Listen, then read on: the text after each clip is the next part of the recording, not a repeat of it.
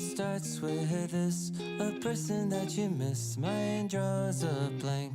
I wanna go back to the early days when life was an escape. Now I just wait for better days. I lost myself in your reality. Lost myself. I lost myself in your reality. Lost myself. I feel that life, according to a friend, we're all shrink wrapped in families and making ends meet. Stuck in jobs we'll never leave. I never wanna be like that, so I wanna go back to my reality. Wanna go back. I wanna go back to my reality. Wanna go back. Didn't mean to sound so concerning. Am I alone in the hurt? I never followed anyone. It's so absurd.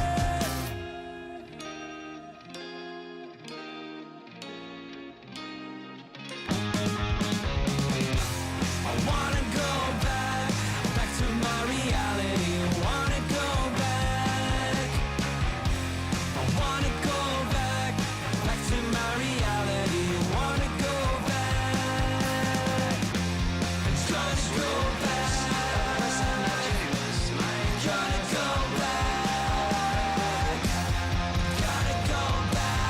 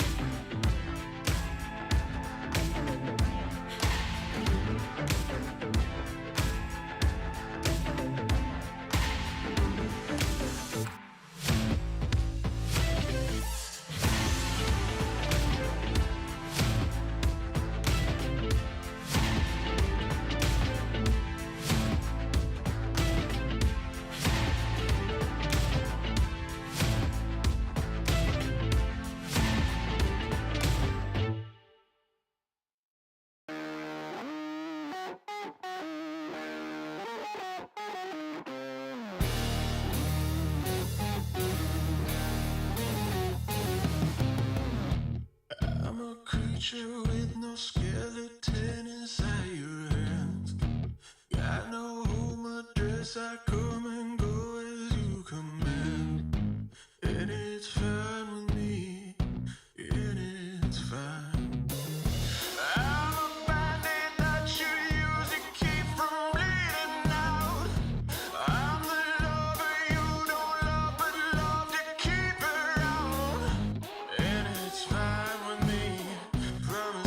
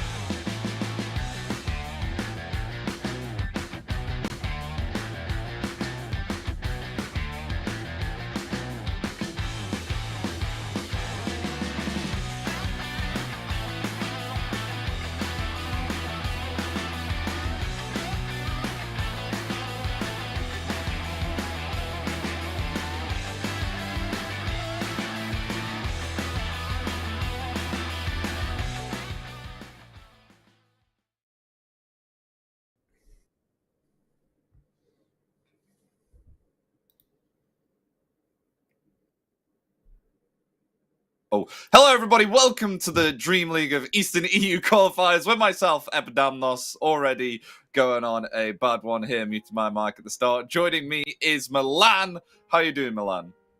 Hello, my man. It's first game of the day. You know how we Dota players say it. First game of the day, first cast of the day. Just put it out of the way. Some muted mics. Yesterday I forgot to turn on my camera. All good, all good. Yeah, we've gone quite even there now with me starting with the muted mic at the start of the stream straight away, not going on a good start. Anyhow, we definitely are getting on a good start for series though, because we've got ourselves some good series for today, with the first being Nemiga Gaming versus Team Spirit. Now, you were actually mentioning, Milan, that you're quite intrigued about this series, especially being the first one brought up within the Dream League. How are you feeling about this one? I think this whole qualifier is very interesting. We already spoke of camera a little bit. I was mentioning how deep this region is. The East Europe region might be the deepest Dota region in the world. Kind of goes by the logic of it has the most players, since all the Chinese laws, what so not so many newcomers. But in East Europe, there is many newcomers, and some of these guys are on, first of all, Nemiga team. Like this team is a sponsored roster from the Nemiga, who was for a long time around the scene, maybe 5, 6, 7 years in East Europe, and most known by producing, let's say, they produced a Malrine, the Falcons Malrine, in a way that was his first real team. Some may say he was prisoned there by the contract. I don't want to go into the drama, but it's his first team. He played there for, I can check it out, but around 2 years, and that's where he learned his basics, and now he's dominating the world. So maybe in this roster there's a new Malrine or a player of that caliber. You never know. That's why it's so exciting for me. And speaking of Nemiga Gaming, they're actually within the Elite League that went on last week. They did have a little bit of difficulty. They only survived 2 series. I mean, they were knocked down by, was it a Liga team? So obviously, of course, Ramsey's team. And then they were able to survive for a little while within the lower bracket, but got knocked out against One Win, who, funnily enough, are also within the qualifiers of the Eastern EU Dream League Season 23. So it's going to be quite intriguing to see if Nemiga Gaming can potentially, still stay in this. I mean, they are up against Team Spirit for the first series, which is, it's... They've got to show some will in here. They got to show some strength. It's going to be difficult. We all know how good Team Spirit is. One of the strongest teams within East Europe at the moment, and possibly the world as well. Yeah. I mean, maybe I always say it, maybe one of the best teams ever. I mean, definitely one of the best, if not the best teams ever. And they only changed one player in the last 2 years, 3 years. And I mean, it's silly to waste words on Team Spirit. Like their players, their cohesion, their team spirit, yes, is out of this world. But I'm looking at this qualifier, this East qualifier, and one thing catches my: every team is sponsored. It's basically a DPC in its own right now, with so many Dream Leagues every couple of months, or a ESL event. Even like Birmingham qualifier or ESL 1 qualifier is kind of a DPC season in its own, that everybody plays a double elimination bracket, and you get the best team, and it's one slot for a Dream League, and there's so many good teams. And let's, for example, either VP or Team Spirit, that we both consider a tier 1 team, will have to be satisfied with a second place or a lower. Just what we won't see one of these teams in the Dream League Season 23. And I do especially like the roster of the teams. Not just especially the players, but the teams that have been invited as well into these not really invited, got their way into these close qualifiers at the moment. So obviously, of course, you were saying how most of these teams are sponsored as well. We have ourselves Night Pulse, we have ourselves Navi, especially with Uragi, who's been in the team for now for a And while. how do you pronounce Navi mid laner, the Mongolian guy? Sanctity. Sanctity. Sanctity. Yeah. Sanctity. I mean, I think mid lane is right now the most search role. I mean, there's a lot of every team has a mid lane player, but they're all kind of tier 2 to tier 3, where there's like nowadays if you want to go to the top of the top, like you need some guy that will be able to play against Larl, to be able to play later on down the line against the Queen Malorine, what's or not. And like this guy, he's like almost, he's like 12.5 kmmr. He's one Wow. that I'm having my eyes on in this qualifier. How will he perform in competitive? Because in public matchmaking, he stands his ground against all of these players. But it's gonna be very interesting to see how he goes against maybe a Larl or Squadix, for example. But obviously, of course, the first series that we have, Milan, is Nemiga versus Team Spirit. Now, how is this game going to go between the two? Considering that you said Team Spirit is possibly one of the best teams in the world, do you think that they're going to have an okay time here against Nemiga Gaming and going to go smooth sailing, and Nemiga, they're going to have a difficult time here? Or do you think that they could potentially put up a fight? I mean, they're clear-cut favorites for sure, like 100%. That goes without saying. But Nemiga, they yesterday they beat 9 Pandas with the solo, with Kiyotaka, with Antares, the players that not so long ago were standing toe to toe with Team Spirit. So by logic of these results, like it says that Nemiga, they have their own chances. Yeah, they are new coming team. They're very inexperienced, especially on the support duo. Queasy and Ake, it's like basically their first, I don't want to say big tournament because it's a qualifier, but big showing versus a tier 1 team like a Spirit, you know. Maybe they play some scrims, maybe they played in some other lower tier tournament, but on this big of a stage, they never faced off against a team like Spirit, and it's like, it's a hell of a debut. Yeah, I understand, and especially with the fact that it's going to be a lot of running for all of these teams. Obviously, of course, 8 teams invited within these close qualifiers for Eastern Europe, and only 1 team will be able to qualify. So out of all these 8 teams, Team Spirit versus Pro, 1 win, Na'Vi, Nemiga Gaming, Night Pulse, Liga Team, and Asakura. Only 1 team was going to be able to make it into DreamLeague. Yes, I did add a little bit of emphasis there. It's a nice name, isn't it? Team name, Asakura. That's also a sponsor team, a new coming sponsor in the East Europe. I mean, they also have some great players, some young players, some achieved players. But yeah, about to stay a little bit with our matchup, like Queasy and Ake.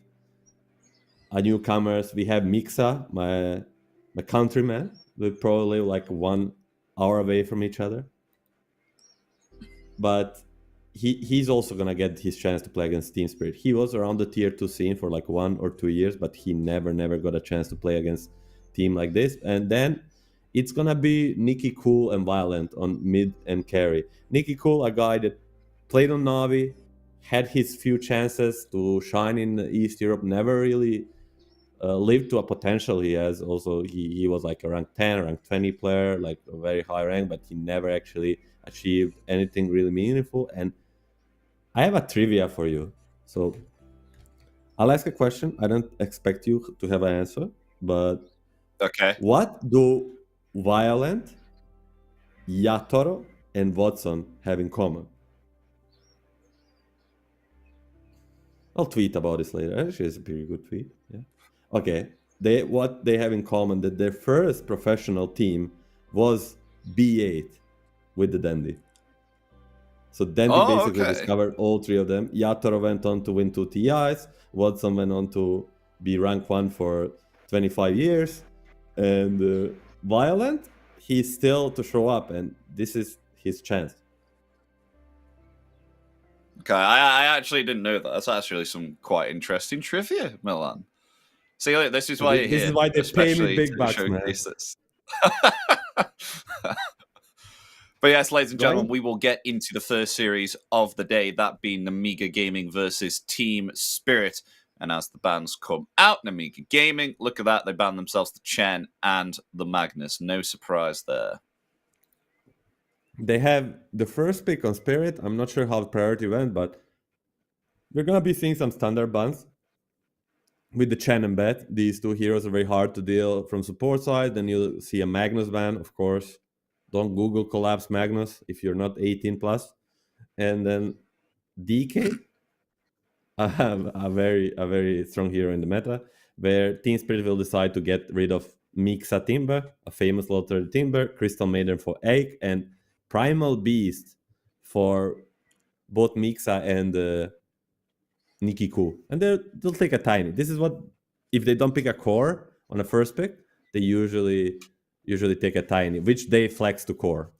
It could be a mid lane or a new meta offlane tiny. As Mars comes out. Mars is another actually common hero within Eastern Europe. I think, I mean, the most recent close qualifiers, which was Elite League in Eastern Europe, Mars was coming out a lot for many teams here. I think something quite nasty. I don't know if we'll see within DreamLeague season 23 of these close qualifiers, but it was definitely intriguing to watch and made games a little bit more on the edge. That was Mars giving a Revenant's Brooch along with the Divine Rapier as well. So any carry able to pick up that Divine Rapier if Mars, kind of misplays with his God's Rebuke and then able to pick up that Divine. If game goes late, I think it's the build. If you're going for the DPS on the Mars and not going some Octarine, Refresher, Hex, Wind Waker build, that's the other one. If game goes like past 50-60 minutes, you're going one or either. Or one or the another, and Mixa really likes this hero. Mixa is kind of made his name in public matchmaking and tier 2 scene by playing these tanky offlaners, the big beefy boys, as I like to call them.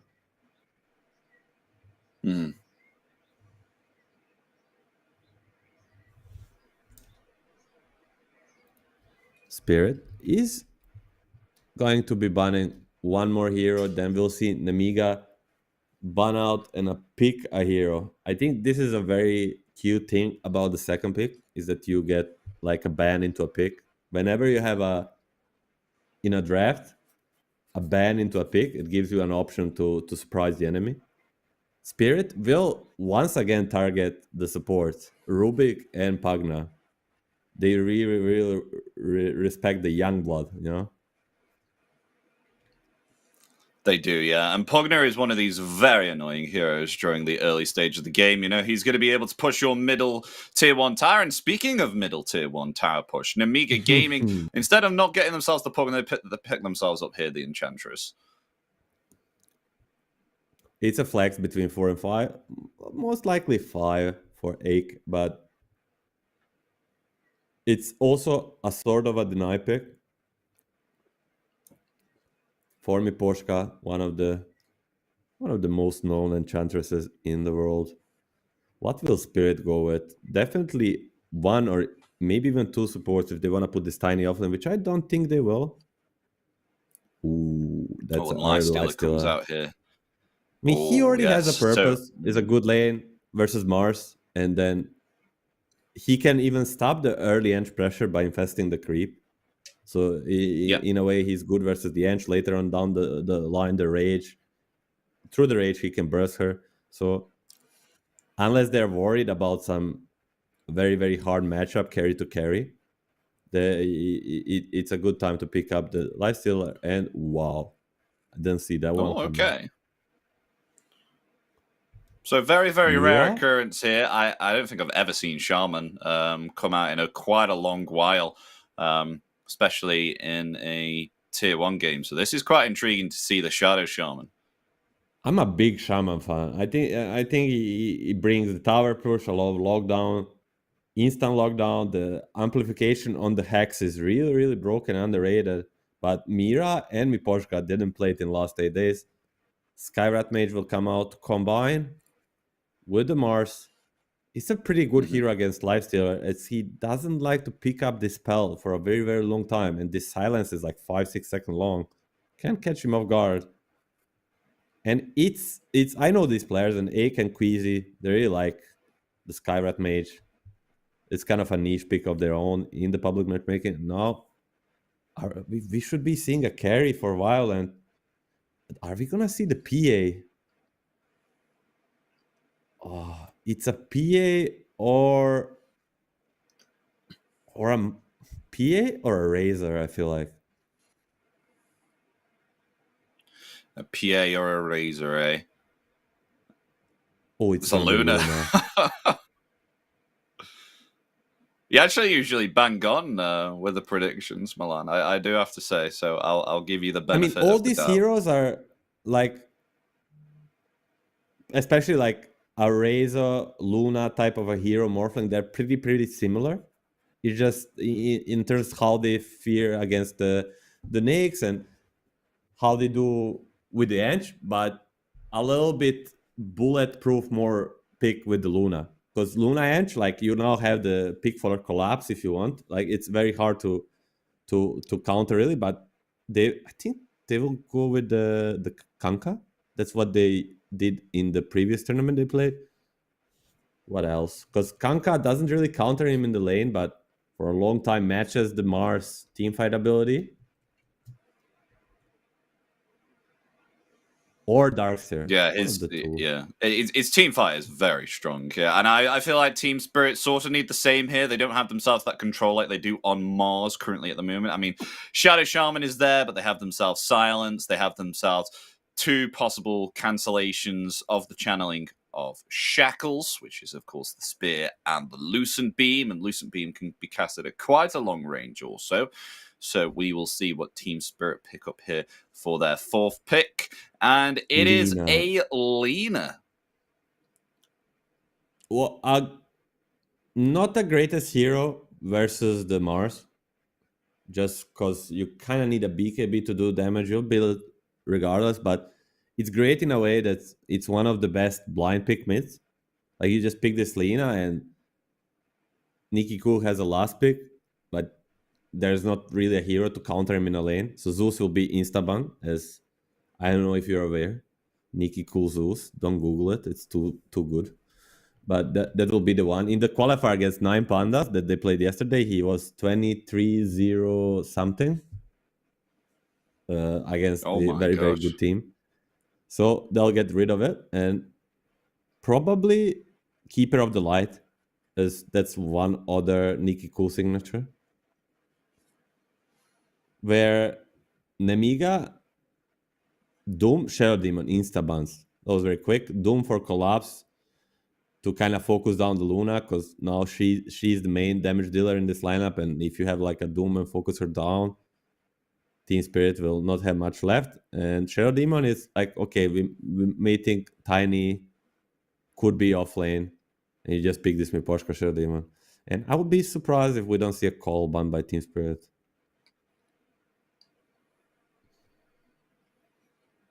So let's see, they've only got 26 seconds reserve time remaining before they have to pick something up. So they'll ban the Pango. Now, still Kunkka in the pool, still the other guy I said, I already forgot. Darkseer. Darkseer is a little bit tricky against the Edge, but nonetheless, you can live through laning stage, and then you have this wall and Aghanims if you choose to against the Luna, very strong. Kunkka a little bit more stable in the lane, and of course the Disneyland is there. Torrent Storm. So only 10 seconds remaining. What a Team Spirit good pick up here for a final pick. I mean, they've got themselves Tiny Flex here, so it could be an offlane, it could be a support. ET. Elder Titan comes out. That puts Tiny into offlane. And 5 ET, I believe. They use the Tiny Flex. It's a good enough Tiny game, which I agree. Like this Ancient Sky are can die very easily, and it will be a Wind Ranger for Nikki Cool. So I'd A very probably fast-paced say, draft in a way. yeah, I mean, quite a bit of pressure here as well for Mira to make sure to get some very beneficial hexes and shackles as well, particularly if that on the Wind Ranger. Wind Ranger's one of these very annoying heroes just running around you here with Wind Run. And if you can't catch her and she's out dealing her focus fire, it is very troublesome for one of your cores, whoever she's attacking. So definitely need some Yes, but lockdown against she that. really, she really hates like a instant control. Like the hack, she relies on popping the BKB, popping the wind run, and if Mira will be on the point or even collapse with his combination tiny, she might struggle. And I think Spirit has a much better draft this time around. Just the nature of their lineup is much more well-rounded. Yeah, Nemiga got some comfort heroes, especially on supports, but they don't round up well enough together. I feel like you're banking on Mars to connect everybody together, and with so much burst, Yeah. and probably a very good lane on the side of Spirit, like the Nakes versus the Mars. Like he might not be able to carry all this on his back. He needs to be initiator, he needs to carry the team fights, he needs to be catching the supports, but then you'll have Alina and Tiny going around. Like I think he just needs to do a little bit too much this time around. Yeah, and no surprise that I just wanted to point this out. No surprise that Yatra actually picks himself up Lifestealer here, because apparently, according to him, Lifestealer #1 carry at the moment in this meta. His words. I mean, the numbers speak for themselves. It's super high win rate. He picks up it so early into the draft, only sees the Mars basically, Mars and Ench, and he's like, yeah, give me Lifesteal. I don't care which other 3 heroes they pick. Luna and Wind Ranger are the answer alongside the Sky. It's not too bad of idea, but we'll see if it works out. I mean, what do you think of the supports between both teams as well? Like Shadow Shaman and Elder Titan, heroes that we don't usually see within the games that we watch compared to Skyraph and Enchantress. On back to us for a while, ladies and gentlemen. Currently sorting out some issues, but still, quite an interesting draft. We're just too beautiful. That's what production said. Thank you, production. No, thank you. We appreciate your comments, but we would like to see Yatra play as soon as possible. And so the viewers. But I think to answer your question, I really personally dislike combination of Ench and Sky, as they both are very squishy and they lack lockdown. They do have some slow and some silence, right? But straight up, both of your support have 0 lockdown. Where Shadow Shaman and ET, they scale incredibly well. They amplify the damage. They have a lot of lockdown. And they bring a lot of damage too.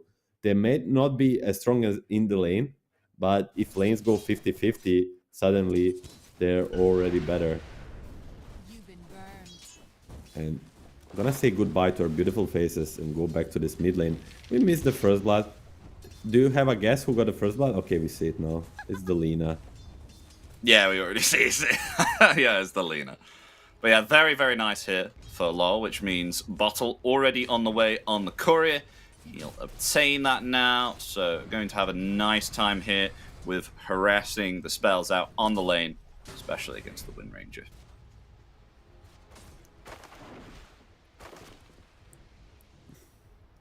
Lovely from Queasy. He's running around, blocking the smoke and not getting hit a single time. Mira on the bottom lane, meanwhile, is going to feed. Not first blood, at least. Yeah, will be found there around the large camp taken out.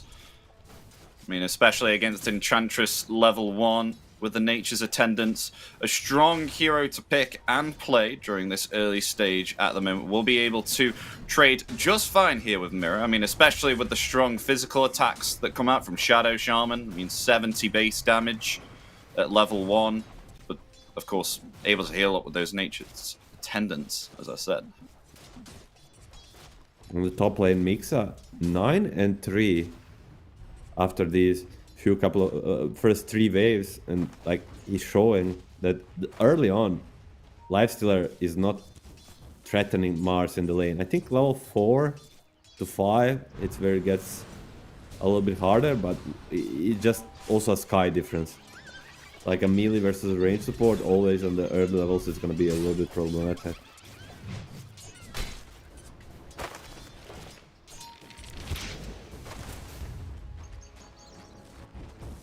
And neither side pressuring each other at the moment. Will we see any action potentially on the top lane, Milan, with Skywrath and Mars? Because I think once maybe perhaps they get themselves level 3 or level 4, then they can start to be a little bit more harassing. Maybe perhaps if they level Ancient Seal at level 1, maybe?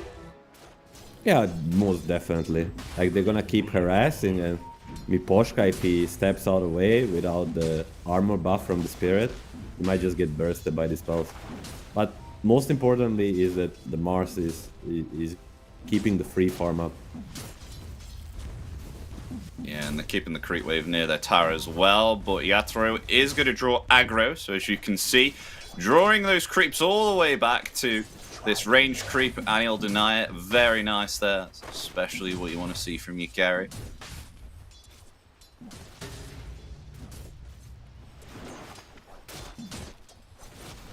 I have to say, Miposhka is looking perfectly healthy here, and Yatoro not a carry in the world. One of these carries that is able to potentially solo here also, as of course he can sustain on lane with the feast. There's not very many heroes, I feel, anymore that can actually sustain on lane like Lifesteal. I mean, Bloodseeker used to very well in the past, but ever since they nerfed his first so he doesn't heal as much, he's still kind of okay, but I mean, Lifesteal is still pretty good here. I mean, especially with the fact that you get the rage. Yeah.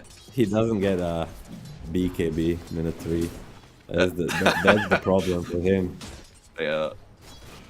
That's the problem. Miposhka has a fairy fire and a full one, but there is a lot of potential for the burst. It's gonna pop the Saul and the wand. 6 sticks, sorry, but I think the action will come actually on the bottom lane.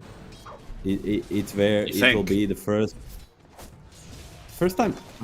Unfortunately, the troll summoner is the big camp, so probably the worst camp for Ange. If it was any other creep like camp that he could dominate, I think it's only troll summoner and I hate this. I forget the names. The one with the big nuke, the Rickies. The one with the big nuke. Ricky. What, the Hellbear Smasher? That one's the one with the nuke. No. It's the one that throws the purple nuke. Oh, Ake is gonna get going. Oh, the Satyr. The Satyr is also bad, but any other is really good as you can dominate the level 5 creep. The Centaur, the potato, the tomato, but Ake. The tomato? Is gonna make a rotation top, no? What's potato, the tomato? What's the tomato? Hell smashers. No? The Hellbear, right, yeah, that's it, yeah. Hellbear Smasher.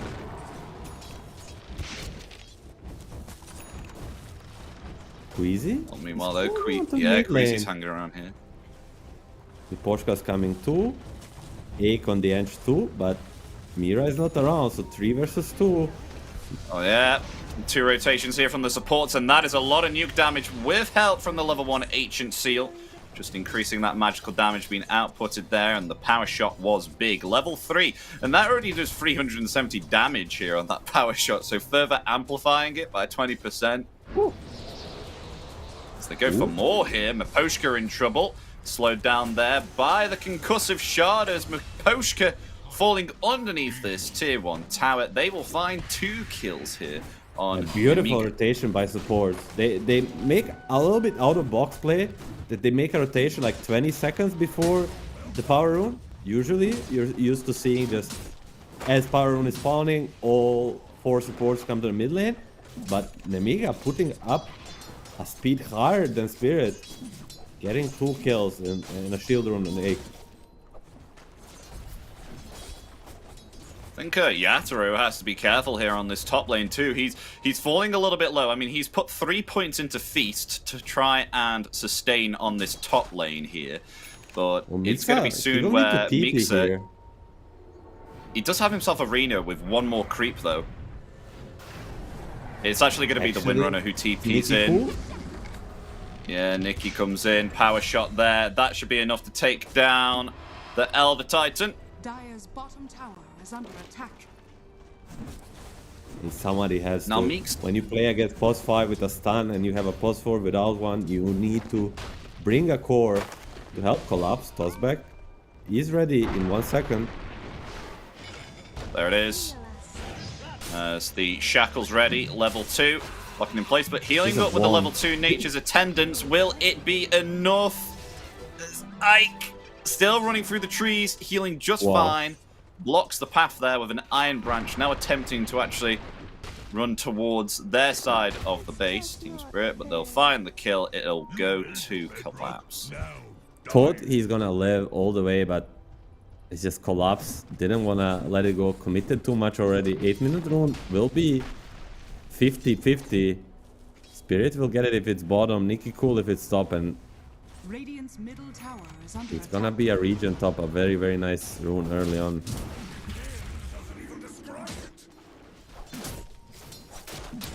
Yatoro still a little while away before getting the armlet. They're actually going to silence him up there, but cooldowns on Spear and God's Rebuke, and didn't have enough mana. Oh, but the Spear still does find him through the trees as they... I mean, both of his abilities came off cooldown there and utilized them. Yatoro did have the Rage, but didn't use it. Killing the Yatoro. I mean, Queasy did help, but we didn't expect this one coming to this from this draft. 700 advantage onto the Snakes. We said how it's a good lane for Nakes and how he should free farm, but Mixa with his kill, pulling ahead. Wonderful stuff from Nemiga so far. I mean, Violent, however, not having the greatest of times, especially drawing the same here with Yatoro, because, you know, you're up against a tiny off lane here, and all you have to do is avalanche and toss right into a Shadow Shaman, so I can definitely understand that he wants to move out that bottom lane straight away and just start farming up here on the side lanes. Yeah, but the difference between Lifestealer and Luna is that she doesn't mind. She's built to go jungle, go in the forest. But he wants these 3 range creeps. Do they want to punish him on it? He has a night vision advantage and he's just gonna get all 3 of them. Pinging out that he might be in danger. They see both of them with his defensive vision played before by the end. He's just gonna play it safe. Take a top tower. Collapse, making a rotation mid as they want to fight this top power rune. They do indeed, as they get the double damage, well, amplified damage rune, as it's called on Nikki Cool. Blink Dagger on Collapse, 10 minutes in. This might be a breaking point for this post-laning stage. Tossback is ready. Do they have a stun? There's the Avalanche and Tossback, into a Light Strike array. There's the Shackle, and the Laguna Blade takes down the Wind Ranger. Very nice usage there of their spells, just making sure they take down that Wind Ranger. So now they'll attempt to pressure this middle tier 1, but we do have Mixa. He's hanging around, Mirror. He's ready with his arena, along with Queasy too. Both of them smoked up at the moment. I mean, they will take the tier 1 tower, though. They won't contest that. But it seems like Mixa doesn't want to go in anymore. He's I don't know, he keeps on deciding and then not deciding. He's back and forth. Maybe perhaps they can get LOL here? He's pretty tanky. If they had Sky Ulti for sure, without Sky Ulti, I think they still have damage. If they pop everything. There's the arena. Yeah. God's Rebuke, Spear, Power Shot. That'll be enough. It'll go to Nikki Cool as now Nikki attempting to try and find a Poshka with the Shackle Shot there, and the Focus Fire gets a double kill. So they can try and start to pressure this middle tier 1 tower here, but will they be able to take it in time? That's a glyph. You don't usually see a second glyph being used for a tier 1 tower, because it doesn't get refreshed, and then your tier 2 towers are in danger for next 5 minutes. I mean, just a mirror move. like offlaner of Spirit kills a mid laner and gets a tower, and then Nemiga just does the same. And they're gonna get another rune. It was a region into 80, and now it will be illusions or something. Invis rune. Just the rune control has been so on point for the Radiant side.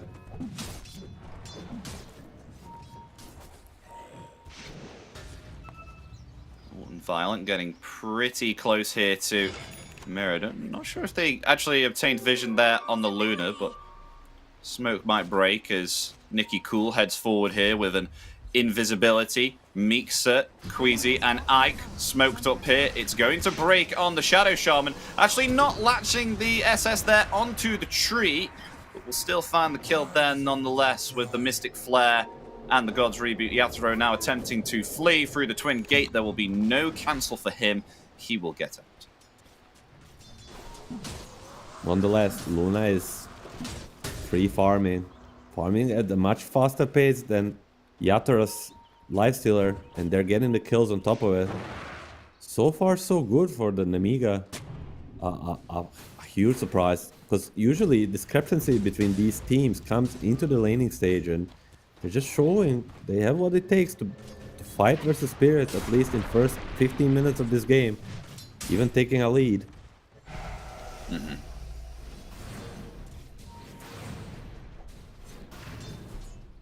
I mean, Mirror not with the best farm here at the moment. 30 minutes in on the Shadow Shaman. At the bottom in the net worth currently, so going to be very far off a Blink Dagger if Mirror does indeed want to pick one up. It's the Pos 4 Shaman.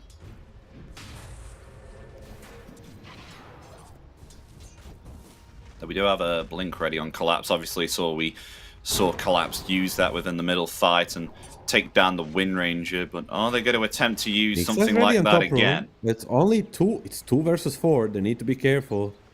Just gonna give up on the rune. Smart enough. I'll go bottom there. Arcane Rune for we Law. didn't speak about it, but usually we see Lina's like 9 out of 10 times go for the right click build, go for the Maelstrom BKB into some sort of Gleipnir or critical, but this Lina will go for the Aghanims. So I think, I mean, it works really well with the ET and the spell amplification from Hex and Shadow Shaman. Boschka's gonna get both spear back into Mystic Flare. Dead easy there. Peasy. Destroyed by the Spear of Mars, with the Mystic Flare. Not able to outrun that one. But yeah, I definitely do like what you're speaking about here. You know, the magical build here on Lina, especially with the fact that you have yourself this amplification of the spell damage with the heroes that you have on your team too, so further helping increase that damage.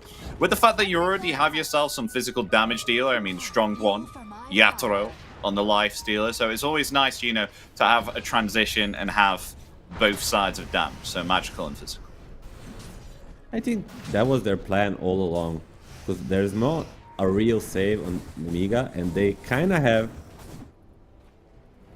a Luna as a clear #1 core on their side, and if you manage to get a Hex and Laguna Blade on her, she's gonna die before she gets a chance to use BKB. Hex yeah, I mean, it's gonna be devastating already. They kind of have everything they want ready. Most importantly, Luna is gonna show top. This is a showing to make this smoke work. She's like, my whole team is behind me, and the bluff is gonna work, and they should be able to catch Yatoro if they want. Dire are scanning. Yeah, Yatoro's just freely farming here bottom, trying to obtain that Radiance as well, as now we can see on the net worth side of things, Violent starting to escalate here with 9,500 gold. Meeksa's coming close. He's gonna jump. Meeksa doesn't get the spear. Lol, okay. Silenced up, however. Still alive. The Infest is there. They attempt to turn it around.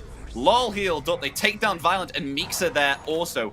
Very nice counterplay from Team Spirit. Wasn't able to actually get off that spear there into Lol. That's where everything went wrong. Huge blunder. we spoke how Nemiga doesn't have a say, but Spirit also doesn't. And if they get a spear plus the Mystic Flare, an Ancient Seal from the Skywrath Mage, that Lina is dead. There is not a follow-up stun from her, and maybe they can even kill more, but Spirit will punish you for these mistakes. Maybe some other team will let this Lina go regardless, but Spirit, every time you slip up, they're gonna be there to punish you, and Queasy slipping up right now. Yeah, Queasy just showed. He just showed. Avalanche and Toss, goodbye. Skywrath Mage will be found and taken down to the dirt. Do you see what I see? Do I see what Kanda. you see? What do you see? Oh, Kanda is on the way. Reddit's favorite island. Radiant structures are Yes. fortified. yes, very nice. Nature attend us. Alright, gonna pop So Nature's enlighten Attendance. all those who haven't Ooh, seen they this see before. Why Nikki Cool. is oh my gosh, yeah, they got Nikki Cool. Burn. Wow, with that observer ward that they placed just around about a minute ago, really benefits them there as they pick off the Wind Ranger. What's so cool anyway about this Kanda, Milan? Enlighten the chat. Are scanning. You're just... I mean, chat knows. Chat is full of Reddit 10k MMR players. So... It just... I mean, Reddit, usually, if you follow them around, they just complete by... Ike is gonna get gone on. Split third. It should be a dead end, not... Oh yeah, they'll commit with the Arena. Ike's actually going to survive here as the Eclipse comes out. They'll actually find What a two here. bait. Collapse and Maposhka are dead. Lovely counter initiation and save there by Mixa. Money to burn. I mean, even if they get him, they're still gonna die on 2. It's definitely not worth it. Oh, Mira's being Mira? scattered out here Gonna by get Violent spotted. too. Maybe perhaps they can get a kill onto the Shaman. There's no Skywrath blink. rotating here as well. I think Law's coming in too, though, to maybe perhaps try and save, but this could be risky because we've got Ike and Mixa on the way too. Yeah, they'll find the kill there onto the Shaman. Lol hiding Axe is in ready. the trees here right He's now. eyeing. I don't know. gosh, They have this Mixa. ward. Miposhka is going to die too, but miss. Oh, both spells miss for Mixa. Wake up, Mixa. I think definitely does. Nemiga will need it. But they see Lina. The Luna, Scalded Lina is gonna cancel his TP TP on cancel. top. Uh-oh. Oh, wait, we'll turn it around. Maybe we'll actually kill the leader with the insane magical damage coming out there from the Laguna Blade, but will be speared into a tree there by Mixa and taken out. They will avenge Fallen Luna, but I don't think Luna there was expecting that much damage. I didn't Violet was so surprised. know- I didn't know the amount of burst he has, but guess what? Violent didn't know either. Like, I was like, he was sticking around that vision that they had, and like, can he actually burst Luna with all 3 spells and some right clicks? I was like, no way. And then he was like, yeah, watch me. I mean, that was the Flame Cloak, Milan, the 35% spell amplification. Absolutely With the nuts when you supercharge, activate the it's- Flame Cloak. It's so strong, right? For a single target pickoff. Yeah. Dire's bottom tower is under attack. So they'll TP back in here. Mixa ready with a blink in 3 seconds. As they have found themselves Ike, who's been attempted to be initiated Help on is here by coming. Team Spirit, trying to We saw comb this through before. the trees here. But in comes an Arena and a Spear. I mean, tosses away Mixa. As Will and Nemiga attempt to try and find themselves a kill here. The Eclipse comes out. They will find Mirror. A nice split Earth there. An Earth splitter from Maposhka, but they do find Nikki Cool in return there. Lol obtaining the kill with the Laguna Blade. Not the best pick-off that they wanted here on Nemiga, as they will lose their mid for that initiation. I don't blame you. I don't blame you for missing this Wind Ranger kill. She basically vanished. The Lar came in, placed the Laguna Blade on top of her, and she was just, yeah, I'm gone. Well, it was basically Really? a 1-second burst. It's insane.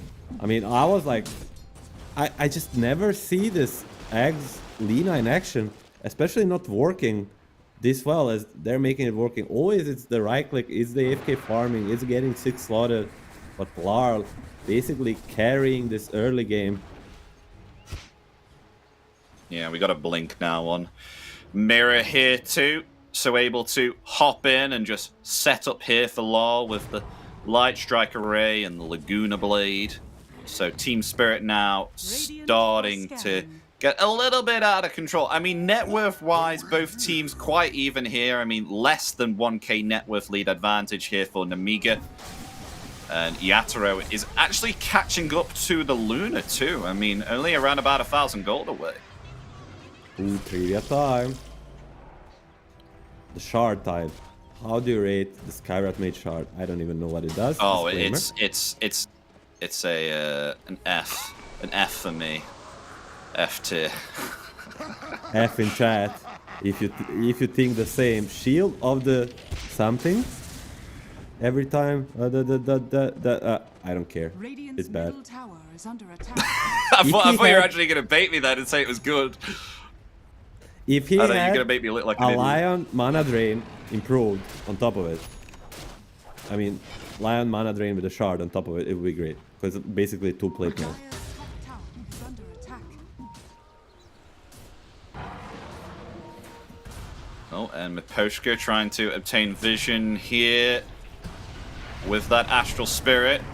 Actually, oh, they've caught themselves the Lena, but the lovely sleep there, stopping the spear into the arena. Hex forward there from Mirror, locking in place the Mars, and Mars will fall along with the Skywrath 2. Now attempting to focus Nikki Cool here. The win run will be activated with that BKB already expended as they look to possibly now pressure this tier 2 tower or head themselves Roshan. They're going to do Roshan, Milan.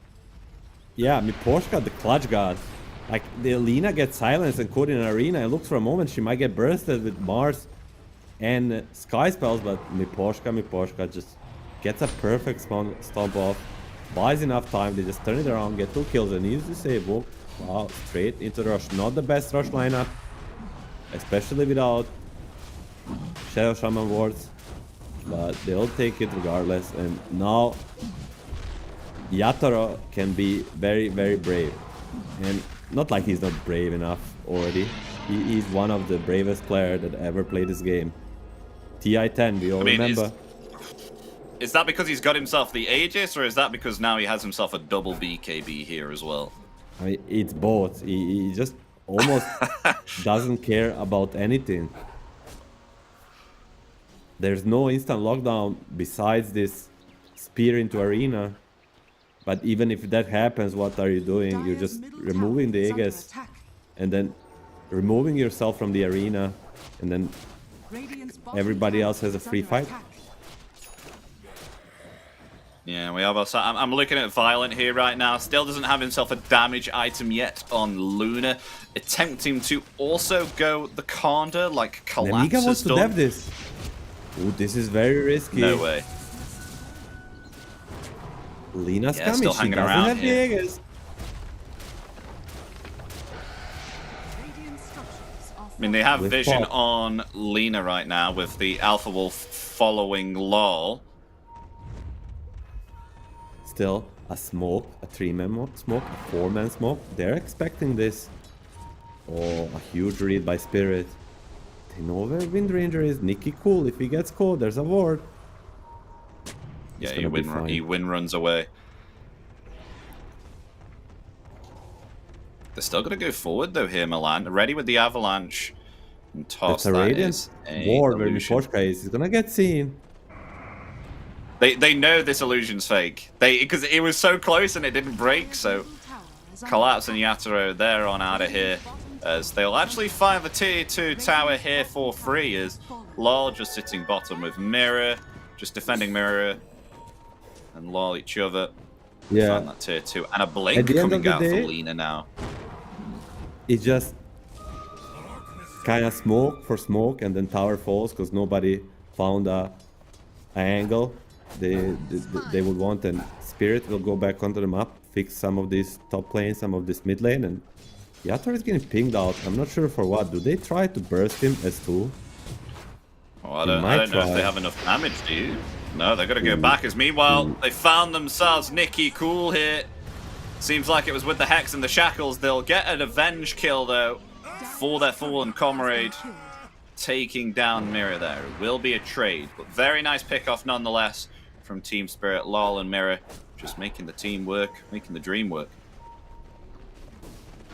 They see Lina, but Lina sees them too. Like all 4 wards standing here, not getting D-warded. Everybody sees everybody. Oh yeah, they want to go for Collapse. I mean, Miss Spear and God's Rebuke, Mixa. Collapse just blinks away effortlessly. It's completely fine. Top tower is under attack. Mixa whiffing some of these spells mid-game. Maybe the pressure is coming to him, you know? You don't get to face Spirit every day. I mean, they're doing great. In a 1k net worth lead, but it's still a net worth lead versus Spirit. It's respectable in its own. Kanda ready on Collapse. I mean, I'm not sure if you saw it in some other games, but it does a lot of damage. Let's see. Him. He doesn't have a BKB. Yeah, You can try to burst him, but he's so fast. They know Nake's inside of him. Kanda? Will be fine. Yatoro gets the kill.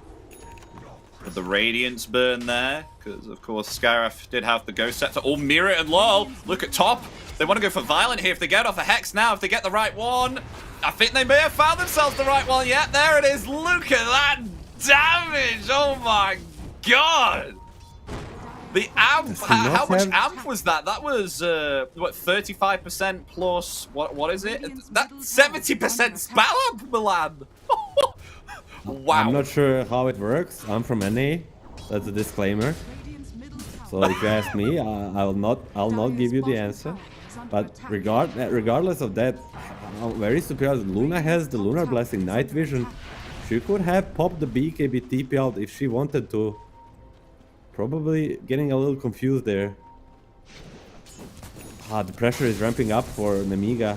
I feel like they're crumbling. Radiant's top tower is under attack. Yeah, just to let you know, Luna took 1,415 damage there from the ultimate there, the Laguna Blade, and then 700 damage from the Light Strike array, which I think was able to get out 2. That's a lot of damage.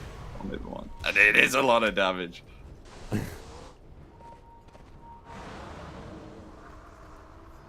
You see, Yatoro did have a 26-minute Yasha, we didn't mention it, but Collapse is hunting.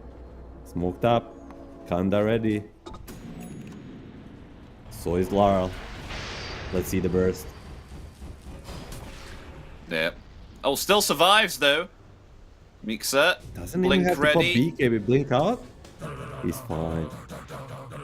I think if Lar pops the BKB, he can dodge the spear and maybe kill him, but it's a risky one. At the end, it will probably be a BKB for BKB trade with Lar is like, whatever, I don't want to do it.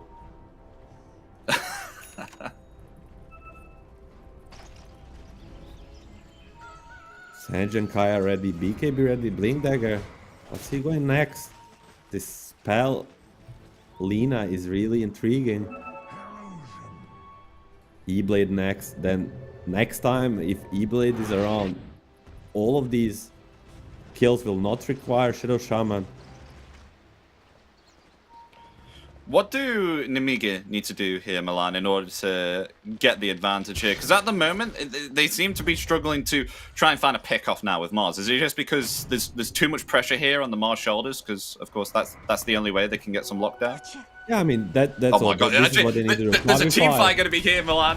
There's a team fight going to be here. I mean, they get themselves the arena and the Spirit attempt to take down Law, just able to activate that BKB Collapse in is time dead. there. Avalanche onto 3, they will take down Collapse though in return. Focus fire there onto Yatoro. The Eclipse will come Violent. out. They actually find themselves 2 here killing on Yatoro. Nemiga. Make that 3, they take down Yatoro there too. That's what they needed, Milan. That is indeed what they needed. They won't be able to find the Poshka there. Will TP away along with Lol as well. But I ask, what did Nemiga need to do to come back in this situation? And boy, oh boy, it's like they were listening in and they delivered. I mean, exactly what the doctor ordered, a team fight 5x5, in where they initiate first. Perfect arena, spear onto the Lina. Collapse jumps in, tries to toss him out, but guess what? You're gonna die for it. You're basically cosplaying the Venge as a core. Cosplay. Without the Aghanims, it's not gonna work. Dire's And bottom Yatoro tower is under realizes attack. it's all over, tries to DP out, but Luna with the shard, she just deals so much damage. Do you think that's the right target that they need to jump on every time on Nemiga here for especially Mixa? Just making sure to take out LOL as fast as possible, because there's a lot of damage to return if LOL's able to get that off. Is it the right target to go for, or do you think they need to go for something else like Yatoro? I think either Yatoro or Lina is both fine. I think if you get the Spear Arena before they pop Dire's spell top tower is immunity, under attack. you'll be just fine. So there's two right answers. Oh, wow, okay. We have a sort of blink here on Violent, Rushes maybe up. perhaps struggling here to try and output the damage and struggling position-wise at the moment to get off damage. So blink for Luna. I mean, he just yeah, wants to Roshan's follow up up. on this jump. Yeah, I think Flame so, and smoke yeah. from Nemiga. Spirit should be doing the same anytime. They're kind of kings have the of shield the rune, Rush though. Pit with the ET. Look at LOL. Dire He still dies. If he 1,400 gets shield caught, rune. if he gets caught and Luna blinks on top of her, she's gonna die. We'll see. I see Mixa. They see All vision eyes there. on Mixa. Big wraparound. Oh, they found themselves LOL. Oh no, the spear blink. Ah! has been The killed. spear is dodged by the blink there. They need to reset on Nemiga here. They need that spear again. And both teams are aware of what position they're in at the moment. So obviously, of course, Team Spirit hanging around here near the Twin Gate. They've got themselves some nice observer wards here as well to just make sure to protect them. But looks like Nemiga, they are really cautious here. They don't want to go for this fight. Dire's middle Yeah, that tower was is under very attack. close. He got his shot, you know, on Mixa. If he gets the spear there with Arena, Luna blinks on top of her with the Eclipse. It should be a dead Lina. But for me, the most important thing in this fight is the buybacks. Because they only have BKB one on set of collapse, spells on Nemiga. BKB on Collapse might make him live through this arena. But still, Luna, she dishes out so much damage. Only buybacks ready are for the Miposhka and Mira. And look at this. I mean, Nemiga, they know that Team Spirit want to fight around this Roshan, so they're actually just going to disengage here. If they get he vision, then is- maybe they'll just go Roche. He's changing the house in 40 seconds, but it's more than enough to burst. And look at Laguna Blade with the spell amplification on the Hex. Yeah. They'll hear the roar. But He's gone. they just gambled. Nemiga is like, they cannot burst it, but as we see, if it was like 10 seconds before he goes up, they will still have time. There's just so much damage on a single target. Yeah. I mean, I think that decision was okay here on Nemiga, because you don't want to be going for that Roche knowing that you may not win the team fight and then just give them Aegis and a team wipe as well. So it's maybe perhaps just better to give them the Aegis but stay alive and just get some extra gold here. You need to be taking risks versus the Spirit to win the game. Just giving up objectives may cost you, but no smoke, no night vision for them is just what makes them like not take that risk. It was way too risky, as you said. Violence right behind this tier 2 right now. He's kind of secluded on his own. Pause comes out Puppy here pause? though. There'll be two of an Nemiga disconnect here, so maybe perhaps we'll be waiting a while. But Are you aware of Puppy Pose? I'm not aware of Puppy Pose. A Puppy Pose Enlighten me. is like a... I think it's like a 10 years old meme where he posed in some crucial moment of some game, and Merlini, the famous Dota figure that's not around anymore, unfortunately, like he investigated as if it was used like for their advantage, but it was all like one very, very big meme. So whenever someone poses in like a critical moment, you just say a puppy pose. Got you. Meanwhile, on the graph though, Milan, 63% win probability here for Nemiga. Do you agree that Nemiga are currently the team ahead at the moment, or do you feel like this one's right now for Team Spirit. 'Cause, I mean, they have themselves the Aegis and they have themselves the nuke damage to possibly take down a hero, only if they get themselves a pick off, though, because they've been able to get Hex quite a few times here off Nikki Cool, but Nikki Cool now has that Lincoln Sphere. So it's all about team fight and initiation. My experience teaches me that team having a 5k lead against the Spirit is basically an even game, because how good they are at fighting, and it's all about Mixa. It's all about Mixa. If he can jump one of these BKB targets, especially Lina, before they pop it, get the initiation, get a start of fight, that way it's gonna be a key. So every to fight, be honest, just watch Milan, this Mars. I don't even think I believe in the win probability graph for Team Spirit anymore, because just remember the last game of TI, 95% win probability for GG, and Team Spirit just like, oh nah, we don't even care about this. We're just gonna Yatoro is very alone. He has a BKB and a rage. Gonna use it to TP out, connect with his team, draw a line that he wants to deep push top. It's same as it's for Mixa. It's same kind of for Larl and Mira to get a jump on one of these other BKB targets. Especially, I would say, on Mars. Not even Luna. Luna is the greatest target, I think, because she is the biggest damage dealer on Amiga. But killing Mixa before he gets the BKB off, before he gets the arena off, deletes pretty much all the team fighting ability from the Amiga. I mean, maybe perhaps so. As I said, with the Shaman Hex and the Spell Amp from the Flame Cloak, we already have ourselves 70%. Kaya and Sanj currently now on LOL with an Ethereal Blade, 40% more vulnerable to magic, that's 110%. Kaya and Sanj, 12% Spell Amp. That is 122% Spell Amplification if all things are got off with the Hex. That's a lot of damage. That's a pretty big wow moment. Radiant's top tower has fallen. For now, they're gonna take it slow. Just control this triangle, take a tier 2 tower, wait for some reaction from the Amiga. Lara's gonna try to force it. This is dangerous. Were you expecting the game to go like this between Nemiga and Team Spirit, or were you expecting a much quicker game? Definitely not as big of a, how to say, it's such an even game. I didn't expect that, but yeah. I respect the Amiga players. I think they are very talented players, but they're overperforming in my eyes.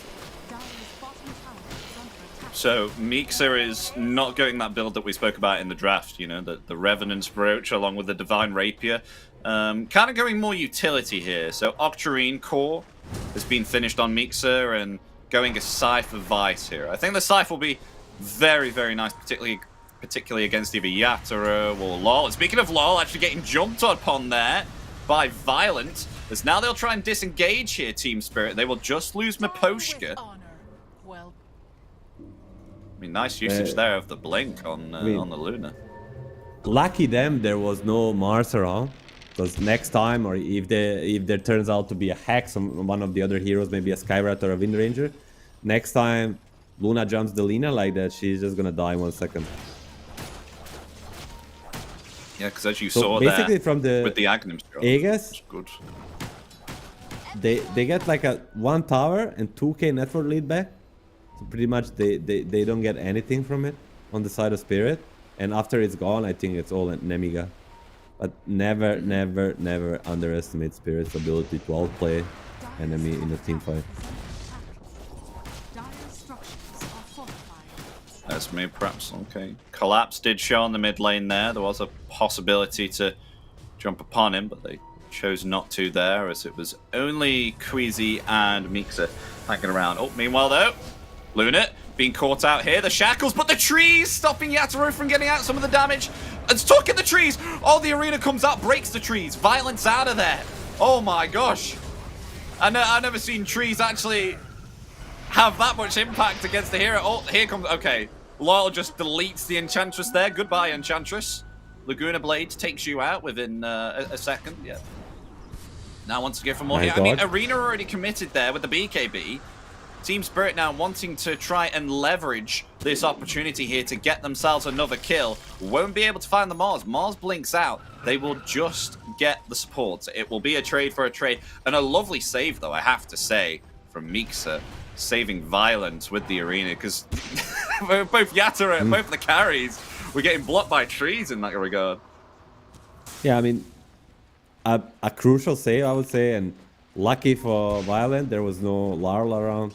It probably was calculated, but once again, if we see him getting Laguna Blade during the hex from Shaman, that's the last sight of Luna that we'll see. Oh, collapsed. He does have BKB. That's a lot of damage. Spears there as well. Will he survive? No! He will not. He will fall. And oh my god!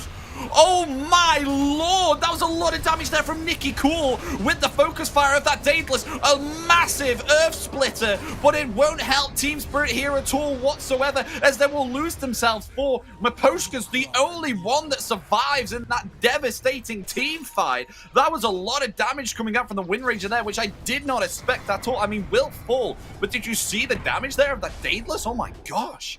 I mean, do you see the damage of Lina in this fight? It says 0 because she used every single ability onto Luna's illusion. I'm not sure if Violent played him there or he just played himself, but that's a huge blunder. This might cost you the game. They have one glyph, they'll have another, but 50 seconds without Lina and Lifestealer. Do they go for two sides or do they poke the throne? Are they brave enough? Luna is the best hero to take Throne fast in Dota. What are they gonna do? I mean, Satanic's available on Violence, so if he wants to play more aggressive here, he can do. They're backing still off. wouldn't be enough. Yeah, I guess. I think it's fine. The last team fight showed they have what it takes to win a team fight, and there is no need to take such a huge risk in this moment. They can just try to get another fair and square team fight. They're probably gonna win it with this advantage. Oh, Queasy scouted out Collapse here, and Mixa and Nicky Cool attempting to TP here Mixa on the has outpost to get an opportunity. As yet, there's the Hex as well. Silence, Arena, Spear comes out. Violet rotates in there with the Swift Blink. You see the damage coming out from the Moonglaves. Huge damage. They're pinging out a ward on the cliff from Mira. It's like it's warded, but no, it's Queasy outplaying the Team Spirit. And they're not down on Spirit. Mira infested. If they see this Luna, she's gonna die, but oh my god. They're gonna go for the Skyraf instead. They won't find the Luna.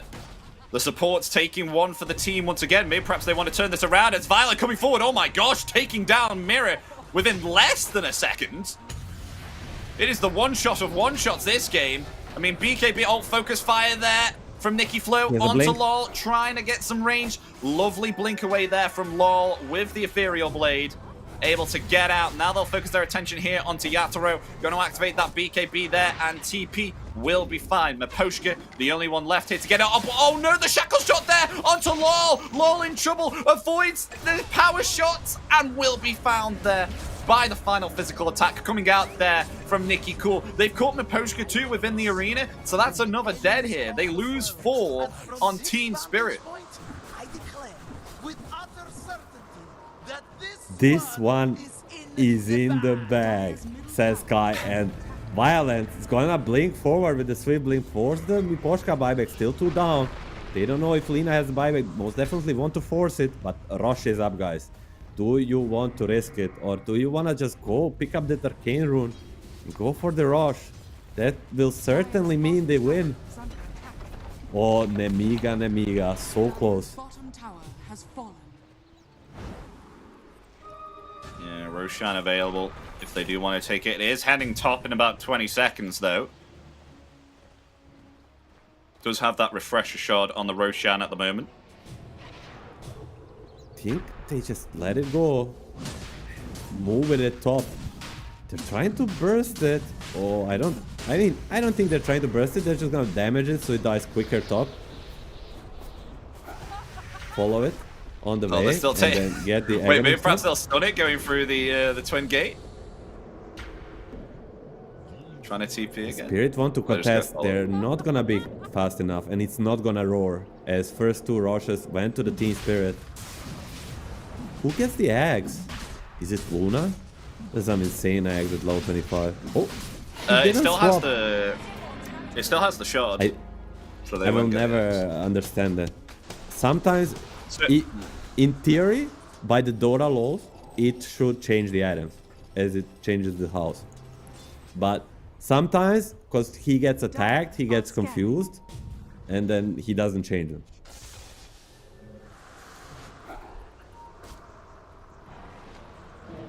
Nonetheless, a pretty good refresher hero on the side of Amiga, and they are gonna be looking to finish this game. I mean, as long as the win probability for Nemiga stays under 95%, there's still a chance here for Team Spirit. There is always a hope, especially when Team Spirit is around. They've got vision here of Mirror. Just pushing this bottom wave here. They hear Violent. the Lotuses. Mirror, uh-oh, that's a dead Mirror. Taken That's down a in a lot of second once damage. again. It is. Does have buyback though available. So possibly looking now to take down this bottom set of racks. They're all grouped up at the moment here. Exactly. Anyhow, this buyback is ready, but it's an opportunity for this Luna to poke high ground. There's a toss back, but without an instant hacks, she can always pop the BKB or the Manta. I say that there is this cute play with the toss back into a Lina stun, because you can stun the guy in the air, which means in the air he cannot press anything. He's disabled during the travel time, so there's always possibility of stunning him with Lina, but it's much easier to do it with the Shadow Shaman.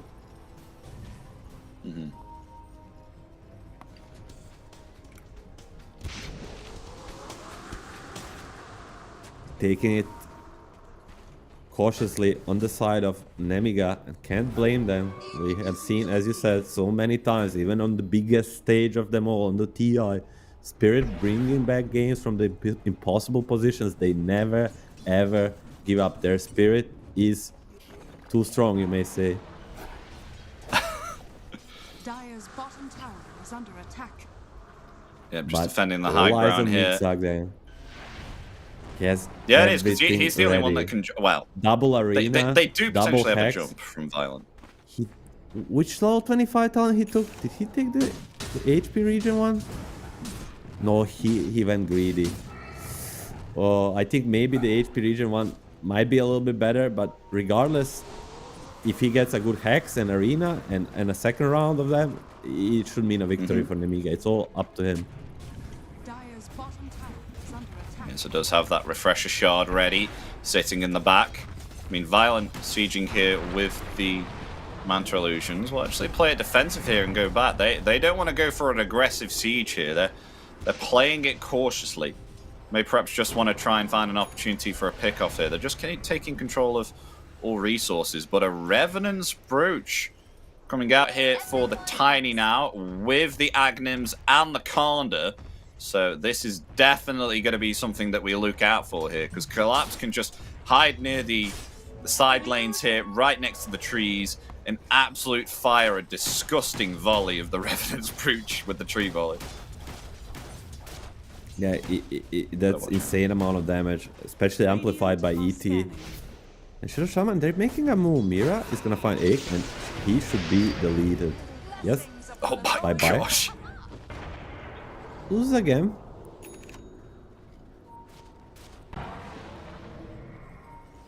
Goodbye, Enchantress. 8,000 gold currently on the Luna as well. Milan, I mean, what else do you buy when you're Violent right now? You've already got yourself 6 slotted items. What next? A refresher, maybe? Well, they got themselves an arena on to Miposhka is taken out. Ooh, wow. One shot there by the Lucent Beam of the Kanda. No buyback available. I mean, anything you do, we can do better, says Nemiga. You one-shot our support, we're gonna one-shot yours. And 30 seconds on the Aegis, he's gonna go. Collapse is ready, let's see this damage.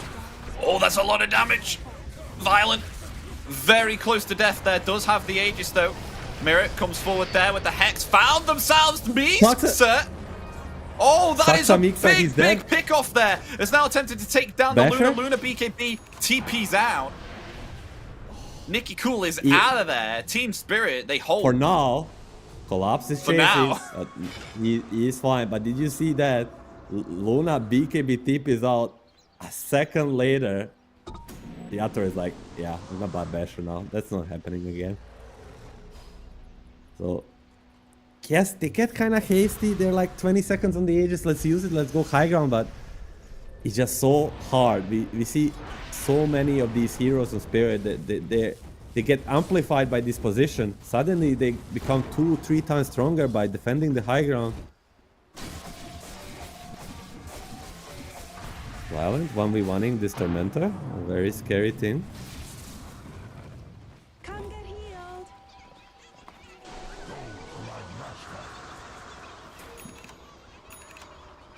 Didn't Satanic in the past used to heal a lot more when you activated the Unholy Rage? I swear it was more than 175%. I don't know why, but I'm thinking I just saw Luna. Yeah, maybe. But she I know it didn't do used to last so much. that long. Yeah, she doesn't do extreme amount of like a single target damage to heal, so, but her damage amplifies with the shard and the glaives bouncing. So when it comes to like straight up healing from Satanic, it's not so insane as her damage in the teamfight is.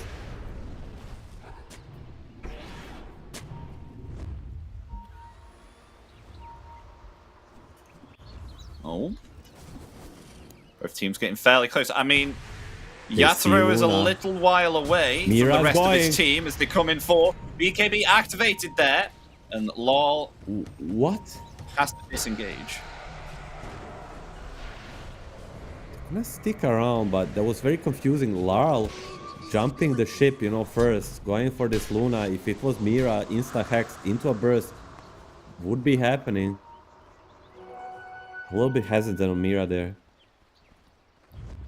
Yeah, they're getting lots of Lincoln Spheres now as well. Collapse wants to go a Lincoln Sphere. I wouldn't be surprised if LOL wanted to go one here too.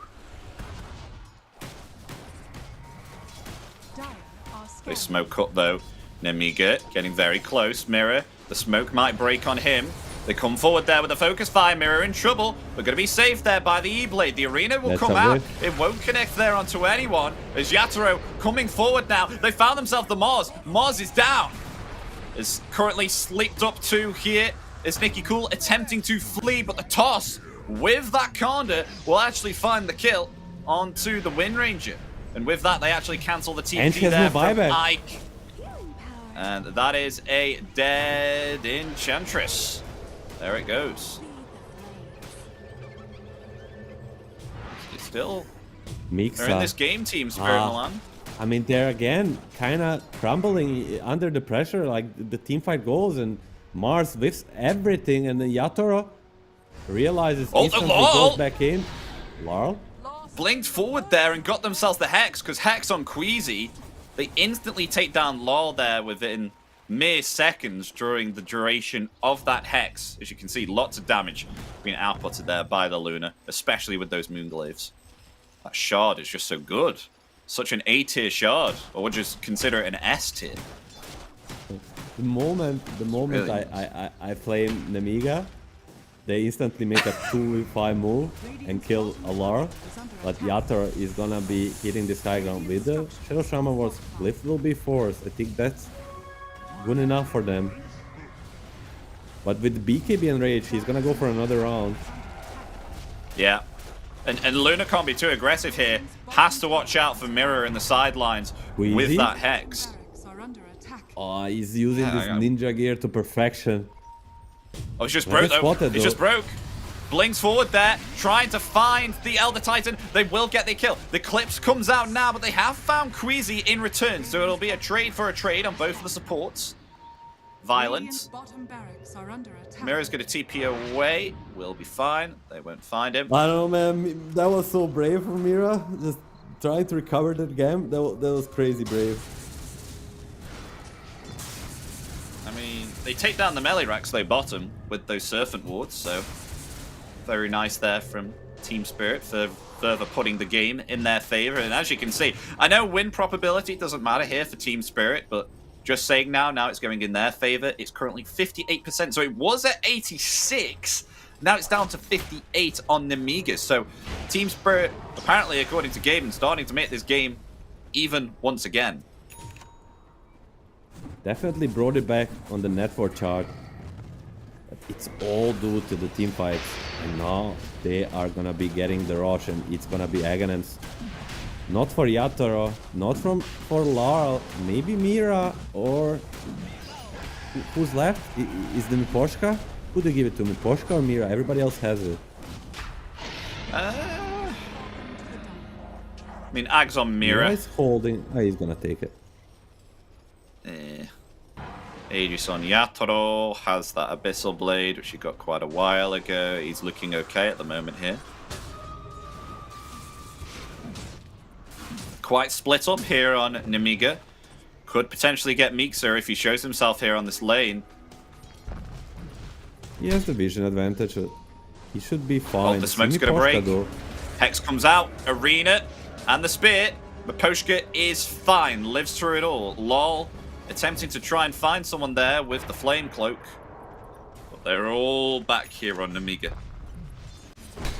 Every coin helps. Wow, the first game of the day, Milan. This is the first series. Game 1, 56 minutes. Boy, we've got a long day ahead of ourselves, and games are going to turn out like this. But it's going to be an exciting day. Yeah, we're approaching the tier 5 items. That's where the things get really, really exciting.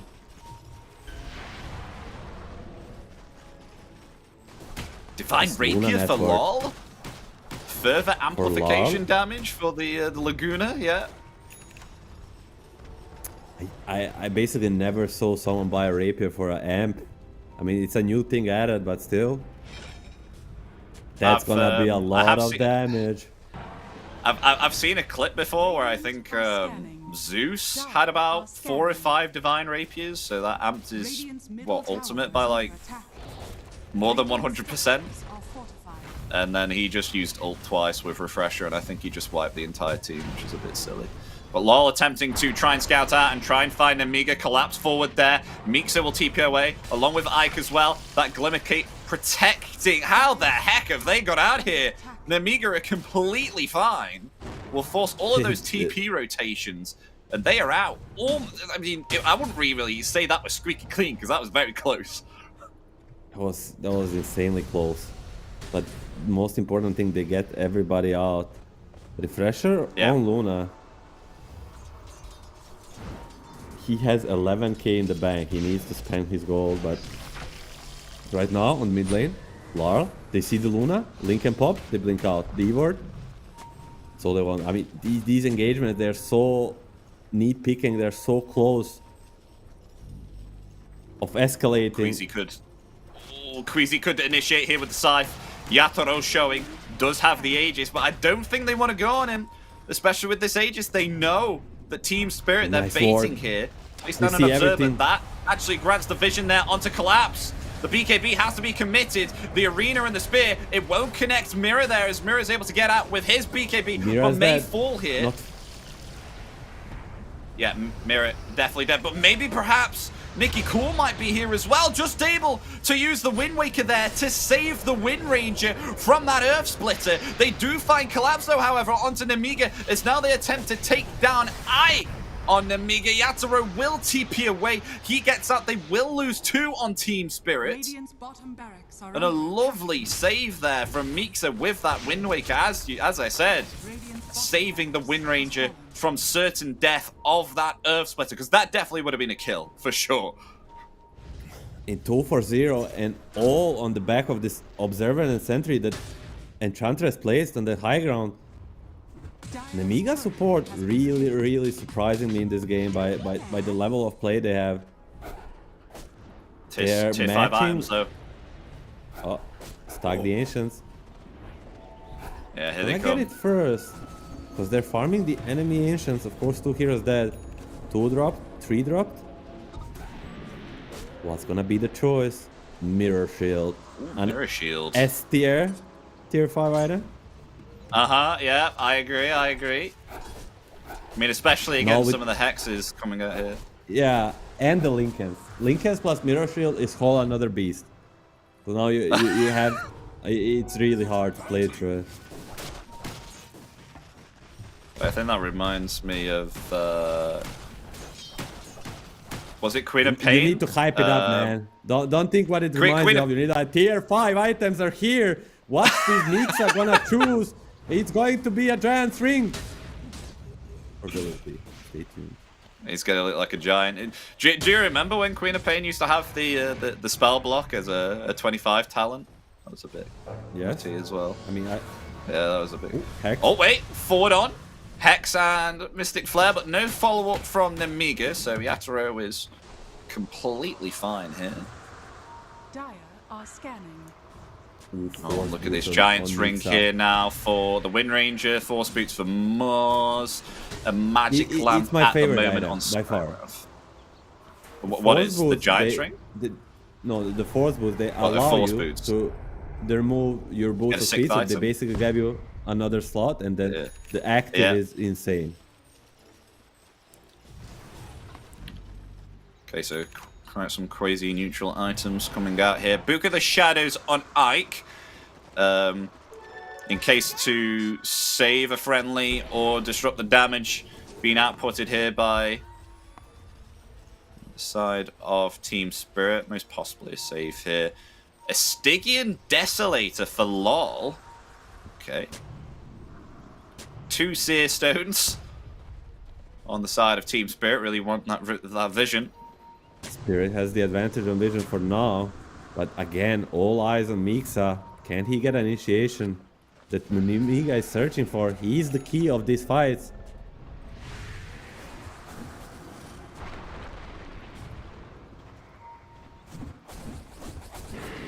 Don't be mad.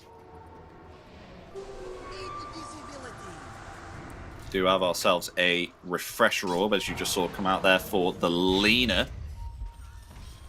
Sorry, the Luna. Got Luna. So, obviously, of course, with the second 25 talent, which is the plus 0.25 Eclipse They sold Lucid it for Mini a Stun, second. we did see it on Collapse. Ike? It was nasty. Oh, they have found themselves Ico, yes. Lovely magical But damage Mixa? coming out there, though. In return, they will find Mirror. Mixa there with the arena. And an for a instant moment, I buyback thought from it's the Lena. Enchantress. You thought it was Lena? I thought for a moment it's a Lena, not a Mira. That's why I screamed a little bit, but I wondered why you were screaming that, to be honest. I was like, whoa, they got themselves a support. He's got himself a buyback. He's okay. I mean, buyback status? What's the buyback status looking like at the moment? I mean, 4 buybacks for Nemiga, 3 buybacks for Team Spirit, but no buybacks on Yatoro, Collapse, and Ike just used his buyback. And Roshan going to be spawning Yatoro. very soon here, possibly. Under attack. May And respawn Collapse, in they- 10 seconds. What's it going to be? Radiant are scanning. it's gonna be in 46. That's what I always say. Might get it right. 46. No, it's not. It's Minute 46. You tried. Close enough. You tried. Anyhow, I mean, they need to farm these buybacks. Queasy playing with his life that was a there. blink. Nice blink there from Queasy.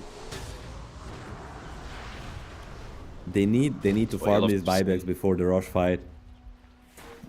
Because any of them dying, both Yatoro and Collapse might mean a defeat for the Spirit. And you don't want to lose right now. You worked so hard. I mean, both teams did. 65 minutes in. Are they? They're on top of the Nikki vision. Nikki Cool has they're- a Milner backpack to Milan They saw all for of them. the They wanna power make a move. trips. So I think. I think it's Oh, the bottle for, like, will be replaced though. Yeah. Yeah. because yeah, he will change it. Right now he's just moving around the map, so no need for Milner. When the T fight starts, he's just gonna instantly put it back in.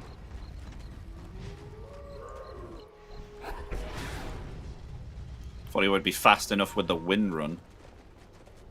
This Luna is having some first row problems, man. Satanic and Lincoln Sphere in the backpack.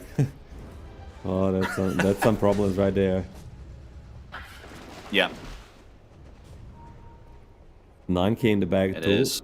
Rush in 25 seconds. They're gonna send Luna bottom to pop the Manta. Actually, Ake and Queasy will follow. So Roshan back in 15 seconds.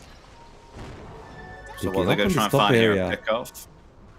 If they don't find anyone bottom, Lol's just revealed himself. Hex. They come forward there with the Hex in the arena along with the Spear too. Lol taking way too much damage there from the Eclipse. They're going to come out with a second one. Utilize the Refresher Orb even through that BKB. As you know, BKB only stopping 50% of the magical damage being outputted, so still able to find the kill. They take down the Lina. But Roshan being spawned up at the top left side of the map means that possibly Lol, if a tricky situation does unfold obtaining this Roshan, could buy back. He could buy back, and this is a risky player that half pays out for the Nemiga. They get the Lara kill, but they lose the position on Rush, and they're gonna start doing it. It will scream in a moment, unless it gets chain locked down. Keep in mind, the Rush doesn't scream if he's stunned or silenced. And now he's screaming. Yeah, there it is. Nice. They know. So they're going to take this bottom set of racks really quick because they're going to trade this for the Aegis. There it is. They're actually going to go for the tier 4s here. Look at this. Already committed the focus fire. The Agent is exposed. They're going to go for Miposhka. Miposhka dead. Attempting now to try and find the Laguna Blade onto Scarab. Scarab's going to be able to survive. Avalanche coming out now from Collapse. It's actually not going to connect onto anyone there. The arena coming out also. Queasy will fall. As Yatoro silenced up here as they attempt to try and take down the Ancient here on Nikki Cool, but has to blink away because Lol coming in with the buyback along with Miposhka there too to try and defend that. They found themselves Ike. Buka Shadows coming out there, but the Clip's coming out in return. Hexed up there onto Yatoro. Will they be able to find the kill here onto the Life Stealer? Yes, they will. Has themselves the Aegis coming back alive. There's no glyph at the moment, so just hammering through there onto the Ancient, and they will get it. Game 1 out of this best of 3 will go to Nemiga Gaming, who are able to take this game 1 at 67 minutes. Ooh, man, what a exciting game! What an ending! But Team Spirit, they will be kicking themselves. Whoever used the glyph on the bottom racks, that was a GG there or in few minutes later. But after you pop the glyph, there's not gonna be a way to defend this base, and Silent will have a talk with whoever popped the glyph. Yeah, that was quite an intriguing game there. I mean, especially the first game of the day, the first series, going at it 67 minutes. Absolutely incredible, and especially surprising to see Nemiga come out on top as well, Milan. Yeah, I mean, a surprise by all means, but these guys on Nemiga, we said Yatoro, he performed very well, but I mean, most of the Spirit players played pretty okay, but it's just Nemiga showed up with the big guns today. They're like, bam, bam, bam, we get this game, let's go game 2, let's see what they have in store for us. It's gonna be super exciting. Do you think maybe perhaps they should have left the Aegis here on Team Spirit and let Nemiga take it? Because it really took me by surprise. I'm not sure if it took Team Spirit by surprise as well, because I originally thought that they were just going to trade out a Rax here for the Aegis, but they fully committed. They dove straight onto the tier 4s and took them out within like less than 5 seconds there, and then all havoc broke loose for Team Spirit to say, get back to base, get back to base. And they took the Aegis. Yeah, exactly. Do you think maybe perhaps they should have not taken the Aegis? I'm not sure take Aegis or don't take it, but this whole sequence of where they pop the glyph by panic and then they start TPing one by one, I think it put them out of their zone. Like, they're usually kings of teamfights, but in this sequence they were all panicking, and Nemiga just making a decision making like of a tier 1 team. Like, you give them rush, go for the force, do this and that. This is not what we usually see from lower tier teams or newly formed teams. Indeed. But who would you say would be the MVP in your eyes for this game 1? Hard to say, but for me, it's the supports, definitely. Doing very, very early game, and then later down the line, just the vision they were able to provide, the Queasy with his ninja gear usage. I mean, it was a hell of a play. And I got to say big props as well to Mixa here, because as you were saying within the start of the draft, a lot of pressure was on him because it was the only big control that they had currently throughout the game in order to land plays off. I mean, I know a few spears were missed, a few God's Rebukes, maybe a few arenas as well, but still was able to deliver, especially with the Scythe of Ice that he picked up there. So had second control. Refresher shards that they were able to obtain from the Roshan as well, able to still do stuff. So even the misplays coming out was still able to come out on top and deliver a good game on Mars, I feel. Yeah, I mean, most definitely. I mean, if you want to beat Team Spirit, everybody has to play well. So without any doubt, all of them played really well, Mixa included. But ladies and gentlemen, we are going to go for a break. So stay tuned, because we'll be back in just a couple of minutes for Game 2 of Nemiga Gaming versus Team Spirit. We'll see you real soon.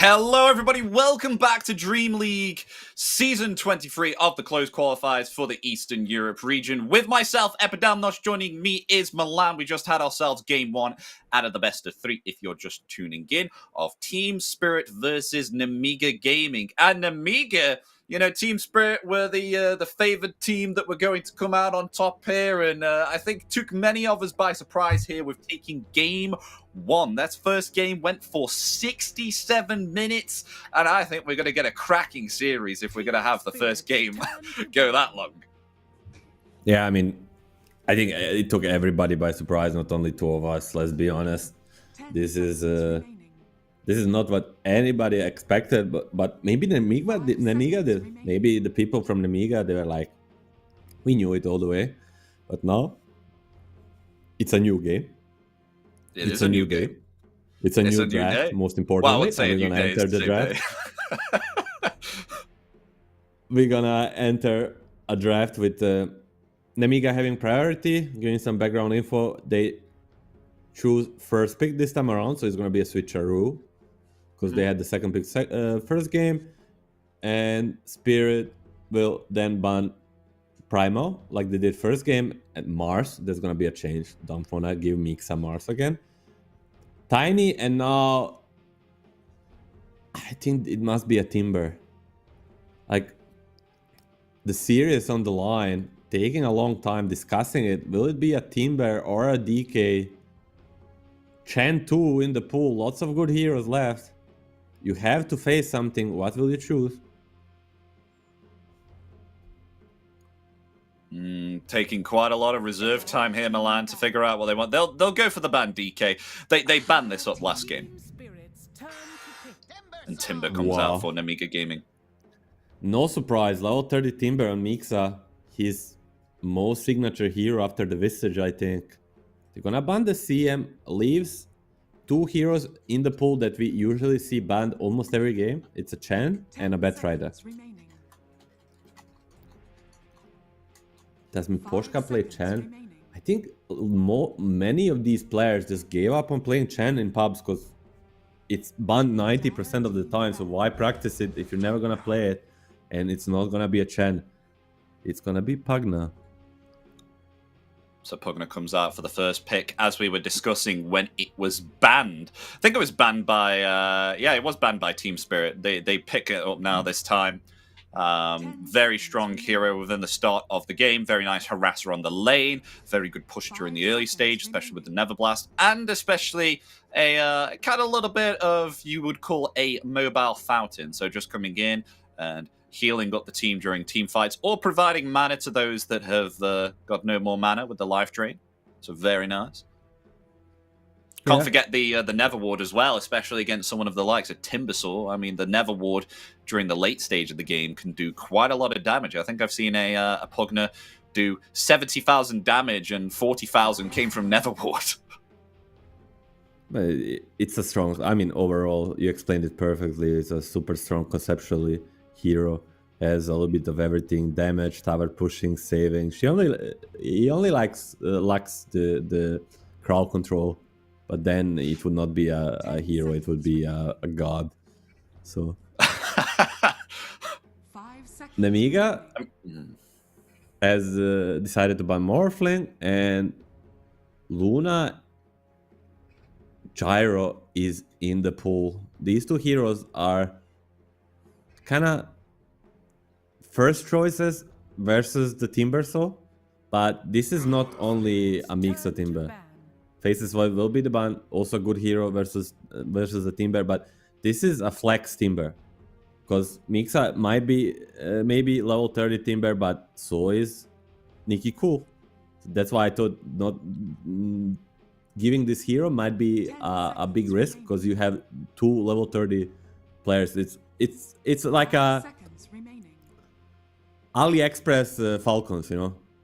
Two level 30 Timbers. Is there a potential issue that they may face, though, with first picking Timber here? Or do you think it should be okay for Nemiga? I personally think it's very dealable. I don't know, for the lack of a better word. Like you can deal with it. You just need one of these carries that I mentioned.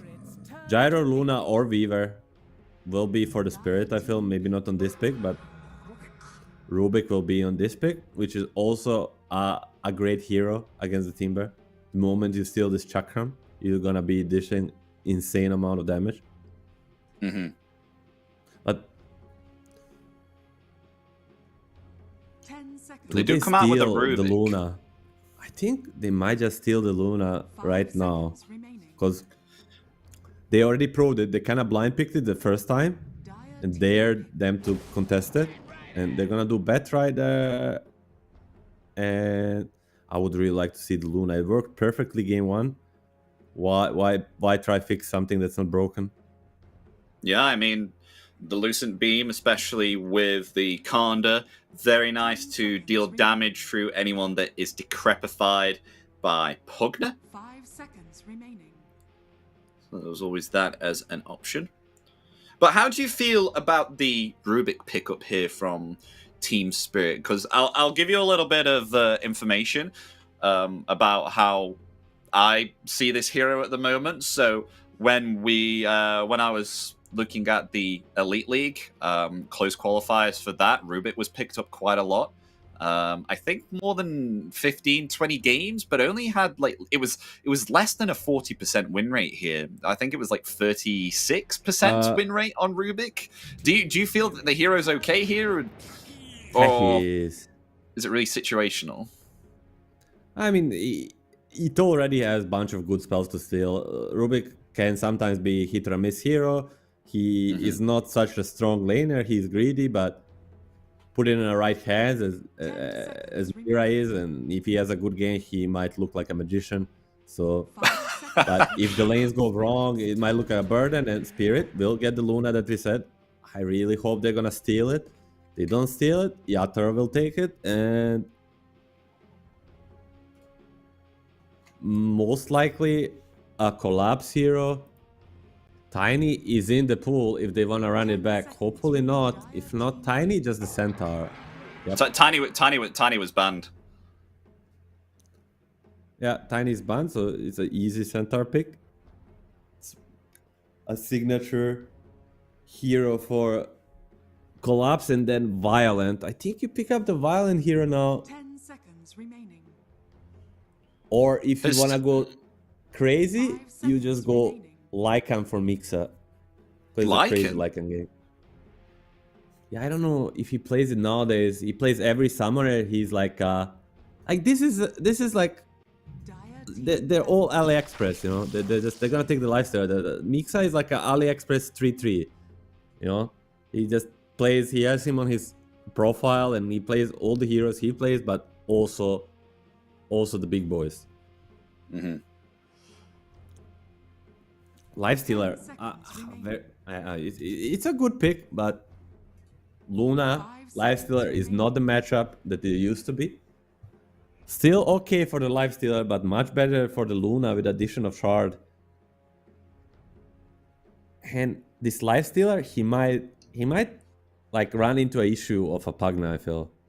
Like he's gonna need his team to help with the Pugna, because he doesn't really enjoy buying Nullifier very early. Mhm. Like you want Yeah. Armlet, Radiance, SMY, Shard, then maybe a Nullifier, and if someone is under the Crepify, you're not gonna be hitting him.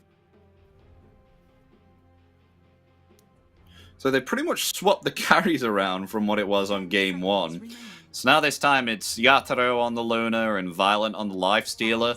It'll be quite intriguing to see how both of them will perform with the carry heroes completely swapped around, and see what they will decide to build, how they will play.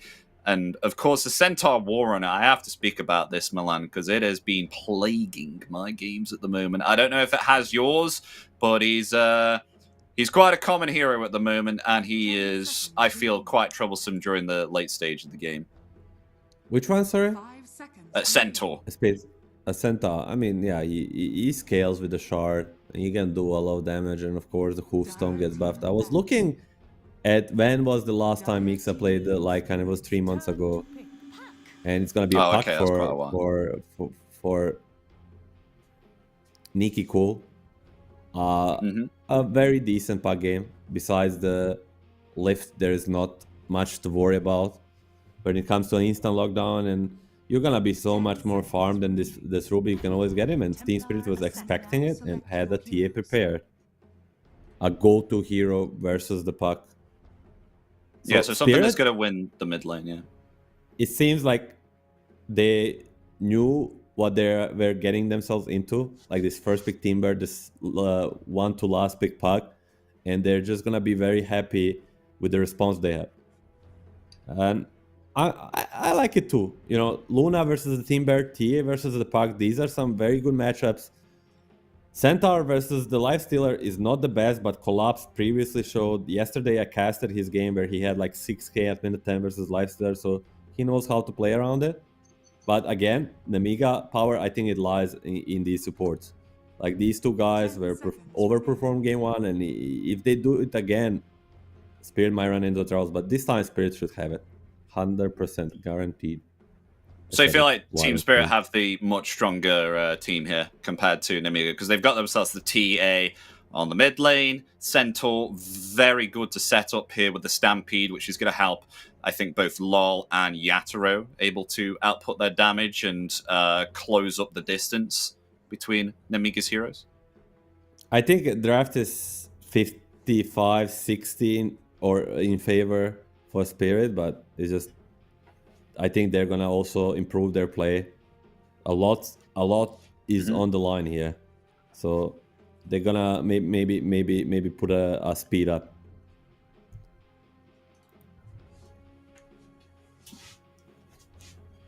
Okay, as we will see, but yeah, they do get themselves, obviously, of course, the TA last pick here against the puck middle. LoL against Nikki Cool as we get into game 2 underway.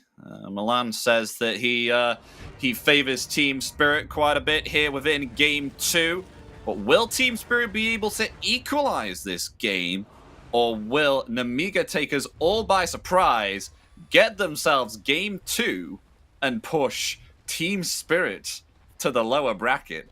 This is going to be an interesting game to watch for sure, ladies and gentlemen. I hope you have yourselves a coffee at hand on your desk, because boy, oh boy, you're going to need to be awake for this scenario if this so happens, because it is going to take all by surprise. And we could be going for a game 3 as well if Team Spirit are able to take this victory. So still a lovely series to crack on and watch. Yeah, it will be probably the biggest upset in a while if Nemiga manages to close this series out. For now, they'll have to repeat what they did game 1. Play out of their mind with a little bit different draft. Yeah. 30 seconds. I mean, a little bit different play style. I mean, Wind Ranger compared to the puck. It is up to Nikki Cool here to land some very, very good dream coils here as Wind Ranger. You know, it's kind of, I feel like the hero is fire and forget at the moment. Just apply focus fire onto someone and just take them out. A rune engagement? Yeah, they may go for collapse here. As bottom as well. Yeah, that's fine. Putting some 2 and 2 damage bounce on him. But he doesn't care. He's a Centaur. For some reason, he has like a 7 HP region. 8.4. For some reason. I don't know. So... Dota things. I mean, the biggest difference for me is in this offlane. Like, Mixon, his signature Timber, but it's a very different hero than Mars. Last game, he was going around making things happen, just killing everybody in the way. With this Timber, he's going to be providing a lot of damage during the game, but he is not going to provide a lockdown unless he gets a late game hacks or something. So a very different playstyle in that way. So top lane as well with Centaur versus Lifestealer. There are scenarios sometimes where Lifestealer actually loses the lane here. Will we be seeing Violent actually put 3 points into Feast here, and 2?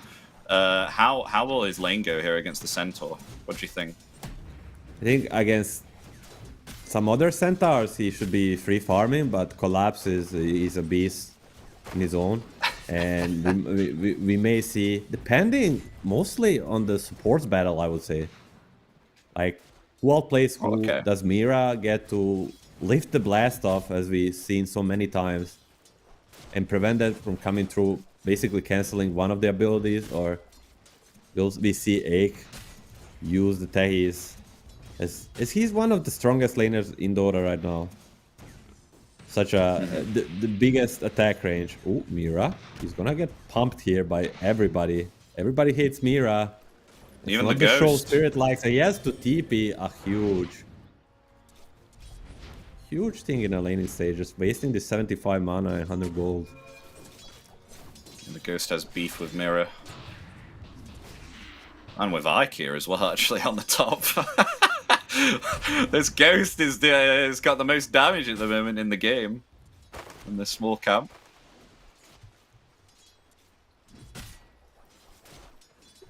I can see Nicky Cool here starting to feel the pressure here from LoL with the side blades and the level 2 refraction now as well. But actually doing This is okay a in the last very- hit moment. Very skill-based matchup, and it only gets harder for Puck. It depends on the side blades, as you say. If they keep hitting, you feel the hell from the TA. But bottom lane, Firefly with the blood grenade, Yatter is gonna come in. Queasy, he's committing. The Crappy 5 is gonna slow him, and he's gonna have Yeah, to he's give up. okay. The Poshk is fine. Has himself some regen. Still 3 tangos remaining in his inventory. He'll be able to heal up, not a problem. And Yatoro is free farming here at the moment. No pressure currently on him. It may all Lotus change is around though playing. quite soon. Oh, blood grenade committed. 5 stick charges left. Ooh, wow. TP! Ike is It's gone. gonna be fine. This is what we talked about, the blast off with the well-timed lift. It just gets cancelled. And both teams, both sides of the Lotus is going in favor of Spirit. A big advantage coming forward into this laning stage. And Yatoro on this bottom lane actually deciding to put a second value point here into the Lucent Beam. So Yeah, sometimes very it's the surprising. case, yeah, we do see Lunas tend to just kind of focus down here on the Lunar Blessing and get the Moonglaves afterwards, but feeling the need to put a second point into the Lucent Beam. So the 160 magical damage will help try and maybe perhaps push the heroes out. I mean, he's committing and he loses. He He'll should go be for the getting other one. the bottom one. But I think Yeah. it's very surprising. Also, the Miposhka has such a long attack range. He benefits from the aura so much. But I guess I'll never adopt Yatoro. If Yatoro does it, it's probably right. That's how it works in my mind.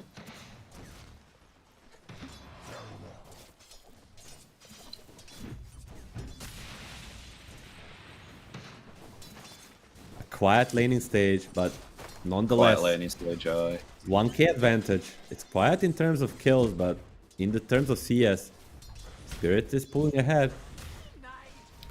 I think maybe perhaps once Mixa gets himself, I don't know whether he's going to go a second point into Whirling Death here or a level into Timber Chain, but I think maybe perhaps if he does get a point into Timber Chain, then they can get a kill on Miposhka. I mean, does Could have be the a one, thing, but- the magic stick charges though. Actually, If that use them. doesn't happen, the mid lane will become an epicenter of this game. Once Power Room ooh, Glyph. Tries to side blade. Not sure if that even works, because you're not doing damage to these creeps under the Glyph. Again, a pre-rune rotation by Ike. Yep, sticky bomb there. I mean, LOL completely fine because of the level 3 refraction. So taking Yeah, no that was a damage little bit there. confusing. I guess they deal with the siege creep this way.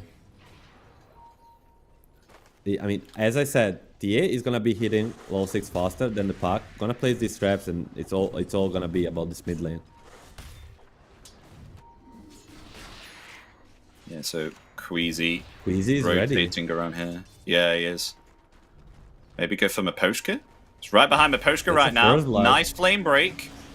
As the blast off is there also, and first blood, there we go, 6 minutes, quite a late first blood, but it's there nonetheless. It will go to Nicky Cool on the puck. I mean, if we look quickly at the net worth, yes, he was down on the last hits on the Nicky Cool, but this first blood actually breaks the mid lane in terms of net worth. He puts him ahead of TA.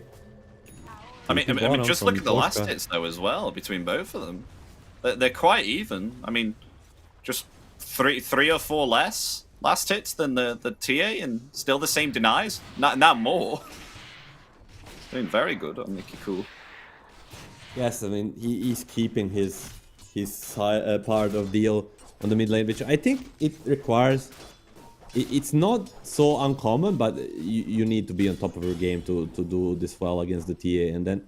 But it gets harder and harder. You have no ways of breaking refraction. The traps are really big nooses, and now he has the AD role. Yeah, oh yeah. Does he have Like anyone else to play with? Oh, losing the sentry. No, not yet. These Nemiga supports, they're so nerdy. They're so annoying. Like, all the little things, all the little tricks, they're getting them. I mean, they are 10k plus MMR players, right? That would assert nerdy. They're both 11k plus. Would you call yourself nerdy? I'm a little bit, but not at this rate. And Lara, when I use the AD, there's a trap on this Queasy. Baiting for his teammates to come. He's just not much to deal with this refraction. Oh wow, damage, nice damage. 8-minute rune, 50-50. Do you think LOL will rush shot on TA for the silence of the traps? Of course, Ake is gonna get caught. This should be Spirit getting on the board. Yeah, telekinesis. Oh, no, Ike. What? He's away? This guy, man. They didn't get the kill. I'm quite surprised. I thought that was definitely a kill there with the physical damage. But... And not enough control because there was no pre-trap set, and this Teaser is a nuisance for TA. But right now, she has the Arcane Rune. Level 7, gonna hit the level 8, trying to pressure mid. I think it's the right thing to do for Spirit, but they're just not getting there. Mixa, level 6. Gonna start pressuring Yatoro.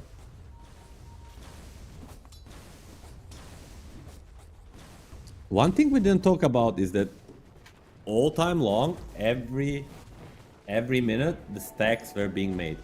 They kept making more and more stacks. Easy. There's a Stampede. He needs to be careful. Playing low with the high ground.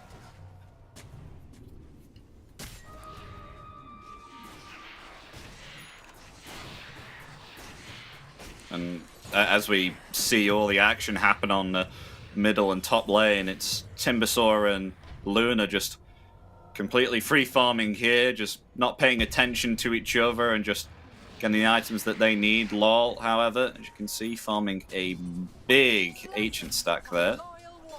That's going to be a lot of gold, going from 4,300 gold to, I think, 4,900, so 600, 700 gold got from that ancient stack. And that's exactly how much he's ahead from this pack, and just shows, even though the lane went quite even, his farm capabilities, of course, with a basically built-in Battle Fury, are much higher. And the 50-50, the third time, will go in the way of Nemiga, because Miposhka was greedy. And top lane, Ike finally dies. Yeah, getting the kill there. The hoof stomp at level 4. But a big blunder there, 2 seconds. allowing this pack to get the shield rune. Now, with the finish of the Witchblade, he can look to go to the side lanes, go to the Centaur or to Luna. Pressure there. Mixa versus Yatoro. We saw it last time, didn't go so well for the Yatoro. Will he try to defend the siege? No. Doesn't seem many heroes on the map gonna decide against it. Ooh. Need to get a Witchblade. Oh, nice. He got the item from it, but it's not the Witchblade, I think. And Lara gonna try to pressure mid wave. Mid tower, seeing Pac will allow it.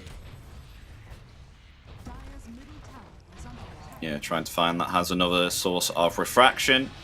Attempting to take that tier 1. They will commit the glyph for this tower, though. That will help them push this bottom wave, though, too. But it's Team Spirit that come out in around return bottom. with their glyph. Dire's middle Yeah, they're going to rotate in. Mirror ready. Has the stolen Chakram. That's a big spell to steal. Got to go for Queasy here. Slowed down there by the Decrepify. And will be found. So they'll get a kill there onto the Batrider. They'll defend their tier 1 tower here on Team Spirit. And they'll also take the middle. And taking big stacks here on LOL. Uh-oh. Need to do something to stop this. I mean, we've got Nicky Cool here attempting to try and take down some of the stacks here before LOL does. But LOL just further Paul is accelerating his net worth here. But I don't know, there's just not much to deal with this TA at this moment. Still in the stack, they'll be 4k ahead, but Yu's gonna coil on Rubik. Not much to deal Yeah, with they may TA, have found but Mirror here. you can definitely kill Mira. But it's gonna be a mid tower dead, ancient stack stolen, and the haste root on the TA. This guy is slowly but surely getting out of control. If you look at the drafts and you see PA Luna, it's so greedy, yada yada yada, but if they win their lanes like this, if they farm so much like this early, suddenly they're gonna be online much earlier than you expect them to. Radiant's bottom tower is under attack. I mean, this tier 1 tower, though, bottom, finally will fall here to Nemiga. So after they get this, maybe perhaps they can apply some pressure. No, it won't fall, actually, because Team Spirit, they're going to do and defend it again. In comes out the Stampede, as they'll try and find the Timber Saw here. Slowly falling, will be able to actually survive, though, and Timber Chain Yatoro? away is now focusing He's their dead. attention all onto Yatoro. Yatoro will fall. All of Nemiga Gaming here attempting to try and find a kill, though they will lose Queasy. But Larl is LOL here. gets himself a double kill, as maybe perhaps a triple kill here as well onto Meeks, and will do so there indeed. Triple kill for the TA. Ooh, what a turnaround. It looked for a moment like a disaster for Spirit. In a way, they lose their carry. Uh-oh. I think Puck might be dead That's here, though. another Still trap. slowed down by the trap. No. And yeah, ultra kill Ultra for kill. LOL. Larl's mad. You have awoken the beast. Did you see? He had to use the Dream Coil there to stop the Centaur from blinking upon him. Dire's bottom Which then tower just is led under LOL to attack. just come in and be like, okay, another kill for me. That's fine. Oh, this Look at the net worth. lead is getting out of control, but Queasy, again, these Nemiga supports. He's gonna steal the Wisdom Rune. Attack. They're always finding a way to be annoying. Is he gonna farm the Ancients too with the smoke? Oh my god, this guy.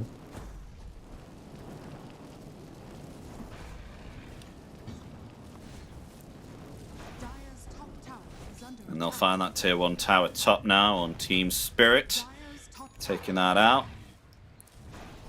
As with that ultra kill, definitely feeling a lot more confident to start pressuring Nemiga right now. And still haven't found this bottom tier 1 tower. I mean, Mirror's defending it here with stolen Chakram.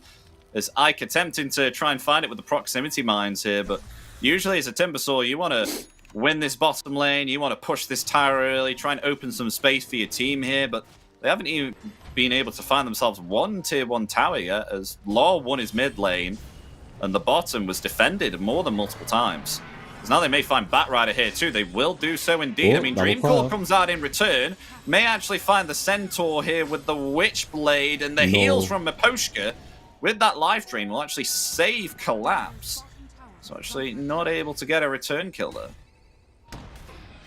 And you said it, this bottom tower, they have 2 towers advantage and the mobs feel so small for the Nemiga. Like, they need this to go their way, but it's only gonna get harder. Maybe they get a tower, but at this point, Spirit doesn't care. And the most important timing of this early game is only yet to come, and that's, you asked at the start of the game, when does he get the shard on the TA? It's gonna be in at 16, and then nobody is safe. This Puck, this Batrider, the Snakes, they all rely on their abilities to get out. And Collapse before? Oh, they're going to jump onto Look at the Techies stomp. as well. Eclipse. So Techies dead. Eclipse will come out.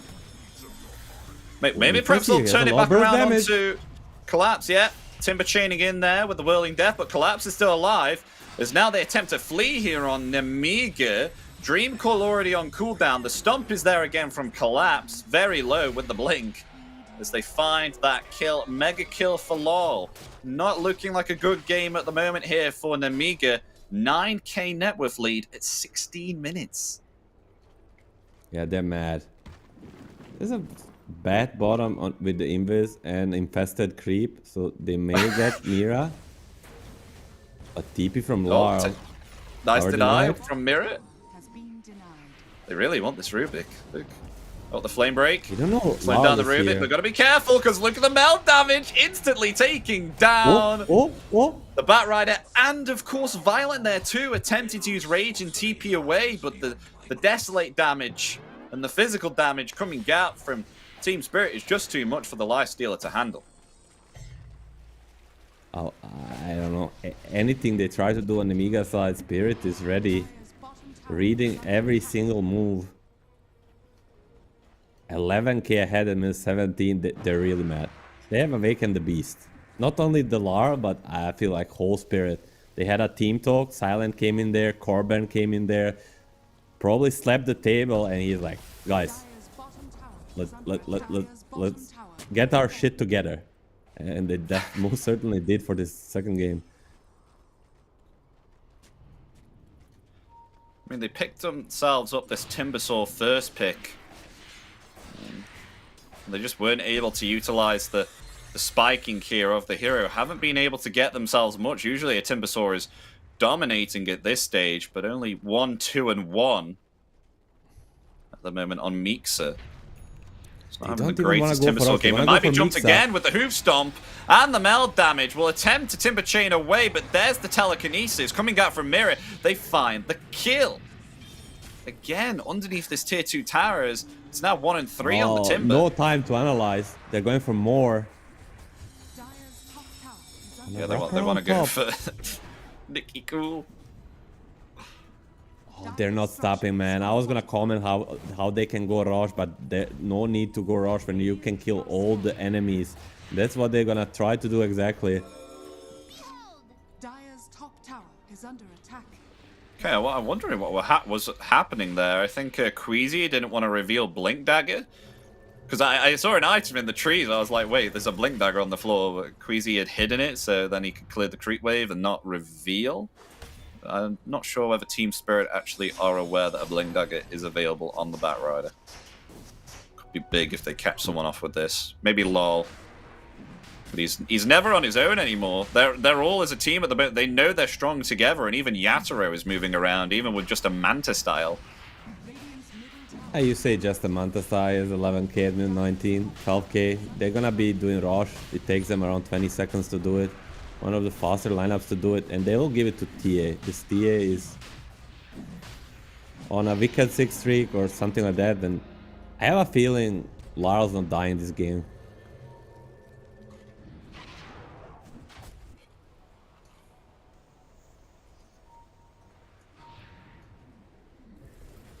Nicky Cool hanging doing around his the left best side, to delay yeah. this game.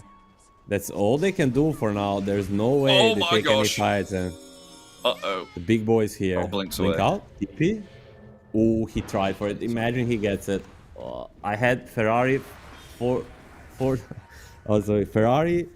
420, 430. The famous Chinese player. Do you know about the play? I think the old school players know.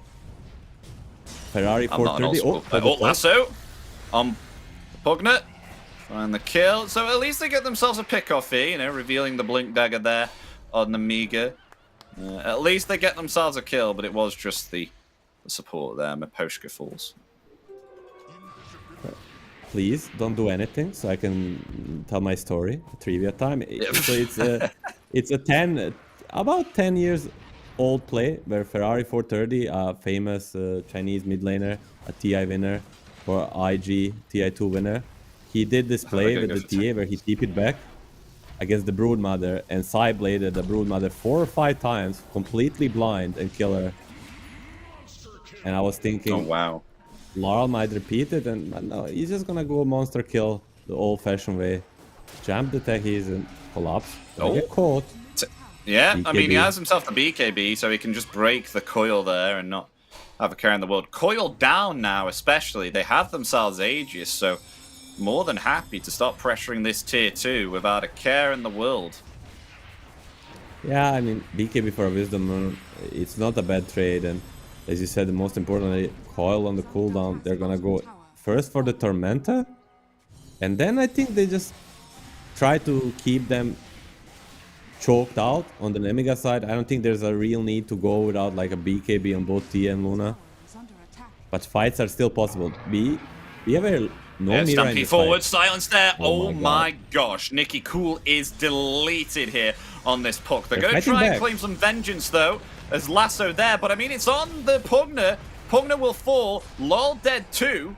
Actually attempting to turn it around. Luna is trying to attempt to come back to the fight here. Lol being slowed down there by the Chakram. Can they get themselves a return kill? I mean, triple kill for Lol as the refraction is there. Can Violent get it? Yes, he can. That is 1,000 gold for him, but will fall from the damage here of Yatoro with the Moonglaives and the Eclipse. Whoa. But Collapse will die in return there from Mixer, with thanks to the Whirling Death. So, I mean, at least they're able to get themselves 3 kills, take themselves down this Aegis, and protect their tier 3. And a lot Yeah, of gold basically going to the 4 Lifestealer kills. too.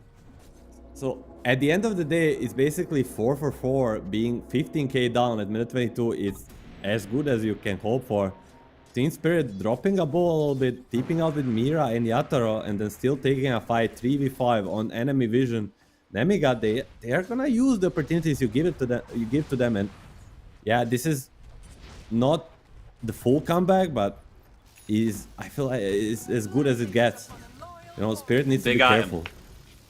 Mixer's got himself a halberd now, so able to disarm, especially one of the physical heroes here on Team Spirit for 5 seconds. Remember this Heaven's Halberd, able to disarm someone for 2 seconds more, especially if they're a range hero. Yeah, against the range heroes, very, very, very good. No status resistance on Spirit heroes. They don't have it, but the bad part of it is that previously, if you pop it before BKB and BKB gets popped, you would remain disarmed. But nowadays, you'll dispel the disarm, making it kind of useless.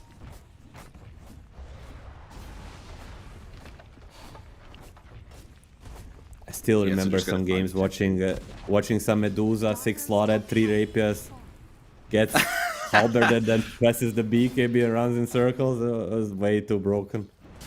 Are you happy with the change that they did, or do course you not. wish that it would still disarm? I'm a support player. I'm not a You wish it would 3 still Medusa. disarm? I'm the guy that buys the halberd on a support and is like, screw you. Is under attack.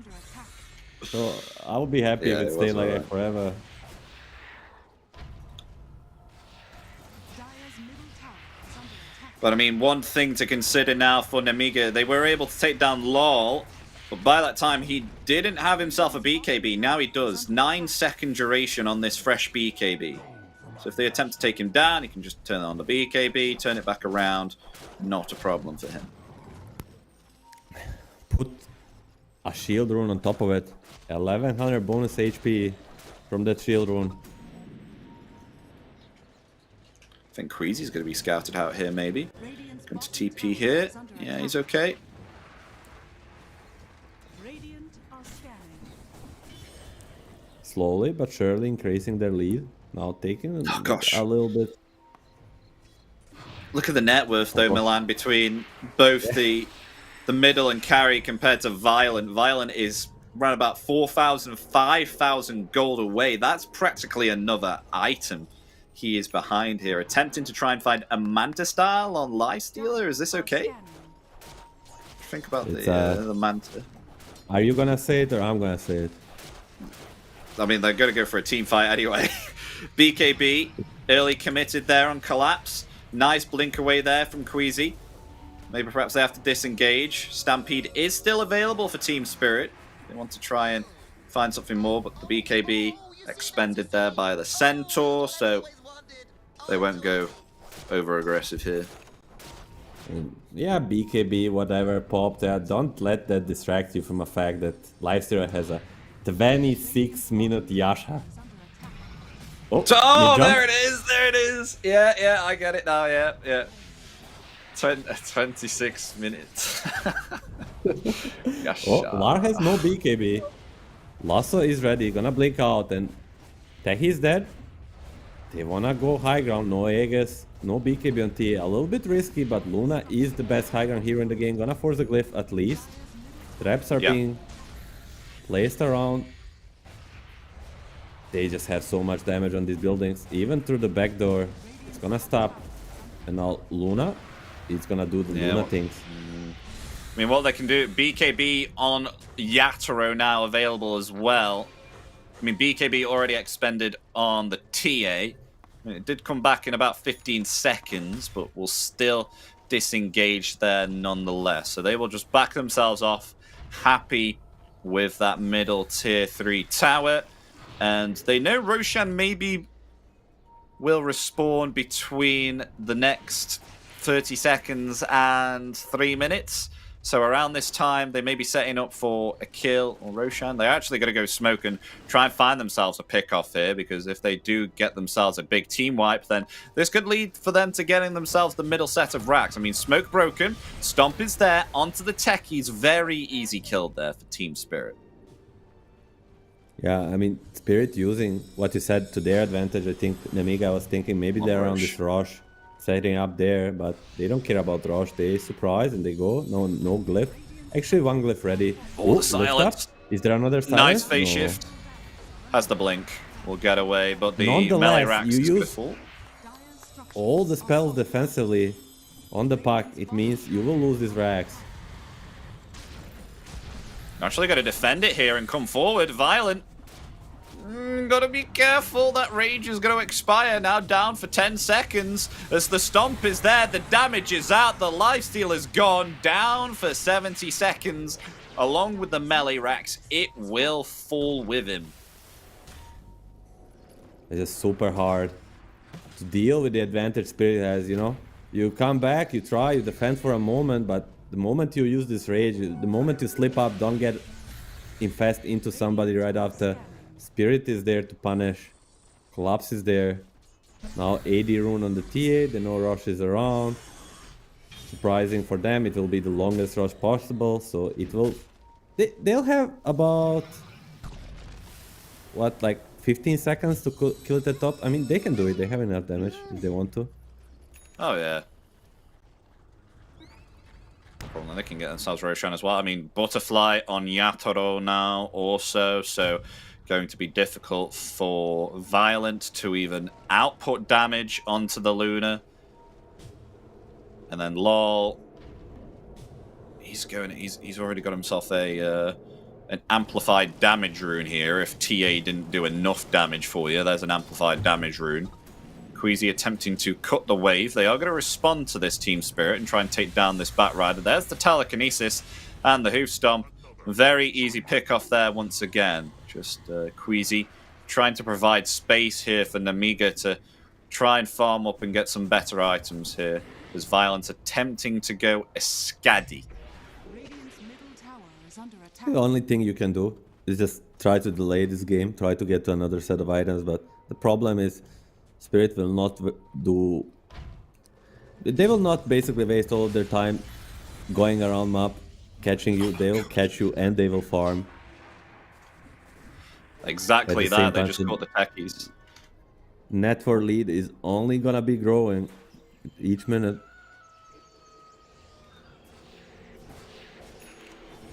I mean, Violent starting to push the top tower. Is there going to be any response, or is he just going to take this squeaky clean?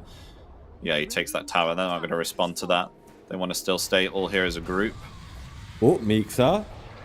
Oh yeah, they found themselves Mixa and not able to Timber Chain away, committing the Stampede there. With the Eclipse, they find the kill onto the Timber. As they'll try and find themselves the Roshan now. I think the play that just Mixa did, it kind of shows the state of the game. Like, I almost feel like he was going for some rush steal or something. Like, hoping there's no vision on this gate, there's no trap. He comes in, sees them take rush, jump in, maybe steal the Aegis. Like, cause that's the actual game state of this. Like, you need a Hail Mary play to come back if you're an Amiga. Nemesis curse on the Laurel. Oh boy, this guy hurts. Could do even more damage. He's going an MKB2 here to combat the evasion. The Halberd from Timber, the Radiance from Violent. So if he didn't do enough damage as it is, MKB soon for LOL.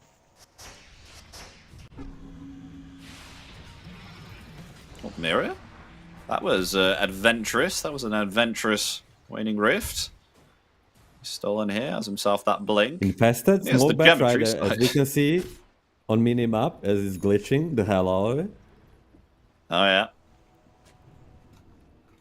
Gonna pick up the They're all puck. together, They want though. to attack first. Luna is not the target. I mean, that's the problem. They're all together. So it's difficult to get a pick off. They're going to go for the Pugner instantly. Pugner down, but then return. Queasy is actually okay. Will commit the Ghost Scepter and get back. As Puck attempting to flee will jolt away there with the Illusory Orb. They get themselves a pick off, but they're not able to get themselves a massive pick off here, Milan. It's always either Miposhka here. It's not even the Rubik, actually. Mirror is always fine. It's just Miposhka dying. It was very close to Mira dying, but nonetheless, a little bit of a blunder by Mira not devouring this high ground observer. Actually, as I said, it's a Radiant one. It's just the Nemiga making a play with the smoke on the daytime. Shut up, Milan. Nice analysis. Going forward, they're gonna force them back. Glyph is ready. Dire's top tower. Yatoro Use with the another Aegis. Is there something to fear? I don't think so. Yeah, look at this tier 3 tower just melt by the hands of these two physical cores. Ooh, Mira. There's now Techies in trouble. Will be alright, though. As the Stampede is ready. Whether they want to commit it. I have Scotty on Lifestealer too. And just infested into Queasy here. Can they get themselves a massive pickup? They do know that the Bat Rider is infested, as just revealed himself. But tries to get the Miposhka. Miposhka's fine. Still living through it. Decrepified there. The lasso will come out, but it will not help whatsoever. I mean, they do find themselves the kill there onto the Pugner. Buyback there from Bat. They will take down the Luna with the blink of the Whirling Death from Meekster. The Aegis bringing Yatoro back alive. The blast off is there, trying to lay into the damage now, and Yatoro will activate that BKB. Queasy comes forward there with the flame break, disrupting a little bit Team Spirit there. BKB also forced on collapse. They're on the retreat here now for Team Spirit as Mirror, attempting to flee, will be able to blink and TP away, gets out alive. They will just lose the Aegis and Miposhka once again. I mean, you say just, but it's a lot. It's as good of a defense as it can be from Nemiga. Only for bad buyback, you will weather the storm of this Aegis cheese. Surprising to me that they just do everything perfectly. Jump the Pagna, jump the Rubik at the same time. If they got the lasso instantly, maybe they don't even have to buy back the Bat Rider. But regardless, I think they should be happy with what just happened. Oh, they're going to go for it again. I mean, lasso off cooldown in 2 more seconds. There's no Stampede for 10 seconds. If they can get themselves a pick off now, they go for Miposhka again. Poor Pugner. Now attempting to try and find a tier 1. So, you know, at least they're getting these pick-offs. They're creating their own space at the moment. They find that tier 1 tower. And look at this. The aggression completely swapped around here. Nemiga, they're the ones trying to find the fights now. 18k down, 90k down, making the moves, making Spirit go a little bit back on to their base. I mean, it's just only a sign that they understand their timing. But all the BKBs will be coming back for Spirit. Miposhka will be coming back, and then if they are 5 and not at enemy high ground, they should be most definitely stronger. Do you think Nicky Cool here really needs himself a defensive item? Because from so far looking at his items, he has gone all out on damage here, you know. Has himself the Pharasma, the Kaya and Sanj. He's actually going to go for the Agnims next here, so still no anything like a Dispel item. He has to be really careful of these silences. I mean, Sanjin Kaya is. Oh, I in a say that. way- Phase shift. Blinks away. Dream Coil. It'll only connect onto one. They found themselves the puck. That is puck down for 70. He has buyback and the waves are in the good position, so it will mean like they should be fine. But TA is drawing on the minimap to go bottom with the wave Yeah. and force the buyback. I mean, to just answer your question, while Spirit is 4-man swap, the pack defensive items are the Sanjin Yasha, Sanjin Kaya, the resistance, and the Gem to prevent the getting silenced. But Queasy gonna get caught in one shot at Yeah. him by the Laurel, and they have a creepway bottom. No buyback on bat. That's a big one. Oh my gosh, Ike was taking quite a bit of damage there from the Moonglaves too. No glyph. Let's place an observer buy to back get pack? the... I They're don't know. losing this I rush mean, regardless. Mira jumping in. no back rider. They found themselves Ike.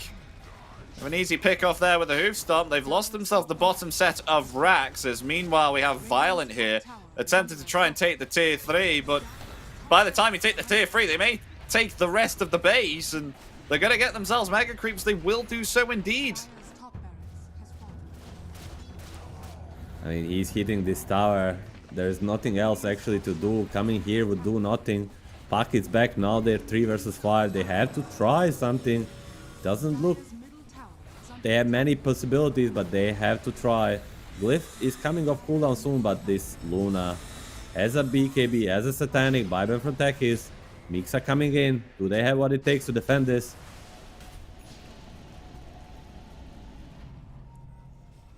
Hex on Centaur. Collapse is ready to jump. Yeah, big item. I mean, if they get it off on Violent, that is going to be big. And as you said, this item that Lifestealer doesn't like to buy, this Nullifier, Violent is going for it now. Realizes how much of an issue this Decrepify actually is. So he's got themselves the Nullifier now. It's all out. The only buyback available is on the Timbersaw, who's getting initiated upon. This defensive Stampede will come out, trying to disengage, but this Rage is soon going to expire. They need to be careful here on Violent. An Infest is there onto Queasy. Blink and Lasso ready, but the base is pushing in with the Mega Creeps.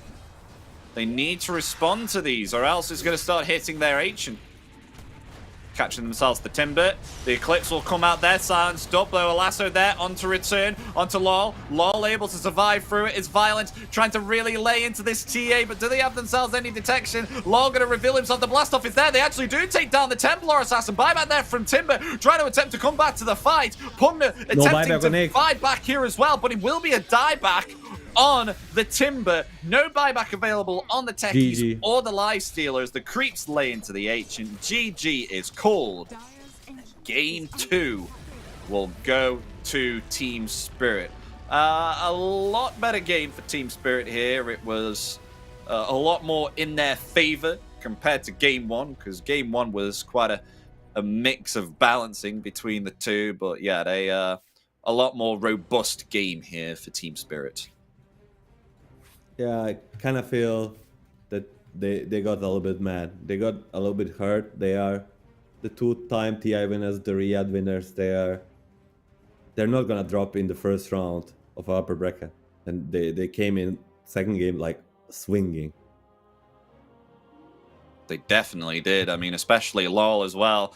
I mean, Nikki Cool did pretty okay on the mid lane, but it was just the fact that the TA pick up here, indeed that being the last pick, just was able to provide so much here for the team on Team Spirit, especially with picking up that Agnim shard during the early times here at 16 minutes, I think you said, and was able to just output a lot of damage. And we thought that maybe perhaps this was a little bit greedy, but Team Spirit prevail out on top. Luna's able to farm up fine, LOL's able to farm up fine, and Collapse does his thing. You called him a beast.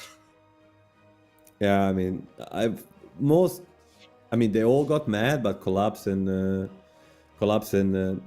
Larl kind of really tried this game to play as fast as they can. They were everywhere, especially Larl. Like he was what 12, 2, and 13, slipping up a little bit later on, but for the biggest part of this game, he was just demolishing. Is there anything perhaps that Nemiga Gaming could have done differently here? I mean, especially with the draft that they had, because it felt like it kind of died down during the 15-minute mark. Obviously, of course, Timbersaw not able to utilize the spikings of the hero, where he is quite strong during the early game. Do you think this was down to draft, or could they have attempted to improve the progression of the game here by doing something different? I mean, I said after the draft that this is 60-65 out draft by Spirit, and they're gonna take this game 100%. And I think the clear fix is don't give a TA if you're gonna pick a puck. And I also wish they don't give up Luna versus Timber, maybe take it themselves, because it worked for them first game. Like some of these little things during the draft, maybe they can do, but it's definitely where they'll have to be on their A game again during this last game of the series. Yeah. They did incredibly well here. I mean, especially on Law. Would you give Law the MVP within this game too? Yeah, Law. Or would you possibly hand it to someone else? I think Laurel. He got 24 pick TA, he performed, didn't play perfect, lost the ages, died twice, but overall, it's easy. Well, ladies and gentlemen, we are going to go for a break once again, so stay tuned because we'll be back with Game 3. It's currently 1-1 between both teams, who will come out on top and push the other down into the lower bracket. Find out shortly because we'll be back in just a couple of minutes.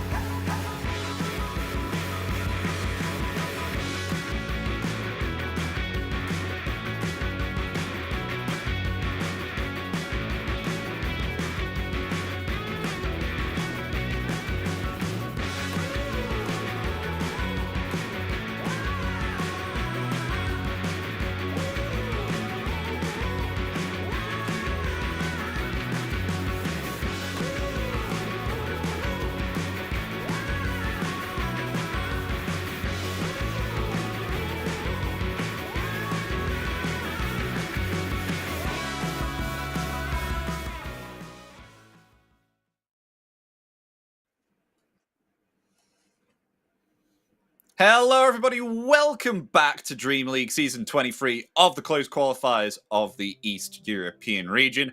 With myself, Epidamnos, joining me is Milan. We just had ourselves Game 2 out of the best of 3 between Nemiga Gaming and Team Spirit. Game 1, if you're just joining in, was quite a lackluster of events. Went on for a 67-minute game with Nemiga Gaming taking Game 1. but a lot more robust game for Team Spirit, actually bringing it around and punishing very hard, especially with the LoL Templar Assassin versus the Puck, ending of a score of 12-2. They take the game comfortably at around about 30 minutes. But we're heading in for Game 3 now shortly. Milan, what are your predictions for this Game 3 out of seeing the performance between both teams? I mean, prediction is same as before the series, that Spirit will take it as a clear favorite and Nemiga be an underdog, but Nemiga showed that they have what it takes to play against the best. And now in the Game 3, the coin toss will be in favor of Spirit, and they will take a first pick, and Nemiga will be taking Dire. Usually people take Radiant. Usually people take first pick, and whoever has the side takes the Radiant over Dire. So Nemiga is plotting something. Do they play Arc Warden? I don't think so. So there's not gonna be that. But otherwise, think a little bit of more the same as we said from the first draft, a little less from what we saw from the second draft. And that's about it. Start with the draft to get a good draft going. And I think their laning stage was much worse than game 1, but that was due to the matchups. And then their gameplay mid to late game, considering the situation they were in, I think it was still pretty cool.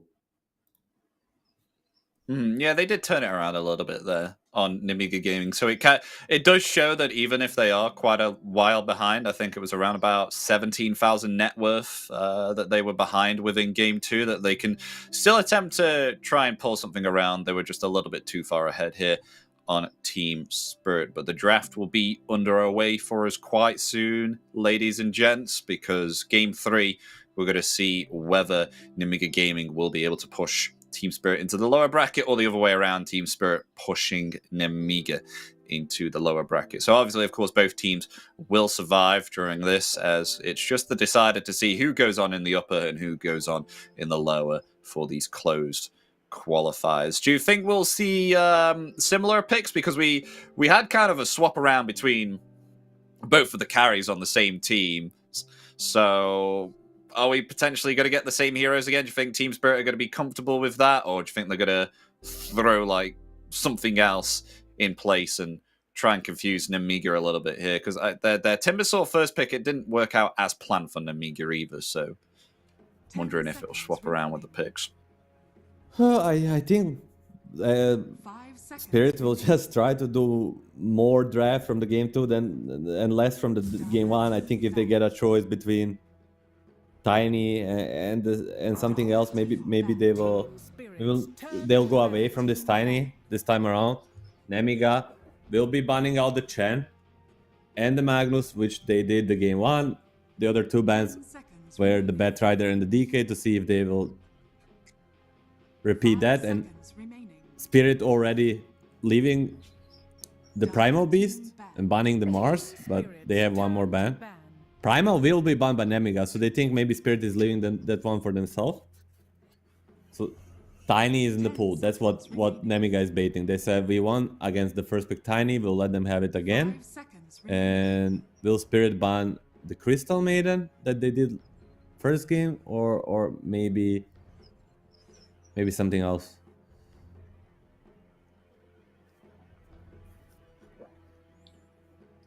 So yeah, they won't get their Timbersaw this time.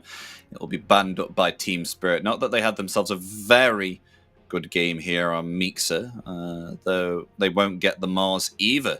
So Team Spirit actually banning out two heroes that Mixa played. As maybe perhaps we'll see another off-laner banned here. Is this going to be kind of some protection for their first pick? They'll ban out Rubik Tiny here.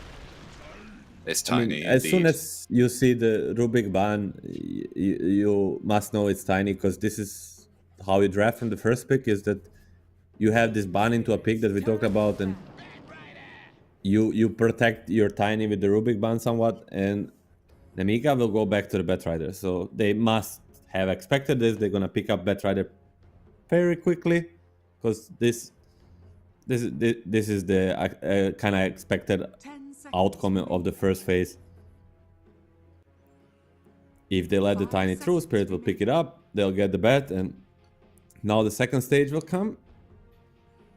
will they try to get this Luna first, or maybe they leave it for Spirit again? It's the Possibility. hero of the series. It is. Luna will be banned. Oh, it's gone. So It's gone. Nemiga has the first pick out of the second stage, so Spirit just kind of reading the draft that if they leave it in, the Nemiga will not slip again, not pick it up. I think it's fair to say that the Luna was the hero of this series and the Lifestealer is the opposite, right? 2-0 for Luna, 0-2 for Lifestealer. Be interesting to see if one of the teams decides to go for Lifestealer again.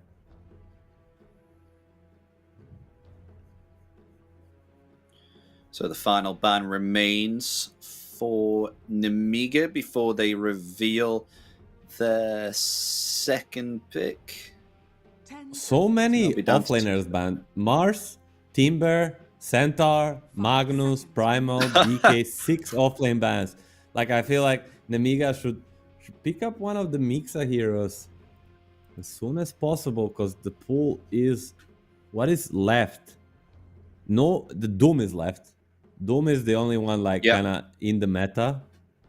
There's many others like Tide Hunter, like something like a Visage, Beastmaster. All these they're a little bit out of meta, but of pure meta offlane picks, only Doom is left. So I think maybe they ban something in the Doom pick. Worst case scenario, you can switch it to support. Still taking some time to decide, though, what they will ban out here on Nemiga, because they do have to reveal a second pick. It's Conquer, and it's an instant pick.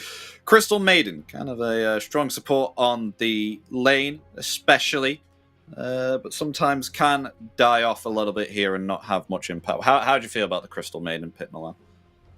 It's one of the strongest position 5 in this meta. Ike, the position 5 with Nemiga, it's his signature. Spirit, first phase bandit, first game, so they have a lot of respect for it.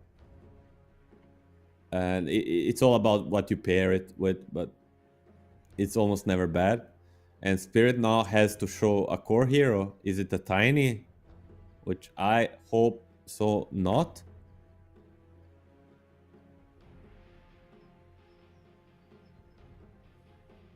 So let's see. So they have to reveal picking up two a picks Miposhka here. hero, like something casual for Miposhka. Maybe Oracle, or maybe more casual like a Mirana Pagna.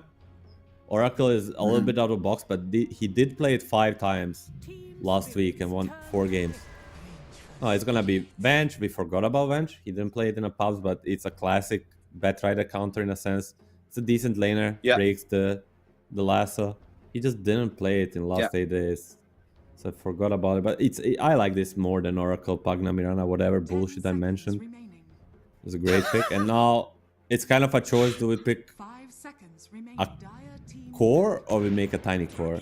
And they're gonna make a tiny core. So tiny core it is. So collapse possibly on the tiny again, though. Tiny can be flexed either way. I mean, usually commonly placed on off lane, but could always become carry or mid lane. That is always a possibility. We never know what's going on in the minds of Team Spirit. Not the carry. Definitely not the carry, but mid lane maybe. But Larl didn't play it in the 8 days. In his last 40 matches, he didn't play Tiny, but I'm sure he's a TI winner, Riyadh winner, TI Riyadh winner. One of the most talented players in the world. He can pull out the Tiny. But what is Nemiga pulling out against this Tiny? I feel like they're kind of getting baited in this Lifestealer, man. A Tiny suffers against Lifestealer. It's one of the best heroes, but it's 0-2 today. Do you want to double down on it? You need... I feel like almost certainly they're going to be picking like a Doom. And... Ooh, man. Just go away from the Lifestealer. Get some Gyro. Get some other meta carry going on. Maybe a Morphling. Like something like a Doom Morphling would be very good for them. Let's see. It's a Doom. You bang on with that. And Ooh, this time it'll be a Sven. I like that. Just not the lifestealer. That's all I wanted. And with seeing Doom, seeing Venge, usual response from every team is the Medusa. It's a good hero against the Sven. It's one of the best heroes against the Doom. Will Yatoro go for it? He didn't play it recently, but Yeah. it's like Pick up every the time Medusa. I say Toro didn't play it recently, then I remember he played like 18 different heroes in the playoffs of a first TI he ever played. So not playing it recently is probably not a problem for him. Probably not a problem. Yes, I said it. How does Sven look against the lineup of Team Spirit, though? I mean, if Tiny's definitely a core, he's going to have quite a lot of armor eventually and quite a lot of HP, where Sven is going to find it difficult to take him down. Medusa also with the mana shield. How do you feel with this Sven carry against this lineup? Sven doesn't really have problems with like armor on the other people. He mostly has problem with kiting and BKB control. Okay, yeah. You already have some of it. You have a stone gaze and you have a swap. Kind of puts the target, you jump out of place, and you need to go because you have your BKB to fight with, and like especially in this game, like he has the duration of the BKB to kill people. After that, there's avalanche, toss, swap, magic missile, tease, blast off, you name it. There's like bunch of stuns and slows that will prevent him from dealing damage. So in terms of that, kiting is there, a little bit of BKB control is there. That's what Spirit has to deal with, but still it's a Sven. He's gonna have a decent lane, he's gonna be very farmed, and then it's all about execution. 5 seconds remaining. So ban-wise now between both teams. Both of them around about 30 seconds reserve time remaining to ban out. First pick will go for Team Spirit, though. So Nemiga will have the last pick here and will reveal their mid. Team Spirit could possibly have two heroes on the side here on the mid. I mean, not likely though, but still, if they ever wanted to move it around, they could. But it's most likely we will see a mid laner be picked up here too for lol. Yeah, But what do you think they'll go ban. Lena? Would they go Lena again? Because you mentioned in game one that Lena was, it's something nice to show.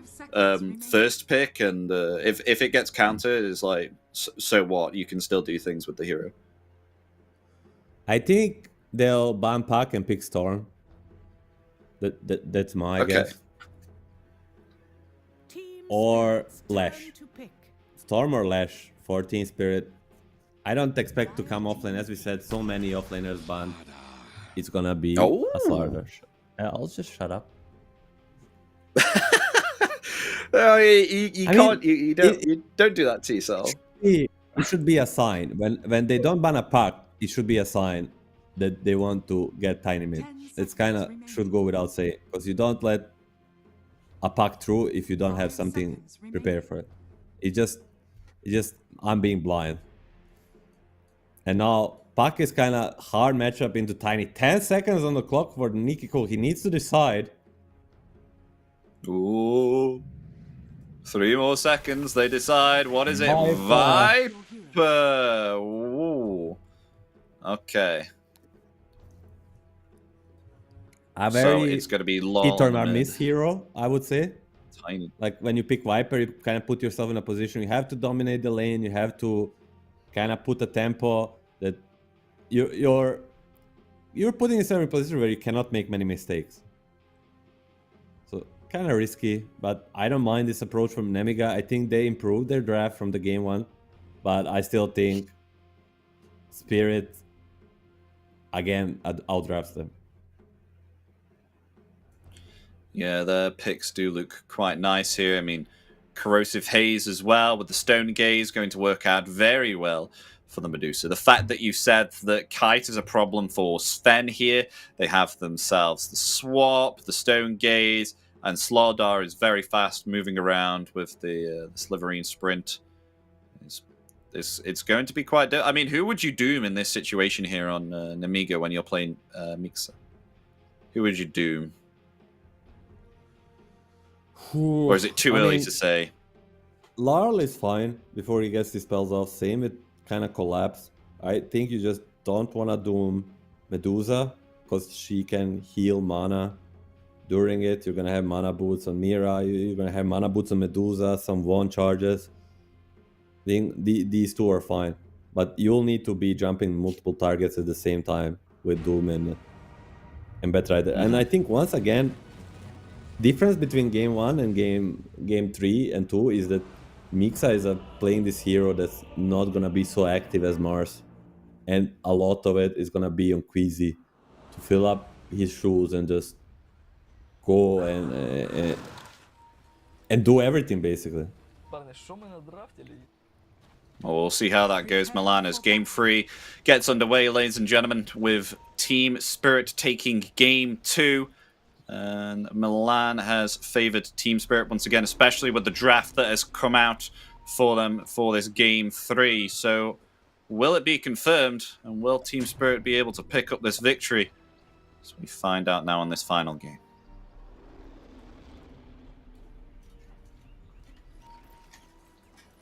So they picked Viper last pick here on Nemiga. How is this going to help them here? Is it kind of like quite an active hero? So it's going to allow Sven to farm up and they just play as maybe perhaps 4 with the Doom. And it's good against certain heroes on the side of Team Spirit? I mean, Viper is first supposed to dominate this mid lane and then just continue dominating through. Like, he is a very slow hero, but he still can rotate to the top lane with the TP.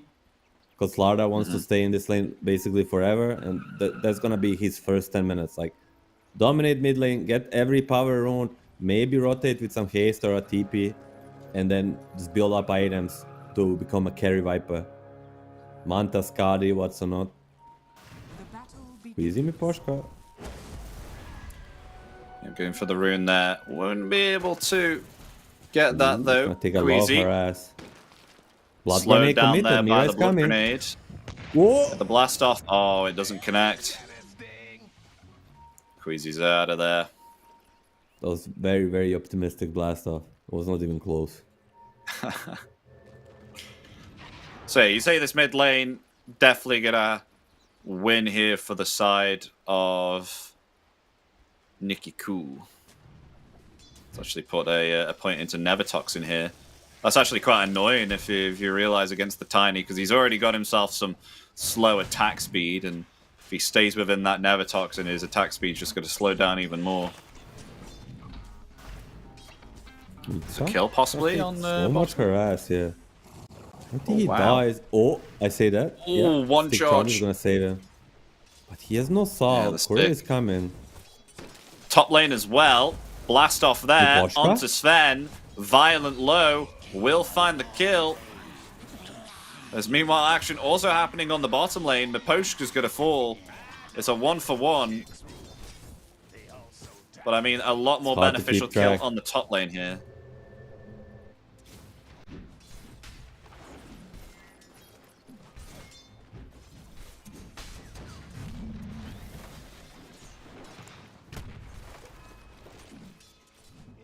Last hit wise. It should start to go good now here for side of Nikki Cool.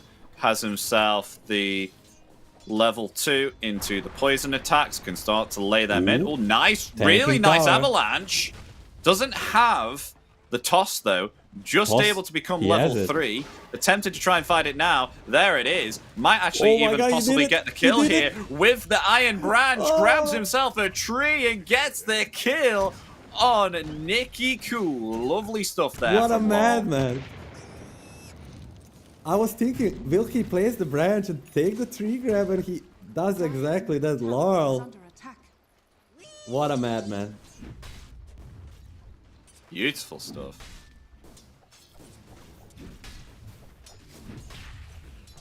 But back comes Nikki Cool though with full mana, so able to start to output the poison attacks now onto LOL with the creeps under.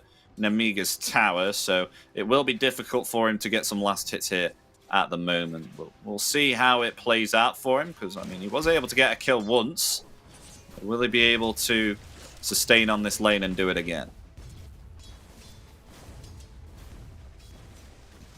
This is the one lane that should go well for Nemiga, and already Viper getting killed, but on the side lanes, it's not looking good. Bottom. Poshka is going to be chased here underneath this tier 1 tower. Queasy getting quite low there from the tower, as meanwhile top lane kills happening here also. They find the Crystal Maiden, is now pressuring Violent there with the Bash of the Deep. Just a Slardar in a Techie's lane is so horrible to play against. This Slardar last week paying out. Very good hero versus Sven in the lane, and bottom lane Miposhka is getting kind of pressured, but that means Yator is basically having every single creep gonna miss a flag bear there. Really annoying, but mana boots on the way, level 3 Venge with the mana boots on Medusa is gonna be so much spam. Hard to sustain for Mixa and Queasy.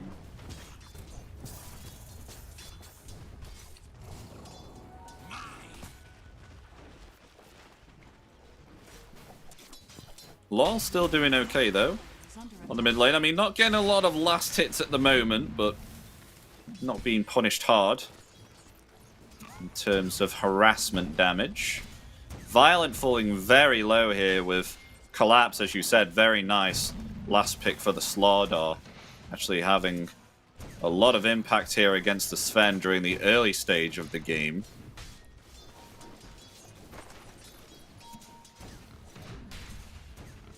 So maybe perhaps they want to go on to Ike here on the Crystal Maiden. Ike's being pinged here by Mira. Just pulling the creep wave near their part of the tower. They have so much control and damage. Tech is as large as you said.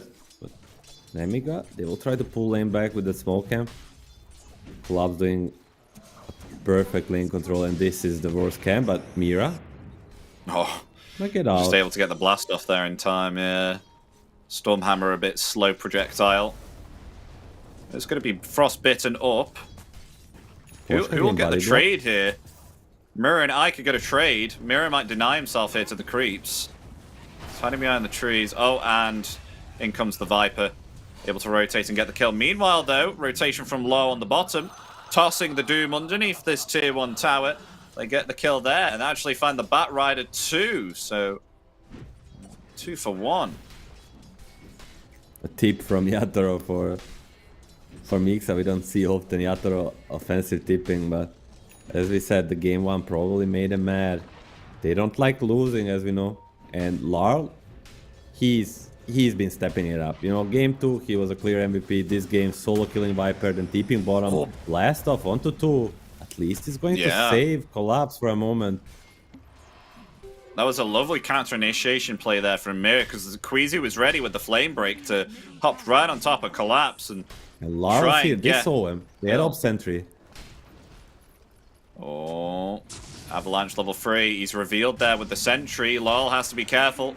Stormhammer, I mean, so no tanky. God strength. Level 4 on the Sven. Yeah, look how tanky he is. We'll just toss away the Bat Rider. Get out my way, son. I'm out of here. Avalanche behind him. He's completely fine unless the Viper can get here in time, but that's low movement speed on the Viper. 350 on Nikki Cool. And it really hurts. Dire are scanning. Miposhka is in position to steal this rune. I mean, nobody can save this. Not even Sven can save this. So this is gonna be double wisdom for Spirit. Yeah, he realizes as well. Miposhka now gonna meet Mixa here and just stun him in the face and just walk off. It's like, thanks, man. Thanks for the wisdom rune, man. Out of here. Oh no! Again, same. I'm not same, but similar laning stage where Spirit just is getting away, building a very big advantage. They're gonna go on Mixa too. Oh, so much damage.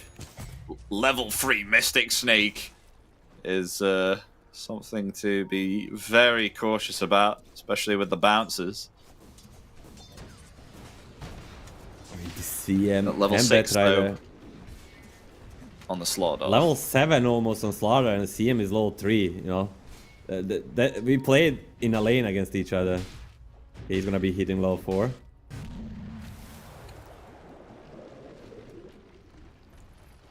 Tiny, could you help us test a few? The Corrosive Vodka Haze making again. some stacks. Violent.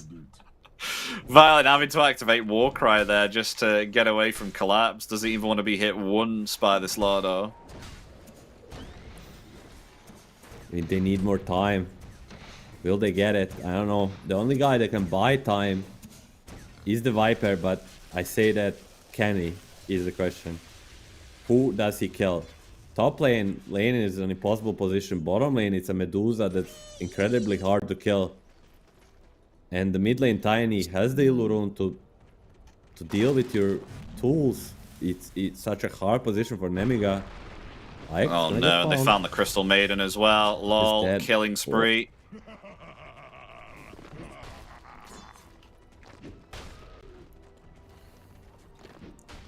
Yeah, LoL's having a great time. It is a problem for Nicky Cool as well, because usually if he's against a melee hero, he's the Viper's gonna definitely win the lane, but there's so much HP on this Tiny, and Queasy has just found himself a big stack here to take away from Yatoro. That was a triple stack. Just gonna take all of that gold. I may get some vengeance for this though. No, he is away with thanks to the flame break. That was lame. Pretty nice move, you know, taking away from Yatoro and giving it to himself, because these supports with losing double wisdom rune, it's really problematic. They're gonna make a go violent. If they spot him, he's dead. They spot him, they mark him. TP from Batrider, they wanna defend it, but I think it's a problem. The blast off there too. They take down They're all Sven. dying. Yeah, they got themselves the Batrider there too. TP'd in and just got melted. As Mirror claims the kill onto Queasy. That's the TP from Viper that we have talked about for 5 minutes during the draft. Like, another triple stack from Poshka. Gonna need to pay attention to how many he made. Like, that's the way for him to move. Otherwise, he's a 300 movement speed. I don't want to call him names, but he's a very slow hero. He cannot do anything, and using TP like that is gonna put him for a minute and a half in this mid lane. And who else you have to play with? 5k down, minute 10. It's almost looking like there's no exit for this Nemiga lineup. Look out for fallen rocks. Veil now for Mixa. Yet to see a Doom be utilized. It actually hasn't leveled Doom yet.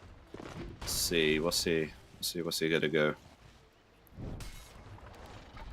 Is he gonna level the Doom, or is he just gonna go put a point into Scorched Earth?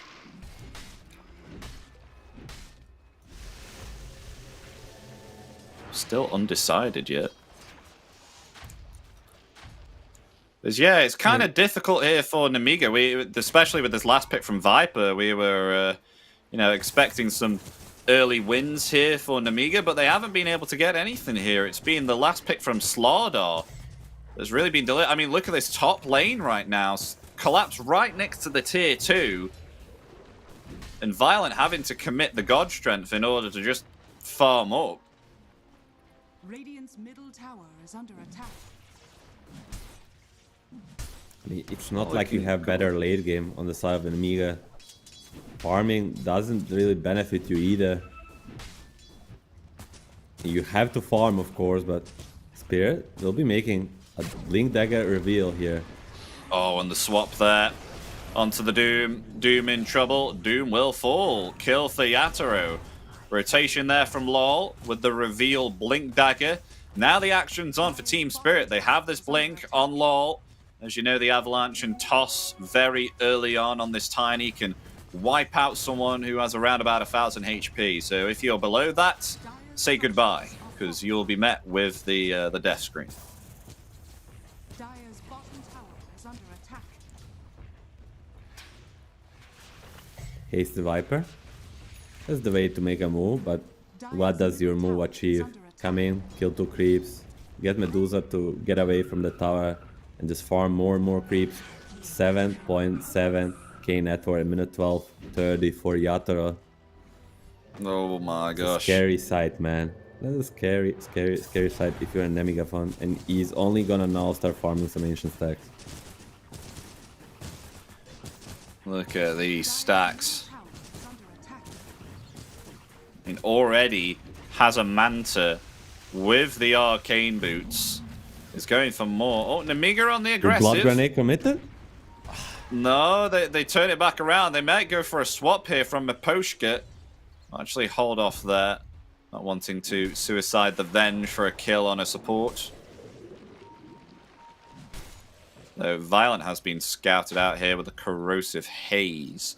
And just look how much of the map they're controlling here on Team Spirit. Just really not letting Violent farm up here at all. As they go for a kill now onto Ike. With the massive physical damage coming out there from Collapse. But the kill will go to LOL. There's just no breathing room here at all for Nemiga. Yeah, as they do it, Yatoro walks down the mid. It's gonna take the tier 1 tower. Bottom tower is under attack. Gonna be rocking Middle like tower a has fallen. 15-minute Defu Manta. That's as fast as it gets, and Violent gets caught. Toss back onto the blast off. Yeah, Toss they in the can't place ban. actually. They have more than enough. Oh, there's no safe place on this map for if you're a Nemiga player. Radiant's bottom tower is under attack. This is looking much more rough of a game compared to game 2 for Nemiga. Especially with this last pit Viper. They haven't been able to do anything with this Viper yet. Not anything noticeable. As they just find themselves the Batrider there too. They've lost themselves the middle tier 1 also. I mean, what can you do in this situation? Can you think of anything, Milan, that Nemiga could do? Hey, the game is pretty much out of their hands. They need to keep doing whatever they can to keep scaling and look for spirit mistake. It's the only hope. They might go for the Viper here. Yes, shield rune. Swap in. Yatoro going to attempt to use the Stone Gaze there. Oh, Avalanche and nice toss toss. onto 2. Lovely stuff there from Law. Slivering Crush onto 2 there as well. But the lasso coming out in return with that God Strength. They will get a return kill, taking down Law. Ike there with the Freezing Field. It gets cancelled by a Magic Missile. And we'll lose 3 here on Nemiga. But at least they'll get themselves LOL. As Violent actually still being revealed here by the Corrosive Haze. Will have to back himself off. Attempting to try and get himself that Echo Saber. But look at the Sven in regards to the net worth at the moment. Underneath this Viper, this is not where you want to be as a Sven. I mean, what can you do? The map is so small. They're taking off everything of you. While Yatoro is going from a tower last hit to a triple ancient stack to a free 2 kills. Like, he's just being given everything. You need to be satisfied with some big camps and medium camps. It's not fair. Dire's top tower is under attack. I mean, double the net worth almost off this Medusa. They'll attempt to go for more here. Avalanche there onto the Viper. Along with a magic missile there also. There's nothing that the Viper can do other than turn it back around and try and find the kill there onto Venge. Venge will survive. Ike will TP away. But this last pick Viper getting taken out again by the hands of Yatoro on top of this net with 11,400 gold. Nuts. Don't Google Yatoro Medusa network. It's not it's not safe.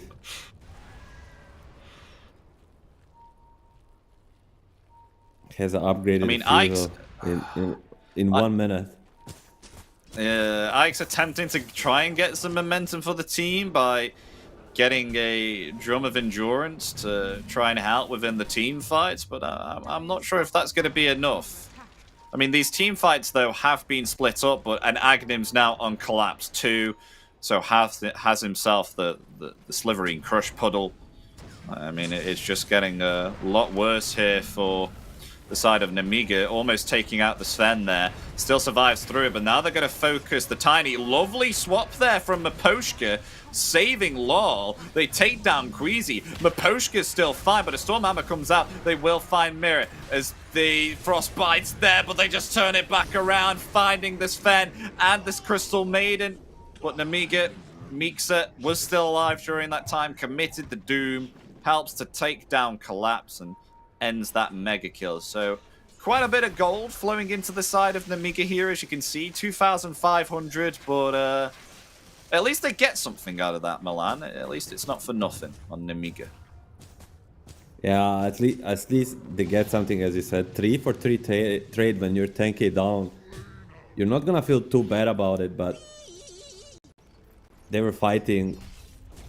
Basically, if you do the math, the Spirit was fighting with a 3k disadvantage there, because their 14k network guy was not there. And when he comes, I don't think it's gonna go like it did. Oh gosh, and LOL has a amplified damage rune, so Avalanche and Toss combo is going to be a lot more damaging. Echo Saber almost finished also. Yatoro has himself a Disperser. Oh, items really all coming out here. There's Collapse. Oh, is he going to go for a kill here? Moving forward with the Guardian Sprint. They get an Avalanche there and taking down the Viper once again.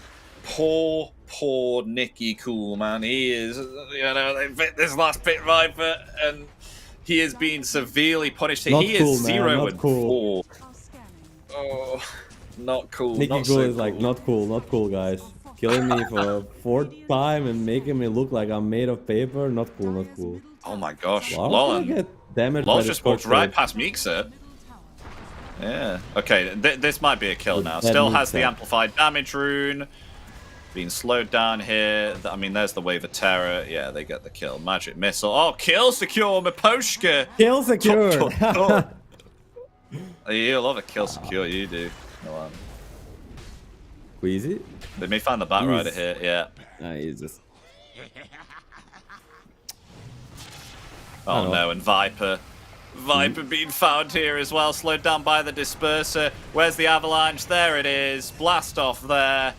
At this rate, I wouldn't put it past Nemiga right now if they were to call GG at this moment. I mean, maybe perhaps wait until Violent has a BKB, but I just feel that no, Lotus Spirit is almost. I just feel the Spirit is almost trying to send a message to everybody else in this qualifier. Like, yeah, they're like 10k down, up at minute 10, but they're just pushing even more advantage, trying like this Medusa catching the Viper mid with a Stone Gaze. You don't see it very often. I feel like Yatoro is like, guys, we need to step up our play. Doesn't matter 5-10k ahead. Doesn't matter the game state. We want to play as fast as good as we can. And that's exactly what they're doing. Oh, Collapse actually wanted to blink there onto Ike, but I think that was a little bit of a misblink there. Actually blinked onto the other side of the tree line, so not able to go on top of the CM. But lol. Okay, that's a dead Crystal Maiden. There's nothing more to say other than that. As soon as I saw the blink in, he was like, yeah, that Crystal Maiden is dead. They'll now siege the high ground, and what can Nemiga do here other than watch? They will commit the glyph. They do have themselves a blink with a doom, but who do they apply it on here? I think they can go try and burst the Yatoro. He's half mana. They have they two use the counter Doom before Stone Gaze? No, 3. Okay, BKB on the Sven. Tier 3 tower taken though. They are more than happy with that. They don't want to wait here any longer. They will bat themselves off. But a smoke play from Nemiga. Are they still going to commit with a smoke? It's exactly what I talked about. You think they're going high ground, they're being reckless a little bit, but on exact perfect moment as Nemiga smokes, they decide to go back and go rush. It's like pitch perfect gameplay from Spirit. Yeah.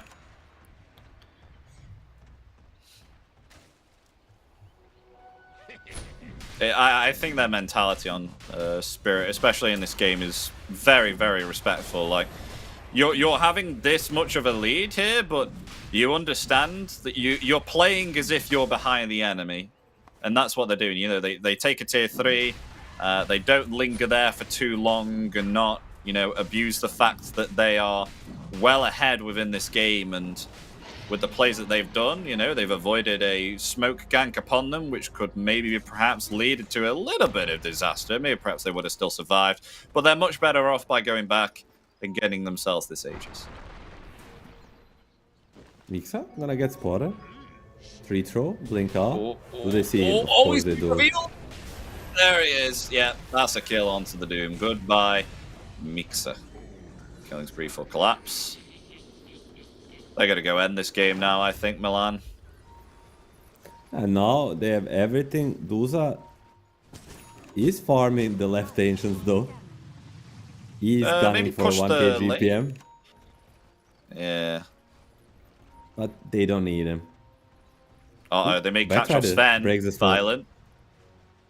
Yeah, they do. That's right in a perfect position, but Mira The smoke still just broke smoke on with the Mira. Ob Sentry. Smoke just broke on Mirror. Oh, they look in the wrong direction. Sven's already back in base.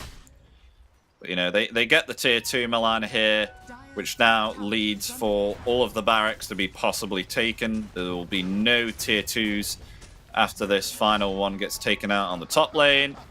But they're... Nemiga, they're going to maybe perhaps try and find something. They found Collapse, but Collapse is just Not way too this tanky. guy. Look at him, they're like, no, I don't want to go on that. That's not the hero I want to go on. They're back. I mean, he basically is immortal with all the status resistance, magic resistance he has from the Shroud and Aghanim. Put a HP region on top of it, I think they need a Doom to kill him. Even then, it might be too hard. I mean, what can realistically you do? You need to smoke around once again. If you have any smokes left, go for the backlines, find this Vengeance Tehis. These are the only things you can realistically get. You can maybe get one core with popping everything, but that's what's gonna be left. Butterfly on Look Yatoro at now Spirit, too. perfect position. Oh no, they're not giving an inch. Has fallen. And they even have the high ground here, capturing the outpost. I mean, Queasy, yes, you have yourself a blink and a lasso, but who are you going to commit it on here? As the smoke's broken, as in comes the Sliverine Crush, they'll attempt to take out Crystal Maiden instantaneously. CM is dead. They really don't know who to go on here. They smoke out of their base with no plan. And now they may lose their middle set of racks here too. Yatoro still perfectly fine here. 2 minutes on the Aegis as Mixa is being bullied here on this top lane as Collapse gets himself a dominating spree by taking him out there with the Sliverine Crush. They will commit another glyph here on Nemiga, but not a care in the world here for Yatoro. Who's just laying into the tier 3 middle. Looks like they're going to get Mega Creep soon here, Milan. Soon enough, there is almost no way of stopping them. Bringing the Crystallis on the Medusa, you cannot even ignore him anymore. He has way too much damage. You cannot kill him, you cannot ignore him. He's the Yatoro. Oh.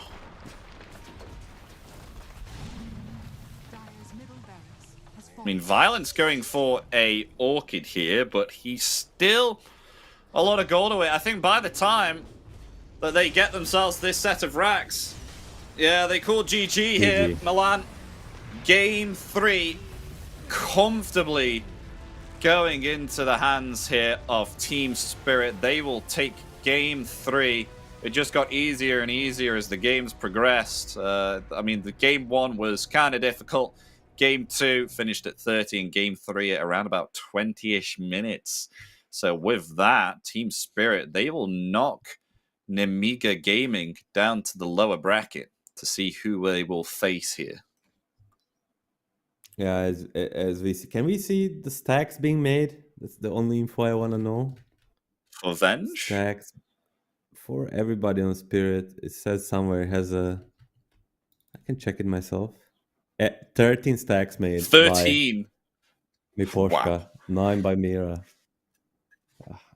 I don't know. I mean, I just want to end this series with Spirit sending the message they are still the best if they take it super seriously. I mean, they always take it super seriously. Just I feel like some of these games, some of these drafts, their focus kind of goes down, and that's what's keeping them away from owning every single game. But this game, they were just pitch perfect. I don't know. They were at their full power, and we could see it. Yeah, definitely at their full power. I mean, you saw Yatoro there. He was able to get himself almost double the net worth of Sten within around about 16, 17 minutes in. Sven had no breathing room at all to farm, tried his very best violence. I got to give him props to that. Was actually able to get himself some reasonable timings with the fact that you were choked quite heavily in regards to resources to try and farm up. It's just that what target could they have gone for within that stage of the game? Like, you saw that they smoked out of their base, and they have themselves the high ground on Queasy here with the lasso. Who the heck do you lasso in that situation? They're just also tanky. It doesn't even matter. At that point, it was all over. Even whoever you lasso. I mean, you avenge with a swap, so maybe avenge, but it's not going to change anything. No, it's not. So yes, ladies and gentlemen, Team Spirit come out victorious in this best of 3 series. Who would you say would be the MVP here? Would you say the stacker man? You know who I'm on about? Laurel with the second game performance and third game solo kill and Viper. I think it was a highlight of the game. Just grabbing this tree and killing Viper as a tiny. I don't think you see it very often. So, ladies and gentlemen, we are going to go for a break. So the next game will be in around about 20 to 30 minutes, as of course this is not a rolling schedule, it is fixed. And our next series will be the upper bracket of Liga team versus One Win. So we hope to see you next for that second series. See you in a bit. See you in a bit.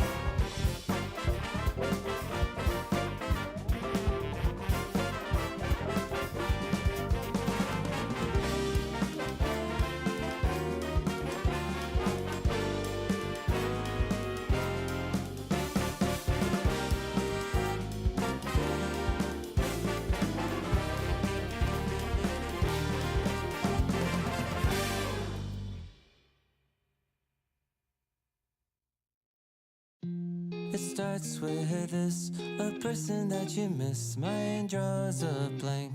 I wanna go back to the early days when life was an escape. Now I just wait for better days. I lost myself in your reality. Lost myself.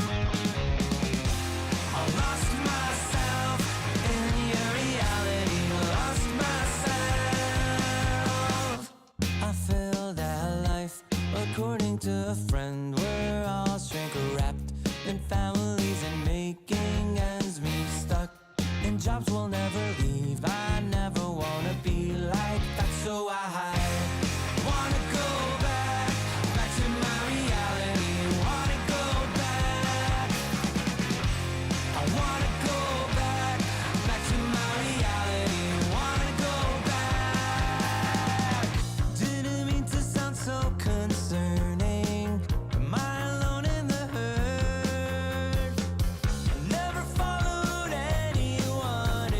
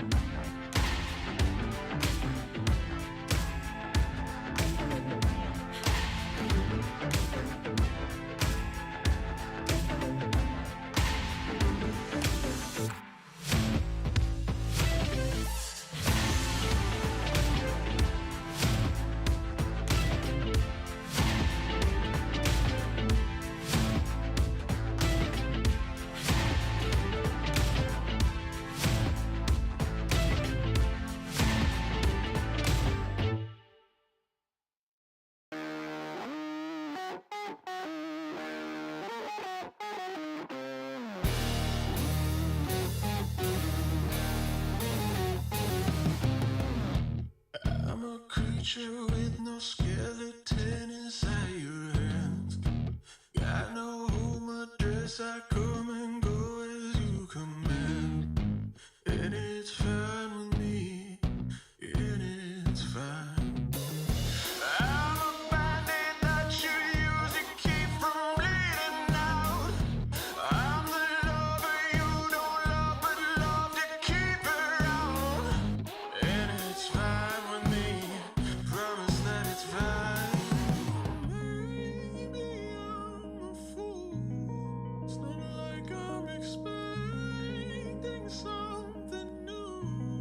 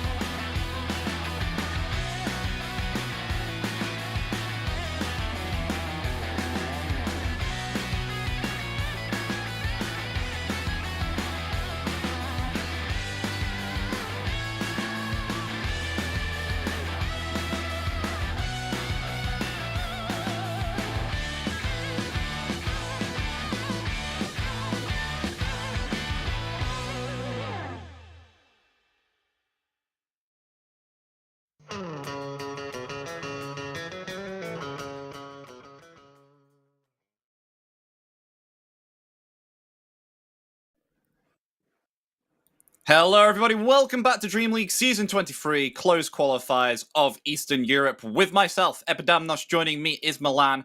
If you're just joining us just now, we've had ourselves the first series of the day, that being Team Spirit versus Nemiga. Now, Nemiga, they were able to take themselves game one, but Team Spirit, they were able to prevail and get themselves some much more comfortable victories within game two, and especially game three. So they push Nemiga Gaming down to the lower bracket. But the next series that we have ourselves, Milan, is indeed, we've got ourselves Liga Team versus One Win. Yeah, I mean, every single matchup is really hype. I think, yeah, of course, it's always cool to watch Spirit play and what's or not. But this matchup should be a little bit more closer. Yeah, it was 2-1 for Spirit. They lost one game, but second and third game were pretty much the Storms, especially the third game. Where here we have basically Liga team, which I would call like a Ramses team. It's a team built around Ramses, some newcomers, some names that we have seen before, versus the One Win team, which was Klim Sanic before that we casted, up and coming team, now sponsored by One Win. They have a coach that used to coach VP. They're very well structured. So two up and coming teams, with one being a little more like a Ramses centric around the star player, and One Win more like a, how to say, more like team oriented. They have some really good players, but like Munkushi, but their supports, their offlane, everybody's kind of pitching in. Is either side of the teams, are their playstyles similar, or will we be seeing different things between both? Because in this Eastern European qualifiers, we have tend to see a few teams pick around about the same heroes and come up with the same game plan. Will we see the same in this game, or will it be different? Heroes all around will be very similar, like bunch of, on top of my head, bunch of Tinies, bunch of Swans, bunch of Tehis, bunch of Lunas. On the offlane, it's very similar. Timber, Mars, Centaur, all these heroes are repeating. In the mid lane might be a little bit different, but last game we saw the TA, last series we saw the Lina. This is what Rabel plays almost every day. And I think playstyle wise, it's gonna be a little bit different. Where Liga is very, very, very centered around the Ramses. They're like pretty much, they'll play around other core roles, but it's the most, it reminds me the most of 4 Protect 1 that I have seen in a while. You know, he gets like a 18 or 24 pick. He gets all the farm priority. If he's getting gone on a tower, everybody's steeping in. Not necessarily that I like it, but that's their play style. Where One Win, I mean, they're just trying to play a stable and fast Dota. Sometimes a little bit too into opposite direction, where they pick Munkushi, a carry DK, a carry Razor, some things that fall off, and I would like them to balance it out. As Munkushi is a great 12, 13k MMR player, I don't even know these guys are rocking the numbers. So that's a little bit of info on these two teams.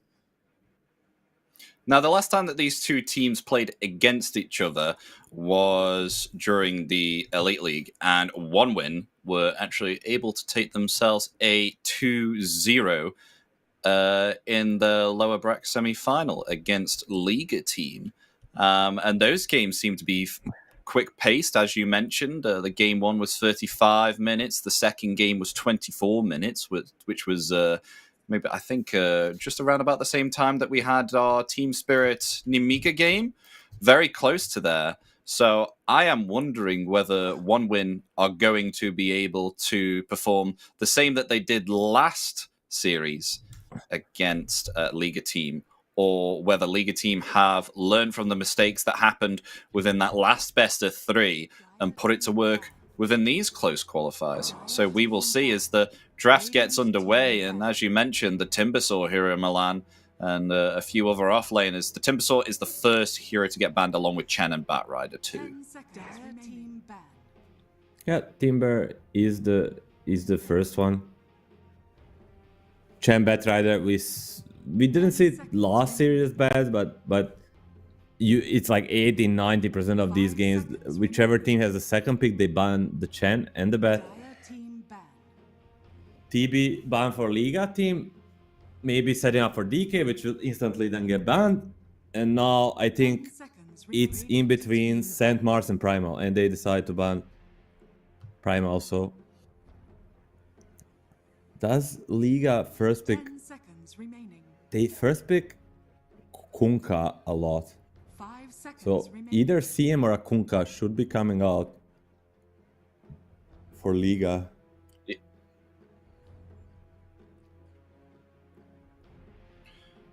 So we will see as just one more ban remains. So they did ban the Terrorblade up against 1-Win. 1-Win do like to play themselves the Terrorblade position 4 or 5, whichever position they may like to put it on. Still really surprised how this hero has come out and turned into a supporter. Do you know where the Terrorblade support all started or not? Do you have insider information? For me, it started on Saxa stream. Saxa played a lot of it on his stream. It's a very good stream. 10 He's one of seconds the remaining. best players in history of Dota. You guys should check it out. Give a little 5 bit of shout out seconds to him. remaining. And he started it, and he was just kind of playing with it. I was there and I asked what makes it strong. He is like Radiant team his ban. laning, refraction, his stats, region. And it showed later. Now it's showing it being a first list ban. So Liga will take the Kunkka, as we said, and one will answer with the Tiny. Probably best hero for Sweden Strong. Mm-hmm. 10 seconds remaining. 5 seconds remaining. So you were right, especially with the first pick Kunkka on Liga hit. Now, why do they like to pick up Kunkka first quite a lot here? What's so good about Kunkka compared to like other heroes like Centaur here? And their Centaur, I mean, the Tiny basically just brings Radiant a team very ban. unique set of skills for a position 4 hero, which no other hero can truly replicate. Like no other hero, melee 4, can do what Tiny does with such ease. Like Dire some team ban. before, in past, we could see some Tuskars, some Shakers, some Earth Spirits do the similar work, but right now in this meta, it's just Tiny seems like to be an outliner of all of these, like by far the best. And he just combines so well with so many heroes. 10 seconds remaining.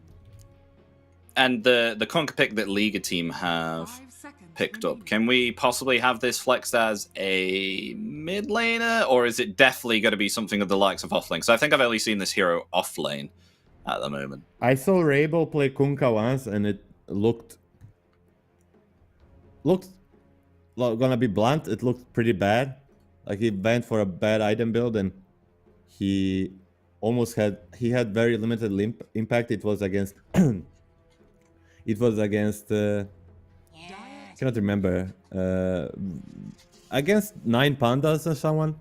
So I don't think they'll be giving him that, and they banned the Lifestealer, which kind of means Kunkka is offlane. So for them, it's not really a flex, but could it usually be flexed? Yes. And now 10 seconds I think we remaining. should be seeing either a respect hero post 5 or 5 maybe seconds they just get a. I mean, there's no real need to get a cloud hero because it's not gonna be taken. Lash, this must be Oh. flex. So I know that Chira Jr. likes to play the Leshrac quite a lot, but sometimes Sweden Strong does pick up the Leshrac too, as the position 4. And Uh, Seconds remaining. I think Sweden is definitely playing Tiny. Cloud 5 doesn't seconds really play Lash, so it's either gonna be Chira or Respect.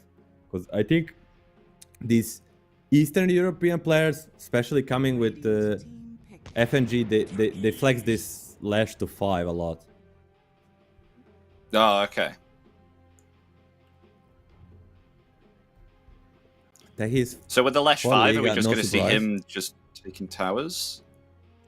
yeah. how I mean, the- how basically, will he's a Lash very 5 work? decent. 10 seconds remaining. I mean, he's a very decent laner. Like level 1, he takes the edict. 5 On the seconds side, remaining. he's so strong with so much pure damage, like 300 pure damage. Then level 2 Edicts is also strong, and he's a range with stats. He can trade good enough. Pair it with some Sven. You can combine your stun too. He's a strong laner, and then afterwards, as you said, kind of like a Pagna will be taking towers, and even if it's a 5 Lash and 4 Tiny, there's always gonna be a toss into a stun possibility. Mm-hmm.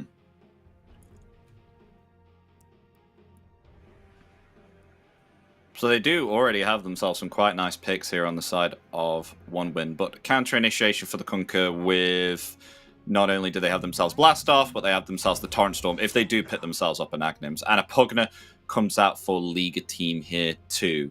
So that is their third hero pick reveal. Now, OneWin have to pit themselves 2 heroes up here, so we may see quite a bit of reserve time used to decide what they want to pick up for third and fourth pick.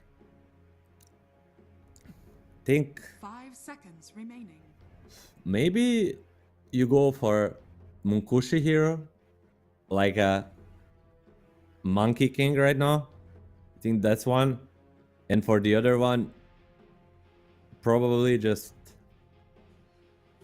maybe you want to save a last pick for your offlane, since you're facing the Ramses team and they're putting all eggs into this Ramses, making him not see his matchup in the lane might be the right choice. Like, just go ahead, pick up your safe lane duel right now, like some Monkey King and Gyro or whatever respect plays. That's what I would see for OneWin.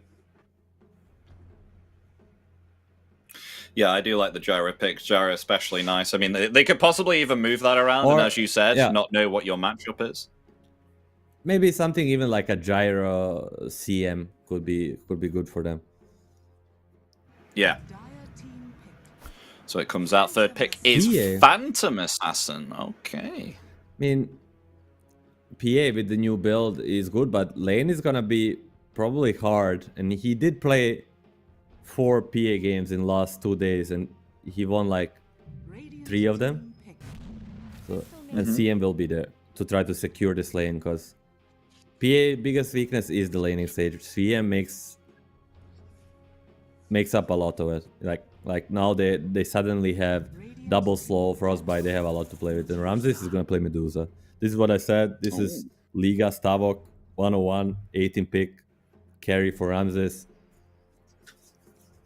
Hope he carries. How does it. PA handle Medusa?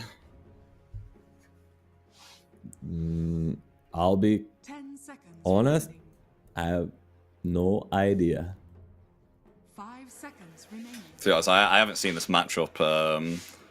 I don't think. I'm gonna go look Not off myself the top at of my head. the stats. I'm gonna go look at the stats. If I don't know the Yeah. stats, no. So, because especially with this new build that you're on about, the Revenant's Brooch with the Kanda on the PA, I'm just wondering Says if that's going to be enough to Medusa take down the. has 41% win rate across 150 games versus the PA. Oh, okay. So the PA is. That sounds pretty bad. Yeah. Yeah, it does sound pretty bad. Yeah. Maybe I guess the March Medusa is will a be the good ban? counter Okay. initiation then against Leshrac and Tiny if they do decide to jump the Medusa. And then they have the Torrent Storm as well. So many ways to try and attempt to turn the fight around on their side on Liga team. Yeah, I don't think it is as bad as the win rate says. I think Medusa is pretty good pick here. Buys the Skadi versus the Lash. Manta, pretty good item this game. Super strong lane with 10 Pagna. seconds remaining. With she can just play from ahead and like try to build up advantage this game. They're gonna ban the Mars. Doom will be both teams looking for an offlaner. Centaur is still in the pool. I mean, sorry, Liga is I think looking for a mid laner where OneWin is looking for an offlaner.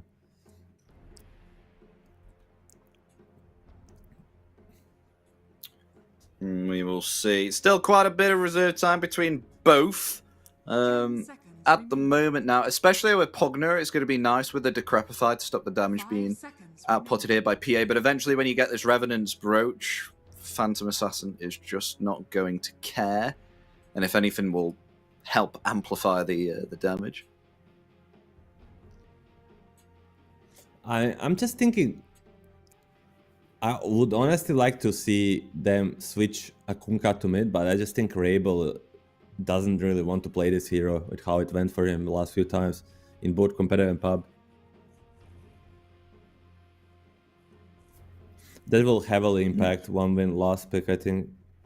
Just pick some Centaur, you know, Centaur Tehis versus the PA. That sounds to me like PA might not have even a game. Darkseer will be the ban. Dire team pick. It's a Wind Ranger. Wind This is a Ranger, Rabel okay. classic. So they So don't what want to put the does Kunkka what mid, does I that respect it. mean? Yeah, what does that mean for one win then? What would you put on the mid lane? Tiny or the Shrek, or would you pick up I mean, I a new think- hero? I think they definitely put mid Lash and just pick a Cloud hero. Like, looking at the list, like the Magnus. The Magnus Tiny is an extremely strong lane. Possibility of toss back into skewer. Through the game, you buff the PA. You have the teamfight match against the Kunkka. I think it's sort of a perfect pick. Cloud does play it. He likes playing it. He's a great Magnus. He does play Mars from time to time, and that is banned, of course. Which one? Mars is banned, yeah, of course. He plays it quite a lot. But yeah, let's That's for see if offlane. it's If they pick offlane, it's definitely yeah. it's definitely Magnus. If they decide to pick mid, it can be anything. Yeah, Oh. Shira Journey Invoker. Okay. Sweden Strong Lash. You called it out 10 minutes ago. Who's down on this here? There we go. That's an interesting set on PA. PA looking a bit. What the heck is that? I don't think I've ever seen that. What the heck is Munkushi wearing on Phantom Assassin? That makes the character look a whole lot I don't different. know. It's pretty cool. It does look pretty cool, yeah. Oh wow, looks like a completely Cosmetic different game on hero. point. Yeah. I mean, can it be He's like... even customized the swords. What the heck? I have no idea, but it is Arcana, right? Plus some items. Yes. Definitely, definitely Arcana. 2 swords in each hand. Yeah. But it's like leveled up Arcana plus some cool set. Look at him. He's so shiny. I'm gonna have to check talking this about out. cosmetics. Ramses is also on top of his game, cosmetics-wise.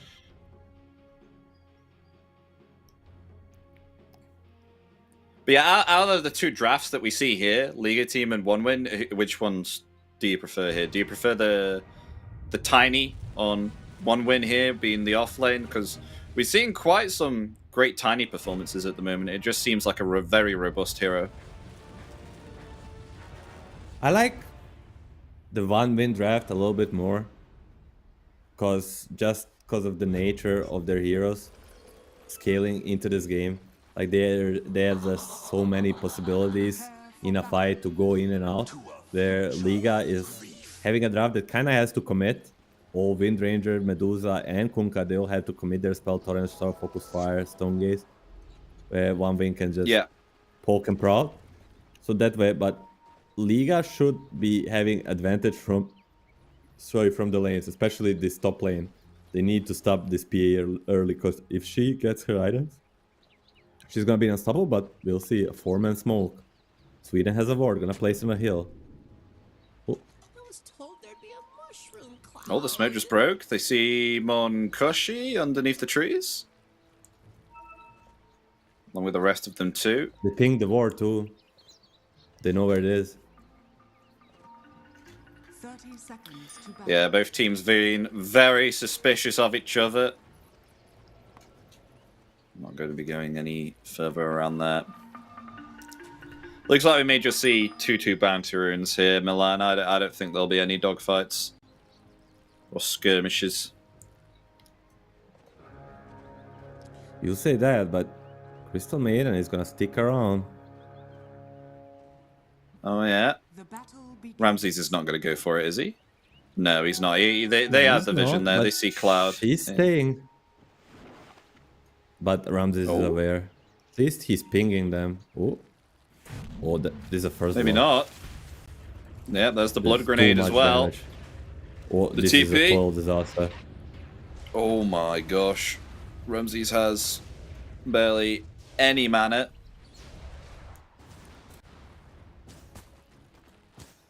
I mean, Ramses could just he's get basically... and lane is gonna push. This is very dangerous for Ramses. As we said, he's the main player. He needs to have a good game, but this laning stage bottom already going very bad for him, and it's not gonna get better with levels. Lane is gonna go in front of enemy tower. A scary sight for a Liga fans. I want to say 9 Pandas, but it's a Liga team Ramses now.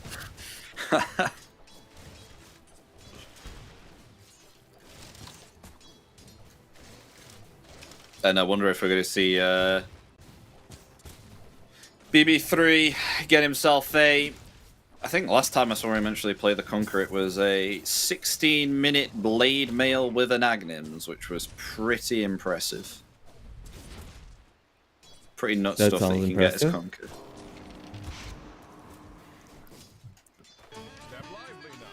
But it doesn't look like this top lane is going to be all that great, especially with CM and PA. Is this... would you agree? Because you've got the... Of course, the Tidebringer, the Conqueror is going to keep on harassing guard, and Techies himself have been a position 4 hero. He's real annoying to trade against, especially when you have the sticky bombs. Is it going to be a little bit of trouble here for Munkushi and Respect? Yeah, I think definitely stronger lane on Kunkka and Techies, as you said, but PA and CM have something to offer on their own. Like they have kill potential, especially onto the Techies. Oh, blood grenade committed. Pantaman is gonna make a chase, force out the stick charges. Sweden should be fine for now. Yeah, he's all good. Gets back safely. Blood grenade committed on the top lane though, onto Respect, and Respect will be found by the Conquer. First blood for him. And here come the sharks.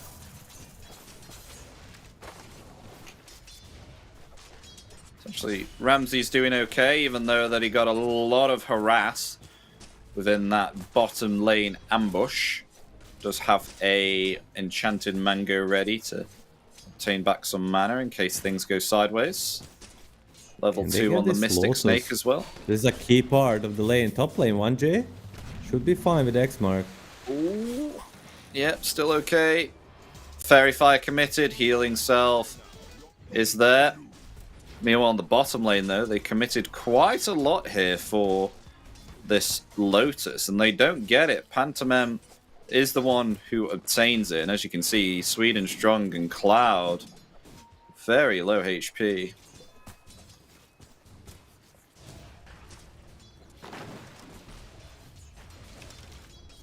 Mid lane, though, however, Milan, are we looking to see possibly some kill potential here from Invoker? Because he can dispel the win run, right, with the Tornado, or the thing's going to be looking pretty passive here?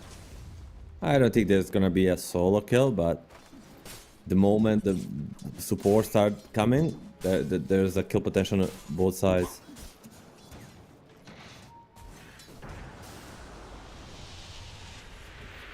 Volker is not really a killer, he's more of an annoying, pain in the ass guy. As we see there, just burning the mana.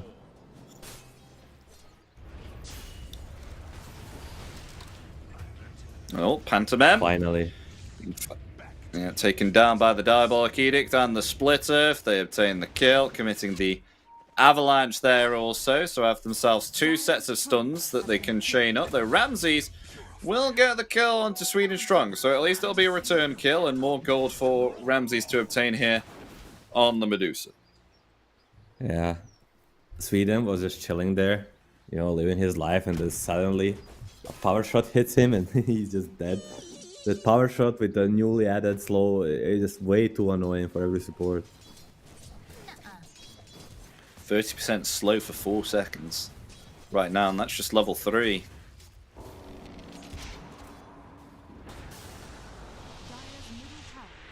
Tornado EMP again. Rabel is absolutely hating these EMPs. Yeah, for now. But he gets the refill from Pantoman. They'll be fine on the top lane. Mukushi is getting on. They want to turn it on 1J. Ooh. Yeah, 1J getting low. Does have the 1 charges, though. The blast off is there. It actually doesn't connect onto CM or the PA.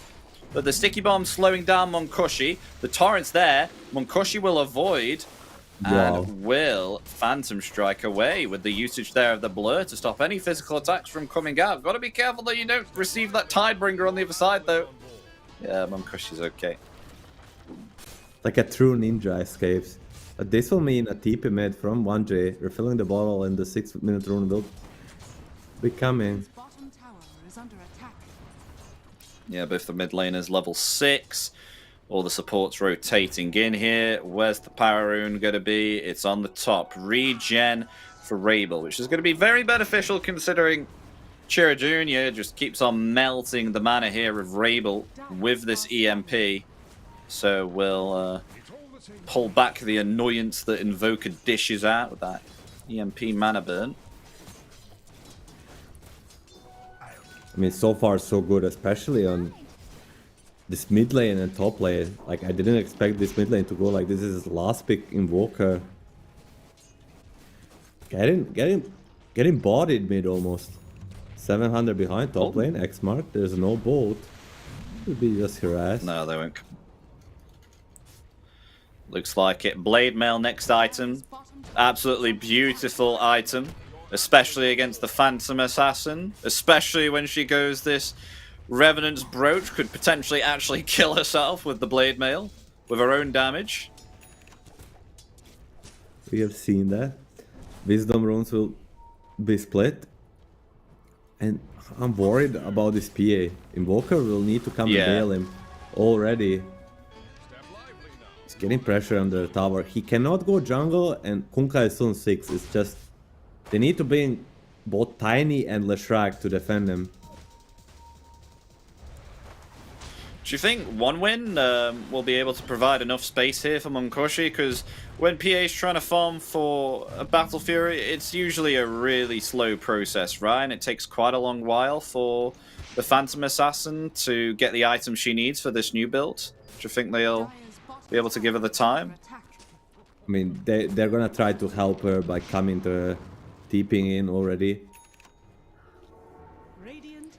Might actually even opt in to help obtain a kill. Yeah. Yeah, they're going to go on to the techies. I mean, in comes the Torrent. Will not connect onto anyone, and they find the kill. Oh, Shackle Shot though onto 2. In comes an X-Mox and a boat. Will connect there onto the Invoker. Where is the detection though? They don't have any, as meanwhile find themselves Pugnet in the back lines as Monkoshi gets himself not only an assist, but a kill too onto the Pugnet. I mean, the Shackle looked really juicy, but it's only level 1 Shackle without this action. There's no way to kill this Invoker. A little bit of a troll. You think with this bolt they're super strong, but what they get is 0 for 2 trade. Not what we was expecting.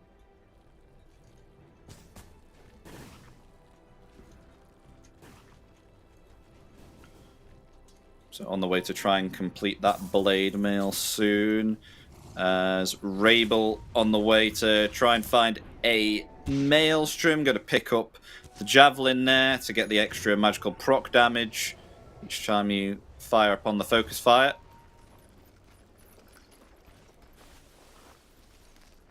Again, we could potentially see another kill onto PA. Every time she comes to this lane, I feel like he's in the danger, but you have to do this. If you go, as you said, AFK farm the jungle, it's gonna take quite a while. Yeah. Very long while. Meanwhile, though, action. Yeah. Ramses, though, still okay. Did lose a lot of mana there, but on the way to try and find a Manta style. I mean, maybe perhaps not going to be as fast as the previous Medusa we saw, Yatoro. That was some insane net worth we saw there from the Medusa. But still a very good progression anyway from Legatee here. All 3 cores at the top of the net worth as they go for the jump onto the Crystal Maiden. Catcher there with the blast off and the torrent, obtaining a free kill there onto the Crystal Maiden.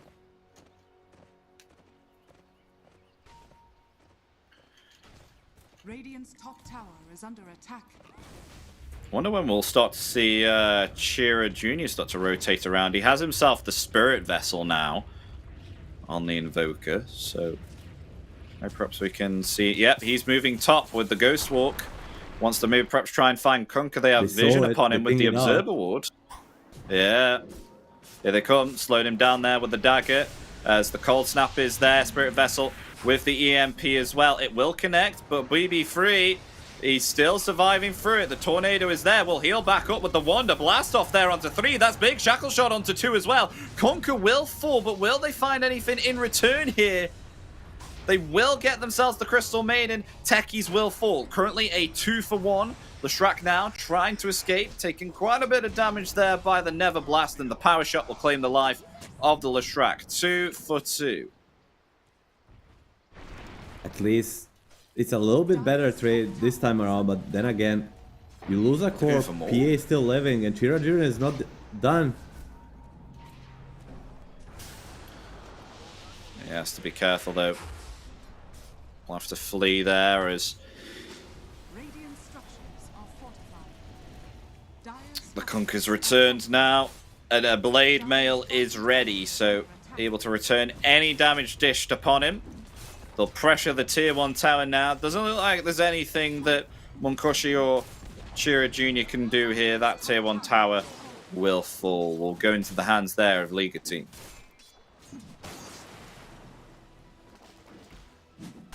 Cloud's about to complete Hero Blink as well.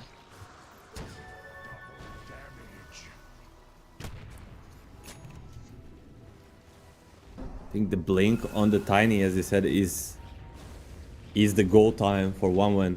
They've been kind of on a back foot, just reacting all the time, but with this blink, both of these supports plus the Wind Ranger will be on the menu for 1-1. Yeah, because I definitely agree with what you're saying here. It just looks like 1-1 have just been reacting to anything that happens upon them, especially on this top lane here. I mean, they did go for like one attempt here with Chira Jr. with the Spirit Vessel, but he doesn't have any more charges on that anymore. So really, he's in dire need of obtaining a charge in order for him to try and catch someone. Just go die. All he needs to do. Go die, okay. Radiant's middle tower. Yeah, I mean, he's going to do just that. He'll Ghost Walk up, try and attempt to find a kill here. Walks into some mines. Oh. As they caught him there. Oh, lovely. Toss there onto 1J.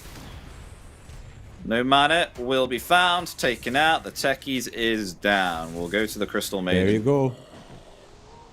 A Vessel charge. 2 of them for Invoker, but this is just the nature of the lineups are what's happened right now. I mean, what happened for the past 5-6 minutes? Medusa versus the PA. OTP in. They're going to defend this. Kunkka is here. Slowing down the Lesh. Lesh is going to be X marks. There's the Torrent. Finds the kill. Kill will go to Ramses. Just the nature of the lineup, as I was saying. The PA is just... She cannot be left alone, and she doesn't farm as fast as Medusa. So Medusa, at this point of the game, first 15 minutes, much stronger here in a way for his team, but still not too bad, you know? It's not where a PA shines. It's not where Munkoshi is looking to get advantage. He's playing for the late game, going for the Battle Fury. And we'll see if they can get there. I mean, almost there, though. Average timing for a Battle Fury on PA is 15 minutes and just about, I think, 500 gold away from claiming that Battle Fury. But it's just more of the case of farm for this PA for another 10 minutes, right? Basically, yeah. Seems like that's the case. Try to farm as fast as possible to the BKB, then Kanda. Radiant's bottom tower. Can PA join the fight with just a BKB, or do you definitely think she just needs to still focus obtaining the Kanda? Dire's middle tower is under attack. Depends on what kind of fight it is, Rabel is gonna scout out Respect. Both teams have some sort of vision here. Pugna? Oh yeah, they'll attempt to go into Cloud here. Nice Avalanche disengage. But Rabel still hot on his heels. Lovely Torrent and the blast off there too. Cloud still living through it. The boat will come in, however, connecting onto two. They lose both the Crystal Maiden and the Tiny. As Liga team, they come out on top of that. They're just a little bit ahead of themselves there with the Tiny jumping in. That's not how you wanna use your Blink Dagger in this game, and even 4v4 kind of without PA Medusa they're losing, and these are engagements they need to be winning, because PA will keep slacking behind this Medusa, and you need to buy space, buy time by winning 4v4 fights. And speaking of that, they are indeed going to try and attempt to go for a 4v4 fight. They found themselves the Pugnet. Has actually cancelled the damage there, I think, Milan, with the tornado. It was about to land with the toss, but stopped the damage, surprisingly, there. But nonetheless, they do get the kill. There's a little bit of an anti-synergy between Chira Jr. and Cloud. Hope they get this sorted out, but nonetheless, Battle Fury online, as you said, Midas online. Only 3k down with these two items. And they see the juicy Ancient stack. Ramses is here. He doesn't want to give up. This is mine. No. Yeah, he sent in the illusions to try and help. They just take those out. Conker's here with the boat ready. But all of those creeps already taken out. Just two left. Literally scraps here for Ramses to just clean up. They nicked the juicy treats. Perfect. Go there, steal half of the stack, force everybody to come, and then just bye-bye. Go away. They see Sweden strong. They do, or do they see Rabel as comes in with an avalanche and toss there with a splitter? What? Rabel decimated. That was crazy. I mean, Rabel, I know what's going through his head, but he sees the ledge, but doesn't see a Tiny. This Tiny with the Facebook's Blink or whatever he has, he's not hitting jungle creeps. Now Phylacterin ready, like if you don't see him, he's ready to jump you. That's how it goes, and he just a big blunder, and now they see Medusa. They know it's real one. Ramsey, yeah. Ramsey slowed down there by the Ghost Walk. There's a toss. Avalanche as well. Will it be enough to take him down? Because he already used Manta style there to farm. Using the magic wand. Yep, will be found. Taken out. Along with the techies there too. One win. Very, very good stuff there with their aggression. But they may pay the price for this as Conker rotating in. Sweden strong. In some trouble. Will be found. Maybe perhaps along with Chira Jr. as well, as being revealed there by the Duster appearance, but Cloud still holding his ground. The boat will come in. Avalanche off cooldown in 1 more second. They will find Rabel there nonetheless, and this Conker has no mana. Still laying in the damage. There's the Spirit Vessel, slowly burning down the HP there of Conker, but they will be more than satisfied. One win will with this. Man, they were 3k PA's down. farming up nicely. They're 3k down 1 minute ago, now they're 2k up, 5k swing in 1 minute. What a blunder by Rabel, by Liga Stavok. I didn't see this one coming, at least not now. I was in favor of one win winning and like coming back into this game, but this early, taking over, I didn't see this one coming. That was just such unfortunate timing there for Ramses. He wants to use the Mantis to go farm the wave. And then he didn't have a dispel for the Cold Snap or the Spirit Vessel. So unfortunate. We saw, if no Manta, as you say, there's a lot of damage to threaten and kill him. And that was all 4v5, man. That was all 4v5. As you say, PA farming it out. He was like 4k behind this Medusa now. Only 1k behind. Finishing the BKB going towards the Kanda, as he said. I mean, Cloud is doing amazing on Tiny as well, isn't he? Yeah, ever since he got Blink, he made this one blunder, but otherwise he was pitch perfect. Oh, freezing Now field. they're attempting to take themselves down the Conker, who's been affected with the EMP. Didn't have himself any mana. Nice save there, though, by Phantom. But they found themselves Rabel once again with a split earth. Not able to react there with the wind run. Gets taken down here by Munkushi with a coup de grace as they look to pressure now the middle tier 2 tower. Or even bottom tier 2 for that matter. Radiant's middle tower is under attack. I mean, I'm just baffled by this Wind Ranger. Like, she had such a good lane. She outplayed... He outplayed Chira Jr. in the lane. He was having a great time, and he dies once. It seems like his game crumbles. Now almost lowest network core on the map. Not getting anything done. Dire's top tower. Solar Crest for the Crystal Maiden too.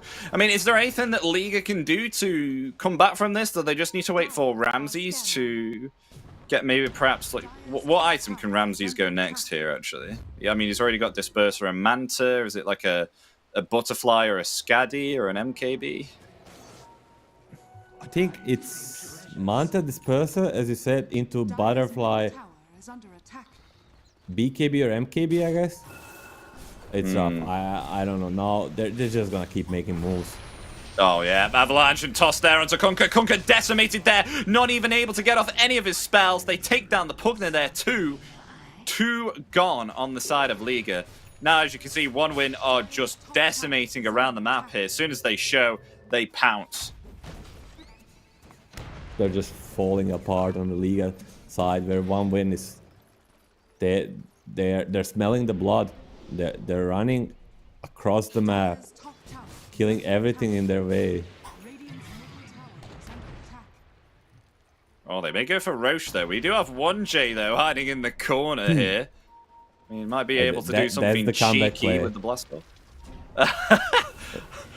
Wind Ranger comes in, places... Oh, Sweden strong, though. 6 He might catch the techies here. Yeah, he has. Blast off is there, but 1J will not find anything here at all. Lovely scout there by Sweden Strong. Actually tips 1J. I don't know how he knew that, but that was some sort of a sixth sense. Middle tower has fallen. I mean, they're only 3 right now. Liga are... They're going to be going that's a against TP. 5 here. Dire's middle tower. Yeah, I mean, I guess, but now they're just going to go on the pursuit, and they may have found themselves 2. They have done so indeed there. The BKB will be committed. Nice split earth there onto the Conquer, but healed up by the life drain. In return, here comes Ramses now. Attempts to find Sweden Strong. Will indeed get the kill. Meteor comes down. It won't connect, and Ramses is on the aggressive. They do find the techies. Techies down once again. Chira Jr. slowed down there by the power shot, but they won't further pursue. They will just be happy there with the pick-off on one of the supports. But it's, they get themselves the Aegis on Munkushi and trying to obtain that Kanda now on the PA.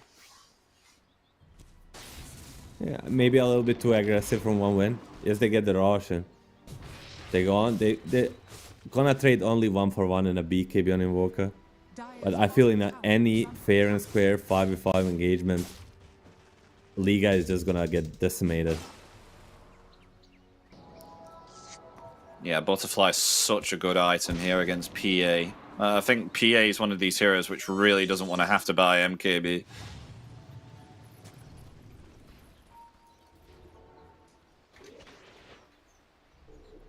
So Sweden Strong getting himself Guardian Greaves here. I mean, what kind of items do you go here on a Leshrac 4? Because he's got quite a series of items queued up in here. He's got a Halberd, a Glimmer.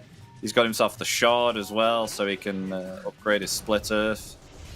These are all the correct items you would say Leshrac needs as a POS 4? The Greaves is pretty standard one. You like buying mana boots, you like going in front, so you need to be a little bit tanky. It's a good team item nowadays for support.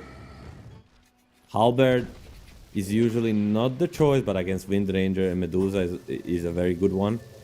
Oh, there's gonna be a tornado into a cold snap with the boys around. 1J should be dying very easy. Yeah, there we go. Kill for Chira Jr. Killing spree for him. As now, smoke broke here onto Rabel. Will attempt to flee. Cloud blinking in the wrong direction there. Will attempt to go for the Pugner instead. Freezing field coming out. BKB there from Rabel, laying the damage into the Crystal Maiden. Will finally fall there from that focus fire.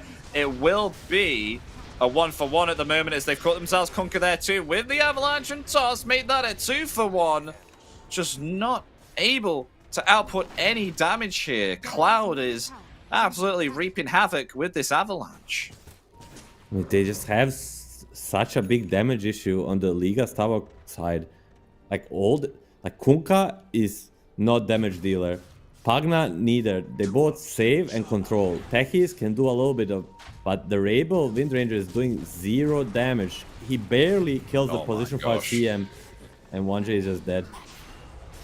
Yeah. Oh my gosh! Look at Ramsey's there. That was more than half his mana just gone within 1 crit. He has himself a butterfly there too. Terrifying stuff here. Monkushi now actually comfortably keeping up with the Medusa here too. I mean, only around about 1,300 gold away, but you are indeed up against the Medusa, and that is pretty good considering you farm up slowly at first as a PA.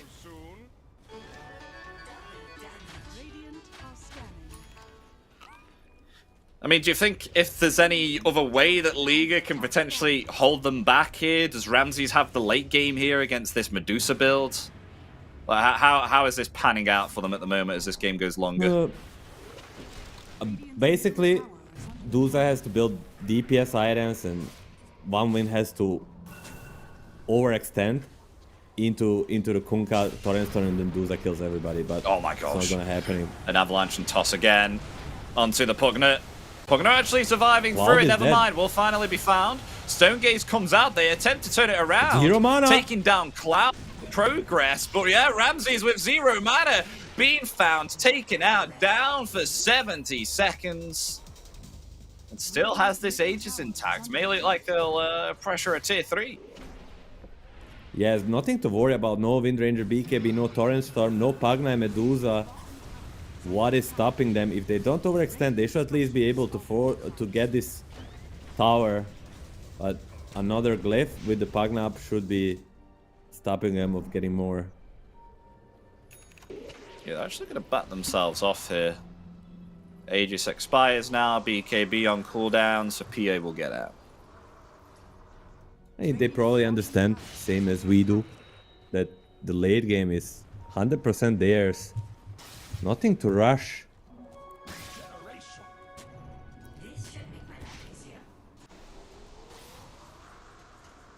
I mean, just so difficult here for Ramses right now. Needs not only an MKB, but a BKB here too. Just the control here from the Invoker. And the Disable coming out from Cloud with the Avalanche and Toss. And then also you got to worry about this Revenant's Brooch, which is soon going to be coming into the hands of PA, which is going to do absolutely stupid amounts of damage to you. I mean, almost finished that now. Has the Sacred Relic.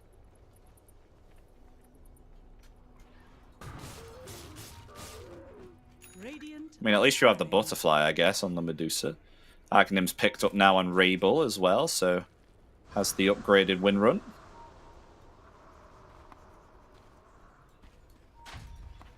To a future of BKB almost for Cloud too, but they're holding back here. Are we possibly waiting on a new Roshan here for 1 win?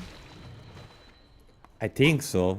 I feel like they see Liga staying in base and they're like, yeah guys, keep it up, you know, we're not gonna come, we're just gonna wait for the rush, farm on everybody, get a new set of items, and then with the Aegis it's almost gonna be impossible. Liga needs to do something very soon, if not right now.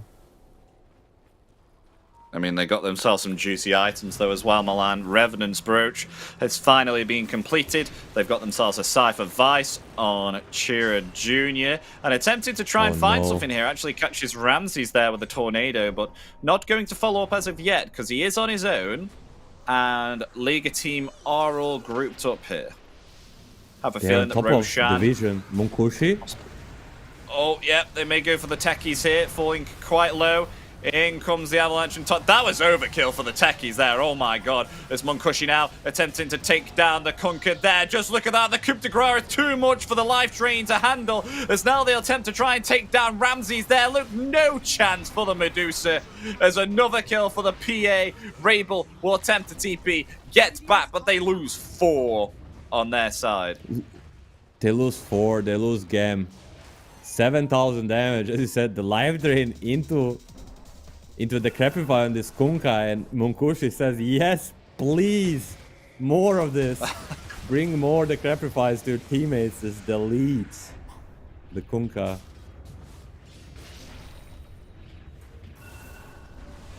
Yeah, so in comes this PA build now. It is online. Agnim's coming up next. Top tower has fallen. Your admiral is on board. They are literally secluded to their base right now. Is there anything else that Ramses can buy here? Because he's having severe mana problems here. He wants an MKB, he wants a BKB. Is this kind of game for him at the moment, or do you think they can prevail? I think it feels like he needs way too much. I mean, I don't think they can prevail, but the only way for him is to go some YOLO, DPS build, MKB into something. Just hope PA gets caught by some random torrent and you try and burst them. That's the only hope. But with so much control, without BKB, you'll never get to hit. There's a Hex, there's a Avalanche, there's a so many Invoker Oh, the spells scans to broke. play. Oh my gosh, Oh my Munkushi!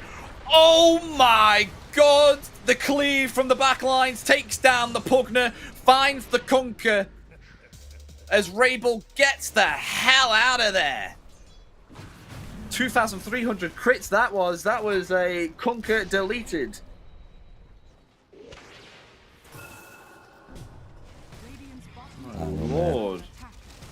Looks like a done deal to me, not gonna lie. They're gonna go high ground. Glyph is not ready. Gonna be refreshed. Gonna be popped instantly.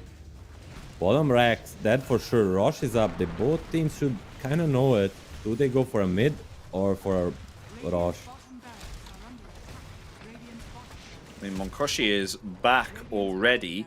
Roshan has spawned up, so is available for the taking bottom. They did scout that out there with a Forged Spirit from Chira Jr.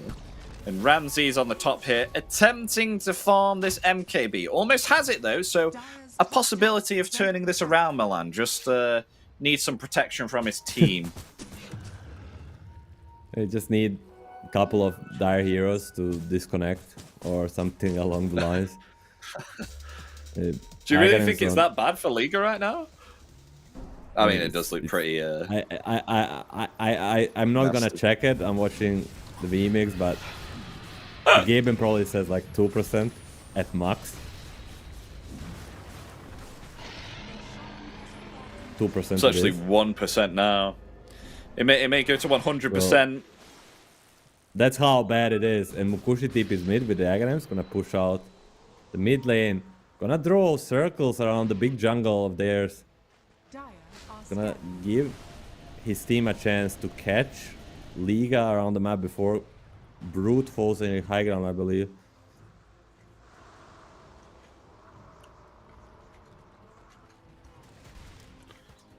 As Rabel hanging around in the trees, it is on his own.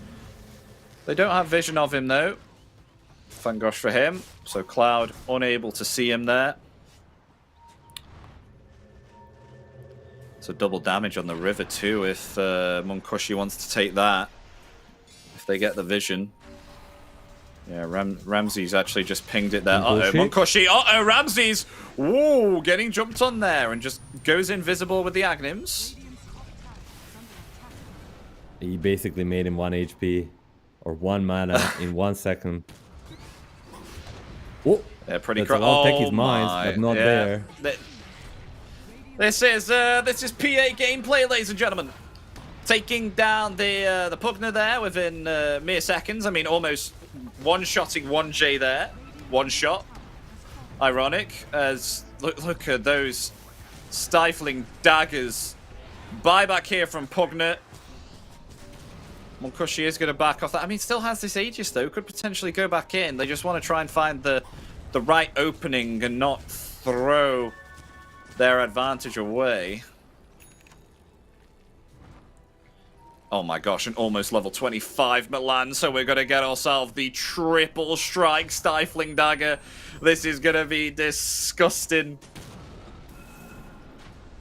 It's all on Munkushi now. Oh god, this is going to be devastating. Yeah, this is going to be 25. Please. Get the 25. There it is. Brace yourself. Triple strike. I'm bracing. I'm ready. I'm held back in my seat. Unfortunately, I don't have a seatbelt because this is gonna blow us absolutely away if he gets himself a massive crit onto 3. He's ready. Tries to grab someone with the tidal wave. The Kunkka does. Not able to do so. Okay, in comes an avalanche and toss there. Oh no, they found themselves Medusa. Oh no, Ramses not able to get off. The Stone Gaze has to buy back. Is able to find another kill there, Munkushi. As the dagger's there, Kunkka's in trouble. He's solo, attempted to be healed up there in the backlines, but in comes Munkushi again, finding himself another kill and another kill. They go on for Ramses. Ramses attempted to heal up and try and hold his ground. They do actually take down the Phantom Assassin, but Aegis is going to bring him back alive, but no mana remaining on Ramses. So as soon as Munkushi comes, there's the kill. Triple kill for Munkushi. Can he make it an ultra kill? Go on the Kunkka, never mind. It's GG. Game 1 will be going to 1 win here. Cannot handle the PA gameplay. Just able to decimate the Medusa. GG, 40k advantage, minute 36. Oh I mean, my it gosh. actually turns out in some sort of storm, but overall, I mean, I'm just gonna tell you one thing, man. As soon as we saw this Munkushi PA set, we should have known. We should have known what's coming. Like this guy, We should have known. He brings out the Arcana with some fancy sets. He comes in our lane, plays the lane very well to best of his abilities, loses it slightly with the help of his team, and then one fight they win on this top lane, 2 deaths on Wind Ranger. Like they were 3k down at minute 15, and they were 40k up at minute 30. Like, what the hell? I know, it was all dependent upon getting this Ramses up and farmed, but they just didn't have enough time, and if anything, the PA was able to get the timing so quickly in order to prevail, and as we saw there, the new PA build, as we see with the Revenant's Brooch, just able to do way more impact than a Medusa late game at that stage. And you said that you even felt like the late game to go to 1 win, right? You felt like they had a much stronger late game? Yeah, I mean, at the moment, like as game was progressing, definitely the PA is kind of a king of late game, but it was not only a PA, like their supports both correct items, countdown Tiny. Invoker was going Midas too, like he was gonna have everything he wants into the late. It just, there was nothing on this Liga side to offer. Like, yes, they had decent lanes, but after that, it was all 1 win. Liga was basically AFK. But ladies and gentlemen, we are going to go for a break, so stay tuned because we'll be back in Game 2 in just a couple of minutes. Don't go anywhere, and we'll see you for that Game 2.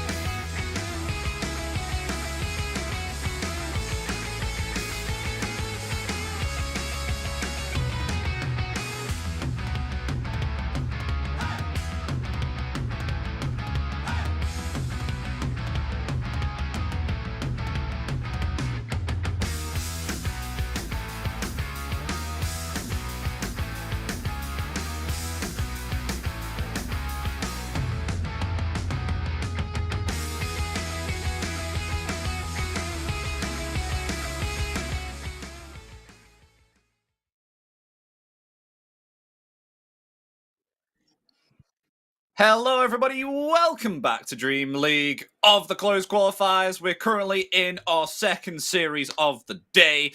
We've had ourselves our first game between Liga team and one win. And one win, we're able to take game one with a absolutely disgusting build, the Munkushi Phantom Assassin. It's not, I don't think he created it. I can't confirm that. But still, nonetheless, the build, disgusting, able to delete Ramses there. I think that was their late game answer, but they're even able to get to that stage, and Munkushi just wiped the floor with them with this Revenant's Brooch, and now we are going for a game two. So we will see whether, Liga team can equalize the game, or one win will be able to pick themselves up a 2-0. What do you think is going to be, Milan? After seeing that performance? And the first 15 minutes were promising for Liga, but afterwards, I just cannot shrug off the feeling that they're a little bit tilted. I don't know how it looks for the viewers or how it looks for you. I have encountered these people, and I know they tilt a lot, but some of these moves afterwards is like, after the one lost fight, I feel like their brains are screaming the game is over. Like, they're playing it out, they're using spells, planting proximity mines in their base, but I feel like every single one of them from minute 17, 18 knows this game is lost. And I would just like them to come with a different attitude towards this game and just play it out, man. Don't overthink it. Don't tilt. If you die somewhere, just try to play Dota. Every time you die, enemies probably use some cooldowns to kill you. Just try to abuse it. Try to make a move of your own and just move forward. And that's Dota 2, isn't it? The fact that you've got to keep yourself cool and level-headed, and if anything, it's not kind of not only just a strategy game, but you got to think about the mentality side of things as well, and keep yourself and make sure you're in check and you're thinking straight. Because just like the example in that game one, when Team Spirit were up against Nimiga Gaming, if you panic, you can make mistakes. I think you mentioned that they did the panic glyph and stuff like that. You got to make sure you're in a good place in brain-wise. Yeah, for sure. I mean, just look at the past TIs, like from TI 8, even 7, but most noticeable from TI 8, like OG twice, a super strong mental team. Like these True Sides, Seb speeches, name it, like they were super strong mentally. Then you go to the Tundra, they had this psychologist, and in their interviews, and they're coming to the tournament, like last tournament before TI, no, that was a Spirit actually. Sorry, Spirit was also super mentally strong. Tundra, last tournament before TI11 was the last place at the major. So recovering like that, and then Spirit again, super strong mentally. It just tells you, if you want to be the best, if you want to improve, you have to have this mental strength, not just skill, not just mechanical skill. You also need to never give up, always stay in the moment, try to do best. And this game will already be a little bit different from the draft for the viewers. One win, had a priority this game and decided to swap it out, and has chosen the first pick. So already a little bit different during the draft. 5 seconds remaining. Hey there. Get into it indeed. First ban, Shadow Demon from 1 win. Chen, nothing surprising there. Chen getting banned out by Liga. And actually taking some time to think about what they want to ban. They'll ban out the ban. A few more bans. A classic Chen bet. Now, SD will be for 1 win, which and a primal, but SD most noticeably should force out a DK ban. Because there is 2 heroes right now that counter DK early, is the SD and TB. And if they don't ban DK, then yeah, I'll stop that. They ban the DK moving forward. And the last one will be, what do they usually ban? From the second pick. They always play first pick, holy moly. Last 7 games with first pick. Usually ban the Centaur or Timber. I think Timber for sure. Like Cloud is a Timber specialist. Just Timber out of curiosity, is Sweden strong or respect a Chen player? Because it seems like that Liga team would ban out the Chen, or is this? Okay, respect for sure. Respect is a Chen player. Respect is an Ent player. I coached him for a couple of months in the British organization of ITB. This guy is a fast learner. Even if he's not a player of some hero, give him a few weeks, he will become... Kunkka will be the ban, so a lot of big boys left in the pool. Centaur, Timber, Mars. Knowing 1 win, I think they will ban something into picking this Timber. So what do they usually do when they first pick Timber? Maybe a Gyro, maybe a Luna. One of these bans should be around. They actually didn't play Timber in a while. Every single team bans a Timber. So what will it be? It's a Timber first pick for 1 win. Milan. Yeah, that's what I mean. The Cloud first pick Timber. They didn't pick Timber in like 23 days because every single team bans it, and Liga team will allow it and respond with CM. I don't mind this. If you have to choose to play against something, I think Timber is an okay choice, and I mean Spirit showed it. Not like Liga team can be even put in the same conversation with the Spirit, but I like this approach. Give them Timber, choose your opponent, and then just go with what you prepare to counter. And CM is the first part.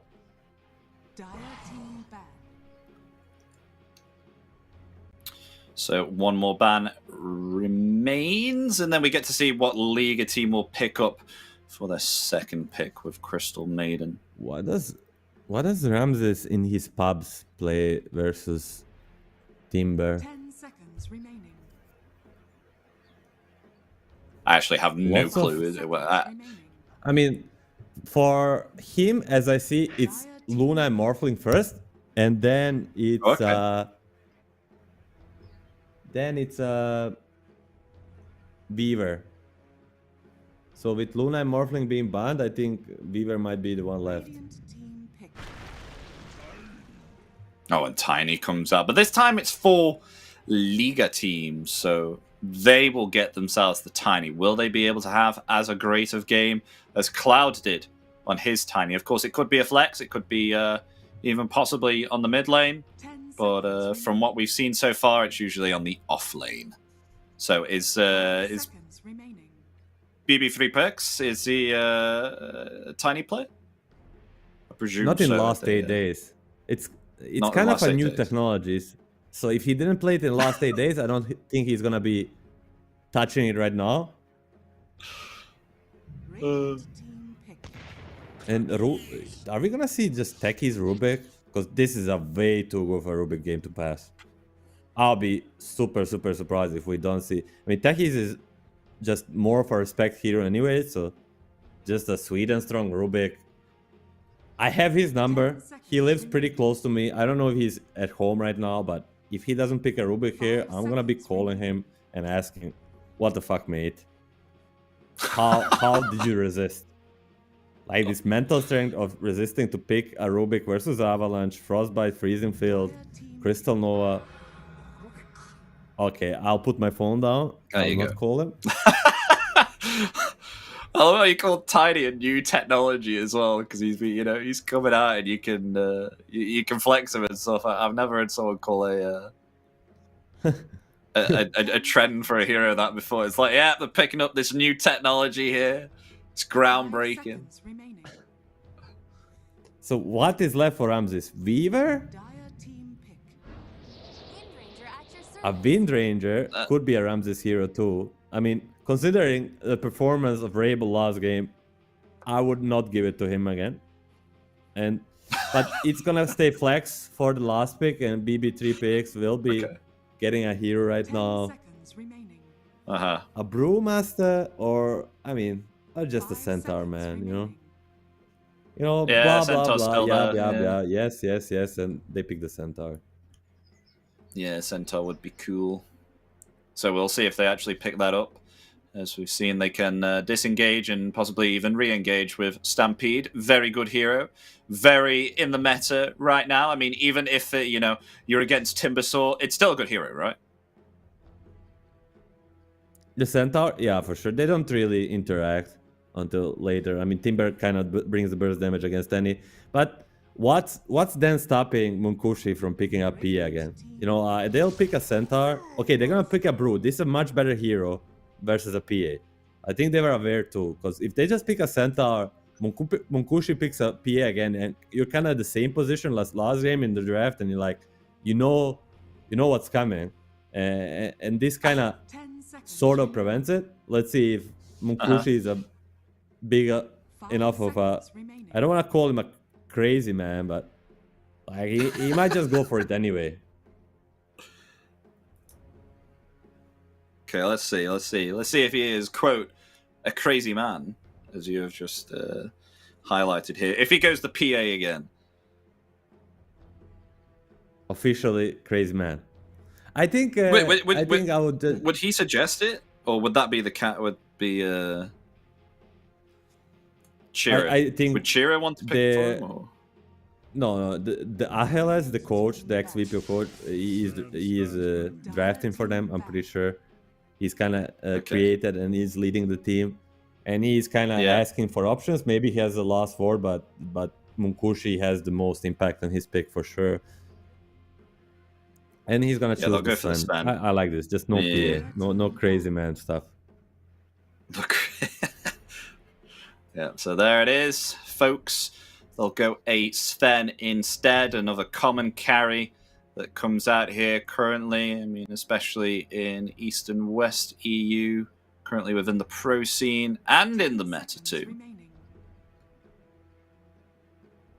It's just a case of the last time we saw a Sven game, it It wasn't too great, and that was against a Medusa, if I am correct as well. That was Yatoro. It was against Yatoro Medusa, and Violent was on the Sven, and he did not have a great time because Sven doesn't like going around counting these heroes. So I presume we may see. Will Munkushi want to go in Agnims against Windranger?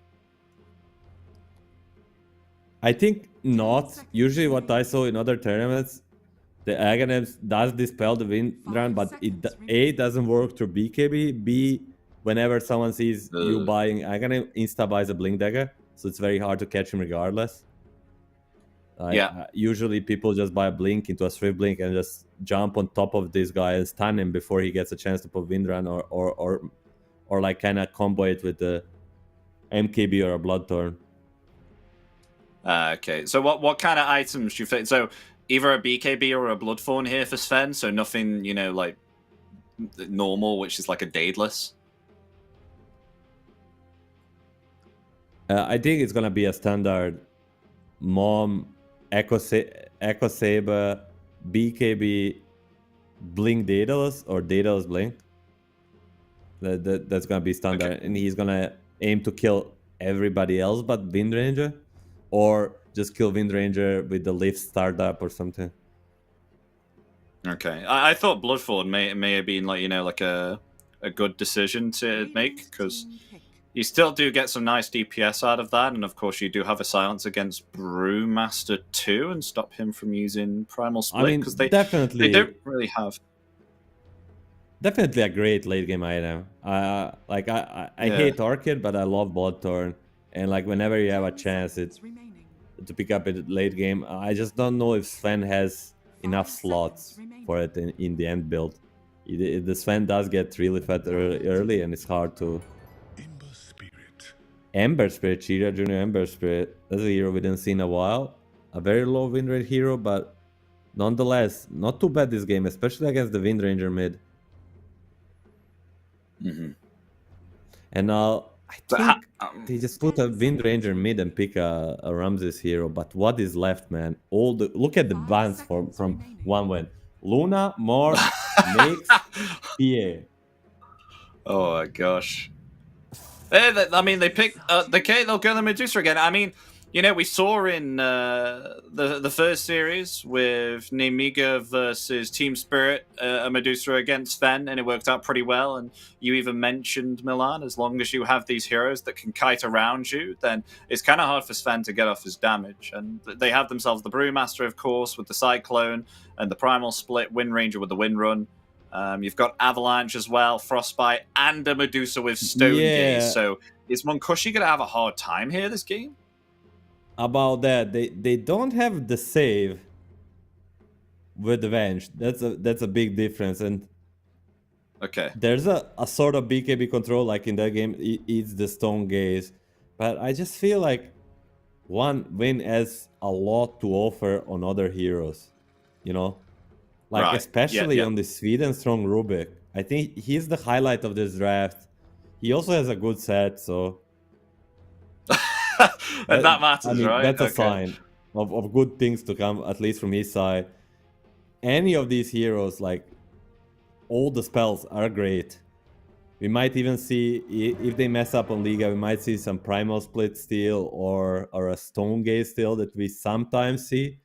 These are trained and paid professionals. We should not be seeing a Stone Gaze steal. But if it happens, I'm just very excited for the Sweden Strong.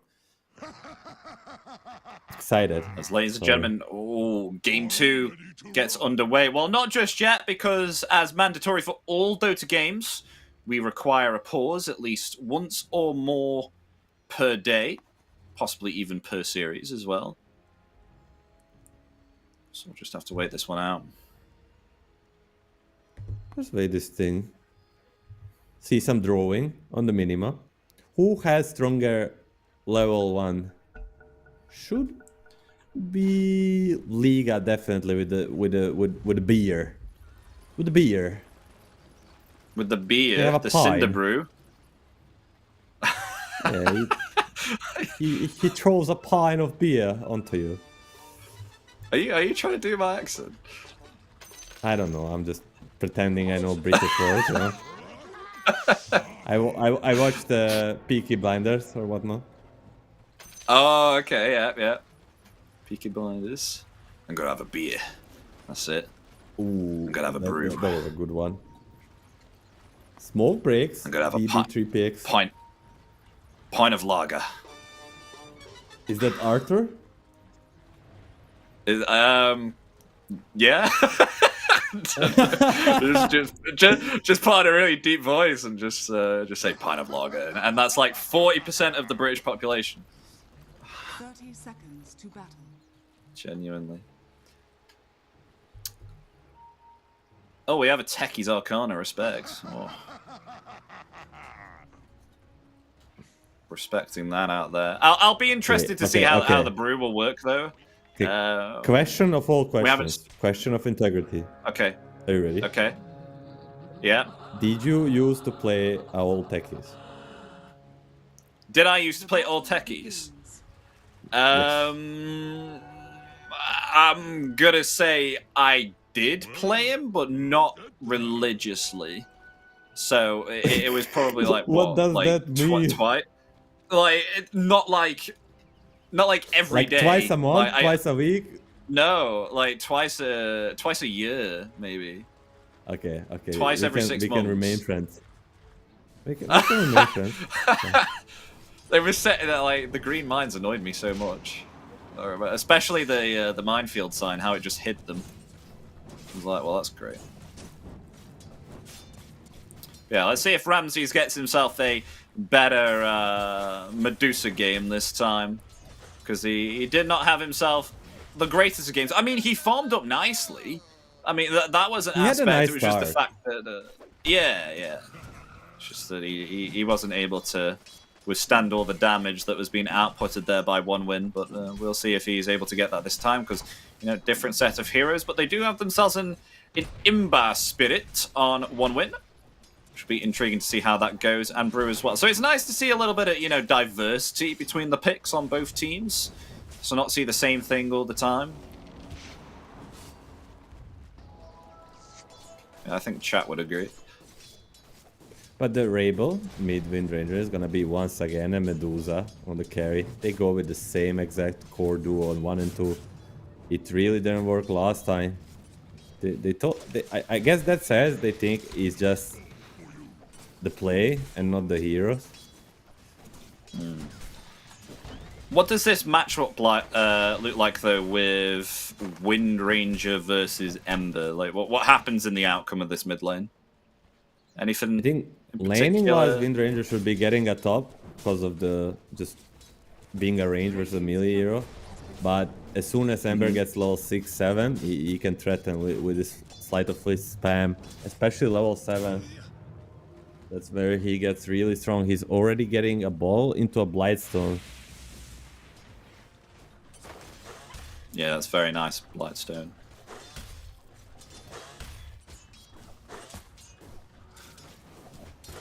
Out of curiosity, because it doesn't actually say on the spell, is it is Sleight of Fist True Strike, or can he miss when Windrun is casted?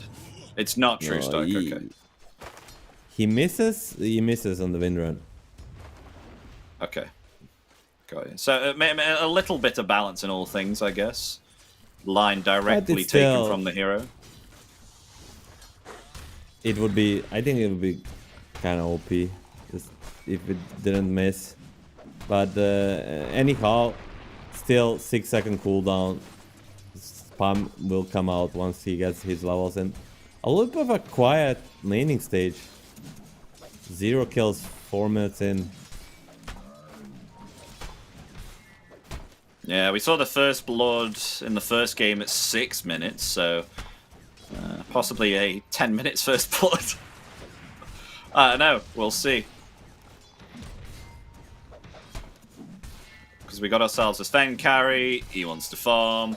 I mean, you do have respect on the lane, so maybe perhaps they can do something cheeky, and you've got a tiny 4 with possibly Avalanche and Toss, but then on the top lane, Medusa just wants to farm here too. I don't think Timber's going to be dying anytime soon. Neither is this Medusa until level 6 Chakram is obtained. I mean, maybe on the Crystal Maiden if you get yourself a Timber Chain. I mean, he's already got that, 1 point into each spell, but I don't know. We will see. Top lane, kind of boring if both supports are playing so passive. As you said, Yeah, Timber bottom and lane's Medusa the not same really story. dying. So we'll just need to wait for a power rune and mid lane action to go. Oh, I say that. Rams is gonna get going on. Gonna lose half of his mana. That's a nice harass. Has 1 charges though, in just in case. Still, every hit counts against this Medusa. I feel like people naturally, like subconsciously, think Medusa is much tankier than she is, because when she has like a 20% mana, she still has full HP. There's like 150 HP, so they're like, ah, she's not dying. But once you get through the mana, it's basically just dead. Yeah. And Medusa used to be a lot broken back then, if you remember. I think the damage per mana was absolutely huge on the shield, where they had to actually reduce it quite a bit, because it just seems like every game Medusa wasn't dying. Now, anytime you do see Medusa get gone on, mana does go away. So I'll just say I was a dirty post-5 Medusa player back then. Oh, I'll just put it out there. It's my how did that even for work? today. What items did you go? You just buy mana boost, drums, crest, whatever, and you're basically unkillable. And you push out all the waves and buff your teammates. Eventually, you press Stone Gates. But the most important part was that you were basically not worth of killing. Like, it would take too much resources. Disgusting. That reminds me back then when... Would you go something like Greaves as well? Because I think I remember Saberlight like a long while ago. It is a First Blood. Though... Shira Jr. No, not able to get the kill down to Rabel with a rotation from Pantomime. Maybe in some trouble. Has the Fairy Fire though available. Is going to Remnant away into an Avalanche as 1J also rotates in 2. Okay. So, I mean, a mid for a support, that's pretty good. While we were telling our stories, all the 6 heroes come mid. Rabel gets a haste and a double kill. What are the odds?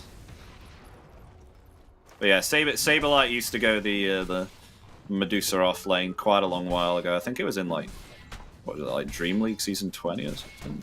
That's how long ago it was. Yeah, back then Medusa was just so OP, you just pick it and then put it anywhere she's gonna own. Guardian Greaves. That's when everyone bought Guardian Greaves, actually, and then now everyone doesn't like it. A Wisdom? It's too much money. Will be split.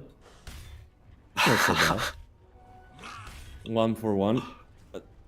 Mid lane, Rabel once again doing well in this laning stage, but this will happen last game too. We'll see if he can deliver post laning stage this game around. Cloud? Oh, Cloud. Rabel is coming. Oh, all of that gold. Yeah, Rabel is coming. Danger is coming. Has to Timber Chain away. 1J. Is okay. Okay, never mind. In comes 1J again with an Avalanche. He is a menace right now in this game. That's the second time he's done that, and it's possibly not going to be the last, because Ember thought he had got away and then met with an Avalanche. Timber thought he was alright. Avalanche. Oh, speaking of Avalanche again, Avalanche off cooldown in 1 more second. Gets the kill there onto Chiro Jr. And that's the 3rd time that this happened. Just showing how actually powerful this spell is. You asked about Tiny, why it's so popular, and there's your answer. Even without almost any network, just with few levels, he's able to rotate around the map so quickly. And this time around, Liga just putting an emphasis on this power runes, even bringing the Brewmaster 4 heroes. Just wants to secure a good early game.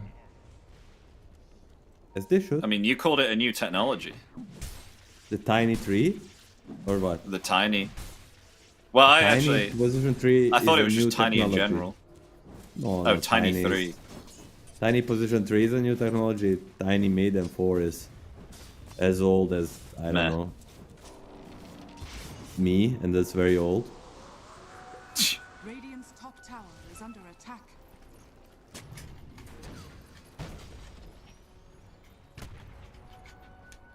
One Are J, you 1 checking to how 2. old I am? Get techies in. No. Definitely not. I might as well just ask. Go on, tell me too how old old. you are. Milan. Too old? You know, don't. Just too old. Anyhow, moving forward, 9:30. A third power room coming up. How many heroes will Liga bring? Probably 10. How many? I think everybody but Ramses will come. Looks for now both supports will come. BB3 picks. Will he also join? Chira Jr. desperately needs one rune. He's not getting top one, maybe, but oh! Oh, he bottled it. Power shot there, lots of damage. Focus fire comes out, remnants away, but in comes 1J. It's actually rooted up there by the steering chains, so thank gosh Chira Jr. there put a remnant on the other side of the river, or else I definitely think that would have been another death. There's like a slight possibility to take rune during the slide of this, but the enemy hero really needs to be on top of it. I don't think it was even possible there. Nonetheless, Okay, third rune in a row going Rabel way, and this Ember Spirit really, I mean, shows on his net worth. It's really sad to play Ember Spirit without power runes. Respect. Yeah. Stealing some slack. I mean, look how well Ramses is doing as well. I mean, almost on the way to be completing a Manta style at 12 minutes. That's pretty good. That's much better than a 26-minute Yasha, I must say. This joke will never get old for me. No, we'll never cease to Forever stop. and ever. Forever Remember in our 26-minute Yasha and Rabel, Ramses. Farming it out. I like this from Liga. At least this way you cannot throw the game if you're just farming the stacks. But I say that. Respect. And Chira Jr. smoke up. If they find Rabel, they should have enough with the proximity mines. Pinging it out. Should have seen the power shot. Oh no, he gets spotted. Respect. They might actually attempt to turn it around now. 1J comes forward. Ready with the avalanche. Actually, we'll back off there. Never mind. A fourth room for Rabel, if I may say. AD this time, but Oh my gosh. they're poking these supports very hard. They are. I mean, slowed down there by the power shot. Could get a toss. There's the toss, but Chira Jr. still alive. So they attempt to try and find this observer ward now. Will Pantomime find it? Just needs, got it. Oh, wait, Chira though. Chira Jr. wants to try and avenge the fallen observer ward. As there it is, the sticky bomb will get the kill, though they have found themselves a techies who's been thrown off the cliff and taken out by Rabel. Why buy Observer Wars when you can use your own hero? Radiant's bottom tower is under attack. I mean, that's many supports. We haven't really talked about the Sven and the Brewmaster. Kinda just sharing this bottom lane. Sven obviously gonna be a little bit ahead. He has the Battle Fury built in, and Brew has the beer, so a fair trade. Echo Saber, bomb finished, and Brew is now. I think this became a pretty much 101 standard for the Brewmaster. Like before, you could see Urn, Vessel, maybe like a Midas, something like that. But this time, every game it's double bracer into a radius and hold that thought. They're gonna smoke on smoke action. Smoke break. Nice dodge. Nice dodge there of the Avalanche. Oh, that was a very nice stolen power shot there, landing onto 3 by the Rubik. That was He has a new one. very satisfying. Oh my gosh, what is this? Power shots going left and right on the battlefield here. 40-minute round. It's going to go... Of course, it's gonna go Rabel's way. Ooh, power shot. He's going to be rooted up here. Oh, he's He's dead. attempting to flee. Not again. And will fall from the proximity split mines. used. Respect. He's out. What's He is happening? I mean, this is exact same story as the last game. They're doing so well. Everything is going right, and then one moment they decide to TP with the Wind Ranger mid, go for this Imlis rune, die for it, and brew TPs, use a split, essentially for nothing. And now they're Ramses losing is rotating CM2. in though. Avalanche there. I mean, Pantanem has been taken out. Cloud now Blademail? falling a little bit low, attempting Ramses? to flee. They may actually attempt to turn it around. I mean, I think Chira they may. Jr. They're definitely not. No. It's not over. Chira will go to Raffle, and with this power shot and Ember, like basically they can constantly just slide chain, sticky bomb, power shot. Now he has avalanche. Sorry, no power shot. Only an avalanche level 4 for Rubik MM15. One win. I mean, I'm not sure if it's a one win doing the magic or what the hell is happening with Liga. I mean, at least Ramses is still farming. Diffusal Blade obtained. Dire are scanning. BKB almost for Munkoshi though on the Sven. Middle tower is under attack. This I say pretty much Chira's not doing well in levels. Level 9 pretty Ember. much a dead squad in between Rubik, Techies, and the Ember. And 60-minute rune is gonna be top, and it's gonna be Arcane for Chira Jr. Never mind, it's shield bottom. What for a big play there. So At wrong. least first. I mean, the next one is gonna be Arcane, if I remember correctly. It's gonna be end of the cycle. Radiant structures are fortified. Radiant's So bottom Chira Jr. just farming this way with the protection of both the supports here, opting to try and get a Maelstrom. We've got God Strength being activated on Munkoshi now to pressure this tier 1 tower. Will be able to get it there indeed. Close to that BKB at the moment. 1,450 gold remains to get that BKB recipe, and then they'll be able to pick That's- that up. Is he not gonna split the Echo Saber? That's what they usually do. If he just... Yeah, I think he's just gonna buy Yeah, the maybe. recipe in 100 gold, split the Echo Saber, and be ready to take one early fight. Oh, Avalanche? Radiant's bottom tower. Do you only want to be doing that if you're wanting to fight as soon as possible? Because Echo Saber does help with farming, right?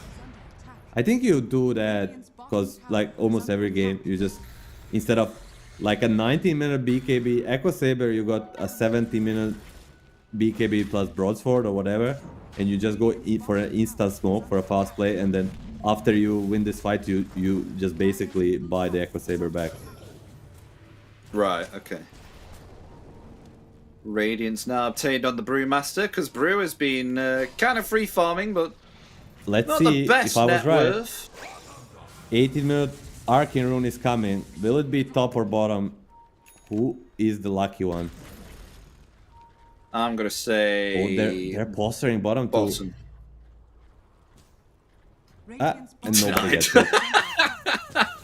We hyped it so much. Okay, there's a chance that 20-minute rune is Arcane again, I think. I think it can happen. How do I'm you not guess sure. these? What? What did you say? Is it like a rotation? How do you guess Yeah, these? Is it a rotation? The cycle. There's a cycle. But hold it to 1J is smoked. I'm not sure if he has a Blink Dagger. Yeah, he has a Blink Dagger on Tiny. Yeah, one. So He does, yeah. they're gonna be making a move bottom. They see on Vision Rubik. I think he's the Uh-oh. Target priority number 1. Can he escape through the gates? Sixth sense I mean, is Rubik blinked too. tinkling, or some sort of, I don't know English sometimes. Spider senses are tingling. Is that what you mean? Tingling. Sweden Yeah, song? tingling. Blink out. Oh, nice TP. blink! Revealed there. He's Where's out. the stun? Not Oh able to my get it. He's God. out. Oh, Both the of them. blink timing. Oh, Oh. Liga's now full tilt now. I call it. This is the one. Last time was the team fight loss. This time is this wraparound for 45 seconds, not killing anyone. They're Oh full my tilt. gosh. Game's over. That was almost a minute of them just pursuing this Rubik. So back to the most important thing, and it's a rune cycle. From minute 6, power rune spawns, and then there's a cycle of 7 runes. Each power rune has to spawn for a new cycle to begin, and top lane, blast off, into a Gonna stun. Medusa. Yes, Manta, in 2 seconds only. Stone Gate. Dead! Oh, but the damage is too much! With Cloud rotating in and the God Strength from Munkushi. Too much before Stone Gaze has an effect. As now there is the primal split, but look There at the used to damage be to one. those Brewlings. There used to be Brewlings, now there is one Brewling left, and he is hanging around on the mid lane. And Brewmaster will get out, but you know, you've been farming this long for a Radiance, and then that happens to you. That is very underwhelming. I called it, man. It's the same story as the last game. Like this one misplay into a Ramses death, and the whole team falls apart. Dire's top tower is falling. I mean, Blink Dagger now on the Sven too, so able to close in the range between most of these heroes here. Could potentially get a very nice pick off now on, you know, heroes like Rabel and anyone else for that matter. Almost obtained a BKB though on the Wind Ranger. Is under attack.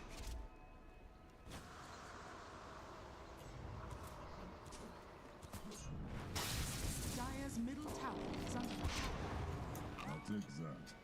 But Roshan is indeed up. Maybe perhaps they'll try and take the Roshan here. It looks like they will, Milan. But I don't know Fire if with the AD. Has fallen. one winner going to contest. Oh, smoke up. All smoke up. They're going for the Roche. Will they I be mean, in he's going to time? die Should by the not time be they the get case. there. But a lot will be used on this rush. Primarily AD and the focus fire. Maybe they just want to take a fight regardless. Both teams will smoke. Ooh, this could be huge. No, they all go through the twin gate there. They just got vision on Munkushi. Uh-oh. That observer ward providing vision there on He should Munkushi. be TPing out right after this. Like, there's nothing left to farm. TP. Yeah, he's out. He's out There's of just there. nothing He's left okay. to farm. Radiant's bottom Lucky for him. I don't think he was reading it. And it's a 22-minute arcane, so not a 21, but a 22. Shira Jr. finally will obtain it. Gonna get jumped by Tiny. Toss into a shackle. Is there a save? Shackle. Nice save though. Remnants away. Lovely telekinesis there coming out from Sweden Strong. And Chira Jr. He gets They're out. ready to They're gonna go fight. for the tier 1 though. Yeah, with the Aegis. There's Chira actually coming back in. And the sleight of fist off there. They will kill the techies, but in comes the Sven. Deleting 1J there. Has the BKB ready. The freezing field being cast here by Pantanem. Ramses. Just trying to lay out the damage here on the Medusa. But where's the Sven? He still has the God Strength. Could potentially go back in here with the Storm Hammer. What are they They're going to going do? Are to they lose going to that. go for it? Slowly melting the mana. I mean, God Strength is going to expire in about 5 seconds. So they're going to do something now. The Primal Split comes off, and Cloud is going to attempt to get out of there, but his mana slowly being melted. Does have the 1 charges. Okay, will be fine. They'll start to pressure the middle tier 1 tower instead. They won't find anyone, though. It's kind of difficult for Liga team without the Tiny to pick off someone. Yeah, exactly. Without the Tiny, they don't really have any real initiation. CM, if she comes close, she'll just get bursted. Dusa doesn't initiate. Same the Wind Ranger. If she comes close enough, she'll just get poked to death, you know? Maybe she will not die, but she will have to pop BKB for basically no gain. You don't want to be doing it, so Tiny Dead is a big problem for Liga. It's a big problem. It's a big problem. It's a big problem. It's not a 26-minute how to do Yasha, it. but it's definitely a big problem. You're so much better at it. But I do love you doing the meme on 1J. Oh! There used to be a 1J. There used to be 1J, and then he stumbled onto a minefield and went bye-bye. That's a very Okay. low mana Medusa. But he has a Dispel. Luckily.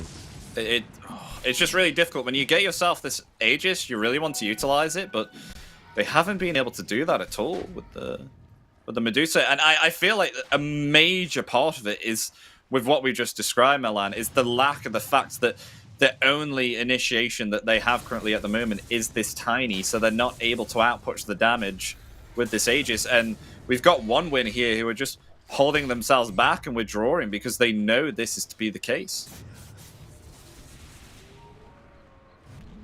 Yeah, basically with his 2 deaths, 1J, kind of killing the momentum of this Aegis, as you said, and it's also one win, having a perfect understanding in these engagements. They almost completely ignore Medusa.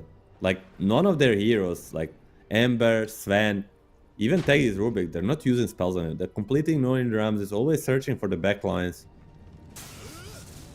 Do you think Ramses needs something aggressive, like a Blink Dagger on the Medusa, or is that too top lane? dangerous? Oh yeah, top lane, Tiny. Yo! Oh. I don't know. We don't have the replay feature, but that was very close. Like maybe 0.1. Yeah, that's pretty close. About the blink of Medusa, is the Oh! okay, hold that thought again. Shira Jr. just able to avoid being frostbitten there by the Crystal Maiden. It is part of the end game Dusa build. The Swift Blink, you just have to have it, as you say, to stop this kiting. Ooh, nice lift. Oh. No follow-up, though. Oh, who's got a follow-up? There we go. There's the Tiny throwing in Sweden Strong.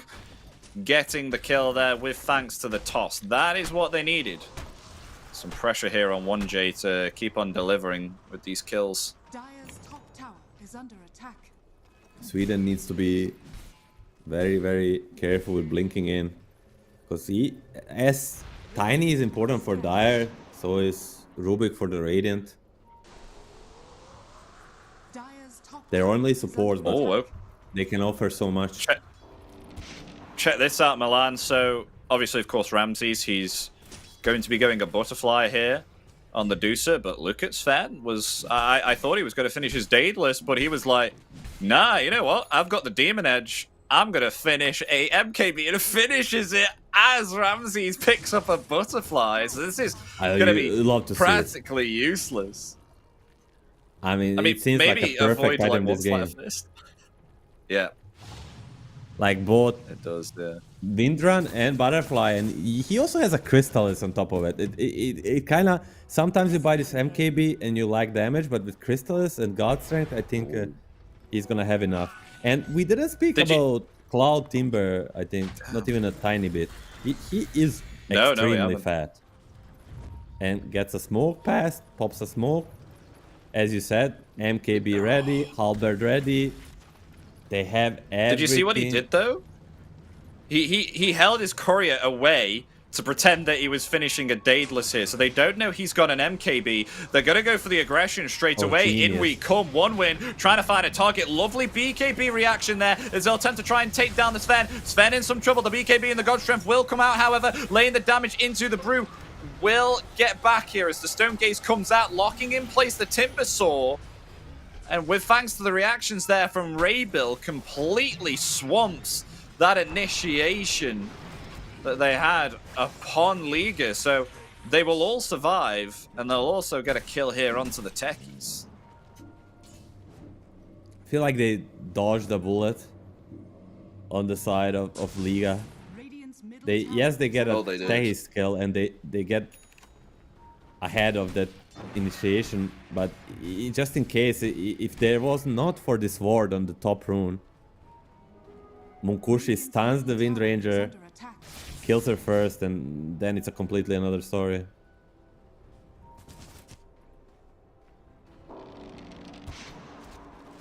I mean, Aegis possibly spawning again in about, what is this? 24 seconds. We'll see the real true timing of the Roshan. An Octarine core completed on the Brewmaster too. And I'll attempt to go for the Tormentor. Shard for Crystal Maiden. Tormentor here for the side of 1-2. Shard for Rubik. Now, what would you rate this Rubik? Aghanim Shard here. Would you say this is an A tier shard? Or a B tier shard? Or...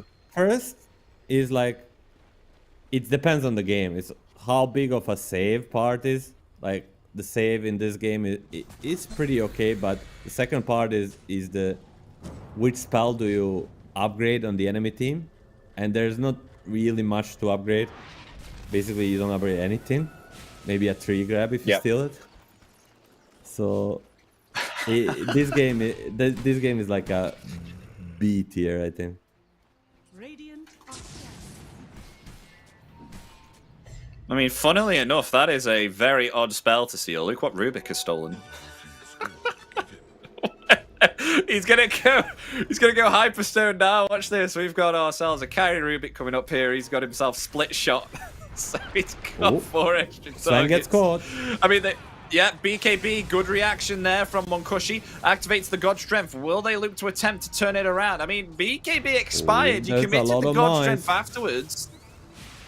We'll see anyway. They're holding themselves the high ground. They have good vision here on the side of 1-win. No, they're going to disengage Milan. Monkushi is out of here. Oh, and Roshan spawns really early here too. By the time 1-win get out and they've expended their BKBs, and they may even get a kill here on Tachira Jr. They will. They're just going to head themselves Roshan and get themselves an Aegis. Radiant's top tower is under attack. I mean, big blunder. Oh, Ramses is going top. I guess just to place Oh, so to push the wave when Mantis. Yeah. Okay, it was very confusing for a moment, but the thing is just that was a big blunder by Sven. Like, just getting caught on the wave, getting forced to BKB, God Strength to escape. You just, after you use your biggest abilities like this, there's just no fight right after.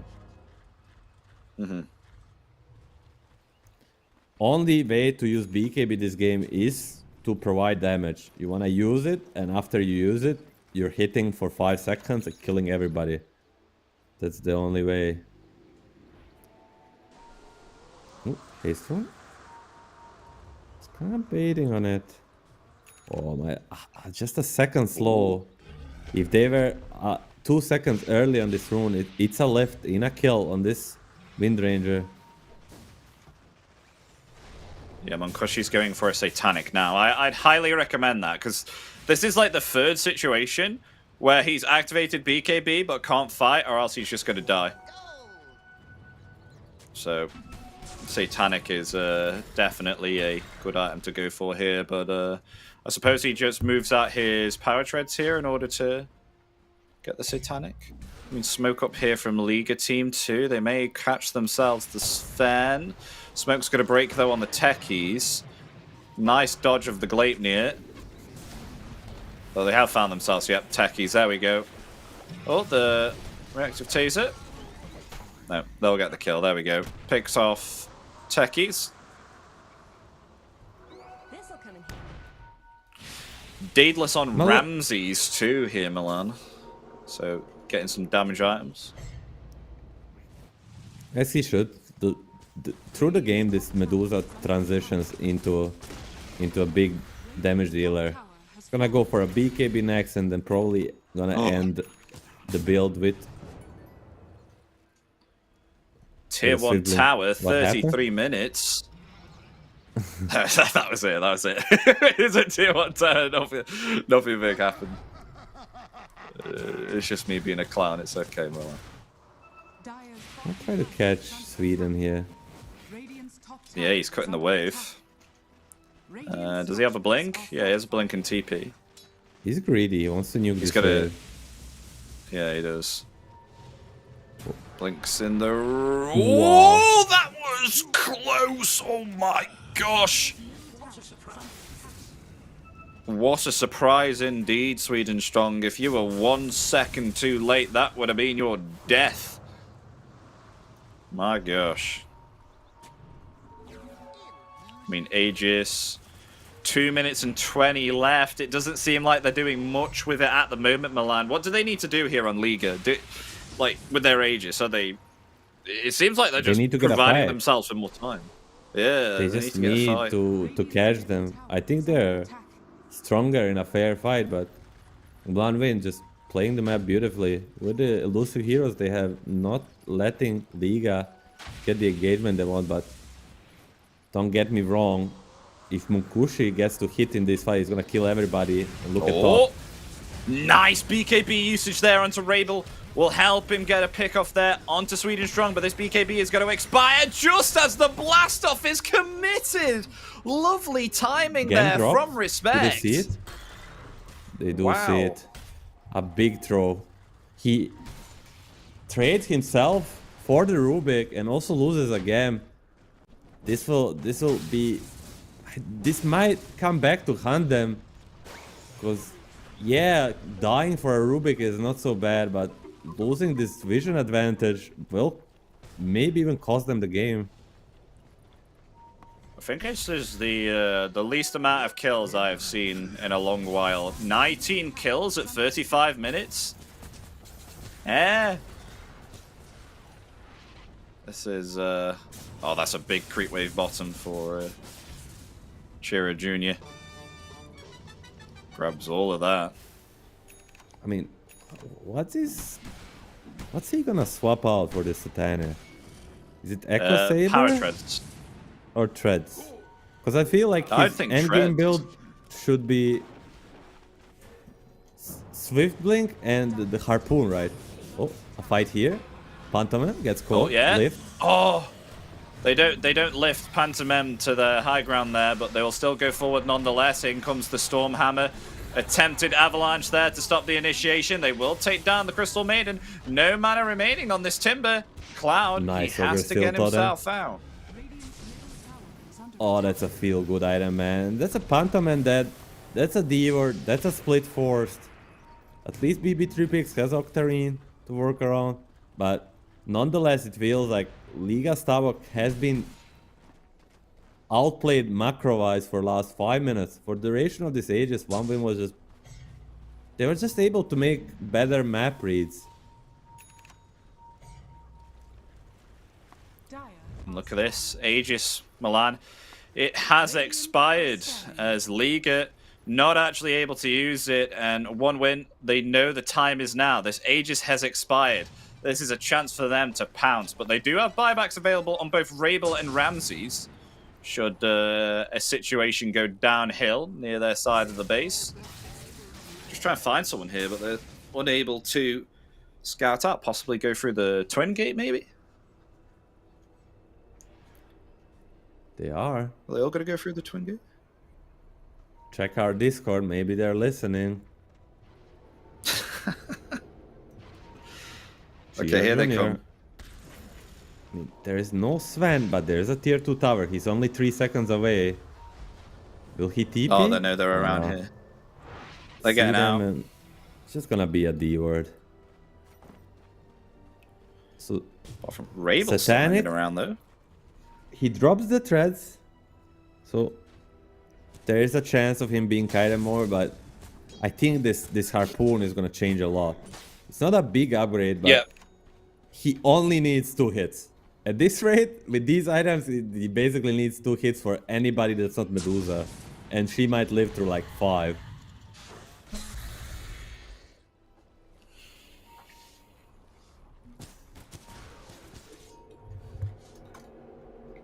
Rabel doesn't have a lot of net worth, considering this is a Wind Ranger middle, but I guess neither does Shira Jr. at the moment. Almost 40 minutes in, just around about 3 items. Still a magic wand in the inventory. I mean, not, I guess, the same as Rabel, because he has himself a gem of true sight in his inventory. Are scanning. But still split up, all of 1 win at the moment. Looks like this could potentially go on for a long game. As neither team are confident in attacking each other. Maybe perhaps they're just waiting out for the next Roshan, because we'll know for sure when it's going to spawn in about 20 seconds. So, and oh, okay, at this time, Liga, they want to go for a smoke here. I think they know that Shira Jr. may still be wanting to farm this lane. Yes, he is. In comes the Avalanche, BKB. Nice usage. Will just remnant away. You do need to combine it with that shackle, or else he's just going to do just that, BKB, and remnant out of there. It's going to be a very early rush, 40 seconds to respawn. They could force them back on the side of 1 win and then just smoke down to the rush. That would be the best play possible, but it is very dangerous versus the Tiny. Dire's middle tower is under And Liga will not, Radiant's bottom tower has fallen. they will not go back. They will not be forced. I don't know if Ramses is going to go a Swift Blink now, because look at his items. He's already like practically 6-slotted. He's got himself a fresh BKB. They're going to be going Roshan again. Now it's up, so Radiant's yeah, DD on the this slam. game goes on. Or the AD, not the DD. Rush is up though. Who took last rush? It was Medusa, so it will was, yeah. roar. But just way They're too going much to take it too damage. quickly, though.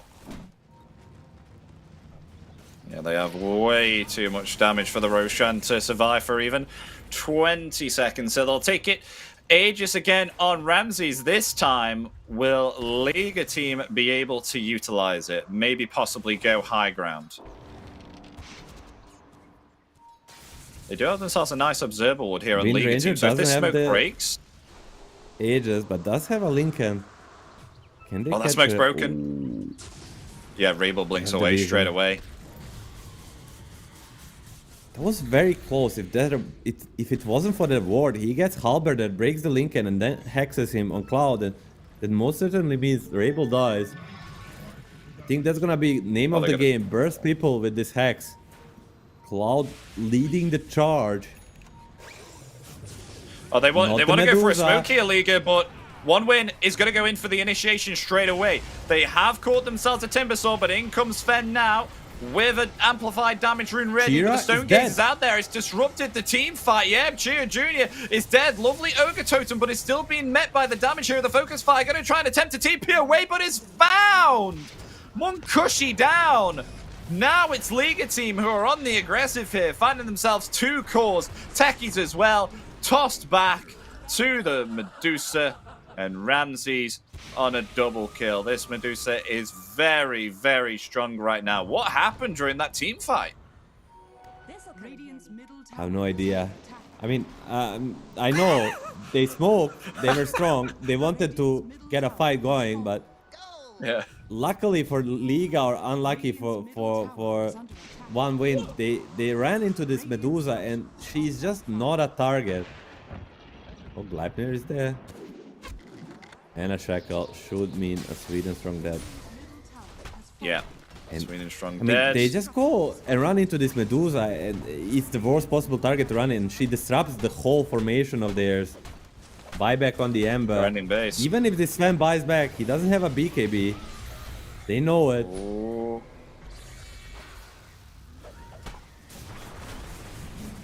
I mean, there's an avalanche. Okay, buyback from Rubik. Buyback remaining for the Sven, but his BKB's on cooldown. is Oh, a lot of 1 mana HP. used. Yeah, Ramses is gone. Coming back alive, though, with full HP and mana.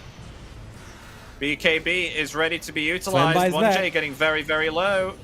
Yep, Sven buying back now, slowing down 1J there with the chakrams. The Whirling Death will get the kill. Returning the fire now with the Focus Fire. Cloud is okay. In comes Munkushi now. with the God Strength, but has to get back because it's taking way too much damage here from Ramses, but able to heal up there with the Satanic. But the damage from the Stone Gaze there will be able to take down the Sven as Medusa found. Buybacks coming out now for Tiny and the Timbersaw here as well. The tier 4s are down. They need to protect this Ancient. They don't have themselves a glyph. The Focus Fire now being committed. They hit onto the Ancient, and it looks like they're going to be able to get themselves game 2. They will. Liga team finally pick themselves up this game. Will go on the aggression for the last 2 to 3 minutes and get themselves the victory. 43-minute game. Game 2 will go to them. Finally, we see this Medusa prevail. We see him buy these DPS items and actually do the damage and ends up winning this game. I think it was a much better performance from Liga this time around, but also Munkushi. Munkushi and Chira Jr. First rush was Munkushi getting forced to pop BK before the rush fight, gives up the first rush, and then second one, it was the Chira Jr. being forced to BKB, have to give up rush after that. It was just way too many free objectives for the Liga. At the end of the day, they had too much on this loser. Yeah, the Medusa was way too strong here. I mean, there was a possibility that, you know, they could have won the game here on the side of one win, but I feel like it just took them too long. Both teams were just waiting it out to see who would jump in first in that game. There wasn't very many kills, was there? Both teams just played incredibly cautious away from each other, but it ends out being the victory here for Liga team, as Ramses had himself way too many items and dealt all that damage. I mean, as you saw there, Munkushi, who tried to activate the Satanic, but obviously, of course, you can't heal through Medusa, so I'm going to go hit myself a Panda Bruling. But yeah, that was the victory there for Liga team, able to get themselves Ramses strong enough to carry them into the victory. But we are going to take a break here, folks. We are going to await game 3 and see whether Liga team will be able to pursue further into the upper bracket, or will it be one win? Find out shortly, because we'll be back in a couple of minutes. Don't go anywhere, and we'll see you for game 3.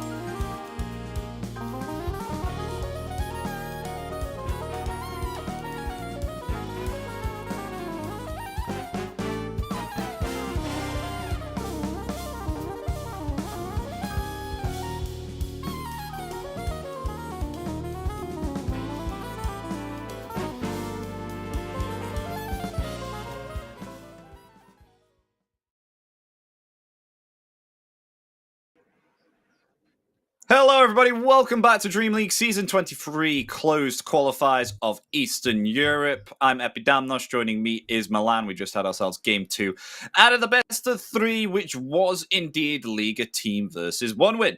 Now, One Win have been able to claim Game 1. Liga Team have been able to claim Game 2, where Ramsey's Medusa was just way too much for them, and Munkoshi was not able to output his damage any longer as the Sven during that late game, which now leads us to Game 3. So who's going to be taking this one, Milan? What are your thoughts on Game 3? 5 seconds remaining. It's hard to say. The both teams kind of showing some good sides, some, most noticeably, some inconsistency in their gameplay. So Radiant team this time around, One Win again with the first pick. Gonna ban out the Wind Ranger. Don't want to deal with it. Gonna ban the Tiny, which is a little bit weird considering they have a first pick. I guess they're just gonna prioritize some of these 5 seconds cloud remaining. heroes. So since they're gonna do that, the Tiny will be left in the Dire pool. team banned. Batrider is banned, and some of these big beefy boys are coming through, like either a Timber or Mars, most noticeably. I think Liga team, 5 seconds remaining. they just try to play against Timber again. I think that's the good approach, and I think they will do it. But what will be the last ban? It's gonna be the Kunkka. Yes, exactly. They ban the Kunkka, they leave the Timber in, and now One Win. 10 I think you seconds banned this remaining. Crystal Maiden. I'm not saying she was the deciding factor, 5 but seconds remaining. she was pretty annoying. And kind of sets up all the oh, they're gonna ban the Timber Oh. and pick up the Mars. Oh, Crystal Maiden. Oh, complete switcheroo from One Win. Yeah, that's pretty intriguing, isn't it? So, actually, not only banning the hero that we thought they were originally going to play, but also picking a support that most likely Liga wanted to pick up here too. 5 So I wonder what seconds they're going to remaining. respond with that. I think that might set them back a little bit as what they need to plan next. So definitely think they're going to take some reserve time to think about this one. Yeah, definitely caught off guard, as you say. Good point.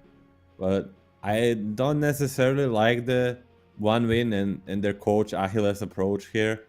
Like, basically banning two of their best heroes themselves. Like Tiny, Sweden strong Tiny. We saw the game 1, he was dominating. And the game 2, they lost with the Timber, but Cloud was pretty far and played pretty well. Radiant team It just banned. might be an overreaction, and Liga team will respond with the techies. Yeah, I thought maybe perhaps they could have support. first picked the Tiny, because as you said, Sweden Strong had a... No, it wasn't Sweden Strong, it was 10 seconds remaining. Cloud. I swear it was Cloud who had the good Tiny performance. 5 Yes, seconds exactly. remaining. But it's still Sweden strong signature hero. Because, yeah, it was a Right, new okay. technology. Game 1, position 3, Yeah, Tiny. With the Kanda. Yeah, but With the Kanda. it's just that. Like, it's very confusing. Like, okay, I was thinking, like, they're gonna pick the Timber, so that's why they're banning the Tiny. But banning both Tiny and Timber is truly confusing. Gonna Dire ban that team banned. Ramsey's Alchemist and the Rebel TA. So in the second phase, deciding for the super signature heroes. These are basically level 30 Grandmaster, or is level 30 Grandmaster? Yeah. The level 25 It is. Master, and level 30 is the Grandmaster, right? Yeah, bang on. 5 So seconds super signature bans for One Win, and Liga team, Dire maybe a team Lifestealer ban. No, they're gonna go with the Puck.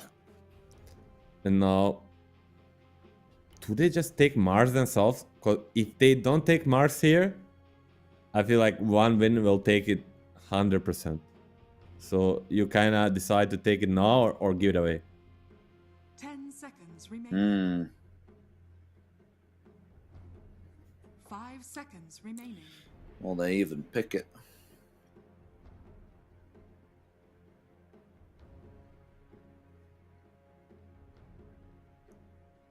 I'm hoping for maybe perhaps something different. Something that would take One Win Radiant team by picked. surprise here. I mean, they'll go Brewmaster. Brewmaster again. Okay. Did you feel that the Brewmaster was quite good in game 2? Because I don't know if I was looking in different areas, but I didn't feel like it had like a massive impact to me. I think it was just okay, nothing to write home about. Like, just as you say, not necessarily felt, but it's a stable hero. Overall, I like it. Like in the vacuum, I like the brew, and we're gonna see the gyro. Yeah, Maybe these are a some good carry picks. gyro, maybe a Sweden strong gyro. He also plays this hero quite a lot. I did like your little sentence there about it's like, was it good? It was like, not something to write home 10 about. seconds It wasn't that good. I never heard that before. That made me laugh. 5 seconds. But yeah, they picked themselves up Gyro. Nice hero that can possibly flex, so we don't know for sure whether it could be a position for Gyro or it could be on the carry. And this hero tends to farm up pretty quickly and is able to come online around about the same time as a Luna if it's uncontested. I think that's the case. Funny you say Luna, because I feel like Luna or the Sven is going to be a hero we're gonna see come out from Liga team. Team pick. I think Lash. Luna is a very Ramses hero actually. So With the Lash being I've seen him picked, play a bit. it should mean that they're saving the overall last pick for the Ramses, Ah, right, okay. 10 seconds remaining. which I like. I think Ramses is a better win condition player than the Rabel as of this moment. So give a Rabel mid something that is not really counterable like Lash, and give the Ramses last pick. Okay, so Shadow Shaman comes What do you out. go for Munkushi versus the Brew? Like usual suspects are the Lifestealer and the Slark. 10 seconds I remaining. mean, I like let's Slog go because with the obviously. Lifestealer, man. 5 seconds. I mean, Mage Slayer on Slog though is pretty nice.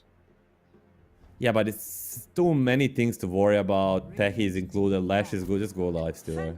And it's gonna be the PA. How did they Here we forget? go again. Oh, he saw what he did in Should- game 1.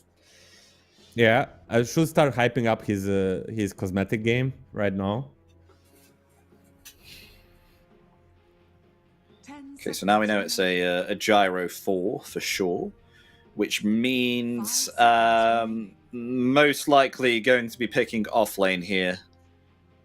So we'll look to see some bans of off lane from Liga, and they'll ban out Faceless Void on One Win. What else do One Win not want to be going against carry wise? Because obviously, of course, Faceless Void I'm can not- solo a PA and a Chrono. I'm not even sure what's like good carry to carry matchup versus the PA. I'm looking at Ramses' games before. 10 seconds. He played Naga. It's a okay Naga game. Pango is decent against it already. Let me have a look. Maybe does Ramses play Troll? Because Troll would be nice against Pango and Phantom. Because obviously, of course, the Berserker's Rage goes through BKB, He plays and then some you troll. also Bloodseeker will- as well. It will heavily be influenced by whatever Cloud picks up next. Because they'll ban Okay. the Doom and Magnus, and Yeah. they'll leave Centaur and Mars in the pool 10 the most seconds remaining. most visibly. Dire team pick. Oh, they banned Bloodseeker will Bloodseeker. be the ban, and Lina. wait. That It means means Pango is the offlane, right? it could be. I mean, it could be Lina offlane. Some people do tend to do that, but I haven't seen it in the pro scene because Not the that's Cloud, kind of. not the Cloud. 10 seconds So Oh. Pango offlane opens up for many heroes, some that are remaining. weak laners, I would say. So maybe a Morphling, because you're playing as Gyro, even a support Gyro, turn into him. gonna be dishing a lot of damage, or with the he's in the lane. I mean, Naga is okay. It's a really hard for pick for me. It's gonna be Medusa again. But man, they picked Medusa twice. They're gonna pick it third time. No Wind Ranger around. But Oh my gosh. they picked it into this PA, man. Last time this was the matchup. Munkushi was laughing. Yeah. I don't know about this one, Chief. I can see what you mean. I know, especially from looking at game 1 when Ramses went Medusa and was not able to fight against Munkushi at all. I don't know. Maybe he knows something that we don't and is going to go an item which will just stop Munkushi from one-shotting him. Maybe. I don't know. But I agree. It's definitely something we're not seeing. Maybe they show it to us, but overall, Pango is a good hero against Medusa. PA is a good hero against Medusa. Lina is a decent hero against Medusa. Gyro and CM are also kind of annoying. So, unless you're stomping the lane, which you will not, I don't see why Medusa is so hot. I feel like they're just choosing the comfort, but maybe, let's see. Still need to execute. Maybe we'll have to shut up and praise the Ramses. Apologize for ever doubting him. we will see, though. I mean, ladies and gentlemen, game gets underway now. Game 3. Out of this best of 3, who is going to stay in the upper bracket? And, of course, potentially be going up against Virtus Pro here. Because if one team gets eliminated, then it is proven that, because already the games have concluded on the other side of the stream, that whoever loses this game will be going up against Night Pulse in the lower bracket round. However, if whoever wins this will be going up against Virtus Pro. So, let's see who will be coming out on top. Oh, a late smoke, as I would say, OG smoke, because they kind of started doing this first. They want to make a big wrap around.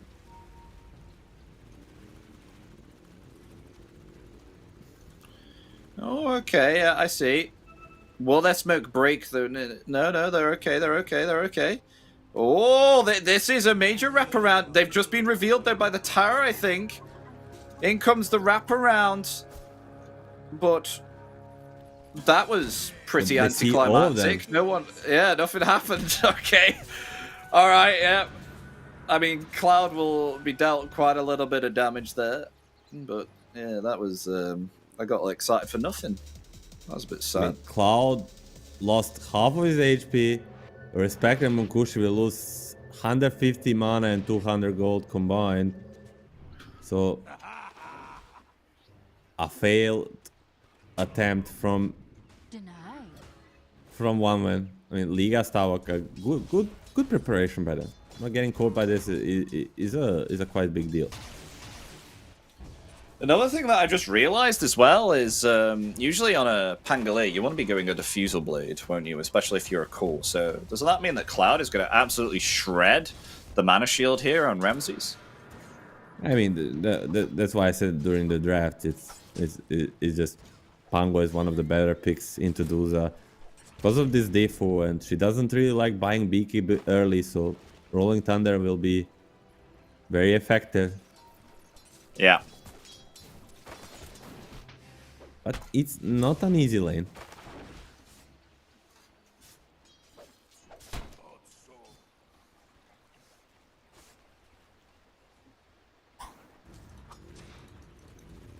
Yeah, so I wonder if Ramses is going to be able to get to the stage where he wants to... that he got to in Game 2. I don't know, even if he got 6 slotted items, if he could defend against the PA you know, the insane damage coming out from the Monkoshi Revenant's Brooch. Because compared to Sven, Monkoshi can just, like, if he decides, oh my god, this is, like, a really bad fight for me, he can just Phantom Strike away. So not a problem for him. And then he can just re-engage once the BKB's down, one-shot the Medusa, or, you know, within mere seconds, actually, just take down the Medusa. Happy days. So we will really need to see how this game comes out, because we do have our concerns for this Medusa pick. But, you know, Ramses, he may prove us wrong. He may win the game, and this Medusa turns out to be great, and then we look like fools, because he did really good. We'll yeah, see. I mean, the start for Liga is the laning stage, of course. Especially this bottom lane. I feel like it should go very well for them. It's not the case right now. The top lane is going pretty well, but that also might change once Sweden gets low 6. I wonder Blood grenade what committed. build... Oh, blood grenade Triple committed. slow. Yeah. Blast off. Blast up is dead. That's a first blood Yeah. for Ramses. Wow. Ooh. That's a mana Now boost that- at minute 3. Yeah, that's good. It's And the I earliest mean, mana boost in history of Dota. that was the earliest kill within this series as well, because usually it takes about 6 to 8 minutes to get first blood. So that's impressive. Now, I was just going to say, I was wondering whether Chira Jr. is going to be going magical build here or physical on the Lina. Because we saw in Series 1, which was Team Spirit versus Nemiga, that we had ourselves a Lina mid, and that was LOL, who decided to go kind of like a magical build with the Shaman. I know the Shaman's on the different team, but still, the magical amp, you know, is pretty nice. I'm just curious as to whether we're going to see physical damage or magical. Yeah, I as think said, maybe physical. The right click Lina is much more common, Yeah. but Larl did show the power of the Magic Lina that game. Although they lost that game. They did, yeah, they did lose that game. I do think it's going to be physical, though, because obviously Monkoshi is going to convert his damage to magical using the Revenant's Brooch. So it would make sense if they want to, you know, not go through the same means of attack, because then that mean you can get an Eye of Skadi against the Medusa, and affect of movement speed and attack speed also, which is quite nice. And it'd be very nice, particularly against the Leshrac as well, who wants to heal up with spell lifesteal and stuff like that. Lina is kind of a... The right click she does is not really fully physical, because she does buy the Gleipnir. She Yeah, uses like this I see what you Laguna Baitor, so it's kind of mixed. But as I said, even though with Larl showing, I really prefer the build. Top lane. Sweden strong. Being aggressive. That's a level 2 rocket barrage. I mean, Cloud is pretty low. Got to be That's careful of the... respect. Oh, gets the kill. Was that a Glyph blood pop grenade? too. Do they want to dive him? I think it was.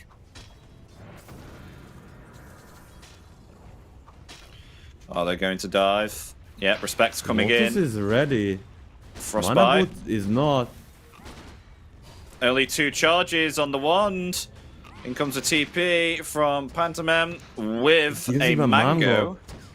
Blast-off's there. That's a dead Pangolier once again. 50-50 on the mid lane. Who gets the rune this time around? It's going to be a Chira Jr. A big change from the last game. Because last game, Rabel got like first 6 runes, and then the 7th arcane rune got denied. Has been killed. So already on the board for Chira Jr. A much needed rune, I would say. Pushy. 3-man rotation. Oh, nice shackles, but taking quite a bit of damage there. We'll have to back off. They won't be able to benefit from that shackle onto the PA. Both If they mids spot actually the rotating. Lina, they bot. most definitely will know soon as Rabel pushes in the mid and nobody is there to respond. And D-Wars too. Radiant's middle tower is under attack.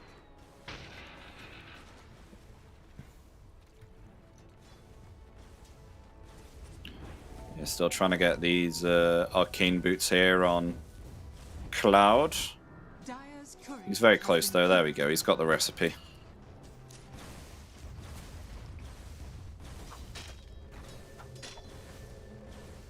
How will Munkushi fare up though against Brew? Because I think I remember saying if they wanted to go. I mean, speaking of Brew actually might be dead here. Slowed down there by the dagger. The Blood Grenade is going to be committed. The homing missile will connect, and the Rocket Barrage with the Frostbite.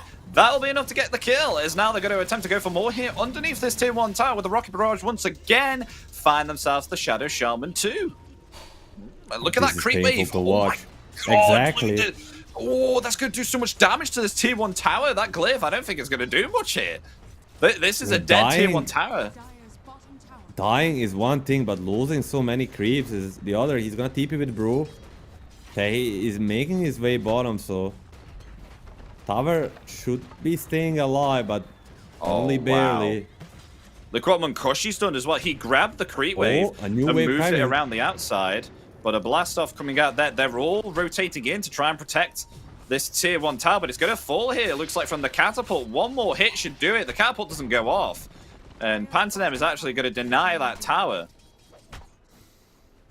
A huge pickup. At least they don't give the gold to Radiant's middle the one win. is under attack. Last hit wise, I mean, Medusa doing around about the same as the PA at the moment. But I was just going to highlight that you said in game 2 when they pit themselves the Brew is good against the Phantom Assassin. Did I hear that right? Did you actually say that in game 2? Yes, I think they were gonna pick some hero or the Brew, and the other hero would be bad into the PA, so the Brew kind of made a PA pick a hard, but it should be a hard lane, but PA basically won the lane. So that's the hardest part. Later down the game, the Brew doesn't do too much to the PA. I mean, it's just these PA players, especially like Watson and now Munkushi, they're just proving that they know how to lane PA better than others. Is there a split? Oh no, they may find Still the like Brew a- again! As Brew attempting to flee, they may still find a return kill at least on the Gyro. They will do so indeed, but Brew will fall. Killing spree for the Crystal Maiden. I mean, would be much beneficial on the PA, but you know, at least you're dominating this bottom lane, if so we- pretty much free farm for Munkushi. If we click on Brew right now, and Yeah. we'll see he's like 1 experience away from the level 6. And if that Gyro 10 XP. was a level higher, he kills him, gets a split off, and you know, maybe even turns for more. A big difference, and Was there that's all. Dire's structures was there 3 heroes there on the bottom at the time? Because then if there was cannot only recall. 2, I'm sure there was. Because PA if there is was getting only 2, hunted. then he would have got the XP. Or PA is getting hunted. Oh, Pantame, it's gonna miss. The sticky bomb won't. Oh, Munkushi needs someone Blitz to is ready TP. now. Blinks on to Cloud. Cloud rotating in. Okay, Munkushi's okay. But that Cinder Brew along with that that vessel really does do some damage. Radiant's top tower is under attack. Gonna stop pressuring now. They have themselves the Split Earth ready. Rolling Thunder does indeed come out. No follow-up though, and taking Oh, quite a bit of watch out, damage the there edict from is that strong. Diabolic Edict. It is. You better watch out. Dagger will force out the Primal Splits. As now they'll attempt to get some vengeance for their fallen tower and try and find a Beautiful tower stuff for from- themselves. Beautiful start from one wing, kiting this Brew split, first forcing it, now kiting it, now freezing field, Pantame, 1 HP, Swashbuckle. They're just playing them like little kids, man. This stuff is beautiful to watch. Like perfectly, like watching an AI play. One win, showing class here. Oh, that reminds me of the old TI. What you just said. Oh, what was it called? It was OpenAI versus OG. Do you remember that? Yeah, When Vancouver. OG went all against an AI team, and then it was the first way they introduced it was when Dendi went up against a SF OpenAI bot on the mid. Oh, they got themselves CM.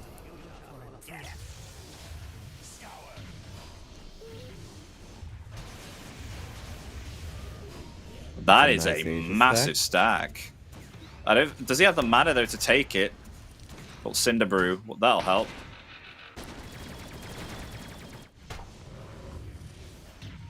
There we go. They get all of those stacks. Very nice, very juicy. Diffusal Blade though on the way for Cloud. And Ramses is starting to farm up and leave this top lane now since he's got himself the Manta. Can just start sending those Manta illusions now to the lane creeps. He does not need to show himself anymore.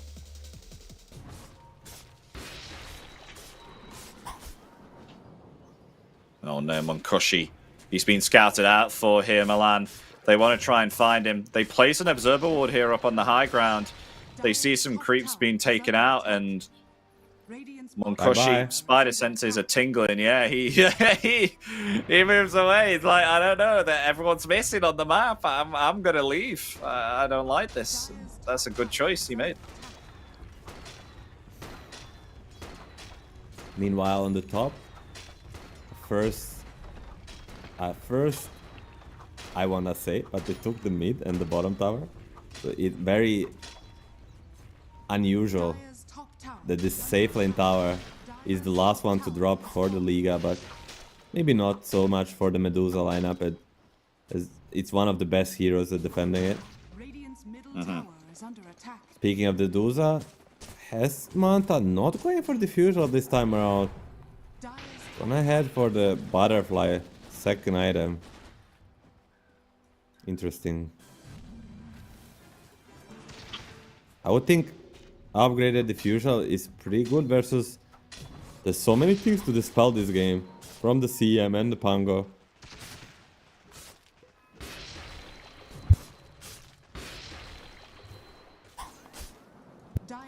How is net worth wise looking at the moment? Oh, yeah, Ramses above there. Almost 3k gold ahead of the PA. But that is to be expected because, as you were speaking about, Milan in Game 1, PA at this moment in time farms pretty slow. I mean, especially during the early stages at the moment with the Battle Fury. But Battle Fury is on the way now for Monkoshi, so should start to recover here on the PA.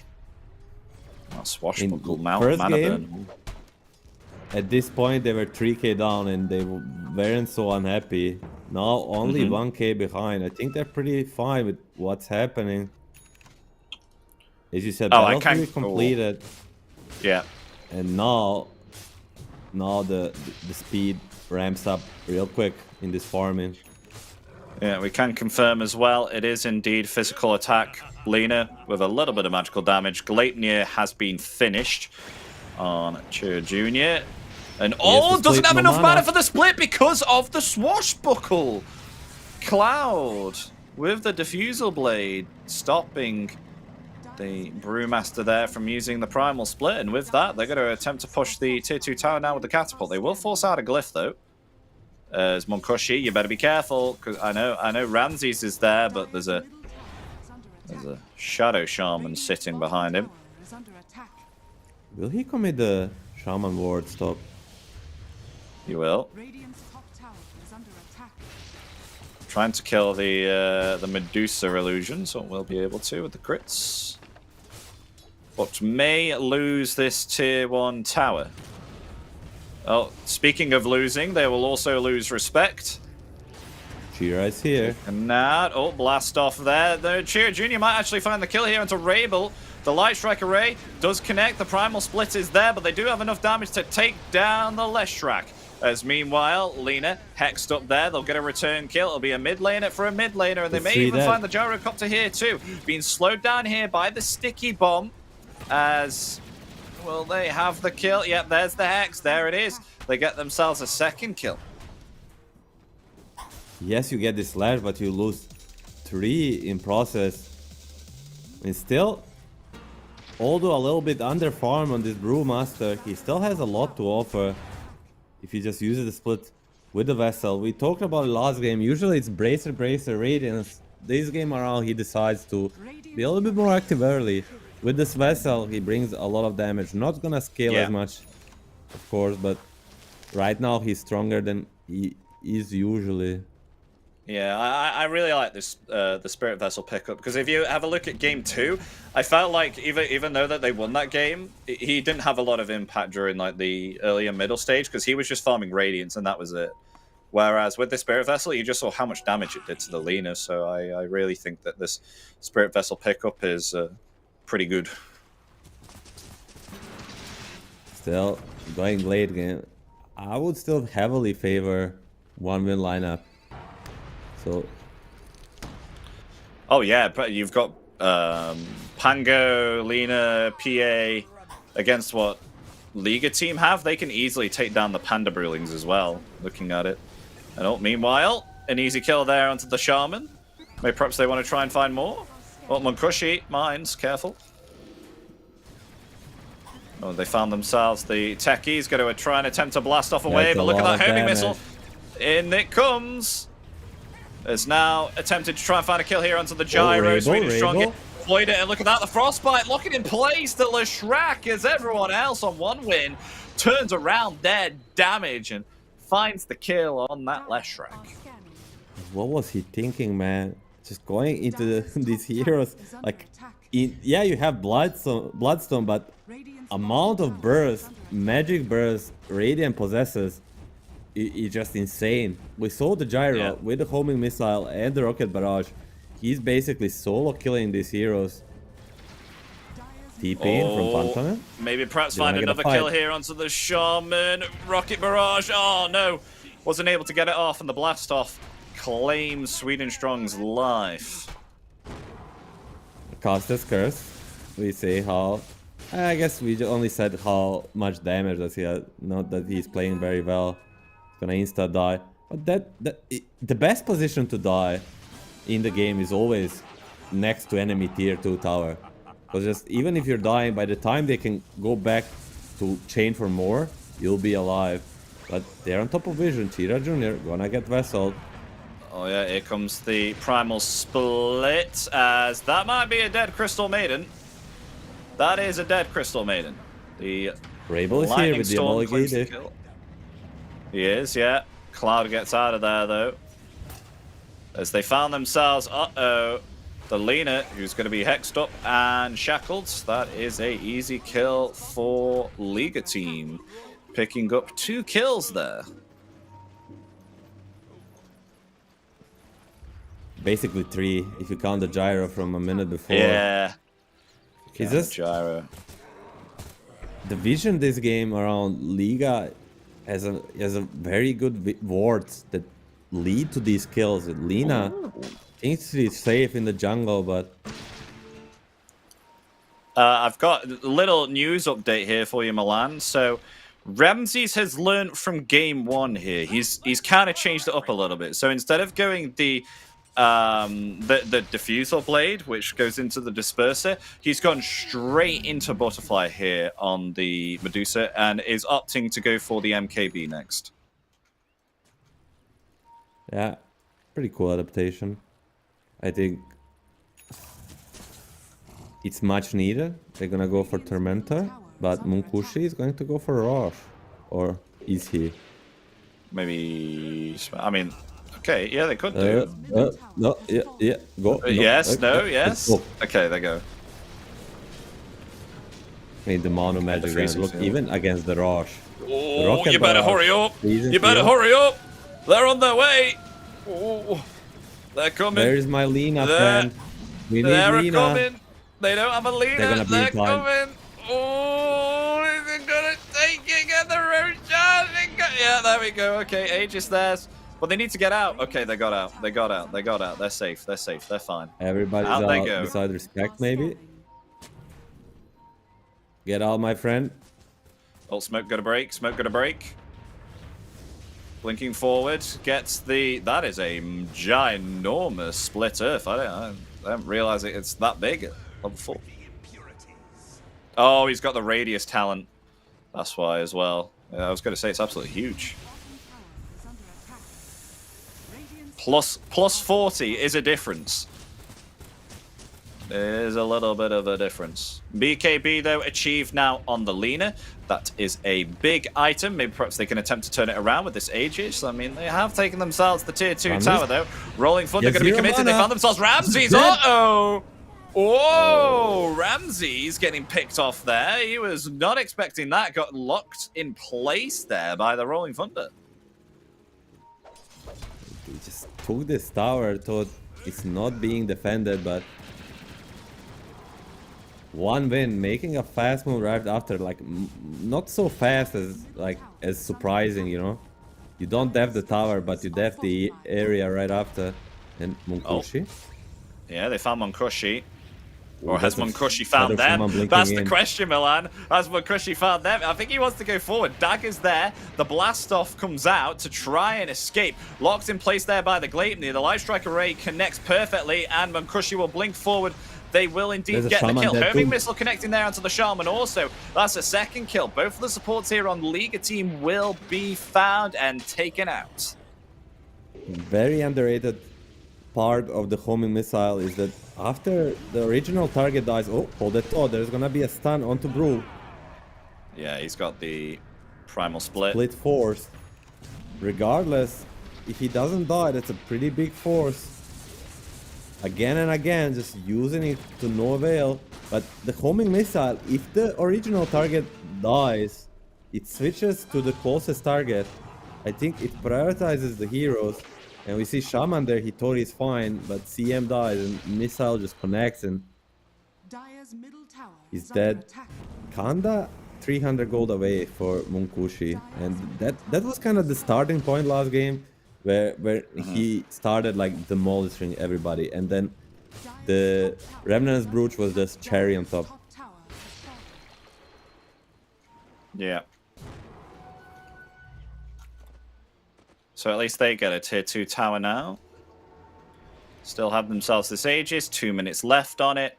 And PA now matching the net worth of the Medusa. So still trying to attempt to get this MKB here. I just find it's quite a problem here for these Medusas. That if their mana is completely melted, how the heck did they get it back? I think the only way is to like pray that you'll be able to get a 1 charge off and then fire a Mystic Snake and it bounces onto 3 people where you can just steal your mana back. I don't know. I hope that Cope the Grace is broke. Hope it's bugged and doesn't work. It's the only way. 3-man smoke, 4-man smoke, with the PA having blower and the Aegis there. 2 BKBs up. They have everything ready to take this fight. And just see techies. Yeah, Rolling Thunder. That is the techies dead. They're going to try and attempt to go for more.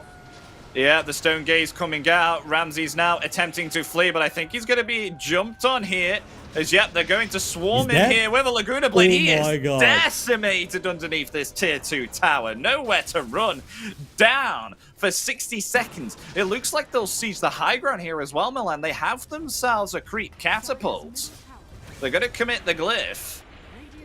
Do they have themselves the Agnim shot, though, on Lesh? I would advise they do, so they can at least, you know, try and push them back and defend high ground. But he wants his BKB more, I think.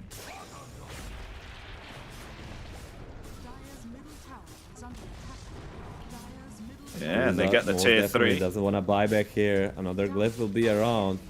They can start to spam a little bit, but Aegis is up for 25 seconds. And the thing is, when Duza is so close to respawn, she really doesn't want to buy back. Maybe it's time to commit a little bit.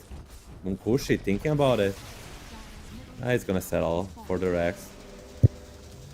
Yeah, they won't play it too greedy. They'll just take the melee racks and get out of there. Happy with that. As Aegis is now going to expire. And a Blink Dagger obtained for Chira Jr. So actually wants some play around here with the Blink. Doesn't feel like he is in a position to take advantage and get killed. So actually goes a Blink. Wants better positioning. Okay. Blink Dagger it is. MKB. Also the next item for Chira Jr. to pierce through that butterfly on the Medusa. As if Laguna Blade wasn't enough damage, because that felt like what did the most damage to the Medusa.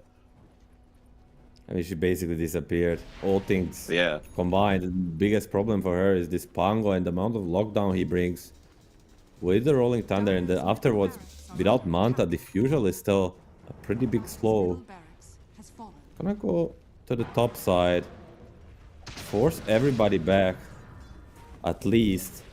No, a big wraparound of a year.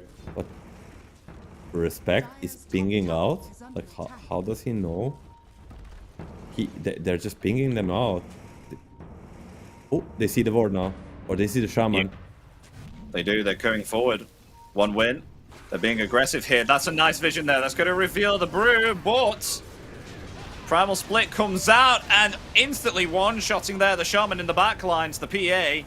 Buyback here from Shaman, wants to join back to the fight. Ramses is here now. Will get stunned up, however, by the Herming Missile. Out comes the Rolling Thunder, along with the Swashbuckle too. Chira Jr. slowly falling. They will be able to get the Leshrac, though, there nonetheless, as now a BKB and TP here from Munkushi will be able to get out. That BKB was a 9-second BKB, so there was no way that they were going to be able to pierce through that.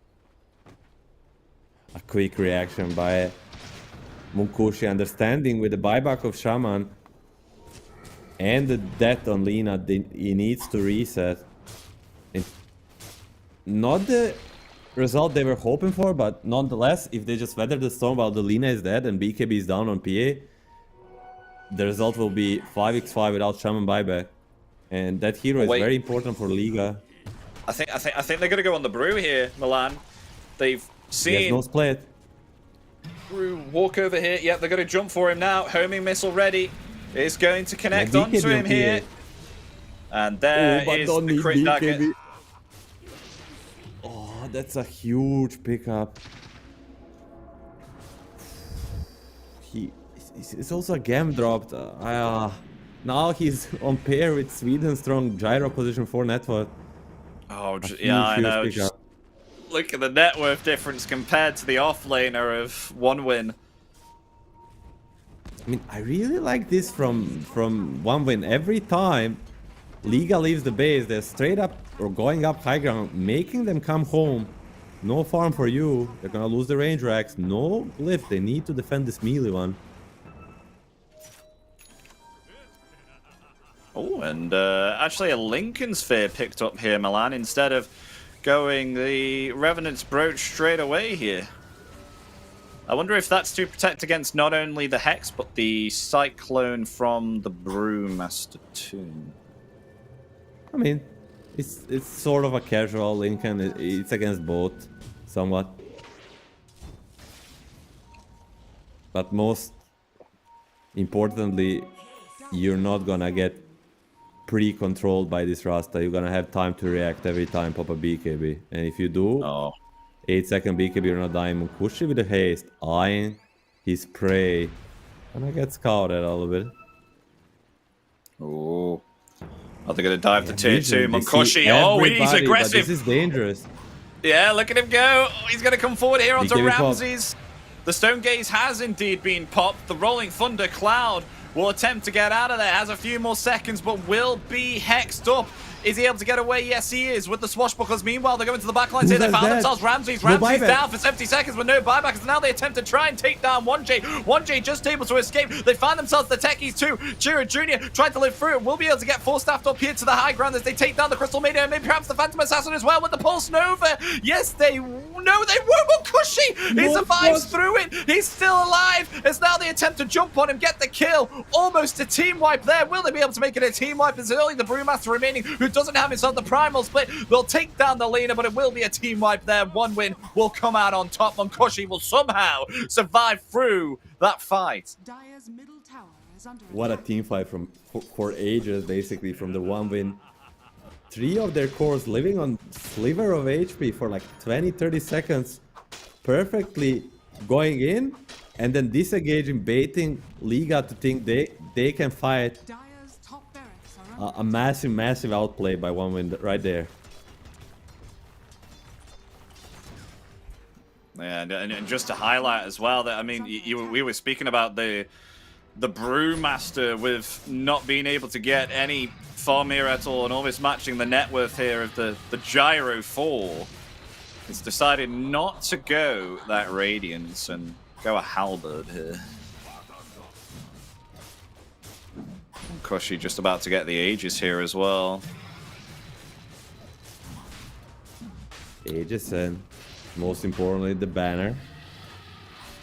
It's so sad here for Ramses. It feels like he gets jumped on straight away, has to pop the Stone Gaze, and then after that, it's either you've either got yourself PA or Lena ready and waiting to just jump upon Ramses, and then his mana just completely disperses, like has no mana at all to defend himself. The simple answer for that, I mean, I say simple, nothing's that simple in Dota, is to try to get initiation on their own, smoke around, use the Tehis and Shaman to do something before this roll comes out, before this Medusa gets jumped. But against the Aegis, and soon a Revenant's Brooch. Oh, has he almost got it? Oh, yeah, so... Oh, dear.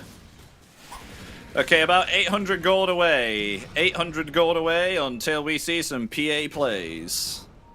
And it's going to be Disgusting Part 2, Electric Boogaloo with the PA. Look at his poke. Going on. Oh, that's a lot of mana. Oh, my gosh. And that was through a butterfly, might I add. This butterfly is doing no absolutely joke. nothing. If he wanted to press BKB there, we got a kill on this Dusa. It's a little bit risky. I don't blame him for not going for it, but it just shows like this is not a fair fight. This Medusa, she can't stand even a second versus this PA.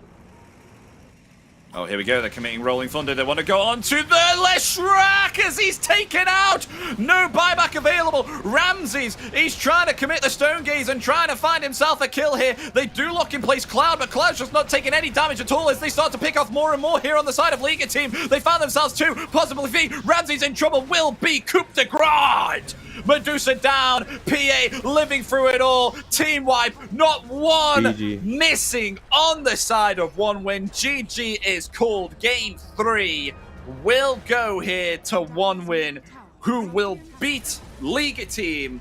It is indeed 1-win who will be facing Virtus Pro here, and Liga team, they will be going up against Night Pulse in the lower bracket.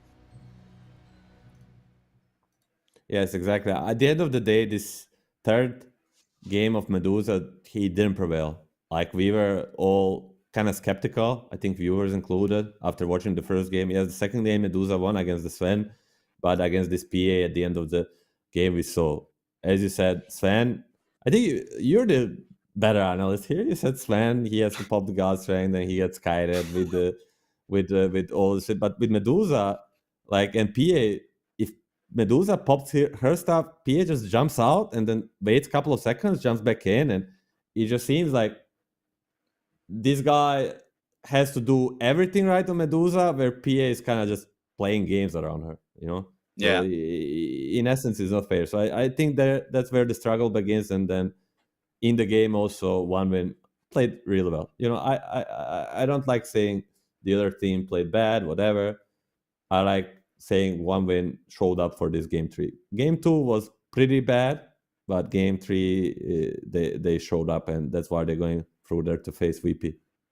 Yeah, I feel like Ramses was targeted heavily here. I mean, you've got a blink dagger on Chira Jr. as well, who attempts to just blink to the back line, as you saw in one of those team fights where Ramses got deleted, and then Laguna Blade, and especially the Diffuser Blade on Pangolier, which I think you mentioned about as well when the draft was getting underway. Just so much stuff to deal with, and when you have a low mana pool like that and just buying a lot of damage items, it's kind of hard to kind of defend yourself against that. So yes, ladies and gentlemen, one win are your victors. So that is it from myself and Milan for the rest of the day. But you do have one more series to come. If I am correct, the final game that you will be watching, ladies and gentlemen, is Nemiga Gaming versus Asakura, and it'll be casted none other by Cap and SVG. So the OGs are coming to take over from us. Don't want to miss it. Don't want to miss it. So thank you so much for watching, guys. You've got yourselves one more series to go, which will be coming in around about 40 or 50 minutes. Take care of yourselves and have yourselves a great day. Bye-bye.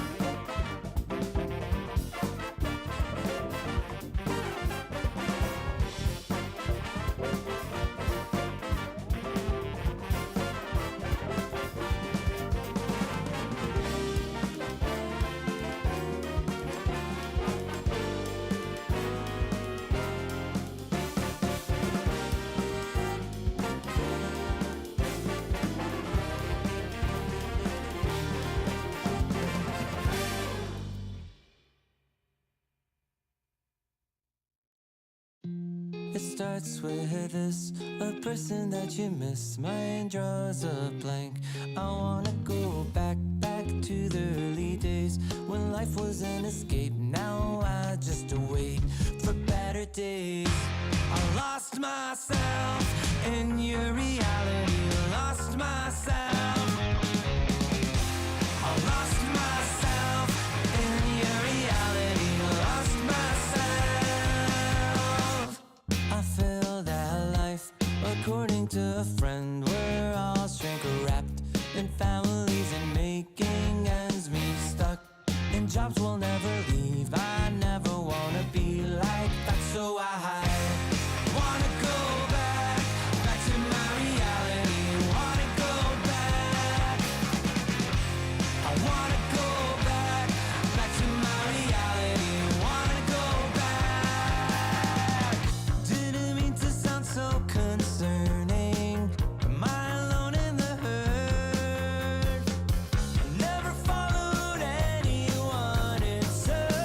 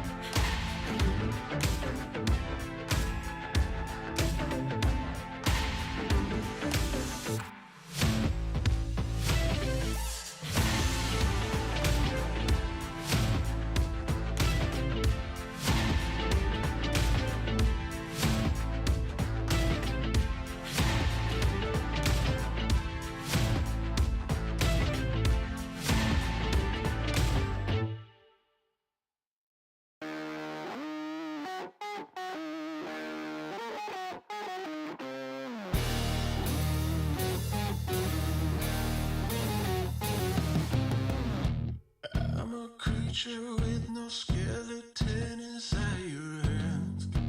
Got no home address, I come and go as you command. And it's fine with me, and it's fine. I'm a bandit that you use to keep from bleeding out.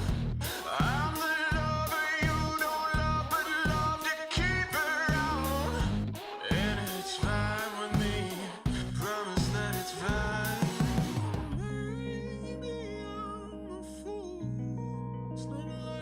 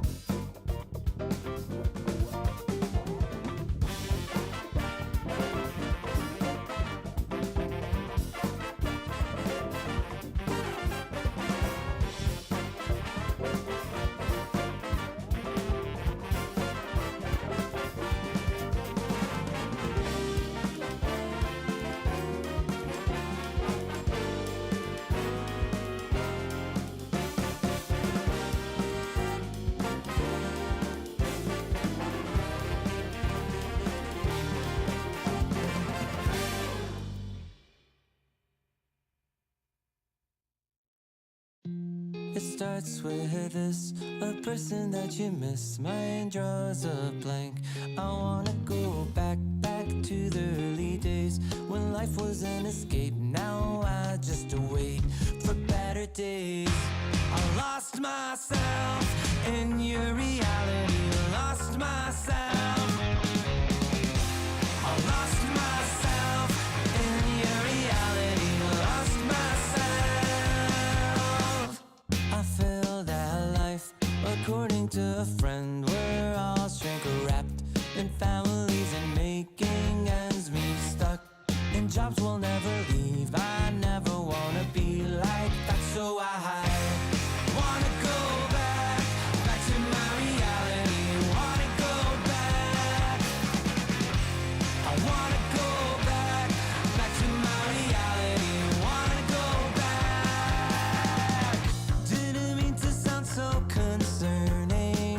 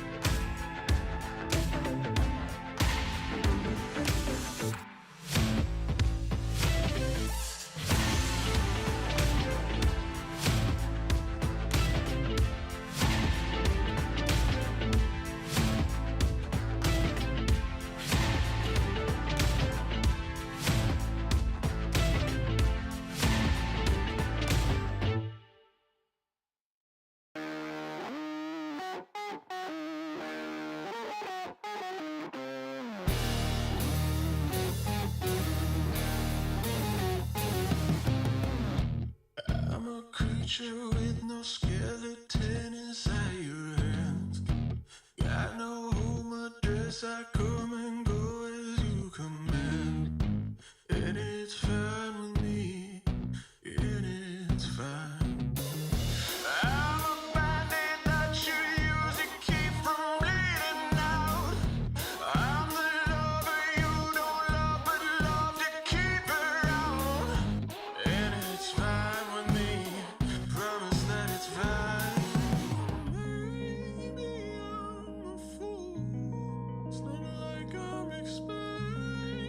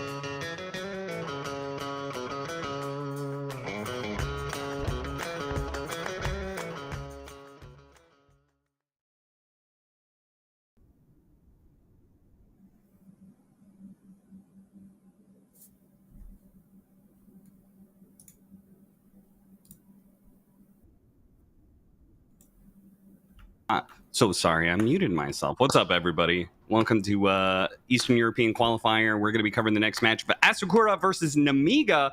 It's going to be me and Avery, who's rocking a hat. I've never seen you wear a hat before in my life. Well, I watched Bulba for all these years, and I'm inspired. So, you got to take after the best. You want to be the best, and that's what we're doing today. Okay, all right. Sure, it has nothing to do with the sunburn that you got? Why are you going into that instantly? Why does that have to be the first topic of today? I don't think it has to be, Austin. I think the people want to hear about the Dota. Yeah, well, okay, then tell me, what do they want? What do the people want to hear about in this match? They want to hear about Crownfall, right? That's what we all want to hear about. Where is Crownfall? Who is Crownfall? What has Crownfall been doing? Is he going to appear in the series? I don't know. It might. You never know. That's why you should watch. Yeah, you think there's a possibility they're just going to drop Puppet Master, whatever his name is, right in the middle of this qualifier? 10 seconds. All I'm saying is there's one Eastern European team that made it out of this qualifier. Do you know who that is, Austin? No. It's Bet Boom, because they already qualified, right? And that team has Nightfall on it. Could be related to Crownfall. That's all I'm saying. But I'm not gonna come up with theories. I think we leave that to the better people out there than us. Okay. But the big question to me is, are these qualifiers going to change the meta at all? I feel like they're not. I feel like most of these teams are going to look at what happened in the previous tournament. The patch, there isn't some patch to change everything, which is what I was getting at. So why force a mix-up, right? You rather just try and be better at what everybody currently accepts as the status quo than try and vastly change it up? Sure. Okay, so we're going to be seeing much of the... I mean, already looking at this drafting phase so far, I see a lot of familiar faces, that's for sure. Timbersaw, Mars, Dragonite, all banned away. Crystal Maiden and Chen banned away. Centaur first pick. Batrider as the response. And this all seems pretty normal to me. But we are also watching two teams who did fall to the lower bracket immediately. Shout out to Namiga, though. They actually put up a fight apparently against Team Spirit, where they managed to take a 67-minute long game against Team Spirit. They lost the two after that pretty quickly, but they showed they could stand up to some of the big dogs here at this qualifier. I think they just had a really strong laning phase oriented draft. They had like Luna Ench. I think they caught Spirit off guard. I think Team Spirit can also be a weak game one team. You look at a lot of their series in the last month, especially after their huge win streak, and they tend to do better in games 2 and 3. I think they can play a little slow as well compared to a lot of these other Eastern European teams. So honestly, maybe not as surprising as it looks on paper, but it definitely does show some of the strength of this squad. I think when they have a good laning phase, they look really dominant. So unsurprised to see them go for something like Centaur here, which out of that offlaner pool, there's one offlaner that's going to like dominate a lane blind. It's probably this hero or like the Mars. Of course, the Mars is banned. The Timber gets banned. Doom is left in the pool, but that hero has been pretty team specific, I feel. Definitely not as universally broken. But, of course, Sven, back in the action as Lightstealer and TA get banned. Namiga wanted the Sven, and they will not get the Sven because it gets insta-taken. So what is left to counter the Sven? There's Faceless Void, I think would be great for them because you have time dilation for the bat as well. But I don't think you take it here. I think you take it on that 18. Take 2 supports here to help kite the Sven out. Whatever your choice is. I wouldn't mind like Shadow Demon +1. Yeah. Oh, okay, well, there's some serious fighting. Interesting. So I was thinking Shadow Demon because I think Shadow Demon kites Sven and deals with the Batrider with the Shard. Pugna is similar, I guess. You drop the ward, it can really mess with Batrider on the lane, and then you get the anti-Sven save on top of it. Player's preference too, maybe. But I can see the logic here. I think the Pugna pick's fine. It does what you need that pick to do. I will agree with it more if we can get one more bit of synergy with the Pugna. Whether that's like some sort of heavy magic damage or like Storm Spirit type hero that takes advantage of the mana. Something like that, you know? That's Centaur, baby. Centaur Pugna lane. That goes back to TI8. Or LGD were running that for Chalice Centaur. That was their go-to lane. It was Centaur Pugna and Centaur Shadow Demon. I don't know if they'll run that lane here because we haven't seen a lot of 4 Pugna, but it is an interesting option versus Sven, who really suffers versus Amplified Magic. The one thing you have to think about in this game is that Sven Ags with the Dispel, you need to line up your Decrep saves properly or you're useless. Yeah. Pango continues to menace the draft. What do you think they're gonna do to finally kill Pango? What nerf happens that actually like kills this hero all the way? I mean, you can always kill a hero, but the most obvious one is the Diffusal interaction. If something about his Diffusal Swashbuckle gets nerfed, the hero will disappear because he has no other itemization. So yeah. That's the biggest one to me. I mean, if you nerf his ult interaction, like if you make it easier to cast spells on him during Rolling Thunder, obviously that would kill him as well.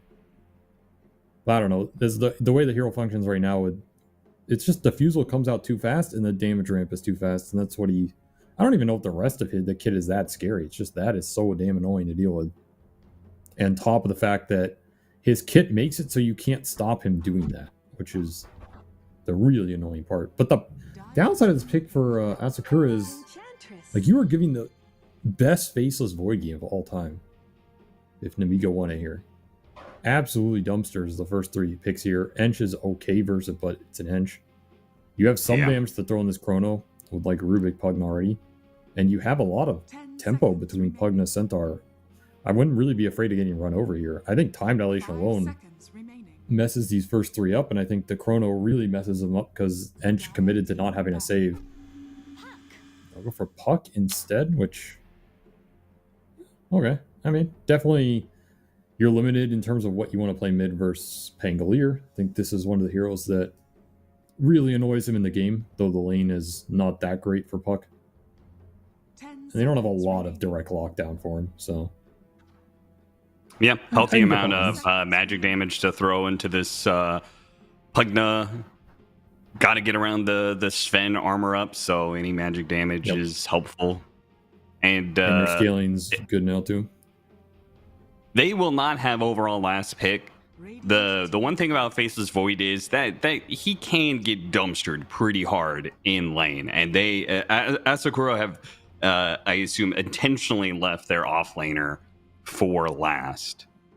Is it okay to pick Faceless Void and then you just get picked up like some sort of Viper or something and just have a completely awful lane? I mean, I think it is. I think that's one of the heroes you're okay. As long as it's a good time dilation game, I think it's fine for him to have a slower game. And you're going to win lanes elsewhere. Like the Centaur lane should win. Or free farm. And then you had the counter pick mid, right? So I think I think it's good enough. Like, you have a good time dilation game with damage thrown in the Chrono, and then you have 2 lanes that are going to do well, in theory, off your draft. I think it's still on the board, but if you want something stronger in lane to deal with the blind offlaner here. I mean, the question, though, is, like, what is left for the offlane? There's Doom and, like, Enigma or something. There goes the Luna, which was Namiga's choice in the game they took off Spirit. It went absolutely ham for them. So it's a solid ban. I don't really know what Asakura want, though.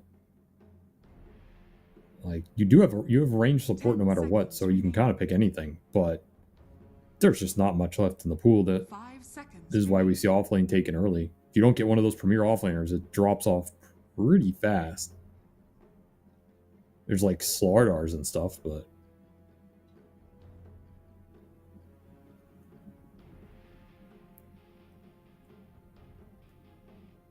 Well, we'll see what they drop here. I mean, I think the scariest pick might be something like a Lycan or something that just tears the backline up here and gives you more physical amp for these 2 other cores to go in. Yeah, Vision and Hero then as you have well. some late game synergy where you got the bite on a Sven, which is pretty scary. They go for the Terror Blade on Namiga. Are you down with that? Dissuades the Lycan if they were thinking about it. I don't know if they were guess. thinking about it, but you do get that 10 reflect damage seconds amp. remaining. I mean, Terrorblade, I think, is always fine. He just does his 5 job. Like, you want a carry that's going to do well in lane and give you physical damage, it's Terrorblade. So they just Yeah. don't know what the offlaner here is. They're going to pick it because they're worried about the Doom. They're worried about the potential Lycan. They're worried about, like, a Beastmaster playing fast. So it could be an edge 4 down there. Unlikely, but, like, you know, you have to consider these things, and you just want a pretty strong laner that's not going to get run over here. And you can, again, I think Namiga favor having stronger laning phase if they can. It sets himself up well here, but the Zeus. Now select your Oh, the classic. Ooh. The Okay. classic here. So we swapping things around a bit. Interesting. I mean, I guess. I mean, what does this offlane Pango buy, though? I feel like this hero just completely died in the offlane because the itemization is about the diffusal, and then you just can't really go diffusal because you don't have the levels to use it, if you get it really fast. So they're going to use them as like a backline disruption tool here to get on the Pugna and the Rubik. I don't know. That's an interesting pick. I mean, it is an okay Zeus game, but it's not the craziest Zeus game I've seen. They just really wanted an answer to this Terrorblade. Felt like he was unaddressed, and they will get it here. See what Young G can do with it. How do you like his? So we've talked about Zeus quite a lot over the last few months, and you really like the phylactery into, like, you're a big believer in the shard manta buildup. We have seen that even recently it's turning more into like almost a carry. People are trying this out as a safe lane Zeus sort of deal. That's the new meta. Here you're doing this Zeus and a Sven who's already gobbling up a bunch of space. I feel like you're kind of stepping on your carry's toes if you go that build, you know? Yeah, there's some truth to that. I mean, it takes a lot of farm off the map, but I guess if you're playing offlane Pango, Well, I mean, even more so, right? If you do an offlane Pango and he goes the diffusal build, that gobbles up a shit ton of space too. Yeah, that's why I think he's just not going to go that build. I think you go some sort of utility here. Like, whatever ore items you think are strong, if you think Pipe or Greaves are strong, if you think...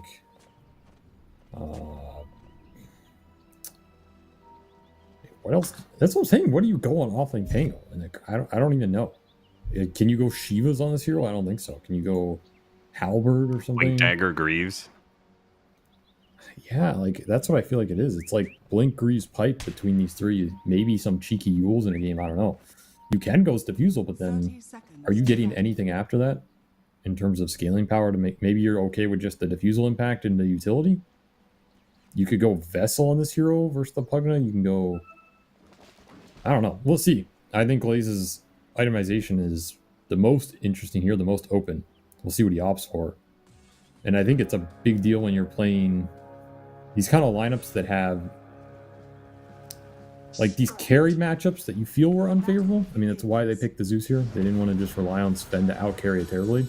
So you're either playing for early utility to try and push the tempo here, or you're playing to outscale this Terrorblade with the Zeus pick.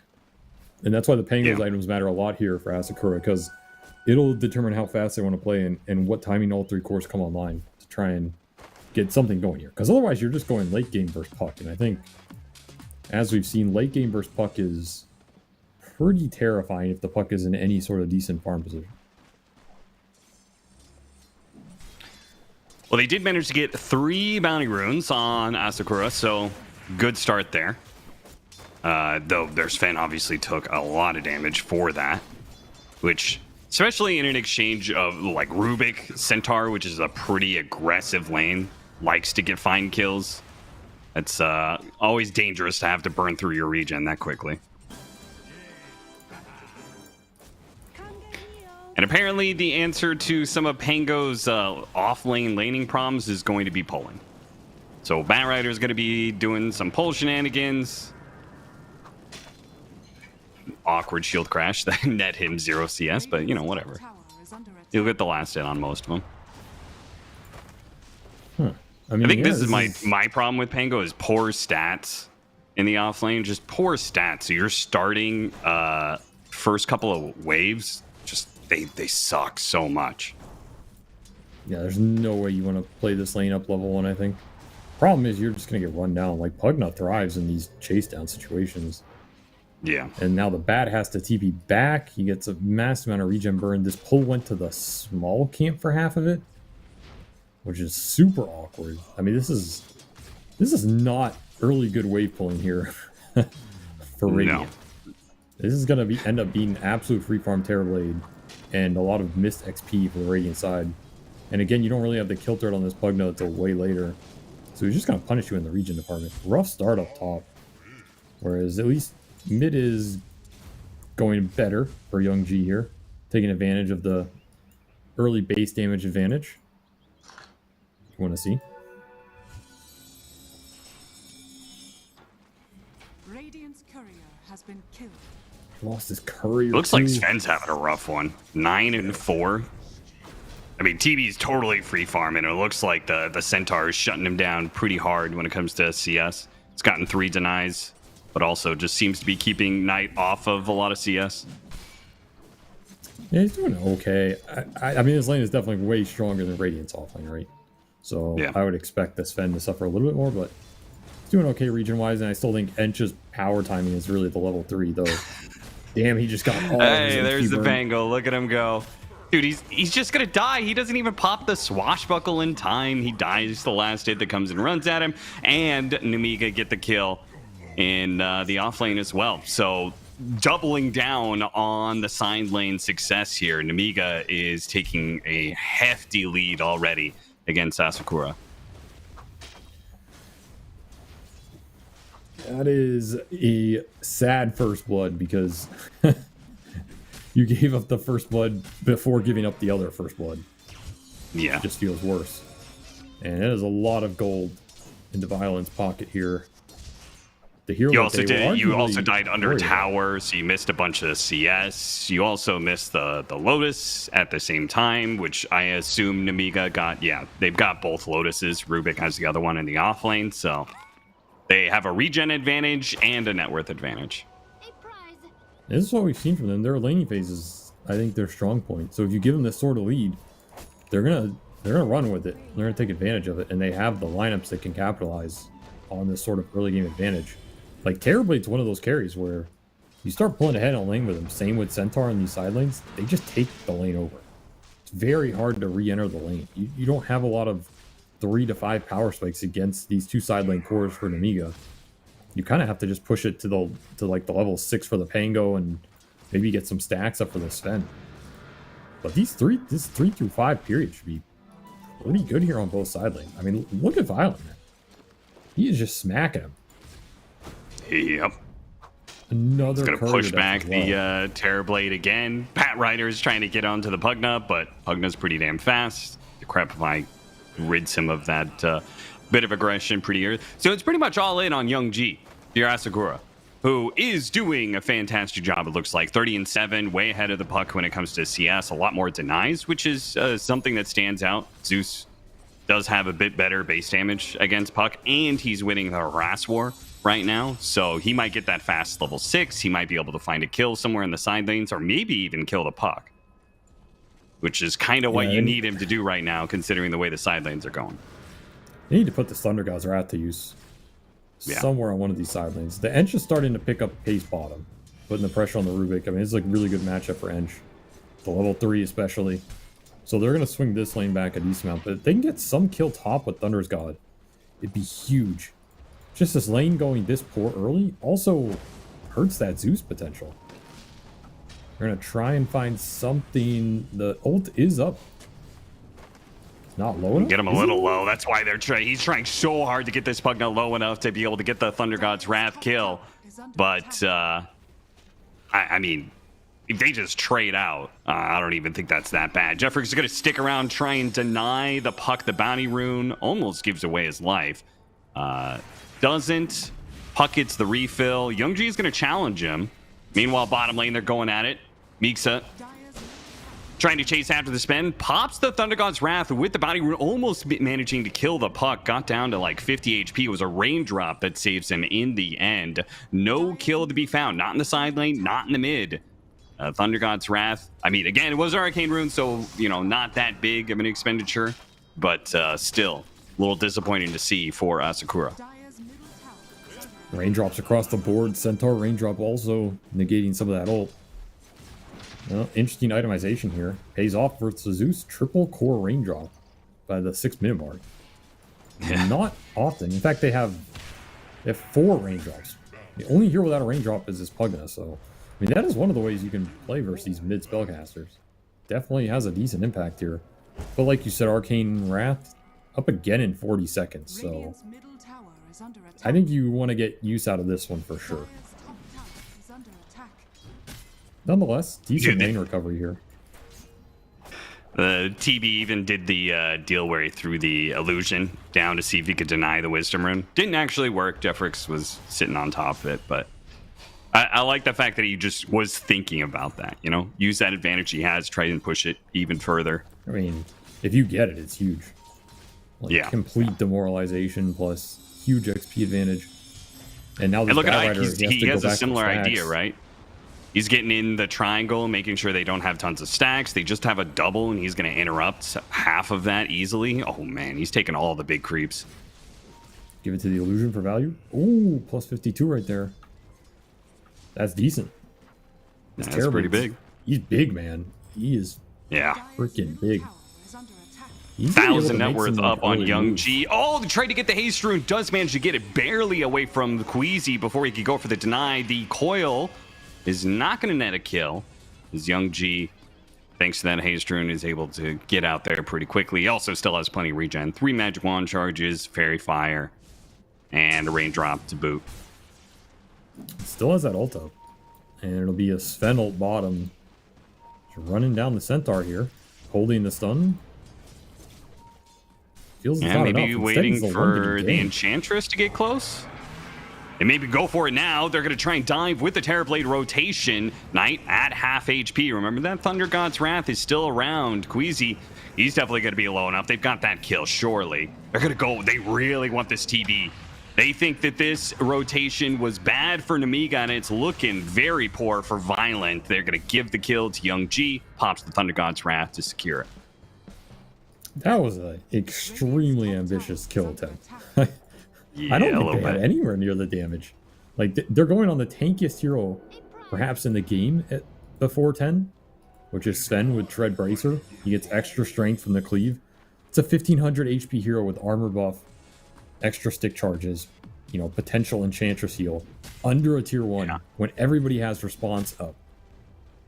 And you're bringing a Terrorblade with not even Dragonlance finish? Like, that is an insane go. They got punished pretty hard. And that was your super high net worth Terrorblade, who gives a kill away down there. So that's a big failed move here for Nemiga. I would also add that sort of team fight is exactly what offlane Pango wants, right? Defensive TP where he can very easily get a good rolling thunder off because the enemy is diving under tower like that. Yeah, I think it's a lot harder to make those kind of plays offlane Pango. You know, trying to be the aggressor. Young G, once again, trying to secure him the rune. Oh no, the Enchantress picked it up on accident, I assume. I think he was worried about the Young G was on top of it too. Yeah, either way, he'll go to base. I mean, it's another coil down. Puck has just not been able to find anything with these coils in this game. They've pretty much all been used defensively or exchanged for power runes on Zeus, which, you know, Young G is more than happy with this, as he's just free farming mid, and it's a 0-0-0 game for the puck. Not the worst case scenario for these heroes. You can just scale now, but I think there was potential to make, you know, if this mid lane went a little better, he got one of those runes, he made a rotation bottom instead of the Terrorblade, for example.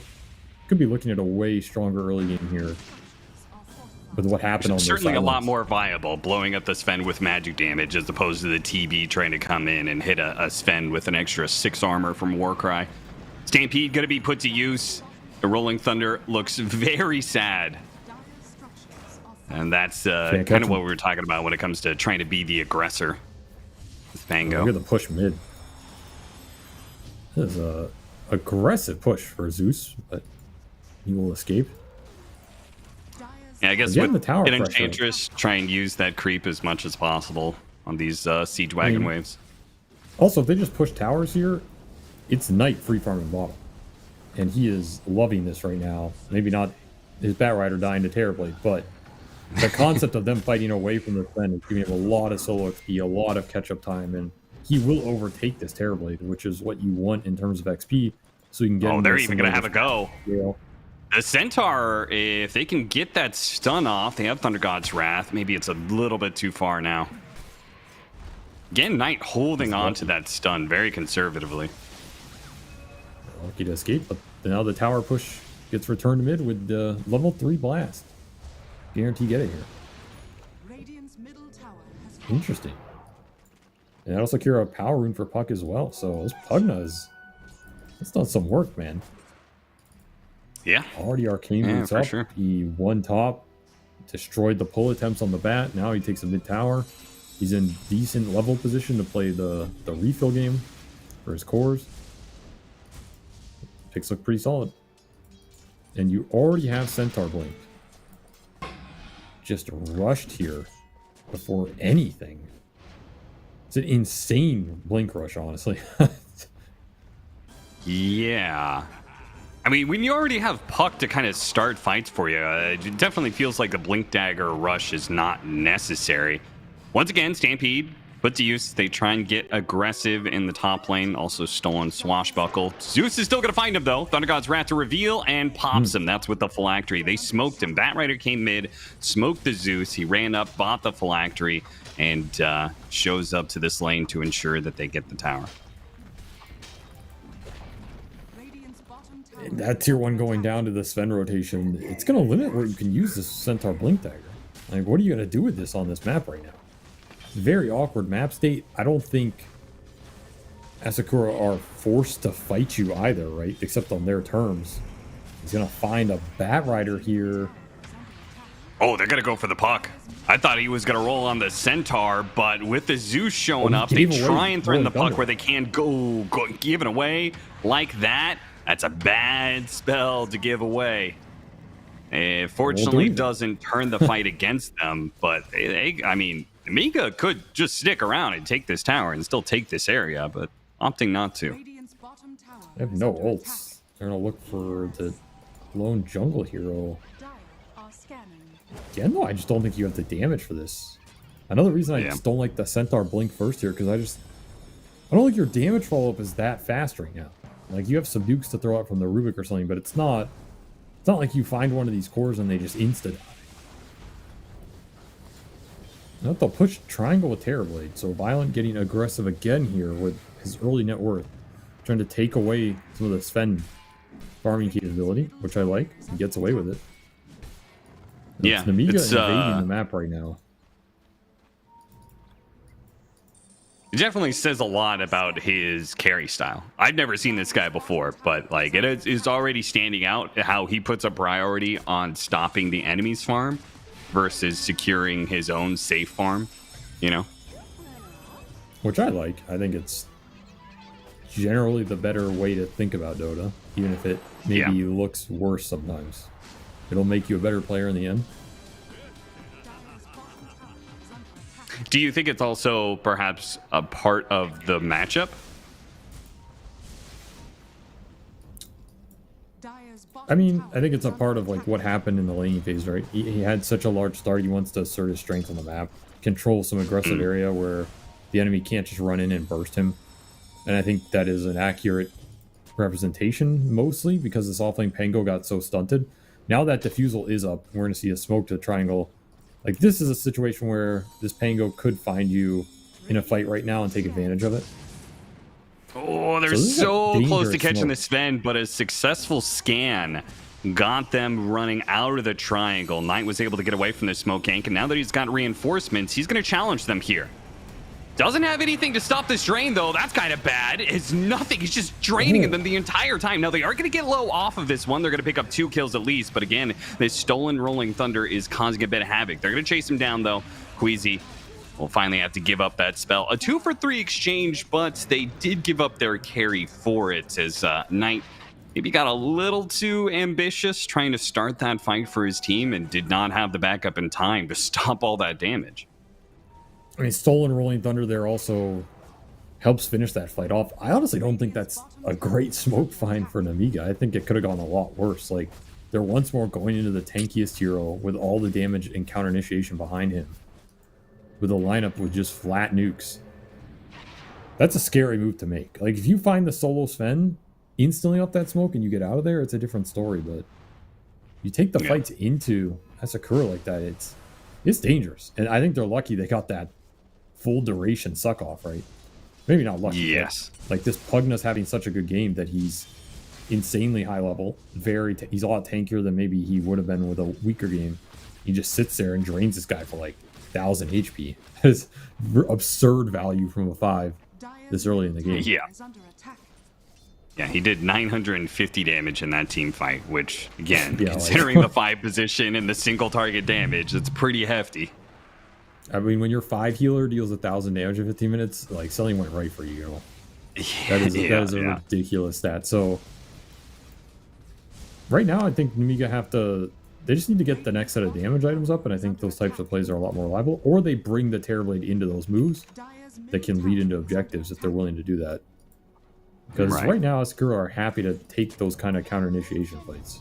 I don't think they're afraid of them. Ran into the Pugna. Diffuse a blade. Does manage to get off the shield crash this time around, so no steal there. Stolen Lasso will hold him in place, but he's got plenty of tankiness thanks to that shield crash. He hit a lot of heroes. The Terrorblade could not threaten that ball at all. And he's now going to have a Blink Dagger. So Diffuse a Blade Blink is up for the offlane Pango. Hasn't been the worst story, though. The Enchantress sticks around a little bit too long. Namiga want to make this push happen, and Asakura, he just got to either group up a little bit more, or maybe it's the Rubik who's going to get picked off without his team. Thunder God's Wrath will put him down. Damn. Power Zeus right there. Just keep that distance. Can't do anything versus hero. The 2 other Blink cores and ditch the situation. They will get a shield rune for the puck. Big rune here. Refill him as well. I feel like in a lot of ways, Asakura is actually they're getting over the greedy hump, you know? Like the Pango actually has his items. The Zeus is closing in on that Manta, already has the shard. So if he gets the Manta, and the game is still in a decent state, I feel like everything kind of worked out for them. I would agree. I mean, I think it puts some pressure on them. You got to find a fight into Roshan here for the TB, who's still king of the board right now, but is having issues using that strength to convert it into map control. Protecting their backline is also a huge deal in these fights. If the Rubik Pugna can stay alive, then like your team fight looks solid. But you know, the strength of this Pango in this game is he can just roll in, and if he finds the Pugna, he finds the Rubik, stuns him twice. Thunder's got a wrap, they're dead. Then that team fight just looks significantly worse over the long run. They're gonna run into Shield Rune Puck. This is a hard target to go on. Do have that Blink Lasso. Yeah, just a tad bit. Smoke pops. Thought about using the Rolling Thunder. They just have no idea where heroes are. Oh, Jeffrey sees him. Got him right before he goes through the portal. They'll pick up the puck, or excuse me, the Rubik. Not like a massive pickoff, but, you know, at least the smoke finds something. And it's still time where Knight is free farming away. And he's closing in on his BKB too. 500 away. Also just kicked all these heroes back to their side of the map.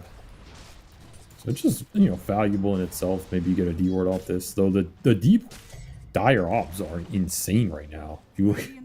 Like they have one on this bottom camp, they have one behind the tier 1 top. These are mega value wards that they can set up on them. Yeah, the last 2 smoke plays have gotten them deep vision, but haven't gotten them the successful team fight.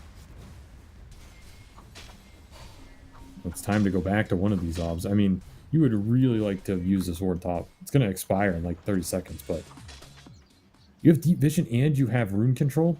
Your puck has shield rune DD right now. With like and nobody's playing with him right now. Yeah, this is so sad. He's gonna two-shot some support almost.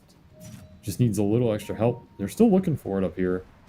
Still another really good obs up here they can set up on the Pango. Yeah, fresh ward just laid down to be able to spot the Pango. Got him inside the coil. Need the detection. Got it. Beautiful. Stomp on 2. Nice hit from the Centaur to follow it up. They'll secure the Pango and run down the Enchantress in due time. Might take a little bit, but they'll get there. This is where, can you Roche off this? Is it enough time to go to the gate? I think it's close. You could consider it. Yeah. I mean, this is the type of fight you want with the Terrorblade that you connect into that objective. He's closing in on Scotty. In fact, it's flying out right now. They have a pretty, because of this super deep ward on the corner camp, they have a pretty good idea that there's some heroes here. They're going to try and hunt him down.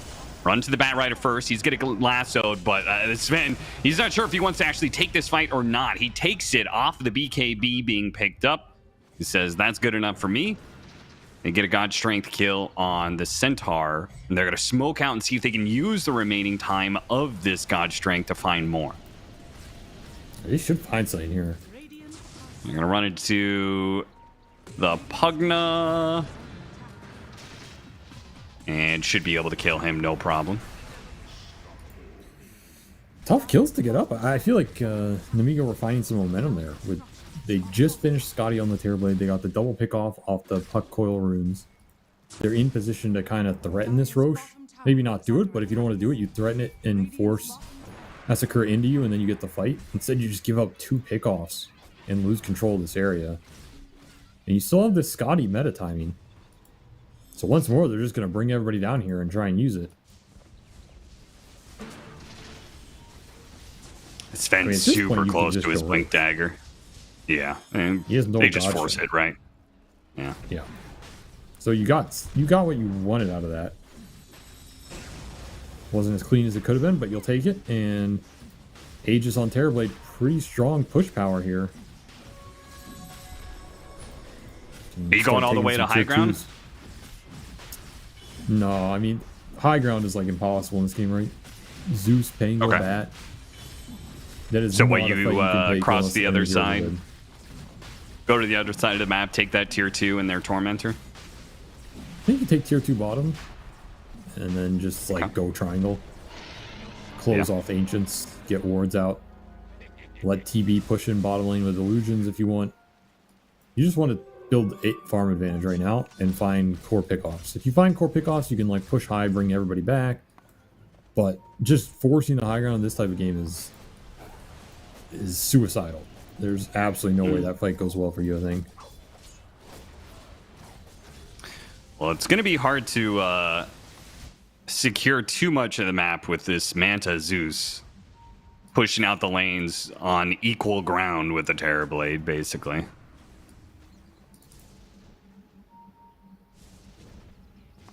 It's gonna get And that's big not here. to mention Pango also doing the same thing. Well, it's gonna be aggressive smoke, so they're looking for the pickoff game, showing the TV bottom. Try and bait it Break out. it on the Enchantress, trying to actually jump in Jeffrix. Wrong idea on that one. The Rolling Thunder is going to come through and hit a lot of the back line, though can't finish anybody off, and with the Terrorblade as support, nobody really wants to challenge this guy. Not right now, anyway. The Pango's going to roll onto him. Sven still sitting on the side here. Has BKB, no blink up for another 5 seconds. Not sure what to go on, because this TB with Rip that Scotty, high ground ward. they're trying for it, take away one of those visions. Violent is happy to take this fight with the extra life, and yeah, the Sven's just going to have to use his BKB and walk on out of here. He was trying to find Centaur there, but very timely reflection. Just a battle of the vision. They get that high ground D ward now, secure control of the area, and they find the Zeus mid. But he is way too tanky. It should Yeah, be just a trying to tier keep 2 that, bottom meta. yeah. I think Puck's just trying to keep that mid wave from pushing in, but Ooh, it's a almost Zeus got the with last Manta, one. so. It feels like Namiga are getting what they want out of this Aegis, which is TB to the next item and the Puck scale to continue to accelerate here. going straight for Parasma, finds another Arcane Rune, and they're just going top into the top tier 2. So I feel like they're making the right order of moves here. As long as they don't throw the positioning, these should work out pretty decently right now, because your team fight is... like, it's okay on the side of Asakura, but again, they're lacking a bit of team fight damage. They have really good single target burst, but that's predicated on them finding the jump with the Sven or the Bat, which has been problematic when it's just Aegis Terrorblade sitting in front of like a Pugna Rubik.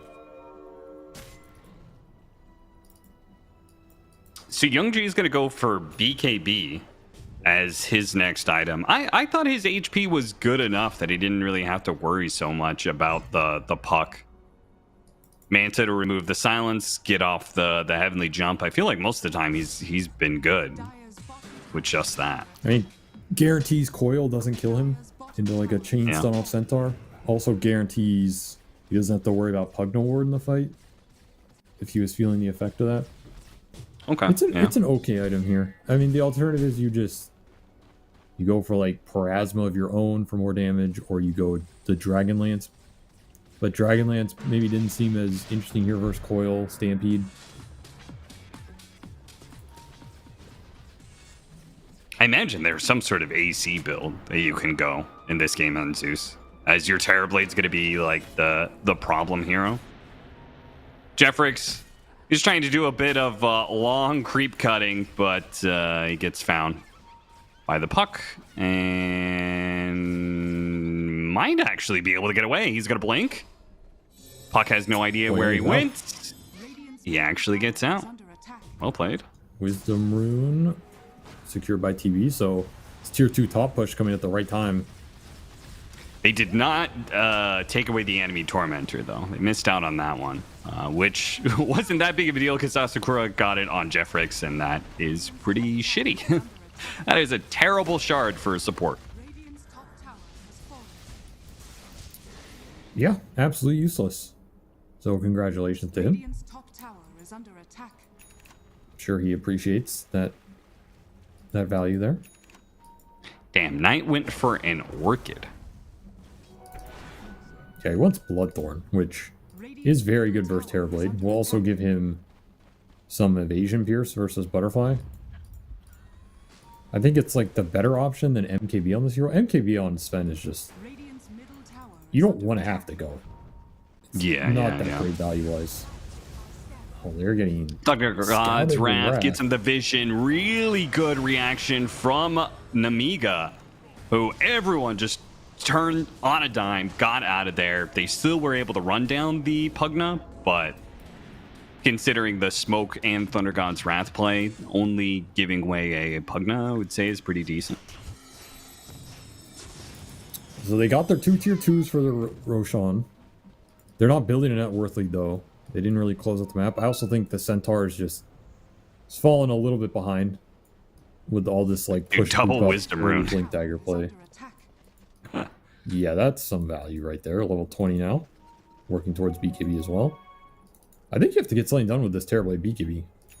Yeah, I think so like, too. Puck will scale in this game, but this Tricore feels like it's going to punish the Centaur and your 2 supports really hard. I just don't know if you're winning that sort of numbers fight.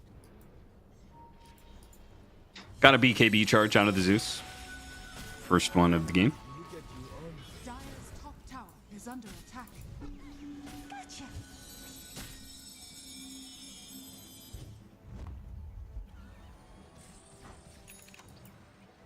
Smoking BKB to done. the TB. Yeah, they're going to try and get Radiant's middle tower. fight into like setting the map up for either high ground or Roche in the next 2 to 3 minutes here. Yeah. That is one part I kind of don't like about this smoke. Maybe they'll get the map control to secure Roshan, but I feel like even if they get a kill here, it's not going to change the state of the game, right? You kill this Enchantress, Well, not that Roshan's up maybe in a minute and 10 seconds, but more likely, 2-3 minutes from now. Is that pickoff going to get you any objectives? Gives you some deep obs if you have them. They don't have them. So, oh, you have 2. Yeah, I mean, if you get some wards out, You get another tier 2. It's not the worst. They have another smoke as well. I don't mind this play, but you don't want to give up like this deep lane shove. This bat just got out. Jeffrix gets away again. Yeah, it's pretty value. Continuing to just drag them across the map, and I mean, this is time. They're just getting more damage up between these 3 cores. Basher done for the Pango on top of that Ags. So he just went full damage Pango, and he got there. And now Zeus is going that Parasma. So your 2 defensive choices were Dragonlance or BKB in this game. But if you get one of those plus Parasma, your damage just goes through the roof. Because you can just run in the fight. Start right-clicking people, nuking them down. You're not that easy to burst because you have Warcry armor to back you up. Like, it's going to be nasty. I don't know what your answer to him really is. Your answer is you're doing the same thing with Puck. But Puck is not outputting nearly the same damage right now to contest these objectives. He will do it later on, a lot more reliably, but Asakura hitting a really good power spike right now. In fact, that Bloodthorn is closing in. It's not done, but it's very close here. Yeah, that's why Knight's going to keep hitting some creeps, but Roshan is up. Satanic for the... I mean, you have to let this Terrorblade do the work here. So much net worth on him. Once again, the Enchantress puts herself on the front lines, trying to break the smoke. Does it on both sides here of the high ground. Spoiling much of Nemiga's attempt at aggression. Violent, the real one. Violent. Pushed up to the high ground. They think it's a Manta illusion. Man does not care. He's just forcing them off the positioning. And they are respecting it too. They do not want to jump this Terrorblade. What is happening here? The Puck in close range has to jump deeper into the enemy team. Violent's going to run in. He's going to run in, pops his meta. Knight almost blowing up the center almost immediately. They managed to get the lasso onto the TB down to half HP, but he has the Lotus. He's ready to go for a Sunder. He starts slowing down these heroes, chasing after him. Jeffrix trying to get a TP out, not going to make it, nor is the Enchantress, and the Sven has to turn and fight, hoping for a kill before he goes down. He does get it, but it goes terribly wrong for Asakura as the TB just too strong in that fight. No answer for Violent at all. Nobody challenged. Like, they lassoed him during BKB, and after that, it's good luck. Lace also just... I mean, he was like the one saving grace there in terms of he found the Rubik. He caused a lot of disruption on his backline, but he found the Rubik, which means he did not find the Pugna. That's a huge difference. Pugna being up there, it stalled the initial jump from the Sven on the Centaur with a good Decrep Suck, which means Sven has to then kill Centaur like 20 seconds later. That's just a nightmare for him going into that sort of engagement with no sort of nullify ability. And now you just get to at some play point he can go the Dota. Axe build, right? He can, but again, the issue is you have to wait to throw it out, right? Yeah, that's true. It's very weird. And he wants his Bloodthorn to focus the Terrorblade, but the way that Terrorblade just forced them off the positioning there, they weren't getting any damage in with the Zeus, so there's nothing that forced his BKB too early. I think you kind of have to hold that high ground and just start fighting the TB there. And like force his early BKB or something, because it got way too awkward. Yeah, for sure. They just let the TB bully him. And once you're on the run, I feel like Dota's kind of funny like that, where it's like they're running. Oh, they must think they're going to lose the fight, and you feel more emboldened. You chase after him. You're doing damage, and it's just like it's a snowball effect of like how a fight starts. I mean, again, if no one is going to challenge him, he's going to kill your whole team. Yeah. He's fast enough, and he has the range to do it. And another quick pick off there. Jeffrix will not get this split push he was getting earlier.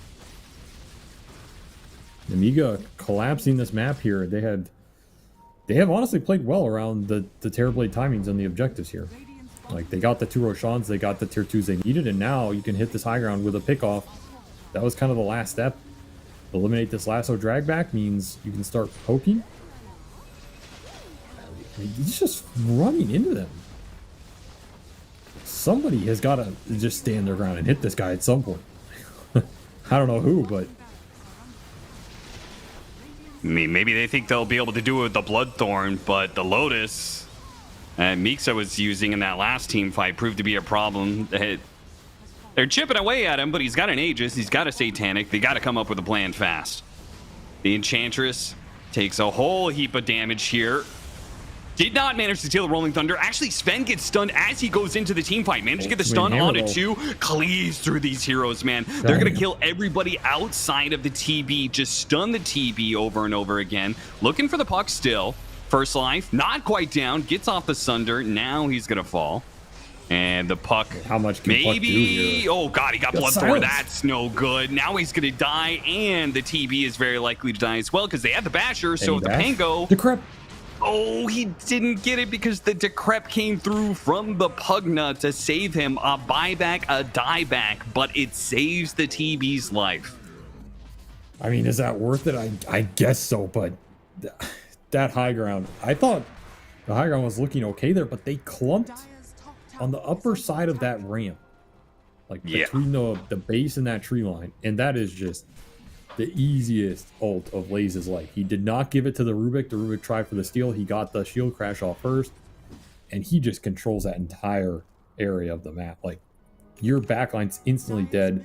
Sven got stunned on the Blinken, but it still didn't matter. He finds two with the hammer and deletes both of them. That's just a dream fight for Asakura. And again, the danger of going high ground in this game. Like, you clump going up these ramps on the side there. Positioning was a little off by Nemiga, and they got Omega punished for it. Almost a 7k gold swing.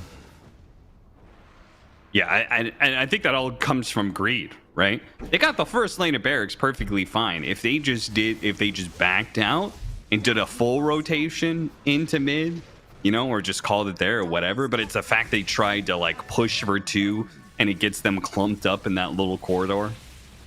Really rough.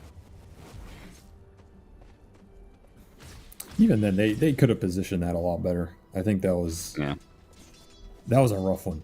Like, maybe they just weren't thinking about they're ignoring the Terrorblade, because it really hasn't happened this game. The Terrorblade's been forcing them off of areas, and then they haven't been finding the backline. But that is a route that Asakura can easily take. Like, this Pango wants to find the Rubik and Pugna. The Sven is happy to jump in there with him, because there is no BKB control. There's only Stampede. He's been finding the Centaur. Those things happen. You're going to be really happy with like a 5-on-3, 5-on-2, 4-on-2 situation.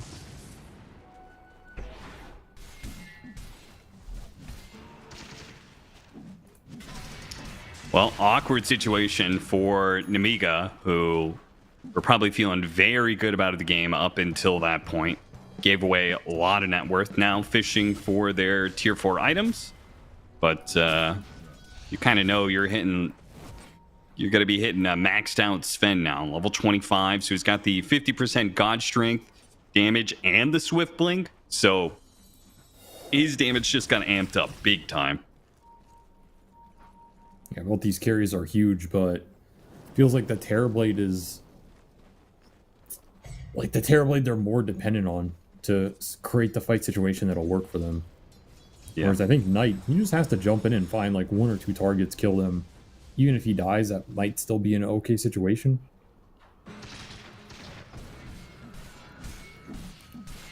I feel like Nemiga, in order to continue to get to that the scary part of scale, they almost have to get third Roshan and get the Ags for puck. That's a big factor. As it is. I mean, they just need more items on him. Something. Level 25 would also be huge. Just something to control the Sven. Because again, they have no BKB control right now, which is a big deal in trying to kite out this initial jump. You want to end up in a situation where the Sven has to fight your Terrorblade. Like, with everybody still alive. Because if that happens, either Violent will kill him, or he'll get low and he can sunder the Sven back.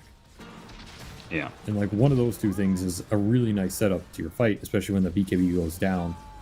So that coil talent's big for helping you do that, and the puck net worth is also big because the puck can jump the backline when his backline gets jumped in. create an even status quo, so to say. But he needs a little bit more to get there. He needs one more level. He needs probably another item and a half. I mean, they're the ones smoking bottom right now. Swift Blink, Bloodthorn, Terrorblade, completely bought out here. Level 25, 6 slotted. Radiant are scanning. That is a big boy right there. Ags, Batrider, okay. They do also not think we would get have, if they can get to level 25 Puck, Are scanning. they could also have, I mean, their 25 is actually whatever, but I was thinking about the Blink Ags for the Terrorblade. They coil Terror Wave, right? That's like a killer combination for a team fight, especially spacing wise for TB, right? He'll be ranged against all these heroes stunned up at the same time. The Sven won't be on top of him. Maybe just kill like something like the Zeus or something. I mean, it's definitely nice when you already have Swift Blink as well. It just makes the positioning for it incredibly easy. Radiant's top tower is under attack. So yeah, this lineup still has some decent scale in the tank, despite them being almost capped on slots here on their two big guys. And they're looking for the next Roche. That is, I mean, this next Roche is, you need it to go high ground again in this game Top tower is under if you're an Amiga, and if you get it on the side of, I guess, Sven or Zeus, then you can just run in the fight. They're showing the Ench at base, so this gives a 5-on-4. The Terrorblade's nowhere close to this smoke, though. Got the lasso pull in, goes straight for the Centaur. Kills him with the BKB, though. What else can the Sven kill? He's stuck inside the coil for now. Oh, looks like the Pango found the Pugna. That's a great pickup. That kind of ensures that this team fight is not going to be good for Nemiga if it continues. The Puck's going to try and get out of here. Terrorblade actually finds a backline. They go for the Enchantress. A quick assassination. top barracks are Puck's still up, though. He's toying with them. Kind of a dangerous move against this Bloodthorn. Hits the Lincolns, almost kills him anyway. Jumps to his orb, starts hopping out, actually pops his ninja gear just to make sure they don't see him anymore. And Violent would love to find somebody here because he knows God Strength's out. are under attack. Very weird fight for both teams. Like, Nemiga go in there on that smoke. Terrorblade's not even there. That is just... I don't know if they were expecting to find a better numbers advantage because they saw the Ench in base. I also don't know what he's... Oh, he sent the Puck for HPO. He wanted to heal his Puck in Satanic, but then the Roshan ran out of the pit. Yeah, a little awkward. Looked a little awkward, but I guess it works out. Nonetheless, they get the team fight win. Is Sven, if he does not win the fight in the God Strength, you end up losing the aftermath. So it'll be Aegis and a Shard. You also got the Puck 25 during that fight. Big deal here on top of that Octarine. He's in late game Puck territory now. He's a problem. They don't have the best direct lockdown for him. We saw the Lincolns bail him out. His HP is ridiculous now. Almost 3,700 with Sange built in. This is a very tough target to bring down. And he's going to kill your supports. He's going to mess with your cores with this coil. He gets one more item, he's going to be a damage dealer.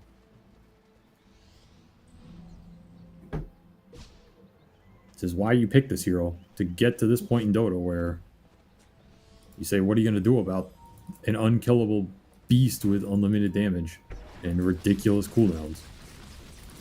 And if he finds an arcane rune, he just becomes God, so...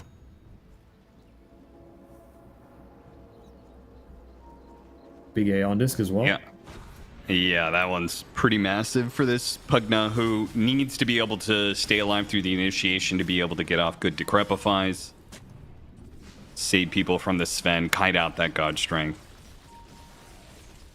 They're looking to go high ground again. I mean, this Aegis can let you do that, but there's that Ags Bat Lasso you have to be careful of. Oh no, forced out the wrong direction!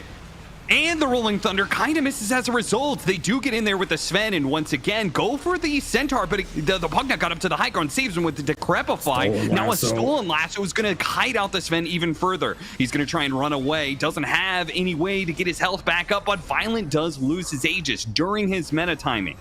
So his second life, he's going to be coming up melee form. Is that going to be enough for them to push the high ground and force a buyback out of this Sven? You got to go. Immediately You blinks have to up. look for something here. Oh, the telekinesis grab on the puck on accident, I assume. Uses it to get the stun. They get the buyback out of the Sven. Now try and retreat. Are they going to be able to make it out? Knight is going for the kill he has even no without God the God Strength, and it is a problem for him because he doesn't have the BKB either. The puck might be able to finish him off. Oh, that stolen lasso has just done so much work. Queasy will finally die for it, but God, was it worth it? He's going to buy back. He knows they've got Asakura on the ropes here with a nice stomp from the Centaur onto 2. Lai's trying to make it back. Body blocked up by the Enchantress. The Enchantress is going to go down. The puck hunts down the Zeus. Gets him killed. Ultra kill. The puck just goes to work on the back line. And with only 2 alive, Namiga as a 5-man will take this game over and knock out game 1. Damn, they just pushed the aggression here. And I mean, I feel like Lay's had a better game than we expected from him, but it still kind of showed the weaknesses off-lane Pango, I think, which is he can't carry the games like a mid-Pango can, and he isn't the most reliable control. Like that last fight, the Decreps did a huge amount of work for this Sven trying to hit people. You get coiled on a couple heroes, and now, again, they're just going to run in, go on you, and you're instantly dead. Man, but Violent had a hell of a game. That was a 5-star Terrorblade performance, you know? I would take that on my pub team every time right there. That was very solid laning phase. Really good. I mean, outside of that first move that went horribly wrong. Yeah. He had a pretty good game. And I think it stems back to this team wanting to win the laning phase, wanting to snowball their cores. They're looking to ramp up that aggression, invade triangle, take away the Sven farm. Like all these things they're looking at doing. The first Roshan, they got both side lane tier 2s off it, which helps a lot with the ancient control and going back for 28-minute wisdom rune, product of that. Small things like that add up. I think this Terrorblade did a lot of work in this game. I think I was thinking about Faceless Void, but this is what this hero can do more than Faceless Void. He can give you a stronger early game, stronger laning phase, and a hero that can move on those advantages and take objectives. And I mean, they clearly had an idea of how to play around it. They gave up some net worth on the Centaur to achieve that, but well worth it in the end as Violent gets the job done. Yeah, 8-1 and 13 on Violent.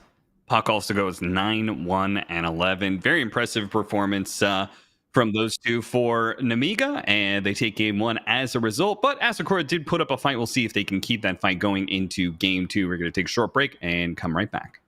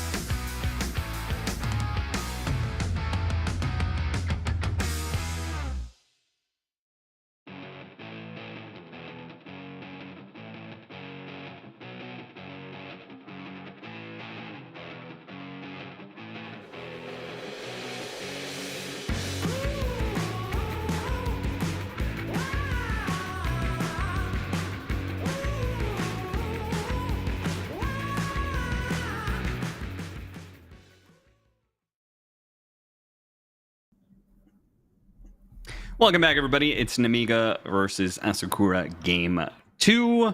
We just watched Game 1 where Nemiga took an early lead, fumbled once or twice, but I think pulled through in the end pretty nicely. Mostly off of some great performances from their mid and carry.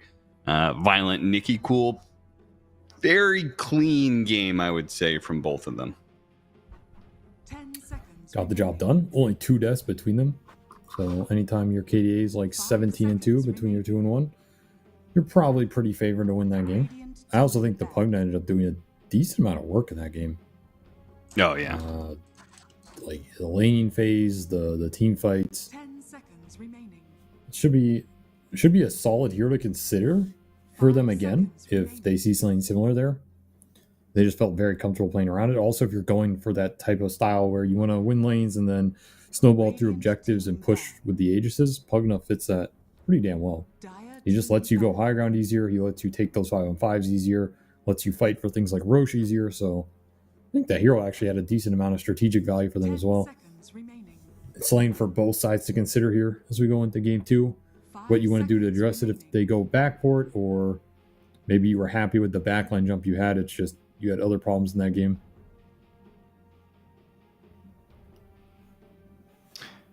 Well, one thing they figured out for Asakura, the Zeus was not a good enough answer to the Terrorblade. I mean, he got to his like full kit and it never really ended up being good enough. I do feel like a lot of the Zeus, I mean, traditionally the Zeus versus TB matchup works very well in the early game, right? With the Terrorblade doesn't have a whole lot of HP, gets bursted by magic damage really easily. Thunder God's Wrath helps you get, like, you know, just a 2-hero presence plus Thunder God's Wrath is usually enough to, like, kill that hero on a smoke gank or something like that. But they just lost the lanes too hard to ever get that kind of advantage on him, right? I mean, that was part of the issue. Like, the offlane goes bad, then the Zeus ult can't kill this TB once or twice, so you lose some map momentum there. And the Zeus Terrorblade matchup is good if you can run around and skirmish with the Zeus and kill the TB and fights with ult and stuff like this, but in a head-on situation in the late game where you're just both right-clicking each other, like, the Zeus isn't stopping the TB from playing his fight. Then it comes down to your other heroes wasting his BKB timing or kiting him out or this type of thing. So I do think they missed a lot of the window there in terms of that matchup. And they will once more favor this Centaur priority in terms of all the offlaners getting banned. This one goes through, gets gobbled up first pick, and they'll take a Kunkka response, which, yeah, in theory is good versus hero. You can counteract the Stampede. You're very tanky versus spell damage. I think the Centaur laning's a lot stronger, but Kunkka can give you what you need. You also have some flex potential. Yeah, to flex I mean, around. much better team fight out of Kunkka, typically, right? I mean, this Ags now with the Bloodstone, this new Bloodstone build being added into it as well. The team fight is out of control on this hero if he gets to that build. Oh yeah, his scaling is way better in theory, I think, or at least more reliable. Centaur can run into big issues versus a lot of the carry pool. And like, you can put this hero mid versus certain matchups, which means you can put him mid and then last pick an offlaner if Nemiga want to hold the flex. Which, you know, you could just get some cheese pick. Maybe you don't worry about things like the lifestealer as much, whereas Asakura are worried about the lifestealer here. Nemiga had the option of, okay, if they lifesteal, we can just last pick a Sardar or Enigma or something. Maybe we're not as afraid of it. But it will get banned again. Nobody wants to play against this hero. He's too scary. 5 seconds remaining. I got real tired of seeing Sven Lifestealer from last DreamLeague. So I'm okay seeing both those heroes getting banned. Give me something a little fresh. That is certainly not something that's fresh for the Bat Rider. Go through once again. So heavy. So now you got your initiation. Now you got your heavy amount of team fight. You're just lacking damage with this kind of opener from Nemiga. Yep, you just want damage to pump in here. And also, it was a first phase Shadow Demon ban, so this Bat Rider is a bit more open in the fights as well, which is pretty nice. Not really sure what you want here if you're Asakura and you're looking for supports, like, and there's like Oracle or something comes to mind. But how many teams are going to pick Oracle in a slot like this? I don't even know if it's good. All right, Grim. So that's another Dispel hero with the Shard. Yeah. That's a lot more reliable than something like an Oracle. Yeah, you're not doing the the Oracle unless you are unless you're Team Liquid. 10 seconds remaining. Fairly certain there's I think nobody that- else that has any faith in that 5 hero. seconds remaining. I think the hero's a little underrated, but the hero requires really good team understanding of how to position in fights. And if you mess it up a little, you just get Omega punished. So I can't I blame know. that hero for going underpicked.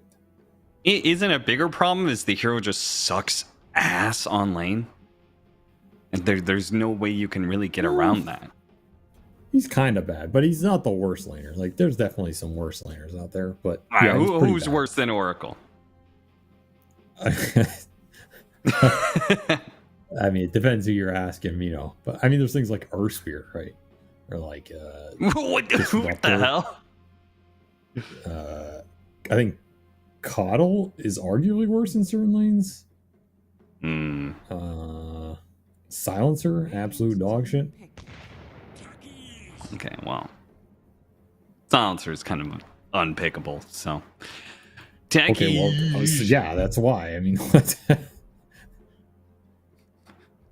Well, more laning prowess here. I mean, very strong laning supports Techie's 10 bat. seconds remaining.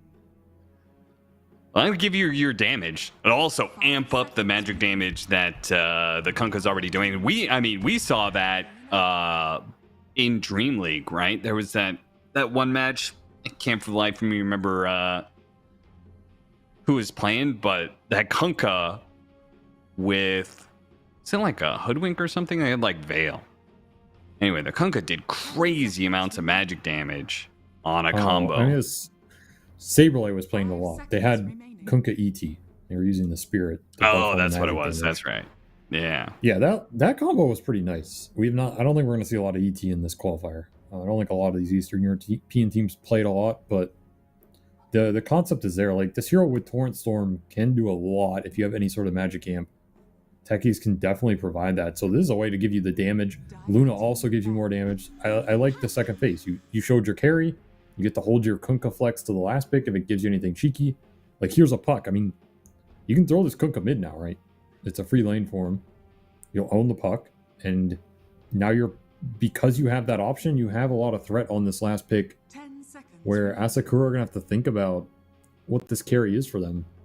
5 There's going to be two seconds bans. remaining. I think one of them is probably going to be Terrorblade, and the other Radiant might team be ban. like another illusion hero, honestly. I think that's what they're most afraid of here is like Naga TB. Maybe, I mean, the Lifestealer's gone. What else really is there that people favor versus the Luna here? 10 seconds remaining. I mean, you can play Alk. I feel like you can always play Alk. Alk Yeah. can be okay versus Luna with like really fast timings, but Yeah, they got some sick heroes to work with Alk, right? Grimshoke is really good. You would Yeah. have tons of stuns and initiation.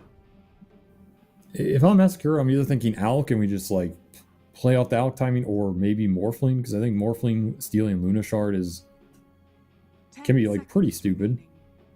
Yeah. And you have Stampede plus Inkswell, so you have a lot of mobility to throw on. You have Puck to bring up the extra scale. Like, I think if this were like a Bet Boom, for example, they would just pick Morphling here, like 95%. We'll see if they want to opt for it, but again, you do have to think about this offlane last pick potential. Like, there are things like Doom, Enigma, Dire team ban. I don't know what else, and maybe Namiga, if they have faith in those counter picks, are going to leave certain things in the pool. They'll ban the Troll here. I don't know how scary Troll would have been, but BKB Troll, there's no answer for it. Really, I guess. 10 seconds remaining. I feel like the trolls we watched at DreamLeague were pretty unsuccessful. I feel like I lost a lot of faith in that hero when we watched him lose the matchup against Lifestealer multiple times. And that is traditionally supposed to be a counter pick, but now because the Ags and all these sorts of things, it Yeah, I actually like goes the that. way of the Lifestealer. That matchup looked real bad. But Yeah, they'll leave the that was Terrorblade, which is the pretty first one I named, and I feel like this is the most straightforward answer to Luna. You just Reflector, Yeah, get the Aura, absolutely. Seconds remaining. BKB hit her down with Scotty. Not much counterplay there, unless you go later with the 6 slots and like the Conda magic build. So I'm surprised they left it. I mean, it makes you think they have some answer, but again, I think Terrorblade's also the harder carry to answer with like some cheese offlane pick here. I don't really know what it would be unless you're just that confident in a Doombringer or you have another mid choice like Ember you're willing to play. Void Spirit.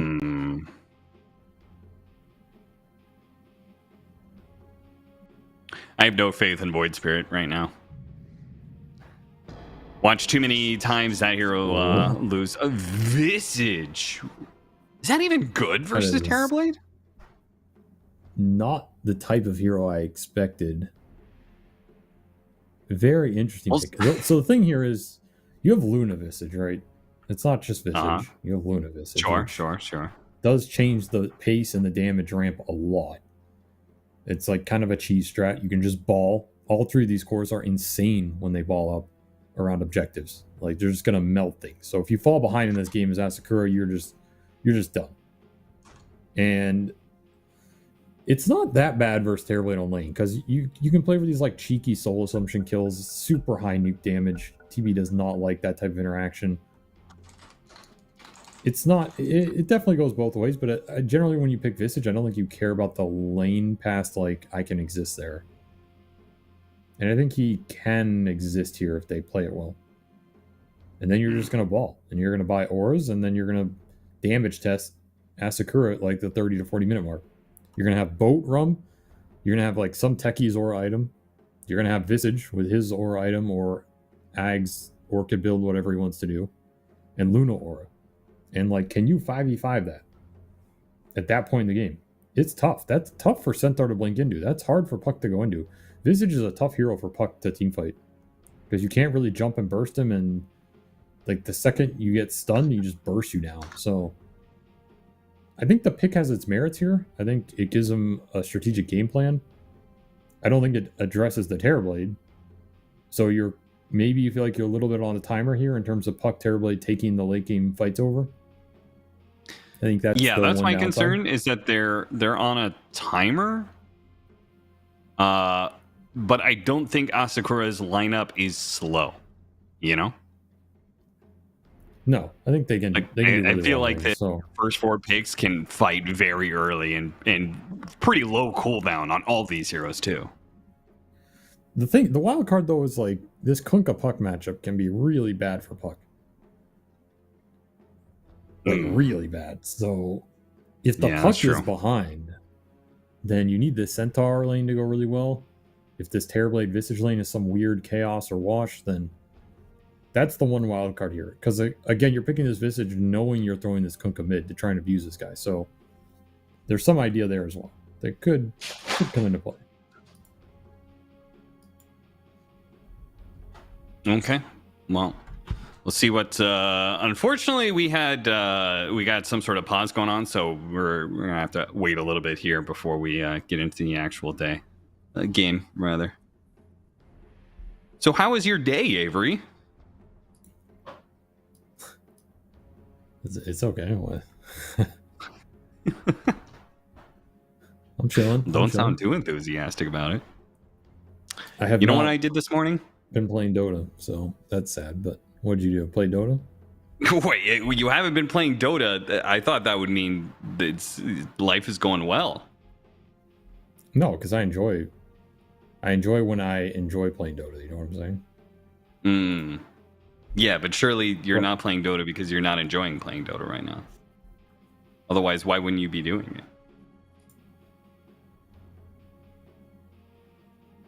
it? Checkmate. Yes, it does. You're not working right now, so if you enjoy playing Dota right now, why wouldn't you be playing it? Well, because I'm waiting for Crownfall, like everybody else. Me too. I think we're all waiting for that. I mean, I thought that I was gonna not have to wait very long, and so I was like, you know what? I'll just wait until the patch drops. I'll start streaming and playing Dota again. And apparently that's not coming up anytime soon. At least from the trajectory. There's just been total silence from Valve. I think Reddit has damn near given up on the patch, and I feel like when there's total silence, that's when they drop something, you know. When you least expect it, that's when you should expect it. Because that's what Valve likes to do.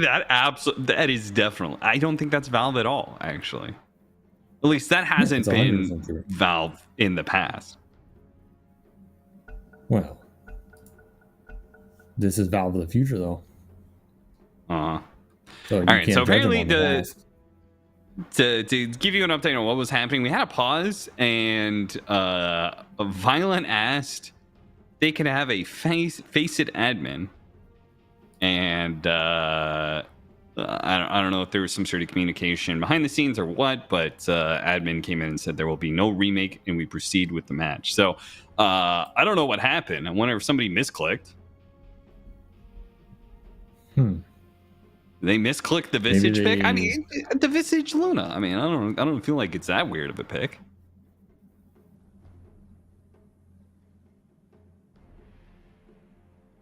No, I don't think maybe they like misclicked supports or something. I don't know.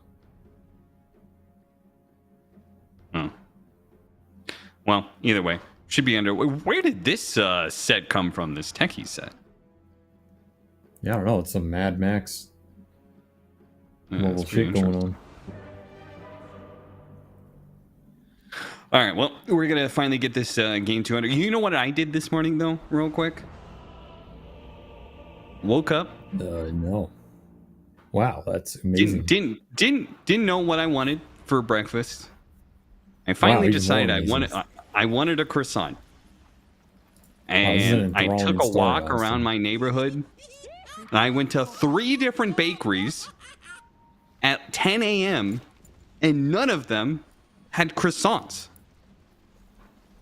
Interesting. What kind of broke ass shit is that? What does that have to do with Crownfall?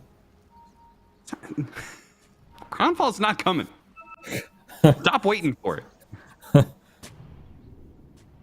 Much like those croissants, it's not there. Yeah, I guess so. Gonna have to make your own Crownfall patch.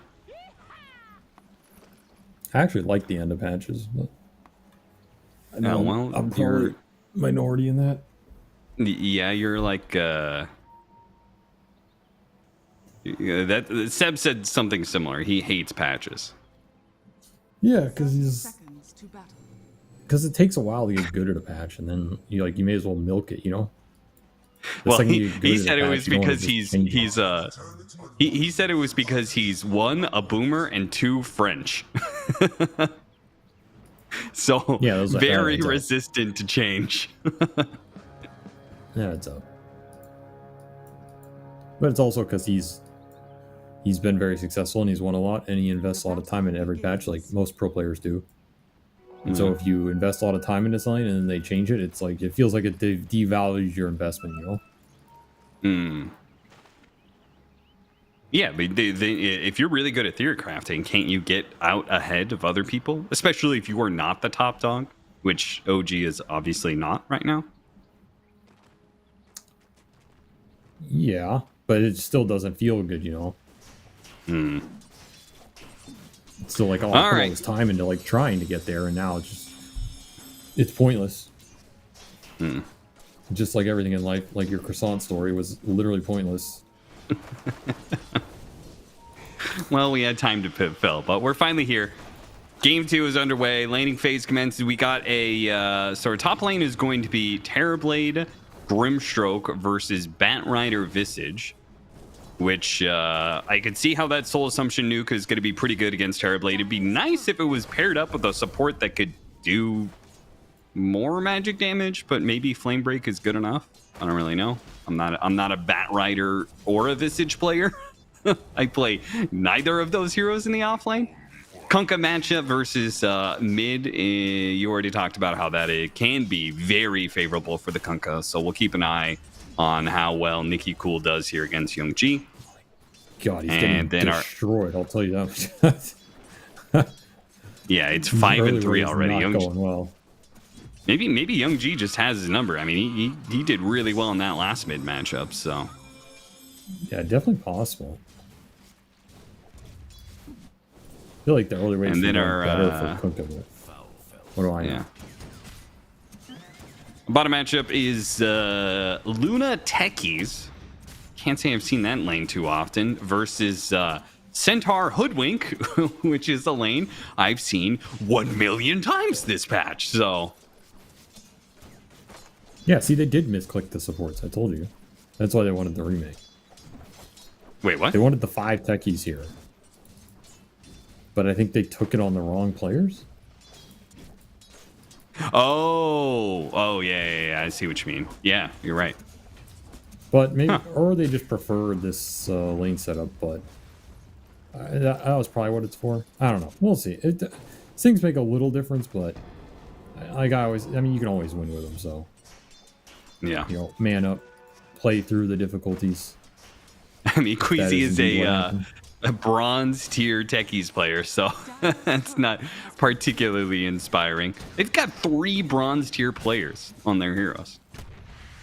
Yeah, that is not the modern Dota style of spam heroes until you're so good with them you get them nerfed.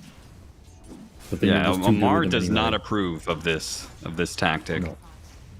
And the puck is glyphing mid-in against a Kunkka. This is insane, actually. I do not know what's happened on this lane, but it has not been pretty. Another denial. Yeah, oh my god. Dude, Young G is trying to get a owning this lane. torrent last hit. Actually owning. To be even CS, like, when you have like 15 less base damage against a Bracer hero with better level 1 trading mechanism is no easy feat. So he is doing really well. We'll see if the Kunkka is able to recover the regen battle with his bottle and 4-minute runes coming up. I mean, this matchup does get worse over time for the puck, right? With the Tidebringer spam? Or am I wrong on that? Yeah, I mean, the level 3 Tidebringer is pretty nasty, but you're also supposed to be head in levels, so you can like threaten him with boat and just abuse runes versus him. These sorts of things. Another denied. Second time that the 4 position is going to come in and try and stop Young G from getting too much of advantage. Takes away his water run. We'll see how strong Violent can perform this game too, because last game he really took a lot of that game over outside the one bad move. And this Luna was the Luna that they beat Team Spirit with in game 1 in that upper bracket. He went ham on it too. So it's a very comfort hero for them and for the team. They have the tech, they have the Visage combo with it. But they have to drive. Queasy might have a kill here. He lands the sticky bomb. That's probably going to be enough. Wait, the Centaur's going to come over. Oh, Queasy! He's trying to get it, but the Centaur Lace comes in, gets the first blood. They'll get the neutral creep deny instead. Meanwhile, Knight, he manages to get a kill against the Visage, so that's not a great start for Nemiga in that situation. Terrorblade dominating the laning phase again. From the other side this time, but to no lesser degree, got to the raindrop, never got that cheeky level 1 kill with the Visage, and just hard to stand on lane. Is level 5 for the Kunkka now. He's pushing in mid, bringing his lane back a little, but the suicide for the Hoodwink means he can refill the bottle, which is also very nice in this matchup. Lane's going very well for Asakura here.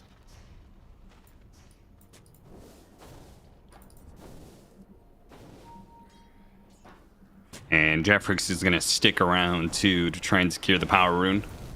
Catching Grimstroke out here. TP away. Oh, that damage was not quite good enough. Pops the stick to make sure none of the damage over time finished him off. He had to be very close to death, though.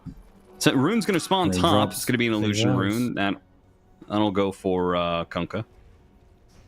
Yeah, not the one he was hoping for. No. We'll take it. I mean, you could think about a move to top here. 6-minute nighttime. Try and get a boat on this Terrorblade who's playing really aggressive up here. Nice body blocking. Not good enough for the kill. Still tried though, Yeah. but damn. He was slow to move too. He was doing stacks with the Kunkka. I think he could have looked for that a little, but opts to just play it safe and get some of his creeps stolen. Young G just takes him away from him. Yeah, this puck has 7-minute wisdom rune. Techi's gonna go for contest here. Oh, is he gonna get him? Be able to get it. Oh yeah, he's got this. Oh no, he's too late. He's too late. That was a little too slow. That was the bronze tier techies, man. He's not used to the let's not pin it slow on that. buildup of blast off. And now he's gonna die for it too. Even worse. Yeah, very sad. Oh. Almost killed himself with that grenade, but okay. Yeah, seriously, that blood grenade was a little sus there. Nonetheless, time for Kunkka to clear through a lot of stacks here. So is his acceleration his plan the whole time? Is it that So he is good strongest hero to on the map. accelerate a Kunkka, mid Kunkka? It can be if you go and do stuff with the levels. You know, it can be good enough.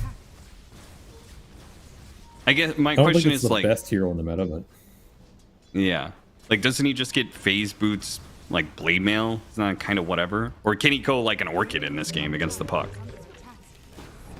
that used to be the anti-puck build, but I haven't seen it anymore. And I mean, what's happening up here is like real bad news. You just can't let this happen to Visage. It's the worst case scenario for him. He needs help. He needs some counter ganks or the Kunkka to sway his game a bit more.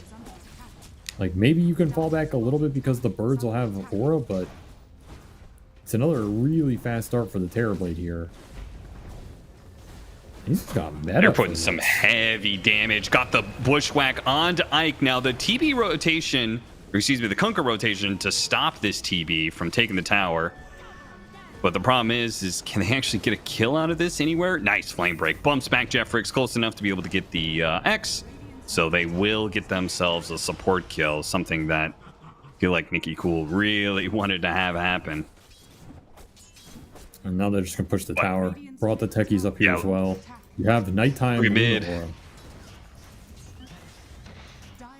Yeah, it's a Double DD room, and damage that is puck, a man. He value just DD. destroyed that tower. Man, that's such a good rune to have right now. Because this push is scary with the nighttime Luna aura on the birds. Not a lot to stop it. Instead, you got a huge amount of trade. Now you're going to look top with that rune. Do manage to get that tower. They lose their Bat Rider for it. Not much the Kunkka can do in that regard, but ultimately they did get that tower. I mean, it's worth it for the Visage's game alone, to be honest. Like, he needed something to happen in this top lane to upset the status quo. Still have a deep dire obs on him, so they're still going to look to play around it. Push it in off this Terrorblade. Stacks continue for the Kunkka.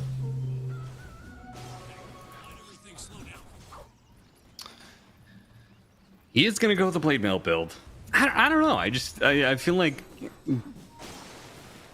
I feel like fast blade mail is such a whatever item progression, you know? I mean, it's a farming item, it's a run-in item, it's slightly a damage item. It kind of does a little bit of everything. Like, what do you get in between here? Are you just going to rush Ags? That build up's so bad. Yeah. I guess there's an argument you could go like Veil or something. Get a Shiva's later. I don't know how good that would feel though, because it's not very good for your hero directly at this point in the game. It's also some extra just right-click damage for your splash. I don't know. I mean, I don't think this item's ever bad on this hero. And I'm not sure. I think the only option was to like rush Orchid or something, but I don't think his lane was good enough here for the Orchid rush to be reliable. Okay. I mean, his lane was honestly not that great. He just got a crap ton of stacks. Like, he's still clearing through stacks right now, which, honestly, a little sad for the Luna progression here, because if Violent got to go to that triangle and clear through all his Ancients, he'd be having a dream Luna game, as he's pretty much gone untouched in this early game. And he is 2 levels ahead of this Terrorblade. which is a significant XP gap for a hero that uses it to pull ahead in the network. Yeah. 125 CS. And this man has been farming away. Yeah, he is not Mid push. pressured at all. Mid push coming in from Nemiga.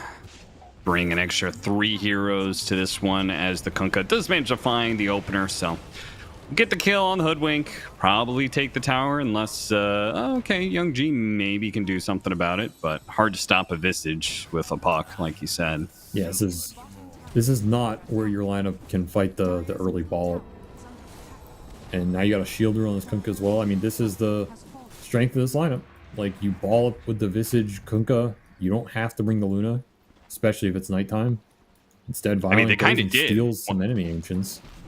Yeah, he kind of made a rotation so he could connect to his team, but also his team could connect to him on the triangle. Once again, like, he kind of shows his idea of carrying is very offensive. That was just nice positioning. Like, they would have gotten a lot out of that if Are scanning. Asakura had decided to fight that. They would have got destroyed in that group up. Instead, he gets efficiency out of it on top of threatening that play. And they're getting a lot of levels in the meantime. Just very efficient map play. I would love to see the number of stacks these guys have had. It's like at least over 10 in this early game. Bottom tower is under attack. Just I think it's ridiculous also really farm efficiency.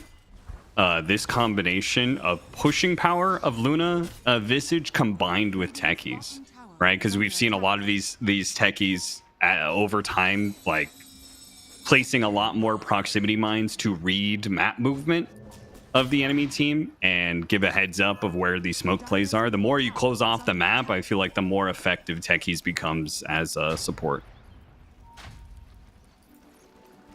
That can be true. Yeah. I think it takes them a while to mine up an area, but like if the mines don't get popped, you just keep doing that over 50 minutes, then you end up having a lot of space. I mean, I Right don't now, even necessarily Asakura think it's about the really mine like build up over time of damage. I feel like just like a double drop of mines on a ramp when you already have a map control, like it just makes smoke plays incredibly obvious, right? Visage going to be caught here by Asakura as they've been hunting for a while, went through the portal, finally found something in the Visage. Yeah, it took them a while to connect on it. But happy to pick it up. Didn't get the birds though, which always a little sad if you don't get those. And just more farming out of Amiga here. Happy to just farm this Kunkka up. Again, not the greatest lane for him, but he still had so many stacks that he's tied. They just believe in their like ball timing, so it's gonna be that Ags for the Kunkka and just go time off that. So this is the window where you got your Centaur Blink. Lace is pretty strong. A lot stronger than this Visage right now if you can start on top of the Visage in a fight. But are you willing to make that aggressive smoke move with basically one ward on the map, and if you don't jump the Visage, then he has this Max Luna Aura online, plus Vlad's. These birds basically already have DD. They'll shred you in a fight where they're undealt with.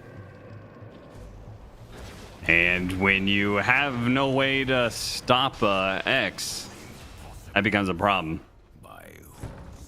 So pretty much any catch from the Kunkka on many of the heroes on Asakura, backed up by Visage, is probably a guaranteed kill, guaranteed pickoff. And that's going to be the danger for the next 4 minutes for this nighttime.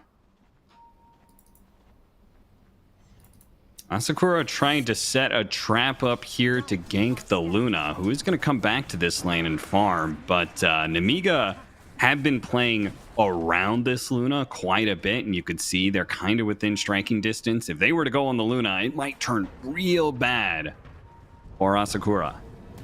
They're actually going to run into each other here. Stomp does go out Soulblind onto 2 with Inkswell on both of them. Very nice. But the Luna did not get jumped and now is able to throw out the Eclipse, try and run down some heroes. But the Terrorblade shows up, quickly backs off that carry. So they'll actually get 3 kills for that on the side of Asakura. and push back against the Luna's presence. That was a nasty soulbind right there. That did some work. Throwing out all these extra spells, like you have the Veil on top of it, then you're throwing double edges into it, throwing acorns into it. You have some decent spells to just get a lot of extra early magic damage. You don't have BKBs, you don't have the boat rum there. An aggressive move for Nemiga trying to find the flank there, maybe just not expecting everybody to be ready. Still, they did not lose the Luna or the Kunkka, which is who they want to be strong in this game for their game plan. Got an X here, actually. Puck is away.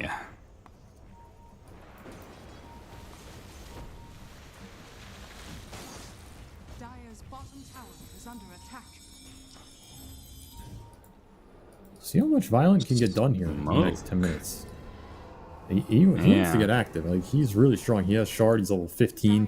He has big XP advantage over the Terrorblade right now. If he can use the next Eclipse in 20 here, the Shard advantage he has. Dude, look how aggressive he's being, man. I think maybe he made the call there. I can't imagine that smoke call from anybody else. They do a little two-man smoke there, and Violent just pushes forward. Finds a free pick off on a support. Now immediately threatens Asakura. They're going to find an opening here with the lasso. Catch the TB. Couldn't get off the Sunder. He was so close. Mid-animation. Techies does go down in return, but they're going to spot Torrent. Couldn't get the X. Kunkka has a second chance here with the Aghanim Scepter. He's got Torrent Storm. He wants to take this fight really badly. They'll find the Hoodwink. That's all they'll get out of it, though. That's a massive sequence for Nemiga. Like, you're looking at a game where if that move fails, you lose your Kunkka or you lose your Luna, then you might just lose Roshan. You lose a huge chunk of map control. This is your big Kunkka teamfight timing as well. Instead, you managed to find that Terrorblade kill without those two cores. Just the supports and the birds get it done. That's huge. Very large momentum swing. Now it's going to force a almost defensive smoke out of Asakura to try and regain some sort of control here, but everybody's gone, it looks like. Maybe they'll find the Visage lingering. They will. That'll be a quick pick off. Plus the birds. All right, so to gain back control of the Roche Pit, you've got 40 seconds to do it, and it looks like they're going to force it, and Mega is just going to give it to him? Question mark. Visage pinged the portal, but that would be a pretty bold idea to try and go through that and interrupt Roche. Violence up here. He's thinking about it, man. I mean, if they go through that portal, they are just setting themselves up for a potential soulbind. Feel like that is a death sentence. Well, they're just going to set up at the other side. Not the worst idea either. Sure. They come through the portal into Mines and Torrent Storm. No one's going to bite the bait. So Aegis maybe. on the puck. Please. Oh, they're coming. They're going. Unfortunately, they've already backed away, so it's just a double mine surprise. Does some damage. Doesn't kill anything. So once more, Nemiga just happy farming up their Luna advantage here, which is growing considerably. Like he is very far ahead. This is where you want the Luna to be. I don't think you can push into this Aegis period though, so you're gonna have to play for like his BKB +1 here. Let the other plus Butterfly, I assume. This is a pretty good play. Actually take away the Aegis, so they actually still managed to get the puck. Phase shift orb out. He jumps. He's going to be X'd, and he's dead. Despite the Aegis, Nemiga can go right back to using this advantage that they have from the Luna to take some more objectives. Once more, they just walk their Visage into a huge core kill and then get the X on the rebound.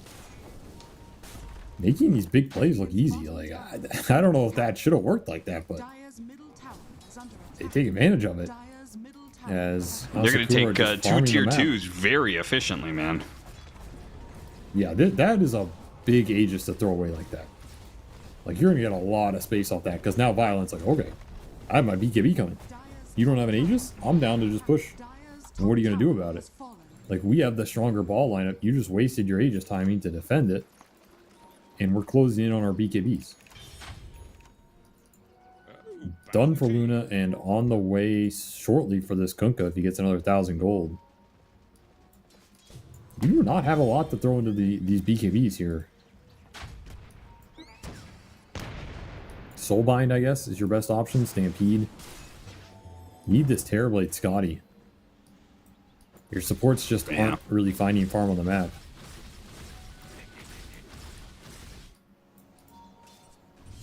Tormentor could help for Asakura.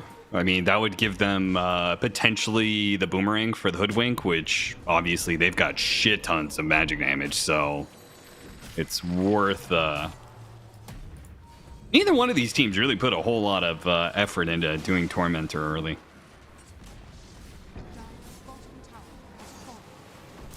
Maybe just not having the lineups that favor it. Like this, I mean, you get Boomerang here, but you already have your Grim Shard. That's the important one. On the other side, you're going to get your Bat Rider Shard again, so no point doing that, you know? That's true. Yeah, Namiga, who cares? But I feel like Asakura, especially when they're already kind of grouped up on that side of the map, you know Namiga is going to push into you. So if you don't take the Tormentor, they will. That's, you know, that's a 2,800 plus net worth exchange. Just that little objective, you know, which I feel like you could do pretty easily and efficiently. I think Namiga will steal it here if they scout it off this tier 2 push. Way too efficient for them not to.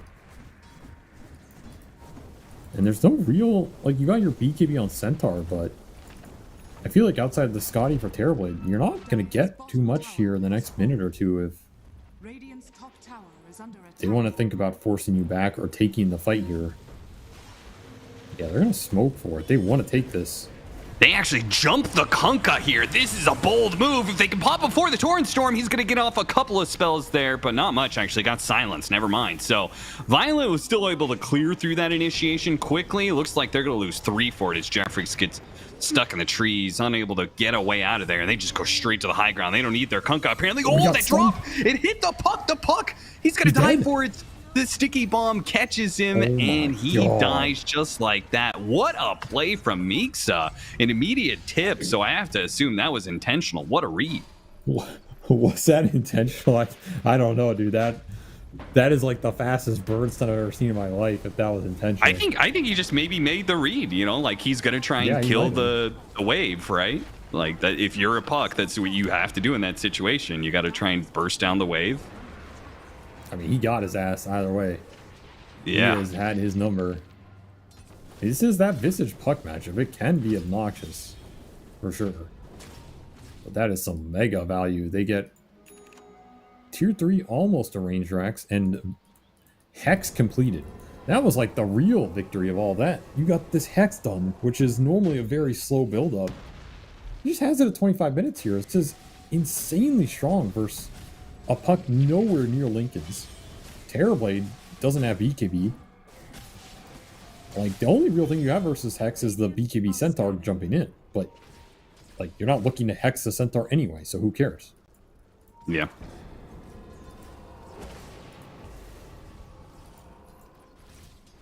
And that was a fight where the Kunkka died without getting anything off. Like, keep that in mind, right? That is showing you the power of this 5-on-5 right now for Namiga. The Kunkka gets Torrent Storm Boat off there. That is just not even remotely close. They're just going to walk it back in. They do not need Aegis in this game. They have Luna Visage. You have all the high ground potential you need. And you have Blink Force that bat. Got the lasso initiation to the Grim Stroke. Will die, and that'll give the Birds a way to push in, take the range barracks, and probably chip away this melee barracks. I mean, maybe Asakura, they don't have meta, so I don't see them really fighting right now. And they bought the Grim. I mean, they're just not ready for this timing. This is what the Luna Visage does, that 25 to 35 minute mark. Aegis or not. Konda completed, by the way. He's so fat off all this extra gold. And you're still looking for your Scotty here. Yeah, he's so close to the Scotty. He just needs like 1 or 2 more creeps and he'll have it. But by the time he gets it, the tier 3 is already dead. Look at this smoke wraparound behind though. Oh, they start the initiation with a hoodwink. They do manage to hit the stomp on a 2. Soulbind on a 2 as well there. Centaur is already dead, but so is the Visage. TB gets in there, immediately gets stunned up as the Heggie's trying to chase after him. Violent's going to chase and run. Sunder goes out though. Violent now in some trouble. Has a Manta coming up in a second. Dodged a little bit of damage. Glimmer Cave getting him back. Torrent Storm covering his retreat. He'll get out. The Kunkka is now the one who's in deep. Has to use his BKB to start back away. Got a bunch of mines on the high ground, so Asakura are not going to chase after that. Violence still sticking around, man. This guy's on no HP and he's going for it. That is insane. He gets the TB kill and he gets himself killed in the process. Was that even worth it? I don't know, dude. I mean, he's playing like he has a Sunder there or something. Why would he do? He was worth so much gold. He was worth 1,800 gold. Yeah, Knight got the kill. I mean, that's definitely not worth it, but I guess it sends a message, you know? I guess so. Damn. And honestly, just some team fight misexecution from Asakura. Oh, Queasy's gonna die. They swelled the Centaur, but they blew the swell like instantly. They did not chain that stun at all. I think just straight misclicked it. And what it meant is that Visage, he lived with half HP instead of dying 100 to 0, and he got Hex off on the Centaur before BKB. And that Centaur just instantly died. That's a very different fight. They found a very good angle, very good stun. If that Inkswell combination goes off properly there, that looks maybe almost decisive for them.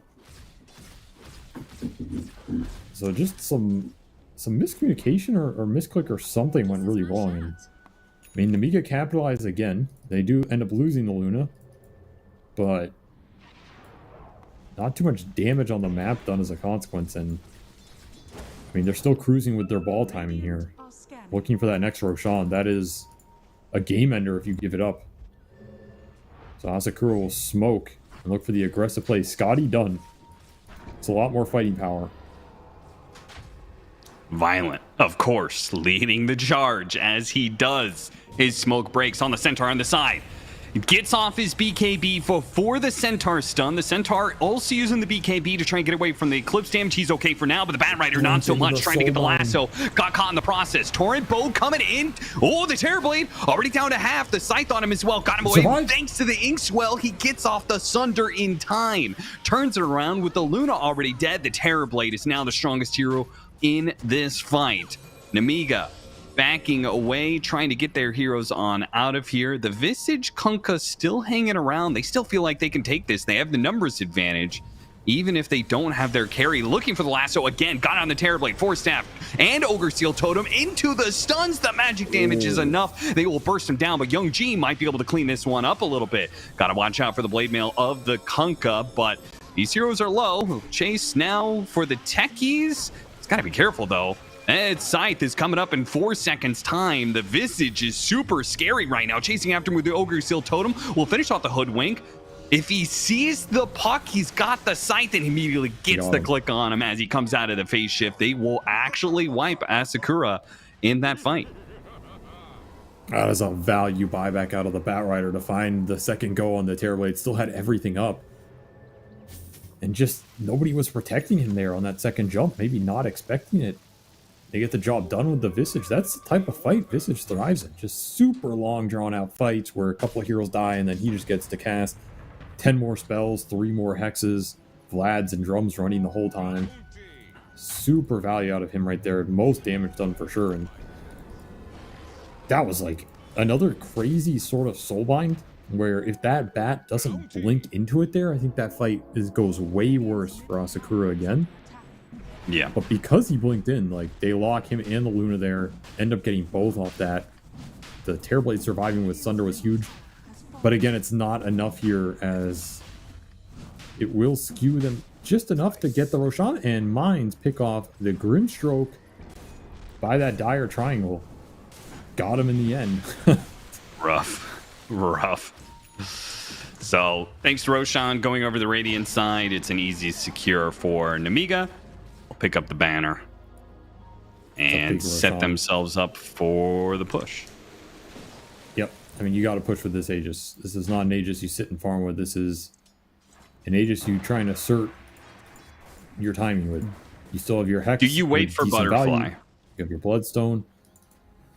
I don't think so. I don't think you do. I think you want to group here and you want to take the fight as soon as you can get lanes in.